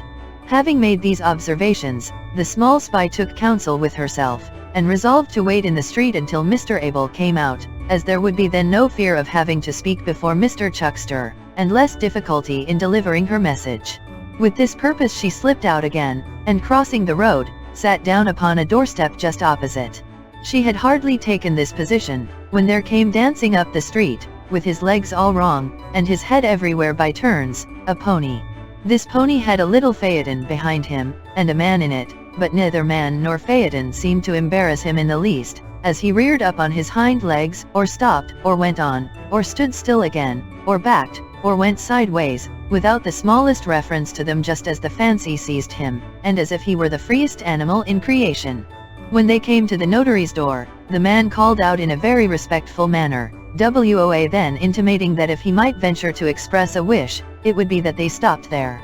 The pony made a moment's pause, but, as if it occurred to him that to stop when he was required might be to establish an inconvenient and dangerous precedent, he immediately started off again, rattled at a fast trot to the street corner, wheeled round, came back, and then stopped of his own accord. "Oh, you're a precious creetur," said the man, who didn't venture by the by to come out in his true colors until he was safe on the pavement. "I wish I had the rewarding of you, I do." "What has he been doing?" said Mr. Abel, tying a shawl round his neck as he came down the steps. "He's enough to fret a man's heart out," replied the hostler. "He is the most vicious rascal." "Woa then, will you?" "He'll never stand still, if you call him names," said Mr. Abel, getting in, and taking the reins. "He's a very good fellow if you know how to manage him. This is the first time he has been out, this long while, for he has lost his old driver and wouldn't stir for anybody else, till this morning. The lamps are right, are they? That's well. Be here to take him tomorrow, if you please. Good night." And, after one or two strange plunges, quite of his own invention, the pony yielded to Mr. Abel's mildness, and trotted gently off. All this time Mr. Chuckster had been standing at the door, and the small servant had been afraid to approach. She had nothing for it now, therefore, but to run after the chaise, and to call to Mr. Abel to stop. Being out of breath when she came up with it, she was unable to make him hear. The case was desperate, for the pony was quickening his pace. The Marchioness hung on behind for a few moments, and, feeling that she could go no farther, and must soon yield, clambered by a vigorous effort into the hinder seat, and in so doing lost one of the shoes forever. Mr. Abel, being in a thoughtful frame of mind, and having quite enough to do to keep the pony going, went jogging on without looking round, little dreaming of the strange figure that was close behind him, until the Marchioness, having in some degree recovered her breath, and the loss of her shoe, and the novelty of her position, uttered close into his ear, the words, "I say, sir." He turned his head quickly enough then, and stopping the pony, cried, with some trepidation, "God bless me, what is this?" "Don't be frightened, sir," replied the still panting messenger. "Oh, I've run such a way after you." "What do you want with me?" said Mr. Abel. "How did you come here?" "I got in behind," replied the Marchioness. "Oh, please drive on, sir, don't stop and go towards the city, will you? And oh, do please make haste, because it's of consequence. There's somebody wants to see you there. He sent me to say would you come directly, and that he knowed all about Kit, and could save him yet, and prove his innocence." "What do you tell me, child?" "The truth, upon my word and honor I do. But please to drive on quick, please. I've been such a time gone, he'll think I'm lost." Mr. Abel involuntarily urged the pony forward. The pony, impelled by some secret sympathy or some new caprice, burst into a great pace, and neither slackened it, nor indulged in any eccentric performances, until they arrived at the door of Mr. Swiveller's lodging, where, marvelous to relate, he consented to stop when Mr. Abel checked him. "See? It's the room up there," said the Marchioness, pointing to one where there was a faint light. "Come." Mr. Abel, who was one of the simplest and most retiring creatures in existence, and naturally timid withal, hesitated, for he had heard of people being decoyed into strange places to be robbed and murdered, under circumstances very like the present, and, for anything he knew to the contrary, by guides very like the Marchioness. His regard for Kit, however, overcame every other consideration. So, entrusting Whisker to the charge of a man who was lingering hard by in expectation of the job, he suffered his companion to take his hand, and to lead him up the dark and narrow stairs. He was not a little surprised to find himself conducted into a dimly lighted sick chamber, where a man was sleeping tranquilly in bed. "Ain't it nice to see him lying there so quiet?" said his guide, in an earnest whisper. "Oh, you'd say it was, if you had only seen him 2 or 3 days ago." Mr. Abel made no answer, and, to say the truth, kept a long way from the bed and very near the door. His guide, who appeared to understand his reluctance, trimmed the candle, and taking it in her hand, approached the bed. As she did so, the sleeper started up, and he recognized in the wasted face the features of Richard Swiveller. "Why, how is this?" said Mr. Abel kindly, as he hurried towards him. "You have been ill." "Very," replied Dick. "Nearly dead. You might have chanced to hear of your Richard on his bier, but for the friend I sent to fetch you." Another shake of the hand. "Marchioness, if you please. Sit down, sir." Mr. Abel seemed rather astonished to hear of the quality of his guide, and took a chair by the bedside. "I have sent for you, sir," said Dick, "but she told you on what account?" "She did. I am quite bewildered by all this. I really don't know what to say or think," replied Mr. Abel. "You'll say that presently," retorted Dick. "Marchioness, take a seat on the bed, will you? Now, tell this gentleman all that you told me, and be particular. Don't you speak another word, sir." The story was repeated. It was, in effect, exactly the same as before, without any deviation or omission. Richard Swiveller kept his eyes fixed on his visitor during its narration, and directly it was concluded, took the word again. "You have heard it all, and you'll not forget it. I'm too giddy and too queer to suggest anything, but you and your friends will know what to do. After this long delay, every minute is an age. If ever you went home fast in your life, go home fast tonight. Don't stop to say one word to me, but go. She will be found here, whenever she's wanted, and as to me, you're pretty sure to find me at home, for a week or 2. There are more reasons than one for that. Marchioness, a light? If you lose another minute in looking at me, sir, I'll never forgive you." Mr. Abel needed no more remonstrance or persuasion. He was gone in an instant, and the Marchioness, returning from lighting him downstairs, reported that the pony, without any preliminary objection whatever, had dashed away at full gallop. "That's right," said Dick, "and hearty of him, and I honor him from this time. But get some supper and a mug of beer, for I am sure you must be tired. Do have a mug of beer. It will do me as much good to see you take it as if I might drink it myself." Nothing but this assurance could have prevailed upon the small nurse to indulge in such a luxury. Having eaten and drunk to Mr. Swiveller's extreme contentment, given him his drink, and put everything in neat order, she wrapped herself in an old coverlet and lay down upon the rug before the fire.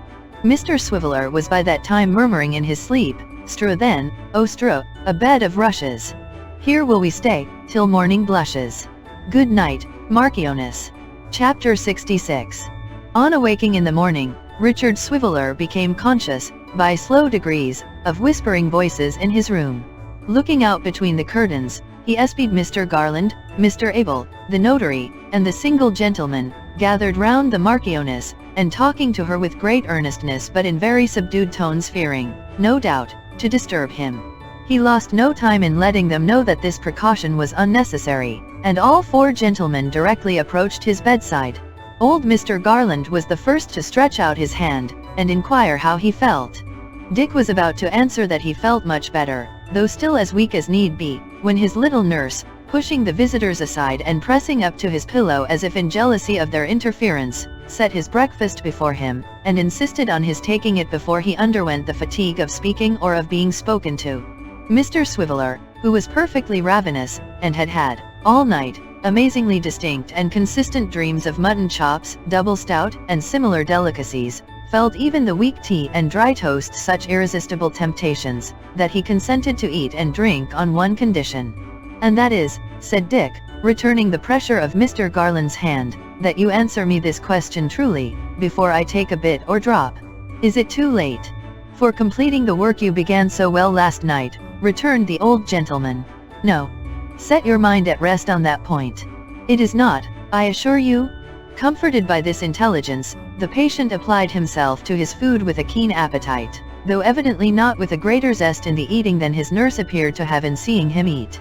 The manner of this meal was this: Mr. Swiveller, holding the slice of toast or cup of tea in his left hand, and taking a bite or drink, as the case might be, constantly kept, in his right, one palm of the Marchioness tight locked, and to shake, or even to kiss this imprisoned hand, he would stop every now and then, in the very act of swallowing, with perfect seriousness of intention, and the utmost gravity. As often as he put anything into his mouth, whether for eating or drinking, the face of the Marchioness lighted up beyond all description, but whenever he gave her one or other of these tokens of recognition, her countenance became overshadowed, and she began to sob.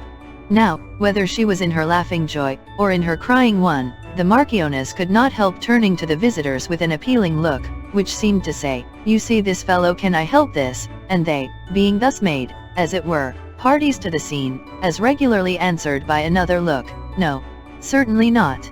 This dumb show, taking place during the whole time of the invalid's breakfast, and the invalid himself, pale and emaciated, performing no small part in the same, it may be fairly questioned whether at any meal, where no word, good or bad, was spoken from beginning to end, so much was expressed by gestures in themselves so slight and unimportant.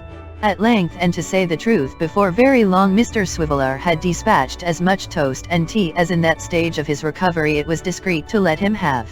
But the cares of the Marchioness did not stop here, for, disappearing for an instant and presently returning with a basin of fair water, she laved his face and hands, brushed his hair, and in short made him as spruce and smart as anybody under such circumstances could be made, and all this, in as brisk and businesslike a manner, as if he were a very little boy, and she his grown-up nurse. To these various attentions, Mr. Swiveller submitted in a kind of grateful astonishment beyond the reach of language. When they were at last brought to an end, and the Marchioness had withdrawn into a distant corner to take her own poor breakfast, cold enough by that time, he turned his face away for some few moments, and shook hands heartily with the air. "Gentlemen," said Dick, rousing himself from this pause, and turning round again, "you'll excuse me. Men who have been brought so low as I have been, are easily fatigued. I am fresh again now, and fit for talking. We're short of chairs here, among other trifles, but if you'll do me the favor to sit upon the bed." "What can we do for you?" said Mr. Garland, kindly. "If you could make the Marchioness yonder, a Marchioness, in real, sober earnest," returned Dick, "I'd thank you to get it done offhand. But as you can't, and as the question is not what you will do for me, but what you will do for somebody else who has a better claim upon you, pray sir let me know what you intend doing." "It's chiefly on that account that we have come just now," said the single gentleman, "for you will have another visitor presently. We feared you would be anxious unless you knew from ourselves what steps we intended to take, and therefore came to you before we stirred in the matter." "Gentlemen," returned Dick, "I thank you. Anybody in the helpless state that you see me in, is naturally anxious. Don't let me interrupt you, sir." "Then, you see, my good fellow," said the single gentleman, "that while we have no doubt whatever of the truth of this disclosure, which has so providentially come to light—" "Meaning hers," said Dick, pointing towards the Marchioness. "Meaning hers, of course. While we have no doubt of that, or that a proper use of it would procure the poor lad's immediate pardon and liberation, we have a great doubt whether it would, by itself, enable us to reach Quilp, the chief agent in this villainy. I should tell you that this doubt has been confirmed into something very nearly approaching certainty by the best opinions we have been enabled, in this short space of time, to take upon the subject. You'll agree with us, that to give him even the most distant chance of escape, if we could help it, would be monstrous. You say with us, no doubt, if somebody must escape, let it be anyone but he." "Yes," returned Dick, "certainly. That is if somebody must, but upon my word, I'm unwilling that anybody should. Since laws were made for every degree, to curb vice in others as well as in me and so forth, you know, doesn't it strike you in that light?" The single gentleman smiled as if the light in which Mr. Swiveller had put the question were not the clearest in the world, and proceeded to explain that they contemplated proceeding by stratagem in the first instance, and that their design was to endeavor to extort a confession from the gentle Sarah. "When she finds how much we know, and how we know it," he said, "and that she is clearly compromised already, we are not without strong hopes that we may be enabled through her means to punish the other two effectually. If we could do that, she might go scot-free for aught I cared." Dick received this project in anything but a gracious manner, representing with as much warmth as he was then capable of showing, that they would find the old buck, meaning Sarah, more difficult to manage than Quilp himself, that, for any tampering, terrifying, or cajolery, She was a very unpromising and unyielding subject, that she was of a kind of brass not easily melted or molded into shape, in short, that they were no match for her, and would be signally defeated. But it was in vain to urge them to adopt some other course. The single gentleman has been described as explaining their joint intentions, but it should have been written that they all spoke together, that if any one of them by chance held his peace for a moment, he stood gasping and panting for an opportunity to strike in again. In a word, that they had reached that pitch of impatience and anxiety where men can neither be persuaded nor reasoned with, and that it would have been as easy to turn the most impetuous wind that ever blew, as to prevail on them to reconsider their determination. So, after telling Mr. Swiveller how they had not lost sight of Kit's mother and the children, how they had never once even lost sight of Kit himself, but had been unremitting in their endeavors to procure a mitigation of his sentence, how they had been perfectly distracted between the strong proofs of his guilt, and their own fading hopes of his innocence, and how he, Richard Swiveller, might keep his mind at rest, for everything should be happily adjusted between that time and night. After telling him all this, and adding a great many kind and cordial expressions, personal to himself, which it is unnecessary to recite, Mr. Garland, the notary, and the single gentleman, took their leaves at a very critical time, or Richard Swiveller must assuredly have been driven into another fever, whereof the results might have been fatal. Mr. Abel remained behind, very often looking at his watch and at the room door, until Mr. Swiveller was roused from a short nap, by the setting down on the landing place outside, as from the shoulders of a porter, of some giant load, which seemed to shake the house, and made the little physic bottles on the mantel shelf ring again.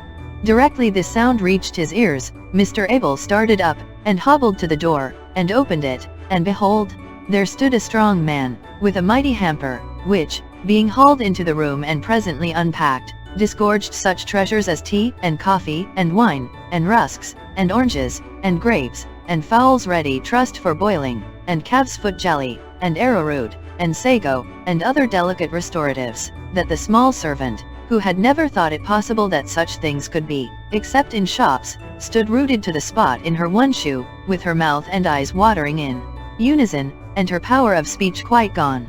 But not so Mr. Abel, or the strong man who emptied the hamper, big as it was, in a twinkling, and not so the nice old lady, who appeared so suddenly that she might have come out of the hamper too, it was quite large enough, and who, bustling about on tiptoe and without noise, now here, now there, now everywhere at once began to fill out the jelly in teacups, and to make chicken broth in small saucepans, and to peel oranges for the sick man and to cut them up in little pieces, and to ply the small servant with glasses of wine and choice bits of everything until more substantial meat could be prepared for her refreshment. The whole of which appearances were so unexpected and bewildering, that Mr. Swiveller, when he had taken 2 oranges and a little jelly, and had seen the strong man walk off with the empty basket, plainly leaving all that abundance for his use and benefit, was fain to lie down and fall asleep again, from sheer inability to entertain such wonders in his mind. Meanwhile, the single gentleman, the notary, and Mr. Garland, repaired to a certain coffee house, and from that place indicted and sent a letter to Miss Sally Brass, requesting her, in terms mysterious and brief, to favor an unknown friend who wished to consult her, with her company there, as speedily as possible. The communication performed its errand so well, that within 10 minutes of the messenger's return and report of its delivery, Miss Brass herself was announced. "Pray, ma'am," said the single gentleman, whom she found alone in the room, "take a chair." Miss Brass sat herself down, in a very stiff and frigid state, and seemed as indeed she was not a little astonished to find that the lodger and her mysterious correspondent were one and the same person. "You did not expect to see me," said the single gentleman. "I didn't think much about it," returned the beauty. "I supposed it was business of some kind or other. If it's about the apartments, of course you'll give my brother regular notice, you know, or money. That's very easily settled. You're a responsible party, and in such a case lawful money and lawful notice are pretty much the same." "I am obliged to you for your good opinion," retorted the single gentleman, "and quite concur in these sentiments. But that is not the subject on which I wish to speak with you." "Oh," said Sally. "Then just state the particulars, will you? I suppose it's professional business." "Why, it is connected with the law, certainly." "Very well," returned Miss Brass. "My brother and I are just the same. I can take any instructions, or give you any advice. As there are other parties interested besides myself, said the single gentleman, rising and opening the door of an inner room, "we had better confer together. Miss Brass is here, gentlemen." Mr. Garland and the notary walked in, looking very grave, and, drawing up 2 chairs, one on each side of the single gentleman, formed a kind of fence round the gentle Sarah, and penned her into a corner. Her brother Samson under such circumstances would certainly have evinced some confusion or anxiety, but she all composure pulled out the tin box, and calmly took a pinch of snuff. "Miss Brass," said the notary, taking the word at this crisis, "we professional people understand each other, and, when we choose, can say what we have to say, in very few words. You advertised a runaway servant, the other day." "Well," returned Miss Sally, with a sudden flush overspreading her features, "what of that?" "She is found, ma'am," said the notary, pulling out his pocket handkerchief with a flourish. "She is found." "Who found her?" demanded Sarah hastily. "We did, ma'am, we 3. Only last night, or you would have heard from us before." "And now I have heard from you," said Miss Brass, folding her arms as though she were about to deny something to the death. "What have you got to say?" "Something you have got into your heads about her, of course." "Prove it, will you, that's all." "Prove it. You have found her, you say. I can tell you, if you don't know it, that you have found the most artful, lying, pilfering, devilish little minx that was ever born. Have you got her here?" she added, looking sharply round. "No, she is not here at present," returned the notary. "But she is quite safe." "Ha!" cried Sally, twitching a pinch of snuff out of her box, as spitefully as if she were in the very act of wrenching off the small servant's nose. "She shall be safe enough from this time, I warrant you?" "I hope so," replied the notary. "Did it occur to you for the first time, when you found she had run away, that there were 2 keys to your kitchen door?" Miss Sally took another pinch, and putting her head on one side, looked at her questioner, with a curious kind of spasm about her mouth, but with a cunning aspect of immense expression. "2 keys," repeated the notary, "one of which gave her the opportunities of roaming through the house at nights when you supposed her fast locked up, and of overhearing confidential consultations among others, that particular conference, to be described today before a justice, which you will have an opportunity of hearing her relate, that conference which you and Mr. Brass held together, on the night before that most unfortunate and innocent young man was accused of robbery, by a horrible device of which I will only say that it may be characterized by the epithets which you have applied to this wretched little witness, and by a few stronger ones besides." Sally took another pinch. Although her face was wonderfully composed, it was apparent that she was wholly taken by surprise, and that what she had expected to be taxed with, in connection with her small servant, was something very different from this. "Come, come, Miss Brass," said the notary, "you have great command of feature, but you feel, I see, that by a chance which never entered your imagination, this base design is revealed, and 2 of its plotters must be brought to justice. Now, you know the pains and penalties you are liable to, and so I need not dilate upon them, but I have a proposal to make to you. You have the honor of being sister to one of the greatest scoundrels unhung, and, if I may venture to say so to a lady, you are in every respect quite worthy of him. But connected with you 2 is a third party, a villain of the name of Quilp, the prime mover of the whole diabolical device, who I believe to be worse than either. For his sake, Miss Brass, do us the favor to reveal the whole history of this affair. Let me remind you that your doing so, at our instance, will place you in a safe and comfortable position. Your present one is not desirable and cannot injure your brother, for against him and you we have quite sufficient evidence, as you hear, already. I will not say to you that we suggest this course in mercy, for, to tell you the truth, we do not entertain any regard for you, but it is a necessity to which we are reduced, and I recommend it to you as a matter of the very best policy. Time, said Mr. Witherden, pulling out his watch, in a business like this, is exceedingly precious. Favor us with your decision as speedily as possible, ma'am. With a smile upon her face, and looking at each of the 3 by turns, Miss Brass took 2 or 3 more pinches of snuff, and having by this time very little left, travelled round and round the box with her forefinger and thumb, scraping up another. Having disposed of this likewise and put the box carefully in her pocket, she said, "I am to accept or reject at once, am I?" "Yes," said Mr. Witherden. The charming creature was opening her lips to speak in reply, when the door was hastily opened too, and the head of Samson Brass was thrust into the room. "Excuse me," said the gentleman hastily. "Wait a bit. So saying, and quite indifferent to the astonishment his presence occasioned, he crept in, shut the door, kissed his greasy glove as servilely as if it were the dust, and made a most abject bow. "Sarah," said Brass, "hold your tongue if you please, and let me speak. Gentlemen, if I could express the pleasure it gives me to see three such men in a happy unity of feeling and concord of sentiment, I think you would hardly believe me. But though I am unfortunate, nay, gentlemen, criminal, if we are to use harsh expressions in a company like this, still, I have my feelings like other men. I have heard of a poet, who remarked that feelings were the common lot of all. If he could have been a pig, gentlemen, and have uttered that sentiment, he would still have been immortal. If you're not an idiot," said Miss Brass harshly, "hold your peace." "Sarah, my dear," returned her brother, "thank you. But I know what I am about, my love, and will take the liberty of expressing myself accordingly. Mr. Witherden, sir, your handkerchief is hanging out of your pocket, would you allow me to?" As Mr. Brass advanced to remedy this accident, the notary shrunk from him with an air of disgust. Brass, who over and above his usual prepossessing qualities, had a scratched face, a green shade over one eye, and a hat grievously crushed, stopped short, and looked round with a pitiful smile. "He shuns me," said Sampson, "even when I would, as I may say, heap coals of fire upon his head.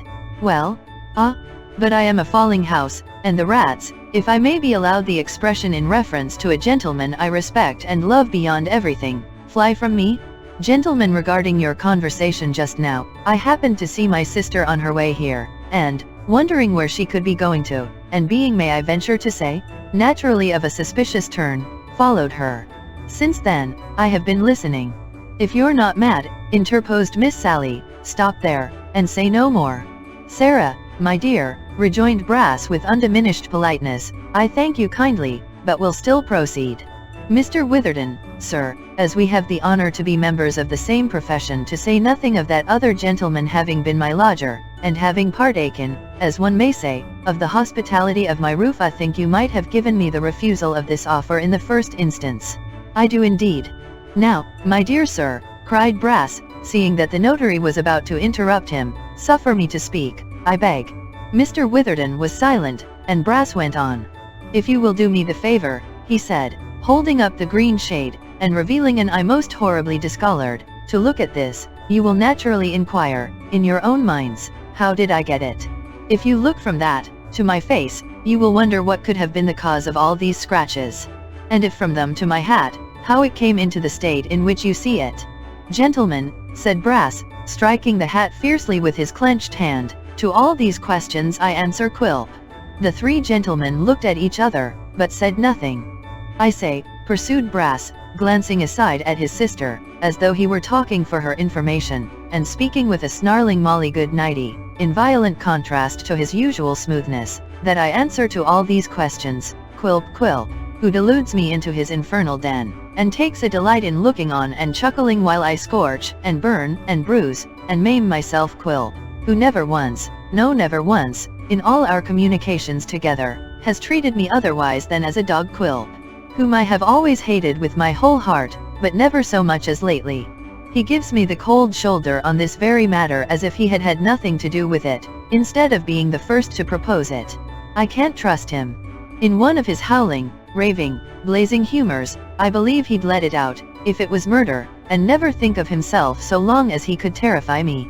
Now," said Brass, picking up his hat again and replacing the shade over his eye, and actually crouching down, in the excess of his servility, "what does all this lead to? What should you say it led me to? Gentlemen, could you guess at all near the mark?" Nobody spoke. Brass stood smirking for a little while, as if he had propounded some choice conundrum, and then said, "To be short with you, then, it leads me to this. If the truth has come out, as it plainly has in a manner that there's no standing up against, and a very sublime and grand thing is truth, gentlemen, in its way, though like other sublime and grand things, such as thunderstorms and that, we're not always over and above glad to see it, I had better turn upon this man than let this man turn upon me. It's clear to me that I am done for. Therefore, if anybody is to split, I had better be the person and have the advantage of it. Sarah, my dear, comparatively speaking, you're safe. I relate these circumstances for my own profit." With that, Mr. Brass, in a great hurry, revealed the whole story, bearing as heavily as possible on his amiable employer, and making himself out to be rather a saint-like and holy character, though subject he acknowledged to human weaknesses. He concluded thus: "Now, gentlemen, I am not a man who does things by halves. Being in for a penny, I am ready, as the saying is, to be in for a pound. You must do with me what you please, and take me where you please. If you wish to have this in writing, we'll reduce it into manuscript immediately. You will be tender with me, I am sure. I am quite confident you will be tender with me. You are men of honor, and have feeling hearts. I yielded from necessity to Quilp, for though necessity has no law, she has her lawyers. I yield to you from necessity too, from policy besides, and because of feelings that have been a pretty long time working within me. Punish Quilp, gentlemen. Weigh heavily upon him. Grind him down. Tread him underfoot. He has done as much by me, for many and many a day." Having now arrived at the conclusion of his discourse, Samson checked the current of his wrath, kissed his glove again, and smiled as only parasites and cowards can. "And this," said Miss Brass, raising her head, with which she had hitherto sat resting on her hands, and surveying him from head to foot with a bitter sneer, "this is my brother, is it? This is my brother, that I have worked and toiled for, and believed to have had something of the man in him." "Sarah, my dear," returned Samson, rubbing his hands feebly, "you disturb our friends. Besides you're disappointed, Sarah, and, not knowing what you say, expose yourself." "Yes, you pitiful dastard," retorted the lovely damsel, "I understand you. You feared that I should be beforehand with you. But do you think that I would have been enticed to say a word? I'd have scorned it, if they had tried and tempted me for 20 years. He, simpered Brass, who, in his deep debasement, really seemed to have changed sexes with his sister, and to have made over to her any spark of manliness he might have possessed. "You think so, Sarah, you think so perhaps, but you would have acted quite different, my good fellow. You will not have forgotten that it was a maxim with Foxy, our revered father, 'Gentlemen always suspect everybody.' That's the maxim to go through life with. If you were not actually about to purchase your own safety when I showed myself, I suspect you'd have done it by this time. And therefore I've done it myself, and spared you the trouble as well as the shame. The shame, gentlemen," added Brass, allowing himself to be slightly overcome, "if there is any, is mine. It's better that a female should be spared it." With deference to the better opinion of Mr. Brass, and more particularly to the authority of his great ancestor, it may be doubted, with humility, whether the elevating principle laid down by the latter gentleman, and acted upon by his descendant, is always a prudent one, or attended in practice with the desired results.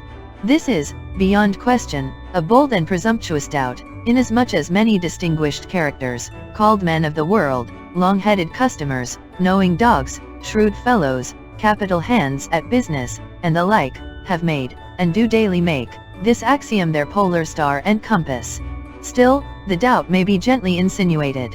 And in illustration it may be observed, that if Mr. Brass, not being over-suspicious, had, without prying and listening, left his sister to manage the conference on their joint behalf, or prying and listening, had not been in such a mighty hurry to anticipate her, which he would not have been, but for his distrust and jealousy, he would probably have found himself much better off in the end. Thus, it will always happen that these men of the world, who go through it in armor, defend themselves from quite as much good as evil, to say nothing of the inconvenience and absurdity of mounting guard with a microscope at all times, and of wearing a coat of mail on the most innocent occasions. The three gentlemen spoke together apart, for a few moments. At the end of their consultation, which was very brief, the notary pointed to the writing materials on the table, and informed Mr. Brass that if he wished to make any statement in writing, he had the opportunity of doing so. At the same time he felt bound to tell him that they would require his attendance, presently, before a justice of the peace, and that in what he did or said, he was guided entirely by his own discretion. "Gentlemen," said Brass, drawing off his glove, and crawling in spirit upon the ground before them, "I will justify the tenderness with which I know I shall be treated, and as, without tenderness, I should, now that this discovery has been made, stand in the worst position of the three, you may depend upon it I will make a clean breast. Mr. Witherden, sir, a kind of faintness is upon my spirits. If you would do me the favor to ring the bell and order up a glass of something warm and spicy, I shall, notwithstanding what has passed, have a melancholy pleasure in drinking your good health." "I had hoped," said Brass, looking round with a mournful smile, to have seen you three gentlemen, one day or another, with your legs under the mahogany in my humble parlor in the Marks. But hopes are fleeting. Dear me. Mr. Brass found himself so exceedingly affected, at this point, that he could say or do nothing more until some refreshment arrived. Having partaken of it, pretty freely for one in his agitated state, he sat down to write.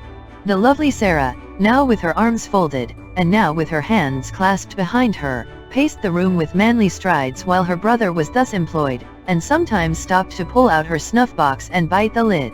She continued to pace up and down until she was quite tired, and then fell asleep on a chair near the door. It has been since supposed, with some reason, that this slumber was a sham or feint, as she contrived to slip away unobserved in the dusk of the afternoon. Whether this was an intentional and waking departure, or a somnambulistic leave-taking and walking in her sleep, may remain a subject of contention, but, on one point, and indeed the main one, all parties are agreed. In whatever state she walked away, she certainly did not walk back again. Mention having been made of the dusk of the afternoon, it will be inferred that Mr. Brass's task occupied some time in the completion.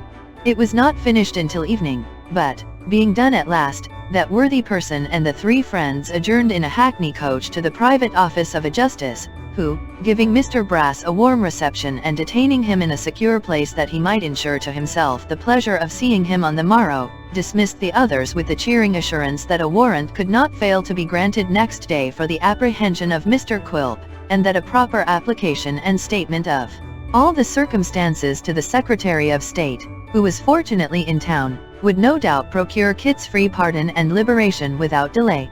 And now, indeed, it seemed that Quilp's malignant career was drawing to a close, and that retribution, which often travels slowly especially when heaviest had tracked his footsteps with a sure and certain scent and was gaining on him fast. Unmindful of her stealthy tread, her victim holds his course in fancied triumph. Still at his heels she comes, and once afoot, is never turned aside. Their business ended, the three gentlemen hastened back to the lodgings of Mr. Swiveller, whom they found progressing so favorably in his recovery as to have been able to sit up for half an hour, and to have conversed with cheerfulness. Mrs. Garland had gone home some time since, but Mr. Abel was still sitting with him. After telling him all they had done, the two Mr. Garlands and the single gentleman, as if by some previous understanding, took their leaves for the night, leaving the invalid alone with the notary and the small servant. As you are so much better, said Mr. Witherden, sitting down at the bedside, I may venture to communicate to you a piece of news which has come to me professionally. The idea of any professional intelligence from a gentleman connected with legal matters, appeared to afford Richard anything but a pleasing anticipation. Perhaps he connected it in his own mind with one or two outstanding accounts, in reference to which he had already received divers threatening letters. His countenance fell as he replied, Certainly, sir. I hope it's not anything of a very disagreeable nature, though. If I thought it so, I should choose some better time for communicating it, replied the notary. Let me tell you, first, that my friends who have been here today, know nothing of it, and that their kindness to you has been quite spontaneous and with no hope of return. It may do a thoughtless, careless man good, to know that. Dick thanked him, and said he hoped it would. I have been making some inquiries about you, said Mr. Witherden, little thinking that I should find you under such circumstances as those which have brought us together. You are the nephew of Rebecca Swiveller, spinster, deceased, of Cheselbourne in Dorsetshire. Deceased, cried Dick. Deceased. If you had been another sort of nephew, you would have come into possession, so says the will, and I see no reason to doubt it, of £25,000. As it is, you have fallen into an annuity of £150 a year, but I think I may congratulate you even upon that. Sir, said Dick, sobbing and laughing together, you may.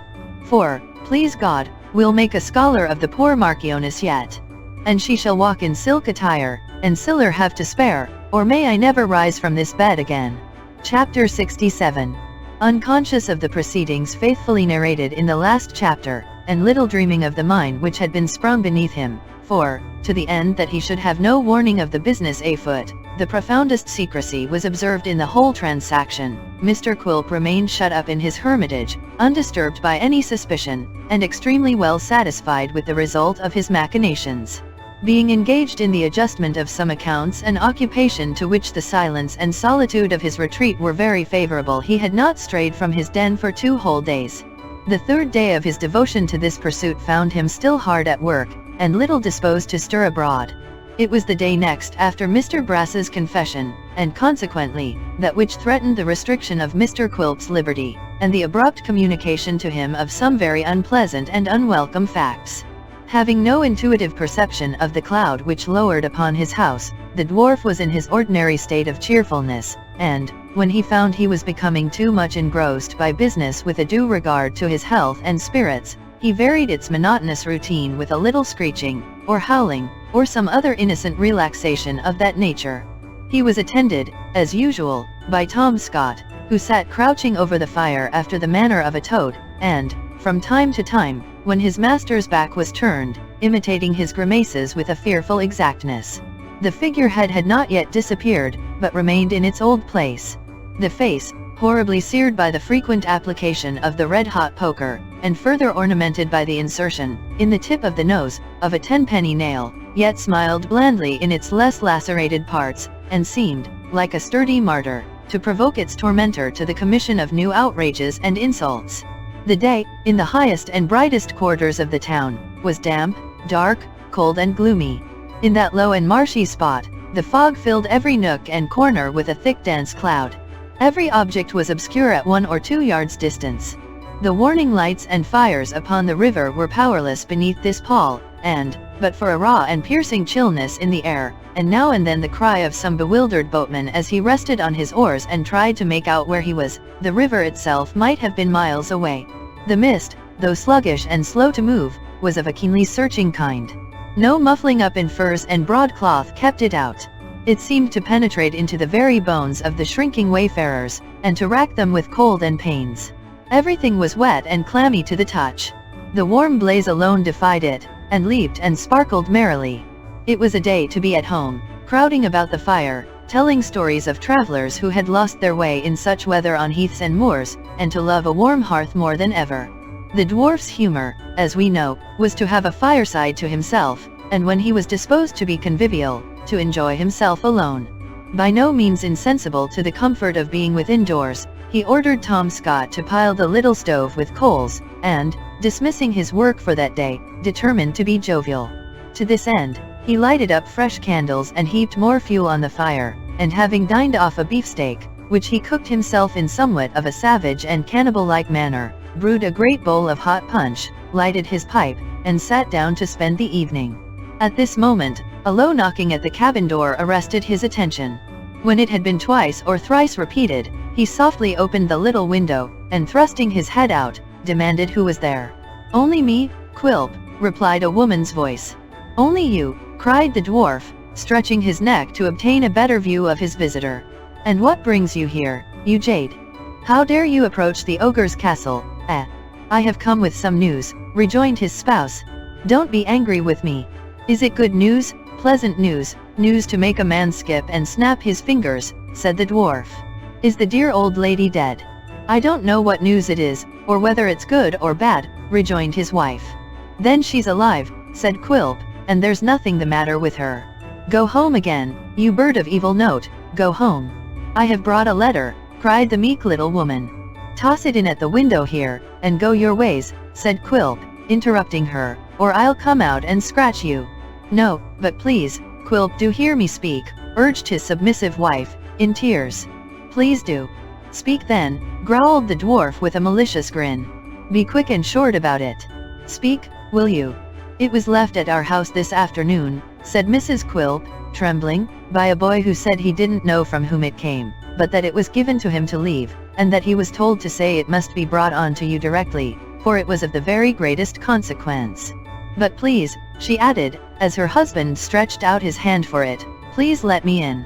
You don't know how wet and cold I am, or how many times I have lost my way in coming here through this thick fog. Let me dry myself at the fire for 5 minutes. I'll go away directly you tell me to, Quilp. Upon my word I will." Her amiable husband hesitated for a few moments, but, bethinking himself that the letter might require some answer, of which she could be the bearer, closed the window, opened the door, and bade her enter. Mrs. Quilp obeyed right willingly, and, kneeling down before the fire to warm her hands, delivered into his a little packet. "I'm glad you're wet," said Quilp, snatching it, and squinting at her. "I'm glad you're cold. I'm glad you lost your way. I'm glad your eyes are red with crying.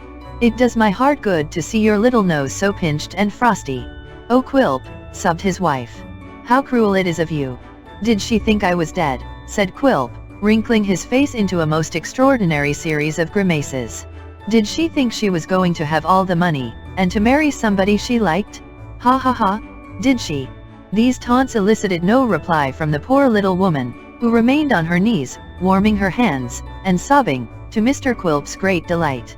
But, just as he was contemplating her, and chuckling excessively, he happened to observe that Tom Scott was delighted too, wherefore, that he might have no presumptuous partner in his glee, the dwarf instantly collared him, dragged him to the door, and after a short scuffle, kicked him into the yard. In return for this mark of attention, Tom immediately walked upon his hands to the window, and if the expression be allowable looked in with his shoes, besides rattling his feet upon the glass like a banshee upside down. As a matter of course, Mr. Quilp lost no time in resorting to the infallible poker, with which, after some dodging and lying in ambush, he paid his young friend one or two such unequivocal compliments that he vanished precipitately, and left him in quiet possession of the field. "So, that little job being disposed of," said the dwarf, coolly, "I'll read my letter." "Humph," he muttered, looking at the direction. "I ought to know this writing. Beautiful Sally."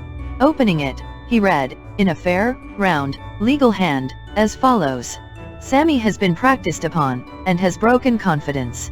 It has all come out. You had better not be in the way, for strangers are going to call upon you. They have been very quiet as yet, because they mean to surprise you. Don't lose time." "I didn't. I am not to be found anywhere. If I was you, I wouldn't either. S.B. late of B.M." To describe the changes that passed over Quilp's face, as he read this letter half a dozen times, would require some new language, such, for power of expression, as was never written, read, or spoken. For a long time he did not utter one word, but, after a considerable interval, during which Mrs. Quilp was almost paralysed with the alarm his looks engendered, he contrived to gasp out, "If I had him here! If I only had him here!" "Oh, Quilp," said his wife, "what's the matter? Who are you angry with?" "I should drown him," said the dwarf, not heeding her. "Too easy a death, too short, too quick, but the river runs close at hand. Oh, if I had him here, just to take him to the brink coaxingly and pleasantly, holding him by the buttonhole, joking with him, and, with a sudden push, to send him splashing down. Drowning men come to the surface 3 times, they say. Ah, to see him those 3 times, and mock him as his face came bobbing up, oh, what a rich treat that would be." "Quilp," stammered his wife, venturing at the same time to touch him on the shoulder, "what has gone wrong?" She was so terrified by the relish with which he pictured this pleasure to himself that she could scarcely make herself intelligible. "Such a bloodless cur," said Quilp, rubbing his hands very slowly, and pressing them tight together. "I thought his cowardice and servility were the best guarantee for his keeping silence. Oh, Brass, Brass, my dear, good, affectionate, faithful, complimentary, charming friend, if I only had you here." His wife, who had retreated lest she should seem to listen to these mutterings, ventured to approach him again, and was about to speak, when he hurried to the door, and called Tom Scott, who, remembering his late gentle admonition, deemed it prudent to appear immediately. "There," said the dwarf, pulling him in. "Take her home. Don't come here tomorrow, for this place will be shut up. Come back no more till you hear from me or see me. Do you mind?" Tom nodded sulkily, and beckoned Mrs. Quilp to lead the way. "As for you," said the dwarf, addressing himself to her, "ask no questions about me, make no search for me, say nothing concerning me. I shall not be dead, mistress, and that'll comfort you. He'll take care of you. But, Quilp, what is the matter? Where are you going? Do say something more." "I'll say that," said the dwarf, seizing her by the arm, "and do that too, which undone and unsaid would be best for you, unless you go directly." "Has anything happened?" cried his wife. "Oh, do tell me that." "Yes," snarled the dwarf. "No. What matter which? I have told you what to do. Woe betide you if you fail to do it, or disobey me by a hair's breadth. Will you go?" "I am going, I'll go directly, but," faltered his wife, "answer me one question first. Has this letter any connection with dear little Nell? I must ask you that, I must indeed, Quilp. You cannot think what days and nights of sorrow I have had through having once deceived that child. I don't know what harm I may have brought about, but, great or little, I did it for you, Quilp. My conscience misgave me when I did it. Do answer me this question, if you please." The exasperated dwarf returned no answer, but turned round and caught up his usual weapon with such vehemence, that Tom Scott dragged his charge away, by main force, and as swiftly as he could. It was well he did so, for Quilp, who was nearly mad with rage, pursued them to the neighboring lane, and might have prolonged the chase but for the dense mist which obscured them from his view and appeared to thicken every moment. "It will be a good night for traveling anonymously," he said, as he returned slowly, being pretty well breathed with his run. "Stay. We may look better here. This is too hospitable and free." By a great exertion of strength, he closed the 2 old gates, which were deeply sunken in the mud, and barred them with a heavy beam. That done, he shook his matted hair from about his eyes, and tried them. "Strong and fast. The fence between this wharf and the next is easily climbed," said the dwarf, when he had taken these precautions. "There's a back lane, too, from there. That shall be my way out. A man need know his road well, to find it in this lovely place tonight. I need fear no unwelcome visitors while this lasts, I think." Almost reduced to the necessity of groping his way with his hands, it had grown so dark and the fog had so much increased, he returned to his lair, and, after musing for some time over the fire, busied himself in preparations for a speedy departure. While he was collecting a few necessaries and cramming them into his pockets, he never once ceased communing with himself in a low voice, or unclenched his teeth, which he had ground together on finishing Miss Brass's note. "Oh Samson," he muttered, "good worthy creature, if I could but hug you! If I could only fold you in my arms, and squeeze your ribs, as I could squeeze them if I once had you tight, what a meeting there would be between us! If we ever do cross each other again, Samson, we'll have a greeting not easily to be forgotten, trust me.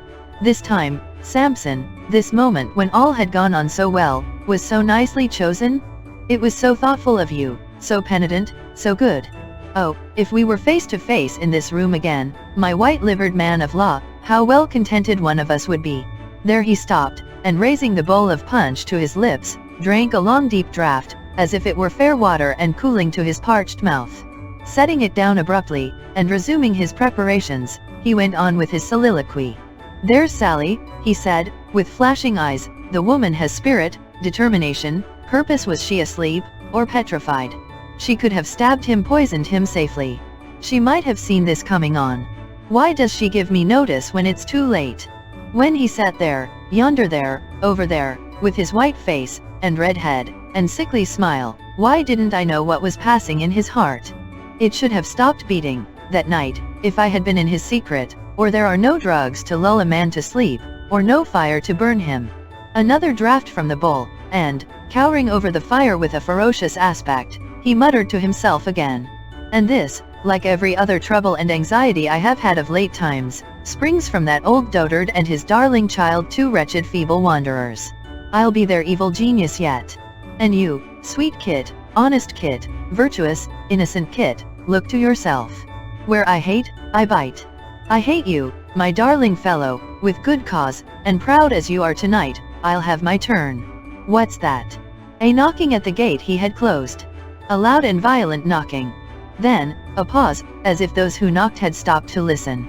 Then, the noise again, more clamorous and importunate than before. "So soon," said the dwarf. "And so eager? I am afraid I shall disappoint you. It's well I'm quite prepared. Sally, I thank you." As he spoke, he extinguished the candle. In his impetuous attempts to subdue the brightness of the fire, he overset the stove, which came tumbling forward, and fell with a crash upon the burning embers it had shot forth in its descent, leaving the room in pitchy darkness. The noise at the gate still continuing, he felt his way to the door, and stepped into the open air. At that moment the knocking ceased.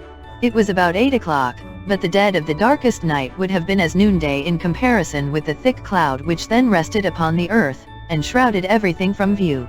He darted forward for a few paces, as if into the mouth of some dim, yawning cavern, then, thinking he had gone wrong, changed the direction of his steps, then stood still, not knowing where to turn. "If they would knock again," said Quilp, trying to peer into the gloom by which he was surrounded, "the sound might guide me. Come, batter the gate once more." He stood listening intently, but the noise was not renewed. Nothing was to be heard in that deserted place, but, at intervals, the distant barkings of dogs. The sound was far away now in one quarter, now answered in another, nor was it any guide, for it often came from shipboard, as he knew. "If I could find a wall or fence," said the dwarf, stretching out his arms, and walking slowly on, "I should know which way to turn. A good, black, devil's night this, to have my dear friend here. If I had but that wish, it might, for anything I cared, never be day again." As the word passed his lips, he staggered and fell, and next moment was fighting with the cold dark water. For all its bubbling up and rushing in his ears, he could hear the knocking at the gate again, could hear a shout that followed it, could recognize the voice. For all his struggling and plashing, he could understand that they had lost their way, and had wandered back to the point from which they started, that they were all but looking on, while he was drowned, that they were close at hand, but could not make an effort to save him, that he himself had shut and barred them out. He answered the shout with a yell, which seemed to make the 100 fires that danced before his eyes tremble and flicker, as if a gust of wind had stirred them. It was of no avail. The strong tide filled his throat, and bore him on, upon its rapid current. Another mortal struggle, and he was up again, beating the water with his hands, and looking out, with wild and glaring eyes that showed him some black object he was drifting close upon. The hull of a ship? He could touch its smooth and slippery surface with his hand.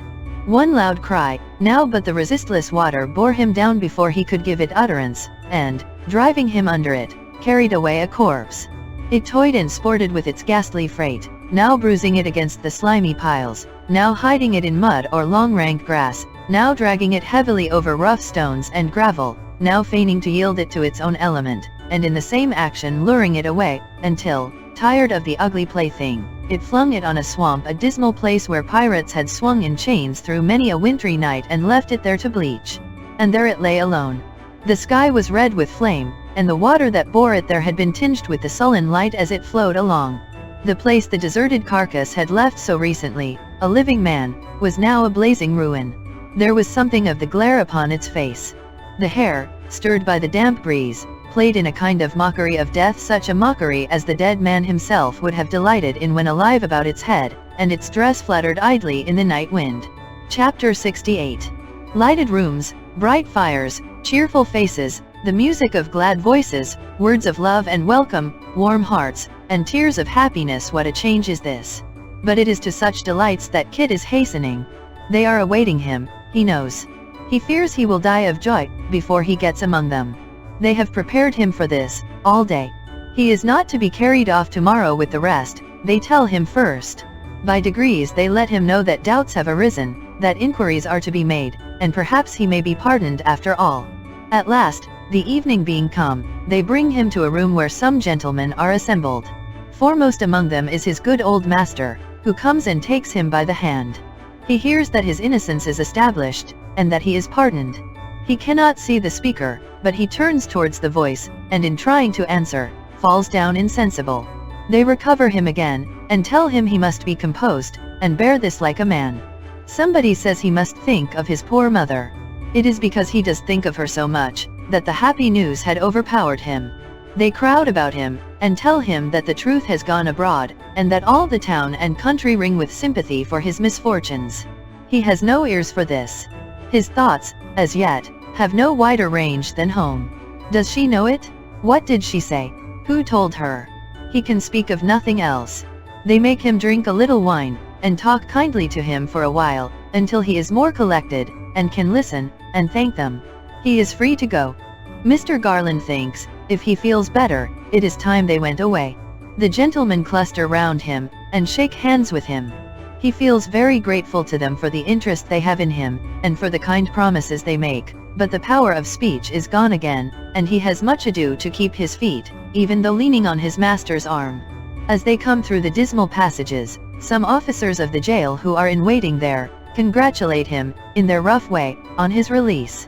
The newsmonger is of the number, but his manner is not quite hearty. There is something of surliness in his compliments. He looks upon Kit as an intruder, as one who has obtained admission to that place on false pretenses, who has enjoyed a privilege without being duly qualified. He may be a very good sort of young man, he thinks, but he has no business there, and the sooner he is gone, the better. The last door shuts behind them. They have passed the outer wall, and stand in the open air in the street he has so often pictured to himself when hemmed in by the gloomy stones, and which has been in all his dreams. It seems wider and more busy than it used to be. The night is bad, and yet how cheerful and gay in his eyes. One of the gentlemen, in taking leave of him, pressed some money into his hand. He has not counted it, but when they have gone a few paces beyond the box for poor prisoners, he hastily returns and drops it in. Mr. Garland has a coach waiting in a neighboring street, and, taking Kit inside with him, bids the man drive home. At first, they can only travel at a foot pace, and then with torches going on before, because of the heavy fog. But, as they get farther from the river, and leave the closer portions of the town behind, they are able to dispense with this precaution and to proceed at a brisker rate. On the road, hard galloping would be too slow for Kit, but, when they are drawing near their journey's end, he begs they may go more slowly, and, when the house appears in sight, that they may stop only for a minute or two, to give him time to breathe. But there is no stopping then, for the old gentleman speaks stoutly to him, the horses mend their pace, and they are already at the garden gate. Next minute, they are at the door. There is a noise of tongues, and tread of feet, inside. It opens. Kit rushes in, and finds his mother clinging round his neck. And there, too, is the ever-faithful Barbara's mother, still holding the baby as if she had never put it down since that sad day when they little hoped to have such joy as this. There she is, heaven bless her, crying her eyes out, and sobbing as never woman sobbed before, and there is little Barbara, poor little Barbara, so much thinner and so much paler, and yet so very pretty, trembling like a leaf and supporting herself against the wall, and there is Mrs. Garland, neater and nicer than ever, fainting away stone dead with nobody to help her, and there is Mr. Abel, violently blowing his nose, and wanting to embrace everybody, and there is the single gentleman hovering round them all, and constant to nothing for an instant, and there is that good, dear, thoughtful little Jacob, sitting all alone by himself on the bottom stair, with his hands on his knees like an old man, roaring fearfully without giving any trouble to anybody, and each and all of them are for the time clean out of their wits, and do jointly and severally commit all manner of follies. And even when the rest have in some measure come to themselves again, and can find words and smiles, Barbara, that soft-hearted, gentle, foolish little Barbara, is suddenly missed, and found to be in a swoon by herself in the back parlor, from which swoon she falls into hysterics, and from which hysterics into a swoon again, and is, indeed, so bad, that despite a mortal quantity of vinegar and cold water she is hardly a bit better at last than she was at first. Then, Kit's mother comes in and says, will he come and speak to her, and Kit says yes, and goes, and he says in a kind voice, Barbara, and Barbara's mother tells her that it's only Kit, and Barbara says, with her eyes closed all the time, oh, but is it him indeed? And Barbara's mother says, to be sure it is, my dear, there's nothing the matter now, and in further assurance that he's safe and sound, Kit speaks to her again, and then Barbara goes off into another fit of laughter, and then into another fit of crying, and then Barbara's mother and Kit's mother nod to each other and pretend to scold her, but only to bring her to herself the faster, bless you, and being experienced matrons, and acute at perceiving the first dawning symptoms of recovery, they comfort Kit with the assurance that she'll do now, and so dismiss him to the place from whence he came.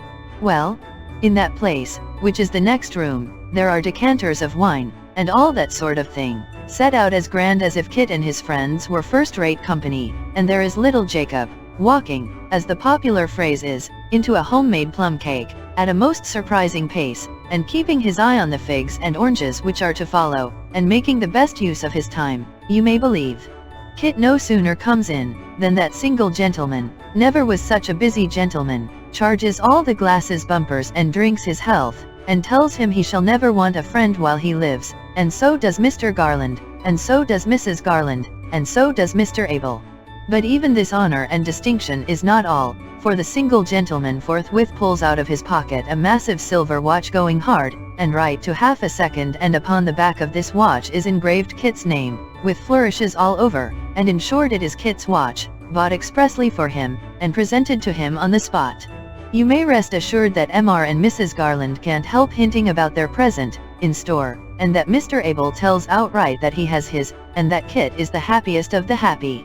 There is one friend he has not seen yet, and as he cannot be conveniently introduced into the family circle, by reason of his being an iron-shod quadruped, Kit takes the first opportunity of slipping away and hurrying to the stable. The moment he lays his hand upon the latch, the pony neighs the loudest pony's greeting. Before he has crossed the threshold, the pony is capering about his loose box, for he brooks not the indignity of a halter, mad to give him welcome, and when Kit goes up to caress and pat him, the pony rubs his nose against his coat, and fondles him more lovingly than ever pony fondled man. It is the crowning circumstance of his earnest, heartfelt reception, and Kit fairly puts his arm round Whisker's neck and hugs him. But how comes Barbara to trip in there? And how smart she is again. She has been at her glass since she recovered. How comes Barbara in the stable, of all places in the world? Why, since Kit has been away, the pony would take his food from nobody but her, and Barbara, you see, not dreaming that Christopher was there, and just looking in, to see that everything was right, has come upon him unawares. Blushing little Barbara? It may be that Kit has caressed the pony enough, it may be that there are even better things to caress than ponies.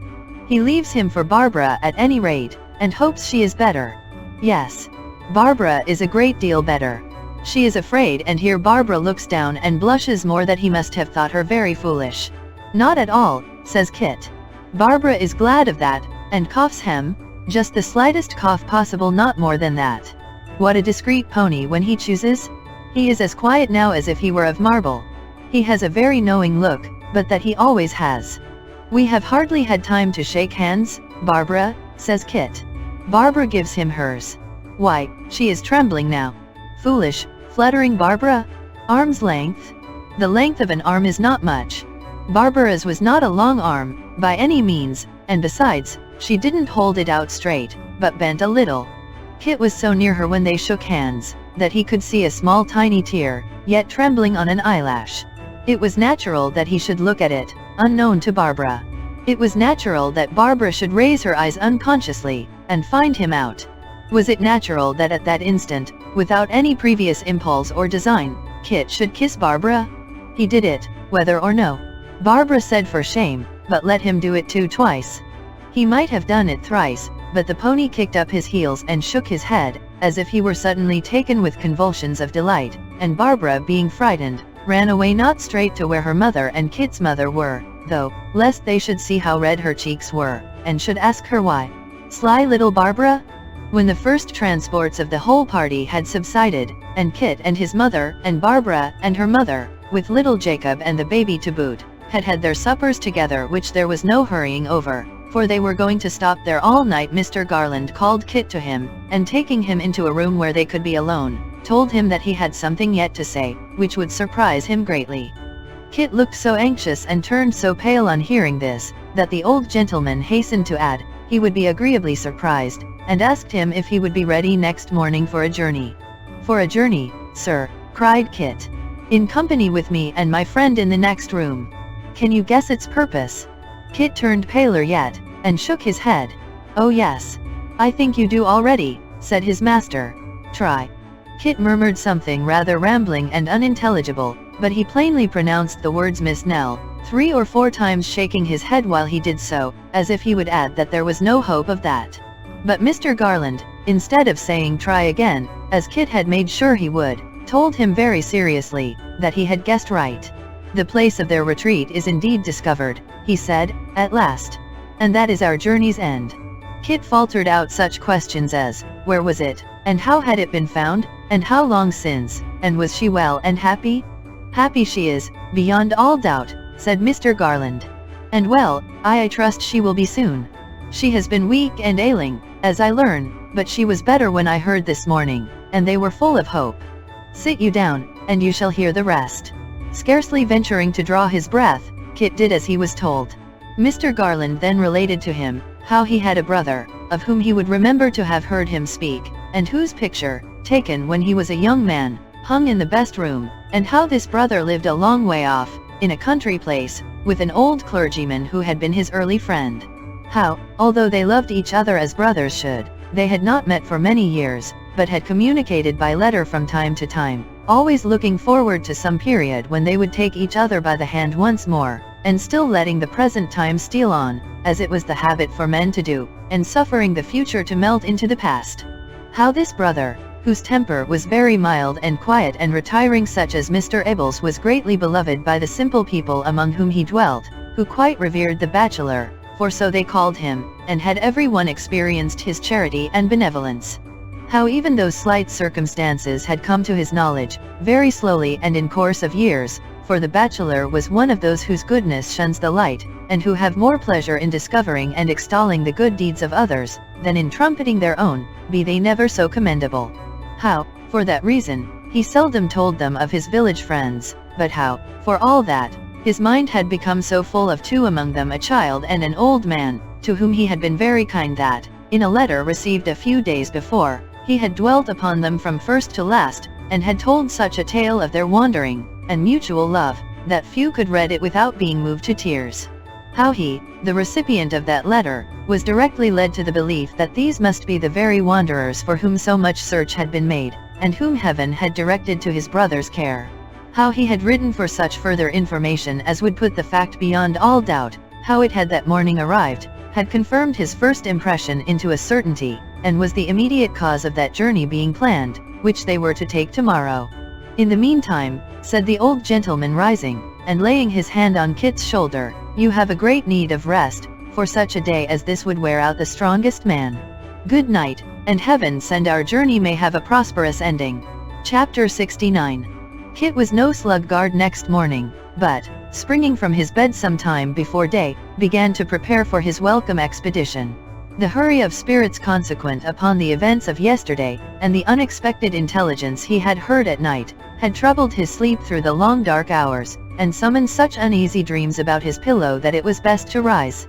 But, had it been the beginning of some great labor with the same end in view, had it been the commencement of a long journey, to be performed on foot in that inclement season of the year, to be pursued under very privation and difficulty, and to be achieved only with great distress, fatigue, and suffering, had it been the dawn of some painful enterprise, certain to task his utmost powers of resolution and endurance, and to need his utmost fortitude, but only likely to end, if happily achieved, in good fortune and delight to Nell. Kit's cheerful zeal would have been as highly roused, Kit's ardor and impatience would have been, at least, the same. Nor was he alone excited and eager. Before he had been up a quarter of an hour the whole house were astir and busy. Everybody hurried to do something towards facilitating the preparations. The single gentleman, it is true, could do nothing himself, but he overlooked everybody else and was more locomotive than anybody. The work of packing and making ready went briskly on, and by daybreak every preparation for the journey was completed. Then Kit began to wish they had not been quite so nimble, for the traveling carriage which had been hired for the occasion was not to arrive until 9 o'clock, and there was nothing but breakfast to fill up the intervening blank of 1 hour and a half. Yes, there was, though. There was Barbara. Barbara was busy, to be sure, but so much the better. Kit could help her, and that would pass away the time better than any means that could be devised. Barbara had no objection to this arrangement, and Kit, tracking out the idea which had come upon him so suddenly overnight, began to think that surely Barbara was fond of him, and surely he was fond of Barbara. Now, Barbara, if the truth must be told as it must and ought to be, Barbara seemed, of all the little household, to take least pleasure in the bustle of the occasion, and when Kit, in the openness of his heart, told her how glad and overjoyed it made him, Barbara became more downcast still, and seemed to have even less pleasure in it than before. You have not been home so long, Christopher, said Barbara, and it is impossible to tell how carelessly she said it. You have not been home so long, that you need to be glad to go away again, I should think. But for such a purpose, returned Kit. To bring back Miss Nell? To see her again? Only think of that? I am so pleased too, to think that you will see her, Barbara, at last. Barbara did not absolutely say that she felt no gratification on this point, but she expressed the sentiment so plainly by one little toss of her head, that Kit was quite disconcerted, and wondered, in his simplicity, why she was so cool about it. You'll say she has the sweetest and beautifulest face you ever saw, I know, said Kit, rubbing his hands. I'm sure you'll say that. Barbara tossed her head again. What's the matter, Barbara, said Kit. Nothing, cried Barbara. and Barbara pouted not sulkily, or in an ugly manner, but just enough to make her look more cherry-lipped than ever. There is no school in which a pupil gets on so fast, as that in which Kit became a scholar when he gave Barbara the kiss. He saw what Barbara meant now. He had his lesson by heart all at once. She was the book, there it was before him, as plain as print. "Barbara," said Kit, "you're not cross with me." "Oh dear no. Why should Barbara be cross? And what right had she to be cross? And what did it matter whether she was cross or not? Who minded her?" "Why, I do," said Kit. "Of course I do." Barbara didn't see why it was of course, at all. Kit was sure she must. Would she think again? Certainly, Barbara would think again. No, she didn't see why it was of course. She didn't understand what Christopher meant. And besides, she was sure they wanted her upstairs by this time, and she must go, indeed. "No, but Barbara," said Kit, detaining her gently, "let us part friends. I was always thinking of you, in my troubles. I should have been a great deal more miserable than I was, if it hadn't been for you." Goodness gracious, how pretty Barbara was when she colored and when she trembled, like a little shrinking bird. "I am telling you the truth, Barbara, upon my word, but not half so strong as I could wish," said Kit. "When I want you to be pleased to see Miss Nell, it's only because I like you to be pleased with what pleases me, that's all.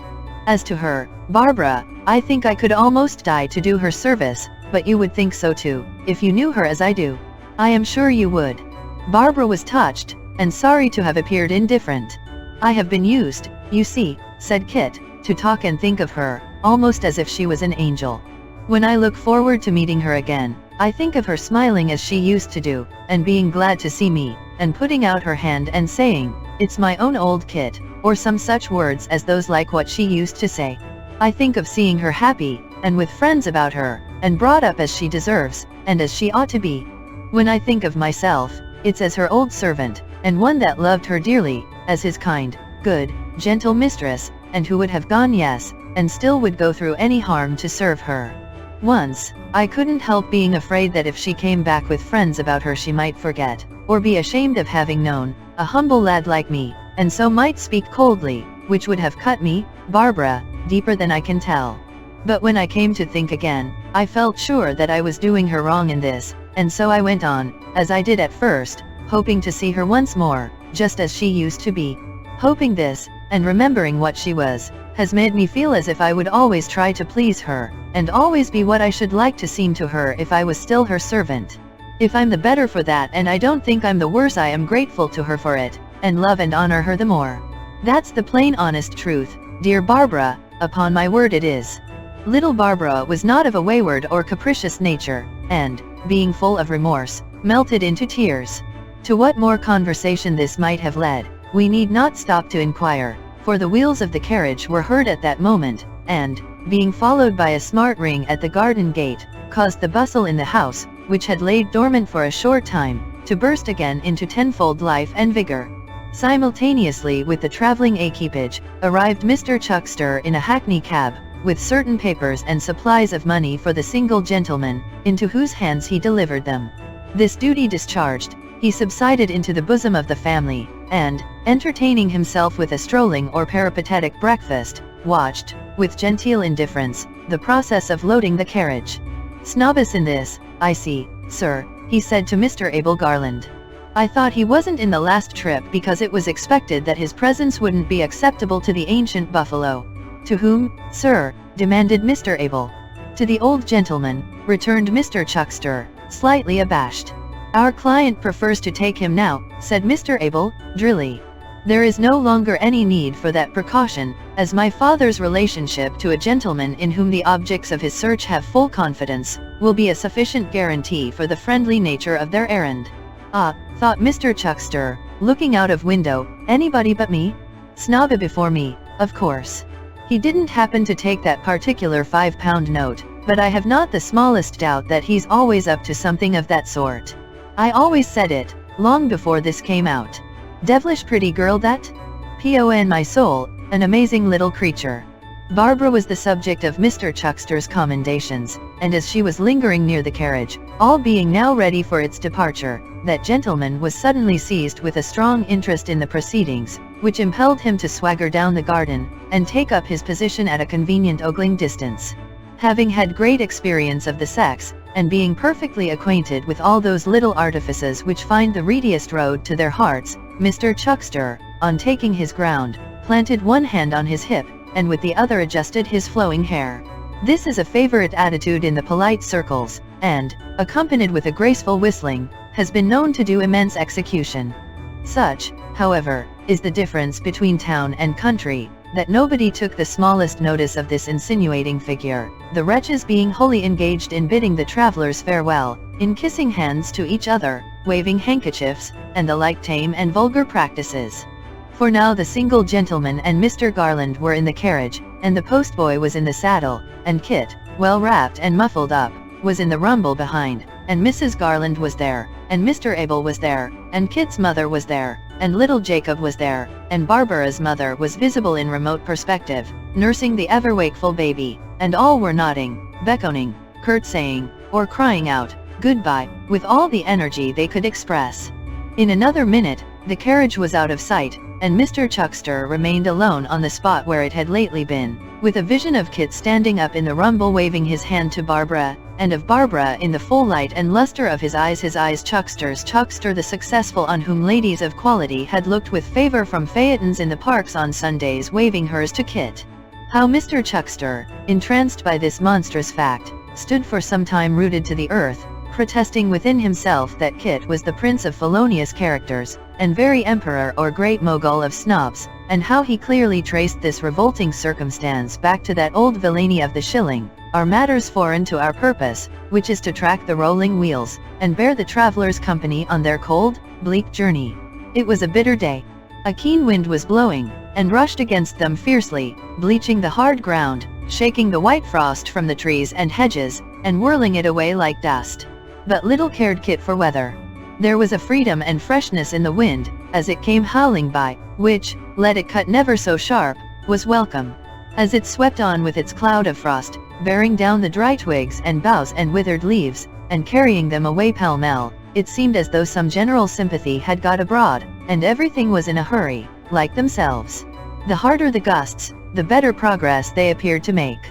It was a good thing to go struggling and fighting forward, vanquishing them one by one, to watch them driving up, gathering strength and fury as they came along, to bend for a moment, as they whistled past, and then to look back and see them speed away, their hoarse noise dying in the distance, and the stout trees cowering down before them. All day long, it blew without cessation. The night was clear and starlit, but the wind had not fallen, and the cold was piercing. Sometimes towards the end of a long stage Kit could not help wishing it were a little warmer, but when they stopped to change horses, and he had had a good run, and what with that, and the bustle of paying the old postilion, and rousing the new one, and running to and fro again until the horses were put to, he was so warm that the blood tingled and smarted in his fingers' ends. Then he felt as if to have it 1 degree less cold would be to lose half the delight and glory of the journey, and up he jumped again, right cheerily, singing to the merry music of the wheels as they rolled away, and, leaving the townspeople in their warm beds, pursued their course along the lonely road. Meantime the two gentlemen inside, who were little disposed to sleep, beguiled the time with conversation. As both were anxious and expectant, it naturally turned upon the subject of their expedition, on the manner in which it had been brought about, and on the hopes and fears they entertained respecting it. Of the former they had many, of the latter few, none perhaps beyond that indefinable uneasiness which is inseparable from suddenly awakened hope, and protracted expectation. In one of the pauses of their discourse, and when half the night had worn away, the single gentleman, who had gradually become more and more silent and thoughtful, turned to his companion and said abruptly, "Are you a good listener?" "Like most other men, I suppose," returned Mr. Garland, smiling. "I can be, if I am interested, and if not interested, I should still try to appear so. Why do you ask?" "I have a short narrative on my lips," rejoined his friend, "and will try you with it. It is very brief." Pausing for no reply, he laid his hand on the old gentleman's sleeve, and proceeded thus. There were once two brothers, who loved each other dearly. There was a disparity in their ages some 12 years. I am not sure, but they may insensibly have loved each other the better for that reason. Wide as the interval between them was, however, they became rivals too soon. The deepest and strongest affection of both their hearts settled upon one object. The youngest there were reasons for his being sensitive and watchful was the first to find this out. I will not tell you what misery he underwent, what agony of soul he knew, how great his mental struggle was. He had been a sickly child. His brother, patient and considerate in the midst of his own high health and strength, had many and many a day denied himself the sports he loved, to sit beside his couch, telling him old stories till his pale face lighted up with an unwonted glow, to carry him in his arms to some green spot, where he could tend the poor pensive boy as he looked upon the bright summer day, and saw all nature healthy but himself, to be, in any way, his fond and faithful nurse. I may not dwell on all he did, to make the poor, weak creature love him, or my tale would have no end.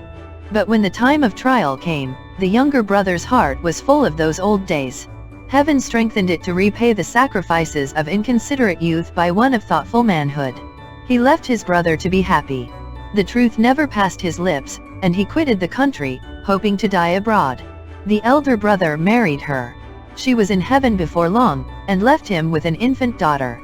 If you have seen the picture gallery of any one old family, you will remember how the same face and figure, often the fairest and slightest of them all, come upon you in different generations, and how you trace the same sweet girl through a long line of portraits, never growing old or changing, the good angel of the race abiding by them in all reverses, redeeming all their sins. In this daughter the mother lived again. You may judge with what devotion he who lost that mother almost in the winning, clung to this girl, her breathing image. She grew to womanhood, and gave her heart to one who could not know its worth.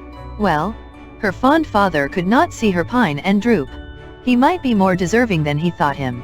He surely might become so, with a wife like her. He joined their hands, and they were married.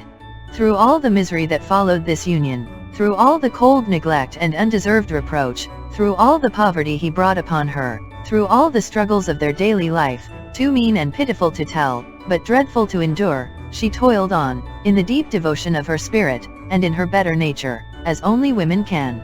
Her means and substance wasted, her father nearly beggared by her husband's hand, and the hourly witness, for they lived now under one roof, of her ill usage and unhappiness, she never, but for him, bewailed her fate. Patient, and upheld by strong affection to the last, she died a widow of some 3 weeks' date, leaving to her father's care 2 orphans, one a son of 10 or 12 years old, the other a girl, such another infant child, the same in helplessness, in age, in form, in feature as she had been herself when her young mother died. The elder brother, grandfather to these 2 children, was now a broken man, crushed and borne down, less by the weight of years than by the heavy hand of sorrow. With the wreck of his possessions, he began to trade in pictures first, and then in curious ancient things. He had entertained a fondness for such matters from a boy, and the tastes he had cultivated were now to yield him an anxious and precarious subsistence. The boy grew like his father in mind and person, the girl so like her mother, that when the old man had her on his knee, and looked into her mild blue eyes, he felt as if awakening from a wretched dream, and his daughter were a little child again. The wayward boy soon spurned the shelter of his roof, and sought associates more congenial to his taste. The old man and the child dwelt alone together. It was then, when the love of 2 dead people who had been nearest and dearest to his heart, was all transferred to this slight creature, when her face, constantly before him, reminded him, from hour to hour, of the too early change he had seen in such another, of all the sufferings he had watched and known, and all his child had undergone, when the young man's profligate and hardened course drained him of money as his father's had, and even sometimes occasioned them temporary privation and distress. It was then that there began to beset him, and to be ever in his mind, a gloomy dread of poverty and want. He had no thought for himself in this. His fear was for the child. It was a specter in his house, and haunted him night and day. The younger brother had been a traveler in many countries, and had made his pilgrimage through life alone. His voluntary banishment had been misconstrued, and he had borne, not without pain, reproach and slight for doing that which had wrung his heart, and cast a mournful shadow on his path. Apart from this, communication between him and the elder was difficult and uncertain, and often failed. Still, it was not so wholly broken off but that he learnt with long blanks and gaps between each interval of information all that I have told you now. Then, dreams of their young, happy life, happy to him though laden with pain and early care, visited his pillow yet oftener than before, and every night, a boy again, he was at his brother's side. With the utmost speed he could exert, he settled his affairs, converted into money all the goods he had, and, with honorable wealth enough for both, with open heart and hand, with limbs that trembled as they bore him on, with emotions such as men can hardly bear and live, arrived one evening at his brother's door. The narrator, whose voice had faltered lately, stopped. "The rest," said Mr. Garland, pressing his hand after a pause, "I know." "Yes," rejoined his friend, "we may spare ourselves the sequel. You know the poor result of all my search. Even when by dint of such inquiries as the utmost vigilance and sagacity could set on foot, we found they had been seen with two poor traveling showmen, and in time discovered the men themselves, and in time, the actual place of their retreat, even then, we were too late. Pray God, we are not too late again." "We cannot be," said Mr. Garland. "This time we must succeed." "I have believed and hoped so," returned the other. "I try to believe and hope so still. But a heavy weight has fallen on my spirits, my good friend, and the sadness that gathers over me will yield to neither hope nor reason." "That does not surprise me," said Mr. Garland. "It is a natural consequence of the events you have recalled, of this dreary time and place, and above all, of this wild and dismal night." "A dismal night, indeed? Hark! How the wind is howling." Chapter 70. Day broke, and found them still upon their way. Since leaving home, they had halted here and there for necessary refreshment, and had frequently been delayed, especially in the night time, by waiting for fresh horses. They had made no other stoppages, but the weather continued rough, and the roads were often steep and heavy. It would be night again before they reached their place of destination. Kit, all bluff, and hardened with the cold, went on manfully, and, having enough to do to keep his blood circulating, to picture to himself the happy end of this adventurous journey, and to look about him and be amazed at everything, had little spare time for thinking of discomforts. Though his impatience, and that of his fellow travelers, rapidly increased as the day waned, the hours did not stand still. The short daylight of winter soon faded away, and it was dark again when they had yet many miles to travel. As it grew dusk, the wind fell, its distant moanings were more low and mournful, and, as it came creeping up the road, and rattling covertly among the dry brambles on either hand, it seemed like some great phantom for whom the way was narrow, whose garments rustled as it stalked along. By degrees it lulled and died away, and then it came on to snow. The flakes fell fast and thick, soon covering the ground some inches deep, and spreading abroad a solemn stillness. The rolling wheels were noiseless, and the sharp ring and clatter of the horses' hoofs became a dull, muffled tramp. The life of their progress seemed to be slowly hushed, and something deathlike to usurp its place. Shading his eyes from the falling snow, which froze upon their lashes and obscured his sight, Kit often tried to catch the earliest glimpse of twinkling lights, denoting their approach to some not distant town. He could descry objects enough at such times, but none correctly. Now, a tall church spire appeared in view, which presently became a tree, a barn, a shadow on the ground, thrown on it by their own bright lamps. Now, there were horsemen, foot passengers, carriages, going on before, or meeting them in narrow ways, which, when they were close upon them, turned to shadows too. A wall, a ruin, a sturdy gable end, would rise up in the road, and, when they were plunging headlong at it, would be the road itself. Strange turnings too, bridges, and sheets of water, appeared to start up here and there, making the way doubtful and uncertain, and yet they were on the same bare road, and these things, like the others, as they were passed, turned into dim illusions. He descended slowly from his seat, for his limbs were numbed when they arrived at a lone posting house, and inquired how far they had to go to reach their journey's end. It was a late hour in such by-places, and the people were abed, but a voice answered from an upper window, 10 miles. The 10 minutes that ensued appeared an hour, but at the end of that time, a shivering figure led out the horses they required, and after another brief delay they were again in motion. It was a cross-country road, full, after the first 3 or 4 miles, of holes and cart ruts, which, being covered by the snow, were so many pitfalls to the trembling horses, and obliged them to keep a foot pace. As it was next to impossible for men so much agitated as they were by this time, to sit still and move so slowly, all 3 got out and plodded on behind the carriage. The distance seemed interminable, and the walk was most laborious. As each was thinking within himself that the driver must have lost his way, a church bell, close at hand, struck the hour of midnight, and the carriage stopped. It had moved softly enough, But when it ceased to crunch the snow, the silence was as startling as if some great noise had been replaced by perfect stillness. "This is the place, gentlemen," said the driver, dismounting from his horse, and knocking at the door of a little inn. "Hello? Past 12 o'clock is the dead of night here." The knocking was loud and long, but it failed to rouse the drowsy inmates. All continued dark and silent as before. They fell back a little, and looked up at the windows, which were mere black patches in the widened house front. No light appeared. The house might have been deserted, or the sleepers dead, for any air of life it had about it. They spoke together with a strange inconsistency, in whispers, unwilling to disturb again the dreary echoes they had just now raised. "Let us go on," said the younger brother, "and leave this good fellow to wake them, if he can. I cannot rest until I know that we are not too late. Let us go on, in the name of heaven." They did so, leaving the postillion to order such accommodation as the house afforded, and to renew his knocking.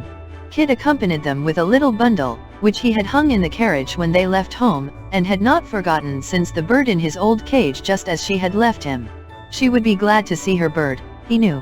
The road wound gently downward. As they proceeded, they lost sight of the church whose clock they had heard, and of the small village clustering round it. The knocking, which was now renewed, and which in that stillness they could plainly hear, troubled them. They wished the man would forbear, or that they had told him not to break the silence until they returned. The old church tower, clad in a ghostly garb of pure cold white, again rose up before them, and a few moments brought them close beside it. A venerable building grey, even in the midst of the hoary landscape. An ancient sundial on the belfry wall was nearly hidden by the snowdrift, and scarcely to be known for what it was. Time itself seemed to have grown dull and old, as if no day were ever to displace the melancholy night. A wicket gate was close at hand, but there was more than one path across the churchyard to which it led, and, uncertain which to take, they came to a stand again. The village street, if street that could be called, which was an irregular cluster of poor cottages of many heights and ages, some with their fronts, some with their backs, and some with gable ends towards the road, with here and there a signpost, or a shed encroaching on the path, was close at hand. There was a faint light in a chamber window not far off, and Kit ran towards that house to ask their way. His first shout was answered by an old man within, who presently appeared at the casement, wrapping some garment round his throat as a protection from the cold, and demanded who was abroad at that unseasonable hour, wanting him. "'Tis hard weather this," he grumbled, "and not a night to call me up in. My trade is not of that kind that I need be roused from bed. The business on which folks want me, will keep cold, especially at this season. What do you want?" "I would not have roused you, if I had known you were old and ill," said Kit. "Old," repeated the other peevishly. "How do you know I am old?" "Not so old as you think, friend, perhaps. As to being ill, you will find many young people in worse case than I am. More's the pity that it should be so, not that I should be strong and hardy for my years, I mean, but that they should be weak and tender. I ask your pardon though," said the old man, "if I spoke rather rough at first. My eyes are not good at night. That's neither age nor illness, they never were, and I didn't see you were a stranger." "I am sorry to call you from your bed," said Kit, "but those gentlemen you may see by the churchyard gate, are strangers too, who have just arrived from a long journey, and seek the parsonage house. You can direct us." "I should be able to," answered the old man, in a trembling voice, "for, come next summer, I have been sexton here, good 50 years. The right-hand path, friend, is the road. There is no ill news for our good gentleman, I hope." Kit thanked him, and made him a hasty answer in the negative. He was turning back, when his attention was caught by the voice of a child. Looking up, he saw a very little creature at a neighboring window. "What is that?" cried the child, earnestly. "Has my dream come true? Pray speak to me, whoever that is, awake and up." "Poor boy," said the sexton, before Kit could answer. "How goes it, darling?" "Has my dream come true?" exclaimed the child again, in a voice so fervent that it might have thrilled to the heart of any listener. "But no, that can never be. How could it be? Oh, how could it?" "I guess his meaning," said the sexton. "To bed again, poor boy." "I," cried the child, in a burst of despair. "I knew it could never be, I felt too sure of that, before I asked. But, all tonight, and last night too, it was the same. I never fall asleep, but that cruel dream comes back." "Try to sleep again," said the old man, soothingly. "It will go in time." "No, no, I would rather that it stayed cruel as it is, I would rather that it stayed," rejoined the child. "I am not afraid to have it in my sleep, but I am so sad, so very, very sad." The old man blessed him, the child in tears replied good night, and Kit was again alone. He hurried back, moved by what he had heard, though more by the child's manner than by anything he had said, as his meaning was hidden from him. They took the path indicated by the sexton, and soon arrived before the parsonage wall. Turning round to look about them when they had got thus far, they saw, among some ruined buildings at a distance, one single solitary light. It shone from what appeared to be an old oriel window, and being surrounded by the deep shadows of overhanging walls, sparkled like a star. Bright and glimmering as the stars above their heads, lonely and motionless as they, it seemed to claim some kindred with the eternal lamps of heaven, and to burn in fellowship with them. "What light is that?" said the younger brother. "It is surely," said Mr. Garland, "in the ruin where they live. I see no other ruin hereabouts." "They cannot," returned the brother hastily, "be waking at this late hour." Kit interposed directly, and begged that, while they rang and waited at the gate, they would let him make his way to where this light was shining, and try to ascertain if any people were about. Obtaining the permission he desired, he darted off with breathless eagerness, and, still carrying the birdcage in his hand, made straight towards the spot. It was not easy to hold that pace among the graves, and at another time he might have gone more slowly, or round by the path. Unmindful of all obstacles, however, he pressed forward without slackening his speed, and soon arrived within a few yards of the window. He approached as softly as he could, and advancing so near the wall as to brush the whitened ivy with his dress, listened. There was no sound inside. The church itself was not more quiet. Touching the glass with his cheek, he listened again. No. And yet there was such a silence all around, that he felt sure he could have heard even the breathing of a sleeper, if there had been one there. A strange circumstance, a light in such a place at that time of night, with no one near it. A curtain was drawn across the lower portion of the window, and he could not see into the room. But there was no shadow thrown upon it from within. To have gained a footing on the wall and tried to look in from above, would have been attended with some danger, certainly with some noise, and the chance of terrifying the child, if that really were her habitation. Again and again he listened, again and again the same wearisome blank. Leaving the spot with slow and cautious steps, and skirting the ruin for a few paces, he came at length to a door. He knocked. No answer. But there was a curious noise inside. It was difficult to determine what it was. It bore a resemblance to the low moaning of one in pain, but it was not that, being far too regular and constant. Now it seemed a kind of song, now a wail seemed, that is, to his changing fancy, for the sound itself was never changed or checked. It was unlike anything he had ever heard, and in its tone there was something fearful, chilling, and unearthly. The listener's blood ran colder now than ever it had done in frost and snow, but he knocked again. There was no answer, and the sound went on without any interruption. He laid his hand softly upon the latch, and put his knee against the door. It was secured on the inside, but yielded to the pressure, and turned upon its hinges. He saw the glimmering of a fire upon the old walls, and entered. Chapter 71. The dull, red glow of a wood fire, for no lamp or candle burned within the room, showed him a figure, seated on the hearth with its back towards him, bending over the fitful light. The attitude was that of one who sought the heat. It was, and yet was not. The stooping posture and the cowering form were there, but no hands were stretched out to meet the grateful warmth, no shrug or shiver compared its luxury with the piercing cold outside. With limbs huddled together, head bowed down, arms crossed upon the breast, and fingers tightly clenched, it rocked to and fro upon its seat without a moment's pause, accompanying the action with the mournful sound he had heard.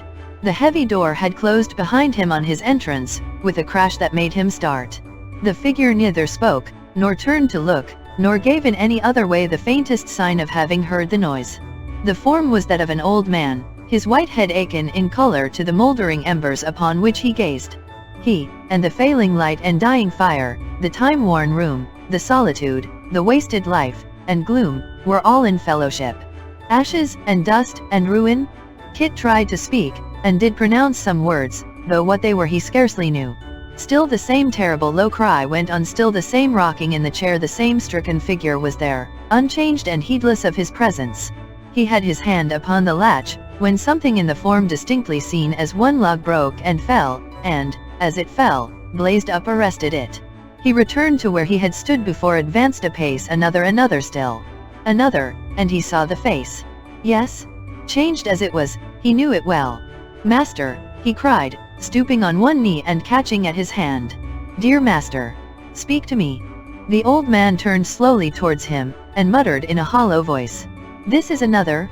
How many of these spirits there have been tonight? No spirit, master. No one but your old servant. You know me now, I am sure. Miss Nell, where is she, where is she?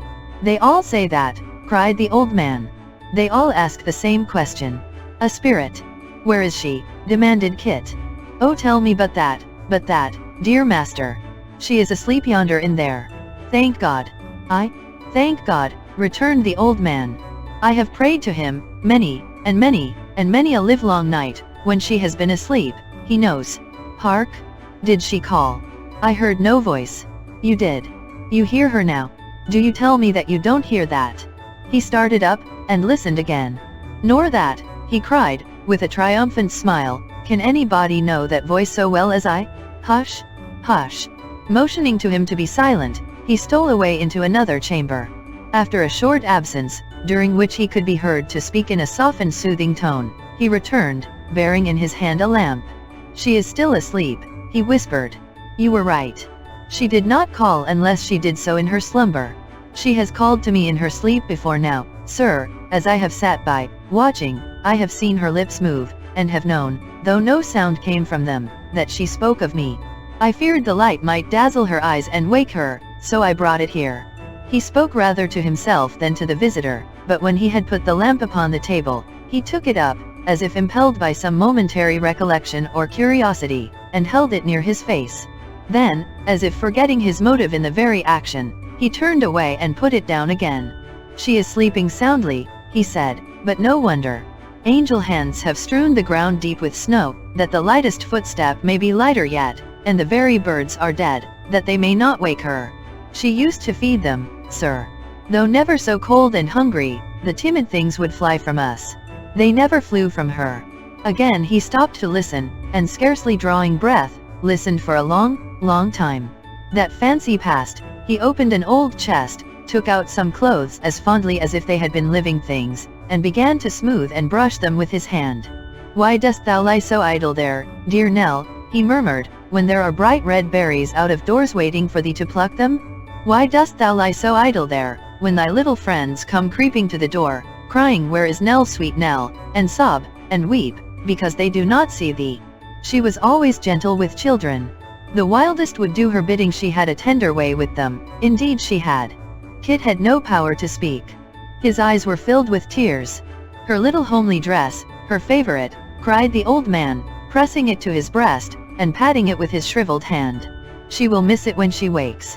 They have hid it here in sport, but she shall have it, she shall have it. I would not vex my darling, for the wide world's riches. See here these shoes, how worn they are. She kept them to remind her of our last long journey. You see where the little feet went bare upon the ground. They told me, afterwards, that the stones had cut and bruised them. She never told me that. No, God bless her, and, I have remembered since, she walked behind me, sir, that I might not see how lame she was, but yet she had my hand in hers, and seemed to lead me still.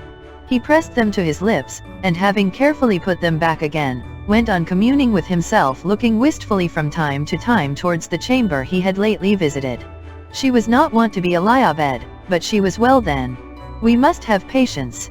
When she is well again, she will rise early, as she used to do, and ramble abroad in the healthy morning time. I often tried to track the way she had gone, but her small footstep left no print upon the dewy ground, to guide me. Who is that? Shut the door. Quick! Have we not enough to do to drive away that marble cold, and keep her warm? The door was indeed opened, for the entrance of Mr. Garland and his friend, accompanied by two other persons. These were the schoolmaster, and the bachelor. The former held a light in his hand.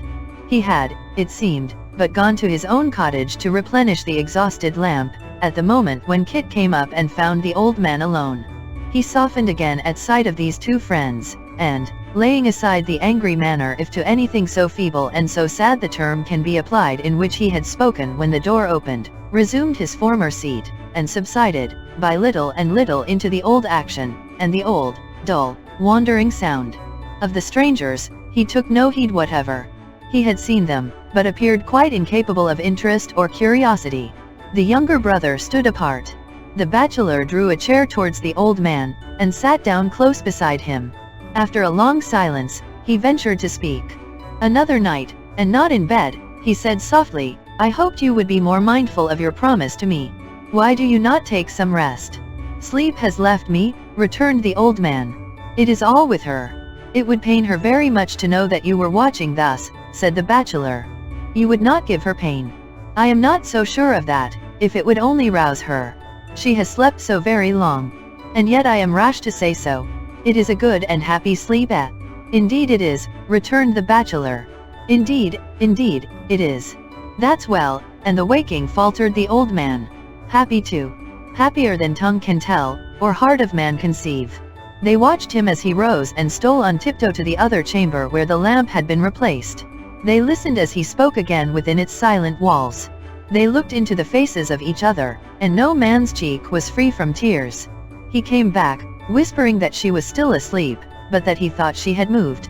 It was her hand, he said, a little, a very, very little, but he was pretty sure she had moved it, perhaps in seeking his. He had known her do that before now, though in the deepest sleep the while. And when he had said this, he dropped into his chair again, and clasping his hands above his head, uttered a cry never to be forgotten. The poor schoolmaster motioned to the bachelor that he would come on the other side, and speak to him. They gently unlocked his fingers, which he had twisted in his grey hair, and pressed them in their own. "He will hear me," said the schoolmaster, "I am sure. He will hear either me or you if we beseech him." She would, at all times. "I will hear any voice she liked to hear," cried the old man. "I love all she loved." "I know you do," returned the schoolmaster. "I am certain of it. Think of her, think of all the sorrows and afflictions you have shared together, of all the trials, and all the peaceful pleasures, you have jointly known." I do. I think of nothing else.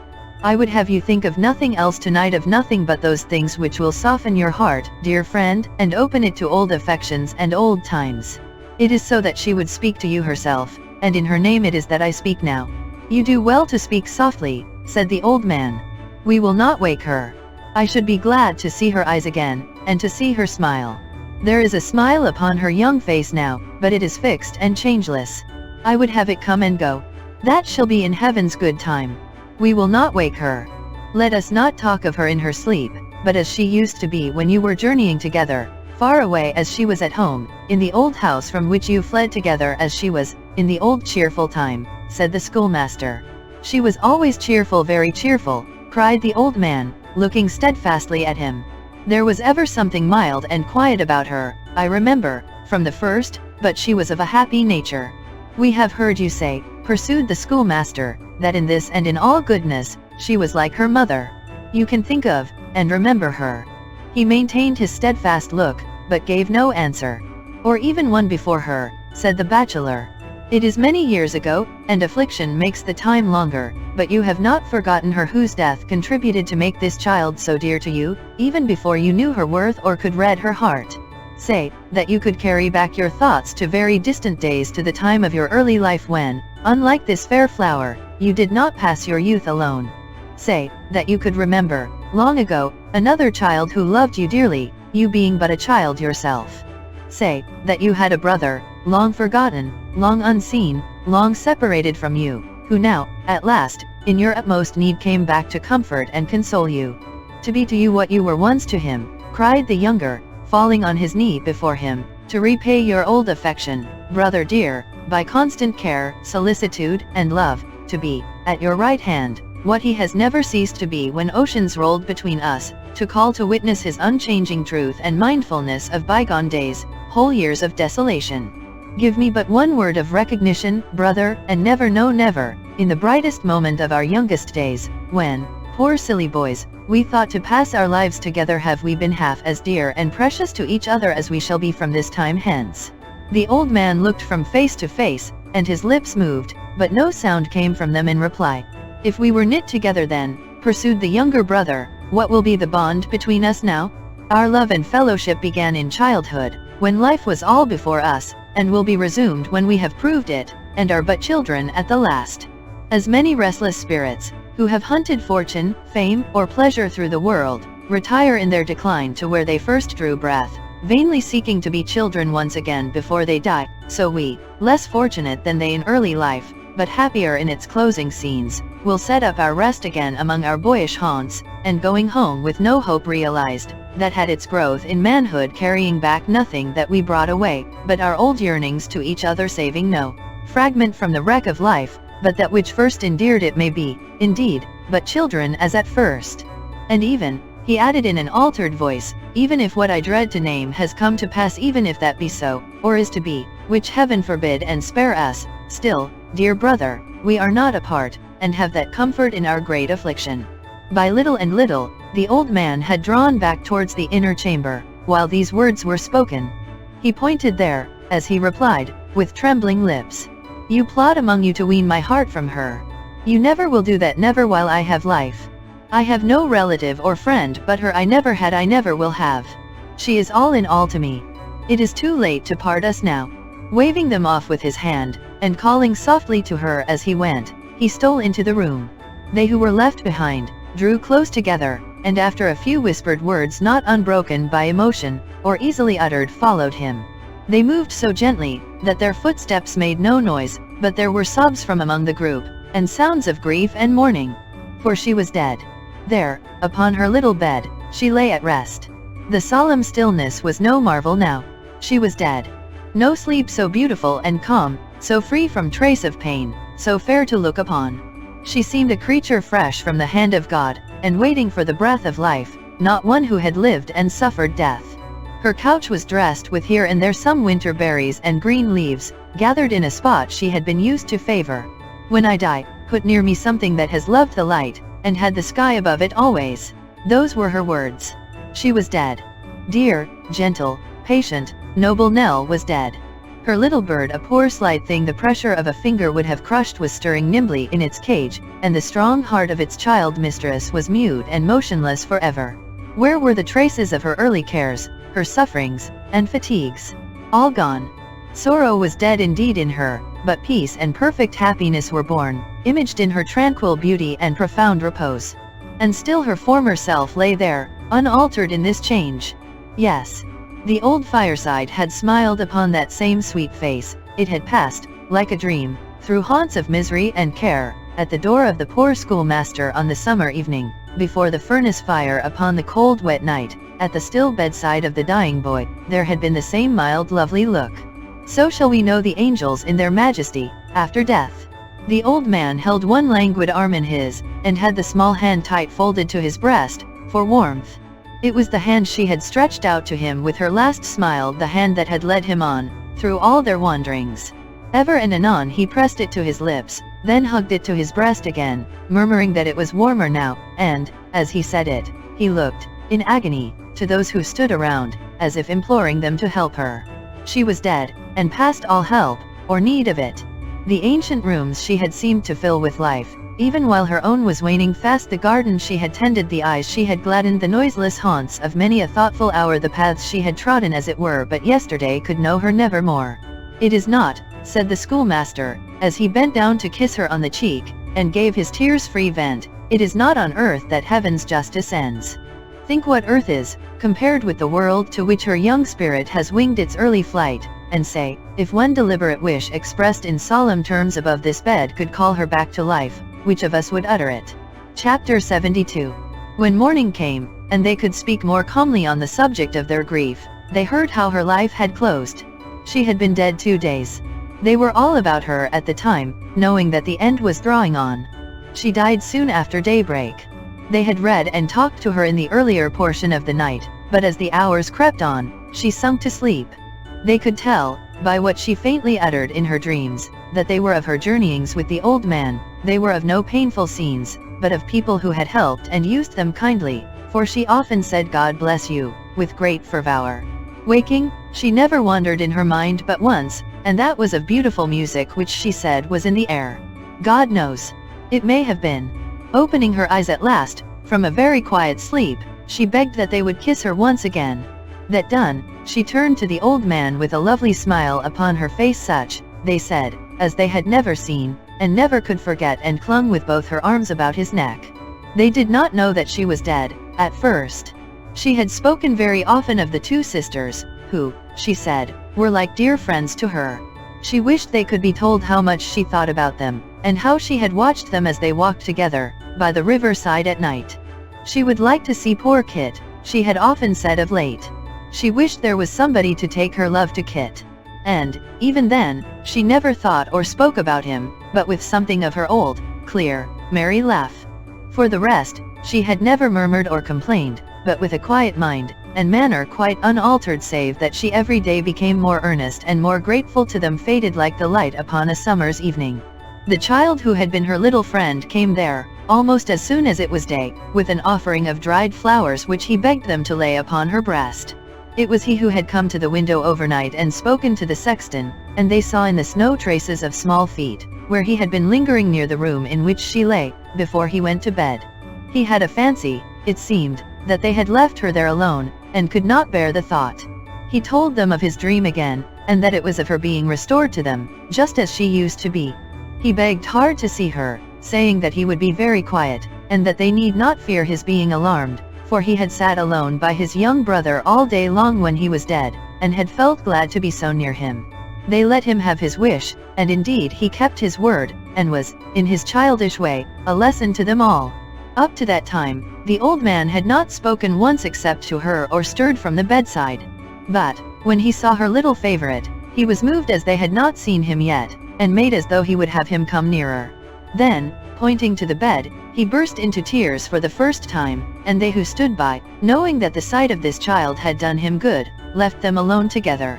Soothing him with his artless talk of her, the child persuaded him to take some rest, to walk abroad, to do almost as he desired him. And when the day came on, which must remove her in her earthly shape from earthly eyes forever, he led him away, that he might not know when she was taken from him. They were to gather fresh leaves and berries for her bed. It was Sunday, a bright, clear, wintry afternoon, and as they traversed the village street, those who were walking in their path drew back to make way for them, and gave them a softened greeting. Some shook the old man kindly by the hand, some stood uncovered while he tottered by, and many cried God help him, as he passed along. Neighbor, said the old man, stopping at the cottage where his young guide's mother dwelt, how is it that the folks are nearly all in black today? I have seen a mourning ribbon or a piece of crape on almost every one. She could not tell, the woman said. Why, you yourself you wear the color too, he said. Windows are closed that never used to be by day. What does this mean? Again the woman said she could not tell. We must go back, said the old man, hurriedly. We must see what this is. No, no, cried the child, detaining him. Remember what you promised. Our way is to the old green lane, where she and I so often were, and where you found us, more than once, making those garlands for her garden. Do not turn back. Where is she now? Said the old man. Tell me that. Do you not know? Returned the child. Did we not leave her, but just now? True, true. It was her we left, was it? He pressed his hand upon his brow, looked vacantly round, and as if impelled by a sudden thought, crossed the road, and entered the sexton's house. He and his deaf assistant were sitting before the fire. Both rose up, on seeing who it was. The child made a hasty sign to them with his hand. It was the action of an instant, but that, and the old man's look, were quite enough. Do you bury any one today? He said, eagerly. No, no. Who should we bury, sir? Returned the sexton. I, who indeed? I say with you, who indeed? It is a holiday with us, good sir, returned the sexton mildly. We have no work to do today. Why then, I'll go where you will, said the old man, turning to the child. You're sure of what you tell me? You would not deceive me? I am changed, even in the little time since you last saw me. Go thy ways with him, sir, cried the sexton, and heaven be with ye both. I am quite ready, said the old man, meekly. Come, boy, come, and so submitted to be led away. And now the bell she had so often heard, by night and day, and listened to with solemn pleasure, almost as a living voice rung its remorseless toll, for her, so young, so beautiful, so good. decrepit age, and vigorous life, and blooming youth, and helpless infancy, poured forth on crutches, in the pride of strength and health, in the full blush of promise, in the mere dawn of life to gather round her tomb. Old men were there, whose eyes were dim and senses failing, grandmothers, who might have died 10 years ago, and still been old, the deaf, the blind, the lame, the palsied, the living dead in many shapes and forms, to see the closing of that early grave. What was the death it would shut in, to that which still could crawl and creep above it? Along the crowded path they bore her now, pure as the newly fallen snow that covered it, whose day on earth had been as fleeting. Under the porch, where she had sat when heaven in its mercy brought her to that peaceful spot, she passed again, and the old church received her in its quiet shade. They carried her to one old nook, where she had many and many a time sat musing, and laid their burdens softly on the pavement. The light streamed on it through the colored window, a window, where the boughs of trees were ever rustling in the summer, and where the birds sang sweetly all day long. With every breath of air that stirred among those branches in the sunshine, some trembling, changing light, would fall upon her grave. Earth to earth, ashes to ashes, dust to dust. Many a young hand dropped in its little wreath, many a stifled sob was heard. Some, and they were not a few, knelt down. All were sincere and truthful in their sorrow. The service done, the mourners stood apart, and the villagers closed round to look into the grave before the pavement stone should be replaced. One called to mind how he had seen her sitting on that very spot, and how her book had fallen on her lap, and she was gazing with a pensive face upon the sky. Another told how he had wondered much that one so delicate as she should be so bold, how she had never feared to enter the church alone at night, but had loved to linger there when all was quiet, and even to climb the tower stair, with no more light than that of the moon rays stealing through the loopholes in the thick old wall. A whisper went about among the oldest, that she had seen and talked with angels, and when they called to mind how she had looked and spoken, and her early death, some thought it might be so, indeed. Thus, coming to the grave in little knots, and glancing down, and giving place to others, and falling off in whispering groups of 3 or 4, the church was cleared in time, of all but the sexton and the mourning friends. They saw the vault covered, and the stone fixed down. Then, when the dusk of evening had come on, and not a sound disturbed the sacred stillness of the place, when the bright moon poured in her light on tomb and monument, on pillar, wall, and arch, and most of all, it seemed to them, upon her quiet grave in that calm time, when outward things and inward thoughts teem with assurances of immortality, and worldly hopes and fears are humbled in the dust before them, then, with tranquil and submissive hearts they turned away, and left the child with God. Oh, it is hard to take to heart the lesson that such deaths will teach, but let no man reject it, for it is one that all must learn, and is a mighty, universal truth. When death strikes down the innocent and young, for every fragile form from which he lets the panting spirit free, 100 virtues rise, in shapes of mercy, charity, and love, to walk the world, and bless it. Of every tear that sorrowing mortals shed on such green graves, some good is born, some gentler nature comes. In the destroyer's steps there spring up bright creations that defy his power, and his dark path becomes a way of light to heaven. It was late when the old man came home. The boy had led him to his own dwelling, under some pretence, on their way back, and, rendered drowsy by his long ramble and late want of rest, he had sunk into a deep sleep by the fireside. He was perfectly exhausted, and they were careful not to rouse him. The slumber held him a long time, and when he at length awoke the moon was shining. The younger brother, uneasy at his protracted absence, was watching at the door for his coming, when he appeared in the pathway with his little guide. He advanced to meet them, and tenderly obliging the old man to lean upon his arm, conducted him with slow and trembling steps towards the house. He repaired to her chamber, straight. Not finding what he had left there, he returned with distracted looks to the room in which they were assembled. From that, he rushed into the schoolmaster's cottage, calling her name. They followed close upon him, and when he had vainly searched it, brought him home. With such persuasive words as pity and affection could suggest, they prevailed upon him to sit among them and hear what they should tell him. Then, endeavoring by every little artifice to prepare his mind for what must come, and dwelling with many fervent words upon the happy lot to which she had been removed, they told him, at last, the truth. The moment it had passed their lips, he fell down among them like a murdered man. For many hours, they had little hope of his surviving, but grief is strong, and he recovered.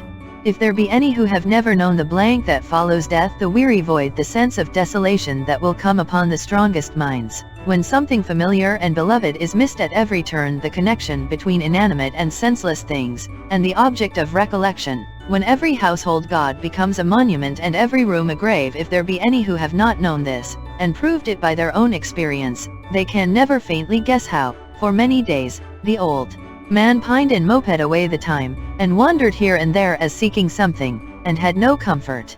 Whatever power of thought or memory he retained, was all bound up in her. He never understood, or seemed to care to understand, about his brother. To every endearment and attention he continued listless. If they spoke to him on this, or any other theme save one, he would hear them patiently for a while, then turn away, and go on seeking as before. On that one theme, which was in his and all their minds, it was impossible to touch. Dead? He could not hear or bear the word. The slightest hint of it would throw him into a paroxysm, like that he had had when it was first spoken. In what hope he lived, no man could tell, but that he had some hope of finding her again, some faint and shadowy hope, deferred from day to day, and making him from day to day more sick and sore at heart, was plain to all. They bethought them of a removal from the scene of this last sorrow, of trying whether change of place would rouse or cheer him. His brother sought the advice of those who were accounted skillful in such matters, and they came and saw him. Some of the number stayed upon the spot, conversed with him when he would converse, and watched him as he wandered up and down, alone and silent. Move him where they might, they said, he would ever seek to get back there. His mind would run upon that spot. If they confined him closely, and kept a strict guard upon him, they might hold him prisoner, but if he could by any means escape, he would surely wander back to that place, or die upon the road. The boy, to whom he had submitted at first, had no longer any influence with him. At times he would suffer the child to walk by his side, or would even take such notice of his presence as giving him his hand, or would stop to kiss his cheek, or pat him on the head. At other times, he would entreat him not unkindly to be gone, and would not brook him near. But, whether alone, or with this pliant friend, or with those who would have given him, at any cost or sacrifice, some consolation or some peace of mind, if happily the means could have been devised, he was at all times the same, with no love or care for anything in life, a broken-hearted man. At length, they found, one day, that he had risen early, and, with his knapsack on his back, his staff in hand, her own straw hat, and little basket full of such things as she had been used to carry, was gone. As they were making ready to pursue him far and wide, a frightened schoolboy came who had seen him, but a moment before, sitting in the church upon her grave, he said. They hastened there, and going softly to the door, espied him in the attitude of one who waited patiently. They did not disturb him then, but kept a watch upon him all that day. When it grew quite dark, he rose and returned home, and went to bed, murmuring to himself, "She will come tomorrow." Upon the morrow he was there again from sunrise until night, and still at night he laid him down to rest, and murmured, "She will come tomorrow." And thenceforth, every day, and all day long, he waited at her grave, for her. How many pictures of new journeys over pleasant country, of resting places under the free broad sky, of rambles in the fields and woods, and paths not often trodden, how many tones of that one well-remembered voice, how many glimpses of the form, the fluttering dress, the hair that waved so gaily in the wind, how many visions of what had been, and what he hoped was yet to be, rose up before him, in the old, dull, silent church. He never told them what he thought, or where he went. He would sit with them at night, pondering with a secret satisfaction. They could see, upon the flight that he and she would take before night came again, and still they would hear him whisper in his prayers, "Lord, let her come tomorrow." The last time was on a genial day in spring. He did not return at the usual hour, and they went to seek him. He was lying dead upon the stone. They laid him by the side of her whom he had loved so well, and, in the church where they had often prayed, and mused, and lingered hand in hand, the child and the old man slept together. Chapter 73.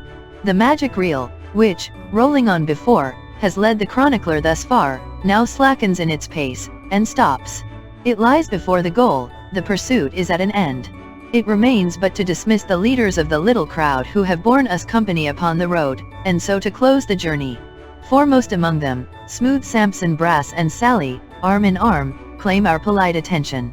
Mr. Samson, then, being detained, as already has been shown, by the justice upon whom he called, and being so strongly pressed to protract his stay that he could by no means refuse, remained under his protection for a considerable time, during which the great attention of his entertainer kept him so extremely close, that he was quite lost to society, and never even went abroad for exercise saving into a small paved yard.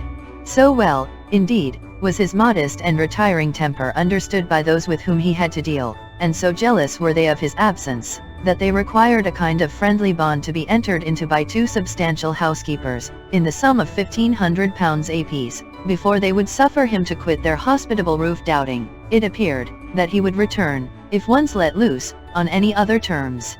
Mr. Brass, struck with the humor of this jest, and carrying out its spirit to the utmost, sought from his wide connection a pair of friends whose joint possessions fell some halfpence short of 15 pence, and proffered them as bail, for that was the merry word agreed upon both sides.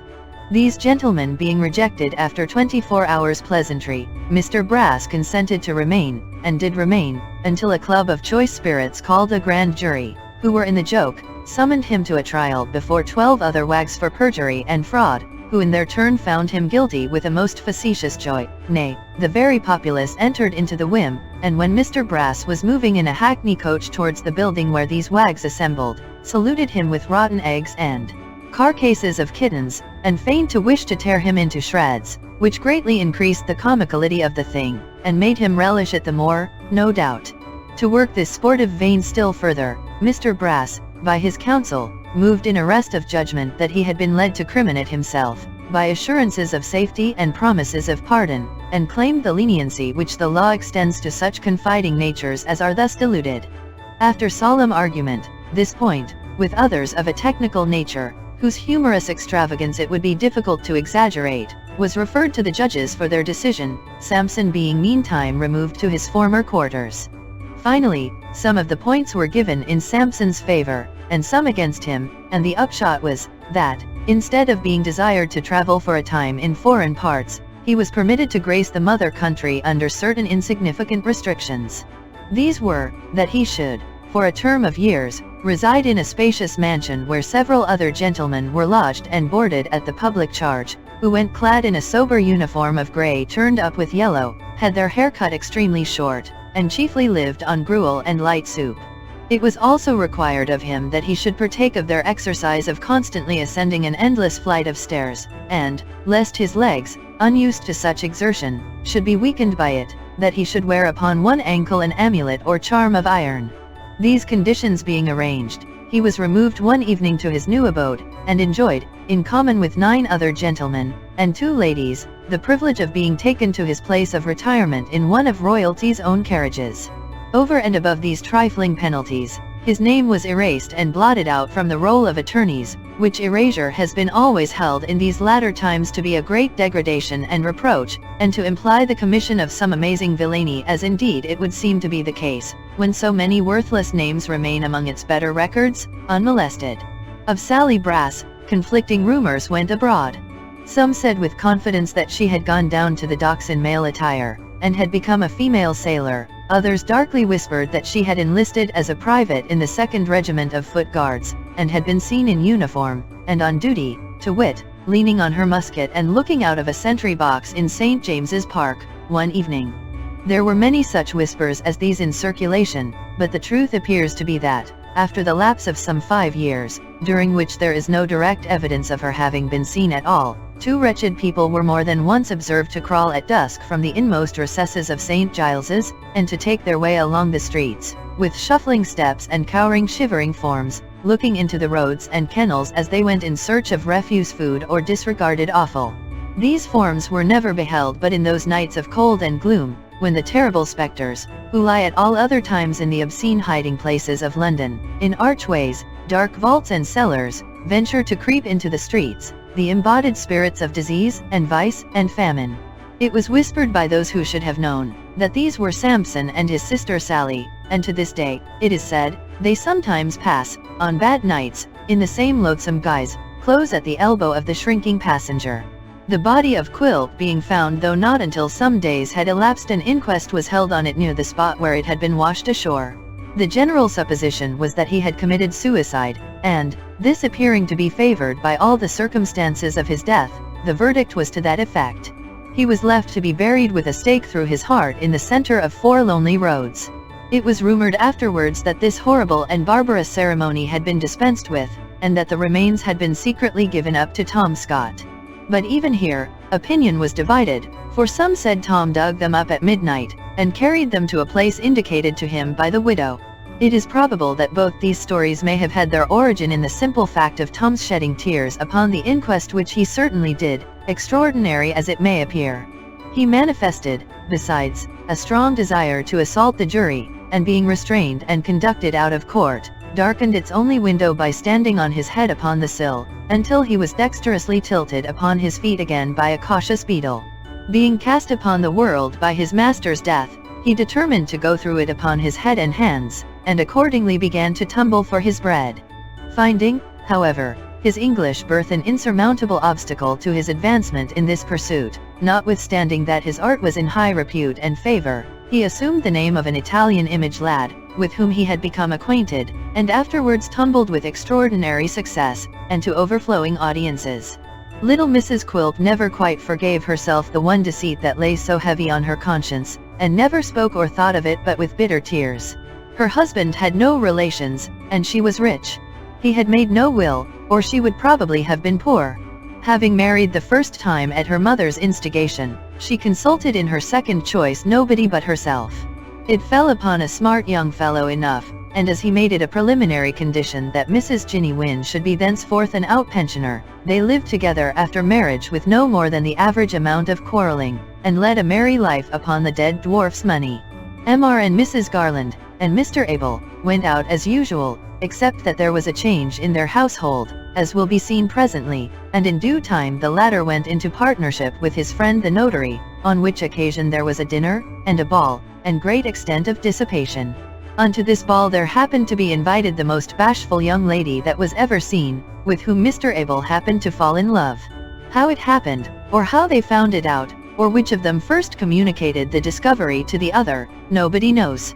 But certain it is that in course of time they were married, and equally certain it is that they were the happiest of the happy, and no less certain it is that they deserved to be so.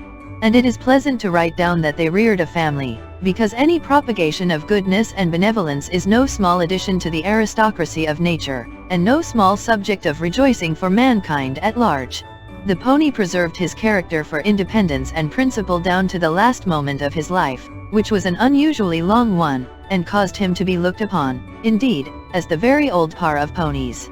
He often went to and fro with the little phaeton between Mr. Garland's and his sons, and, as the old people and the young were frequently together, had a stable of his own at the new establishment, into which he would walk of himself with surprising dignity.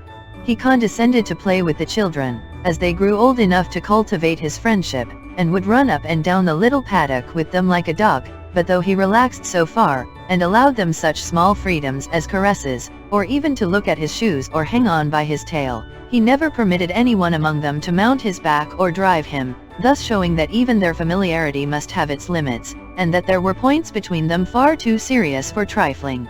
He was not unsusceptible of warm attachments in his later life, for when the good bachelor came to live with Mr. Garland upon the clergyman's decease, he conceived a great friendship for him, and amiably submitted to be driven by his hands without the least resistance.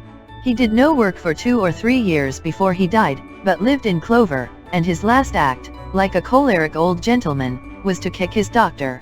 Mr. Swiveller, recovering very slowly from his illness, and entering into the receipt of his annuity, bought for the Marchioness a handsome stock of clothes, and put her to school forthwith, in redemption of the vow he had made upon his fevered bed. After casting about for some time for a name which should be worthy of her, he decided in favor of Sophronia Sphinx, as being euphonious and genteel, and furthermore indicative of mystery. Under this title the Marchioness repaired, in tears, to the school of his selection, from which, as she soon distanced all competitors, she was removed before the lapse of many quarters to one of a higher grade. It is but bare justice to Mr. Swiveller to say, that, although the expenses of her education kept him in straitened circumstances for half a dozen years, he never slackened in his zeal, and always held himself sufficiently repaid by the accounts he heard, with great gravity, of her advancement, on his monthly visits to the governess, who looked upon him as a literary gentleman of eccentric habits, and of a most prodigious talent in quotation. In a word, Mr. Swiveller kept the Marchioness at this establishment until she was, at a moderate guess, full 19 years of age, good-looking, clever, and good-humored, when he began to consider seriously what was to be done next. On one of his periodical visits, while he was revolving this question in his mind, the Marchioness came down to him, alone, looking more smiling and more fresh than ever. Then, it occurred to him, but not for the first time, that if she would marry him, how comfortable they might be. So Richard asked her, whatever she said, it wasn't no, and they were married in good earnest that day week. Which gave Mr. Swiveller frequent occasion to remark at divers subsequent periods that there had been a young lady saving up for him after all. A little cottage at Hampstead being to let, which had in its garden a smoking box, the envy of the civilized world, they agreed to become its tenants, and, when the honeymoon was over, entered upon its occupation. To this retreat Mr. Chuckster repaired regularly every Sunday to spend the day, usually beginning with breakfast, and here he was the great purveyor of general news and fashionable intelligence. For some years he continued a deadly foe to Kit, protesting that he had a better opinion of him when he was supposed to have stolen the £5 note, than when he was shown to be perfectly free of the crime, inasmuch as his guilt would have had in it something daring and bold, whereas his innocence was but another proof of a sneaking and crafty disposition. By slow degrees, however, he was reconciled to him in the end, and even went so far as to honor him with his patronage, as one who had in some measure reformed, and was therefore to be forgiven. But he never forgot or pardoned that circumstance of the shilling, holding that if he had come back to get another he would have done well enough, but that his returning to work out the former gift was a stain upon his moral character which no penitence or contrition could ever wash away. Mr. Swiveller, having always been in some measure of a philosophic and reflective turn, grew immensely contemplative, at times, in the smoking box, and was accustomed at such periods to debate in his own mind the mysterious question of Sophronia's parentage. Sophronia herself supposed she was an orphan, but Mr. Swiveller, putting various slight circumstances together, often thought Miss Brass must know better than that, and, having heard from his wife of her strange interview with Quilp, entertained sundry misgivings whether that person, in his lifetime, might not also have been able to solve the riddle, had he chosen. These speculations, however, gave him no uneasiness, for Sophronia was ever a most cheerful, affectionate, and provident wife to him, and Dick, excepting for an occasional outbreak with Mr. Chuckster, which she had the good sense rather to encourage than oppose, was to her an attached and domesticated husband. And they played many 100,000 games of cribbage together.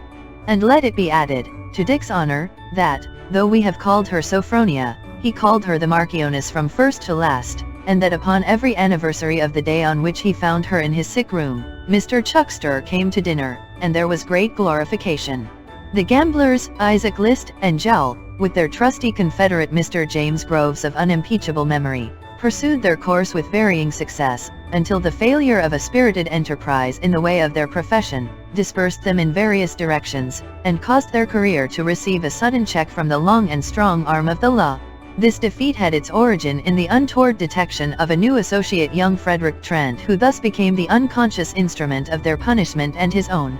For the young man himself, he rioted abroad for a brief term, living by his wits, which means by the abuse of every faculty that worthily employed raises man above the beasts, and so degraded, sinks him far below them. It was not long before his body was recognized by a stranger, who chanced to visit that hospital in Paris where the drowned are laid out to be owned, despite the bruises and disfigurements which were said to have been occasioned by some previous scuffle. But the stranger kept his own counsel until he returned home, and it was never claimed or cared for. The younger brother, or the single gentleman, for that designation is more familiar, would have drawn the poor schoolmaster from his lone retreat, and made him his companion and friend. But the humble village teacher was timid of venturing into the noisy world, and had become fond of his dwelling in the old churchyard. Calmly happy in his school, and in the spot, and in the attachment of her little mourner, he pursued his quiet course in peace, and was, through the righteous gratitude of his friend, let this brief mention suffice for that a poor schoolmaster no more. That friend, single gentleman, or younger brother, which you will had at his heart a heavy sorrow, but it bred in him no misanthropy or monastic gloom. He went forth into the world, a lover of his kind. For a long time, it was his chief delight to travel in the steps of the old man and the child, so far as he could trace them from her last narrative, to halt where they had halted, sympathize where they had suffered, and rejoice where they had been made glad. Those who had been kind to them did not escape his search. The sisters at the school, they who were her friends, because themselves so friendless, Mrs. Yarley of the waxwork, Codlin, short he found them all, and trust me, the man who fed the furnace fire was not forgotten. Kit's story having got abroad, raised him up a host of friends, and many offers of provision for his future life. He had no idea at first of ever quitting Mr. Garland's service, but, after serious remonstrance and advice from that gentleman, began to contemplate the possibility of such a change being brought about in time. A good post was procured for him, with a rapidity which took away his breath, by some of the gentlemen who had believed him guilty of the offense laid to his charge, and who had acted upon that belief. Through the same kind agency, his mother was secured from want, and made quite happy. Thus, as Kit often said, his great misfortune turned out to be the source of all his subsequent prosperity. Did Kit live a single man all his days, or did he marry? Of course he married, and who should be his wife but Barbara? And the best of it was, he married so soon that little Jacob was an uncle, before the calves of his legs, already mentioned in this history, had ever been encased in broadcloth pantaloons, though that was not quite the best either, for of necessity the baby was an uncle too. The delight of Kit's mother and of Barbara's mother upon the great occasion is past all telling. Finding they agreed so well on that, and on all other subjects, they took up their abode together, and were a most harmonious pair of friends from that time forth. And hadn't Astley's cause to bless itself for their all going together once a quarter to the pit, and didn't Kit's mother always say, when they painted the outside, that Kit's last treat had helped to that, and wonder what the manager would feel if he but knew it as they passed his house? When Kit had children 6 and 7 years old, there was a Barbara among them, and a pretty Barbara she was. Nor was there wanting an exact facsimile and copy of little Jacob, as he appeared in those remote times when they taught him what oysters meant. Of course there was an Abel, own godson to the Mr. Garland of that name, and there was a Dick, whom Mr. Swiveller did especially favor. The little group would often gather round him of a night and beg him to tell again that story of good Miss Nell who died. This, Kit would do, and when they cried to hear it, wishing it longer too, he would teach them how she had gone to heaven, as all good people did, and how, if they were good, like her, they might hope to be there too, one day, and to see and know her as he had done when he was quite a boy. Then, he would relate to them how needy he used to be, and how she had taught him what he was otherwise too poor to learn, and how the old man had been used to say she always laughs at Kit, at which they would brush away their tears, and laugh themselves to think that she had done so, and be again quite merry. He sometimes took them to the street where she had lived, but new improvements had altered it so much, it was not like the same. The old house had been long ago pulled down, and a fine broad road was in its place. At first he would draw with his stick a square upon the ground to show them where it used to stand. But he soon became uncertain of the spot, and could only say it was thereabouts, he thought, and these alterations were confusing. Such are the changes which a few years bring about, and so do things pass away, like a tale that is told.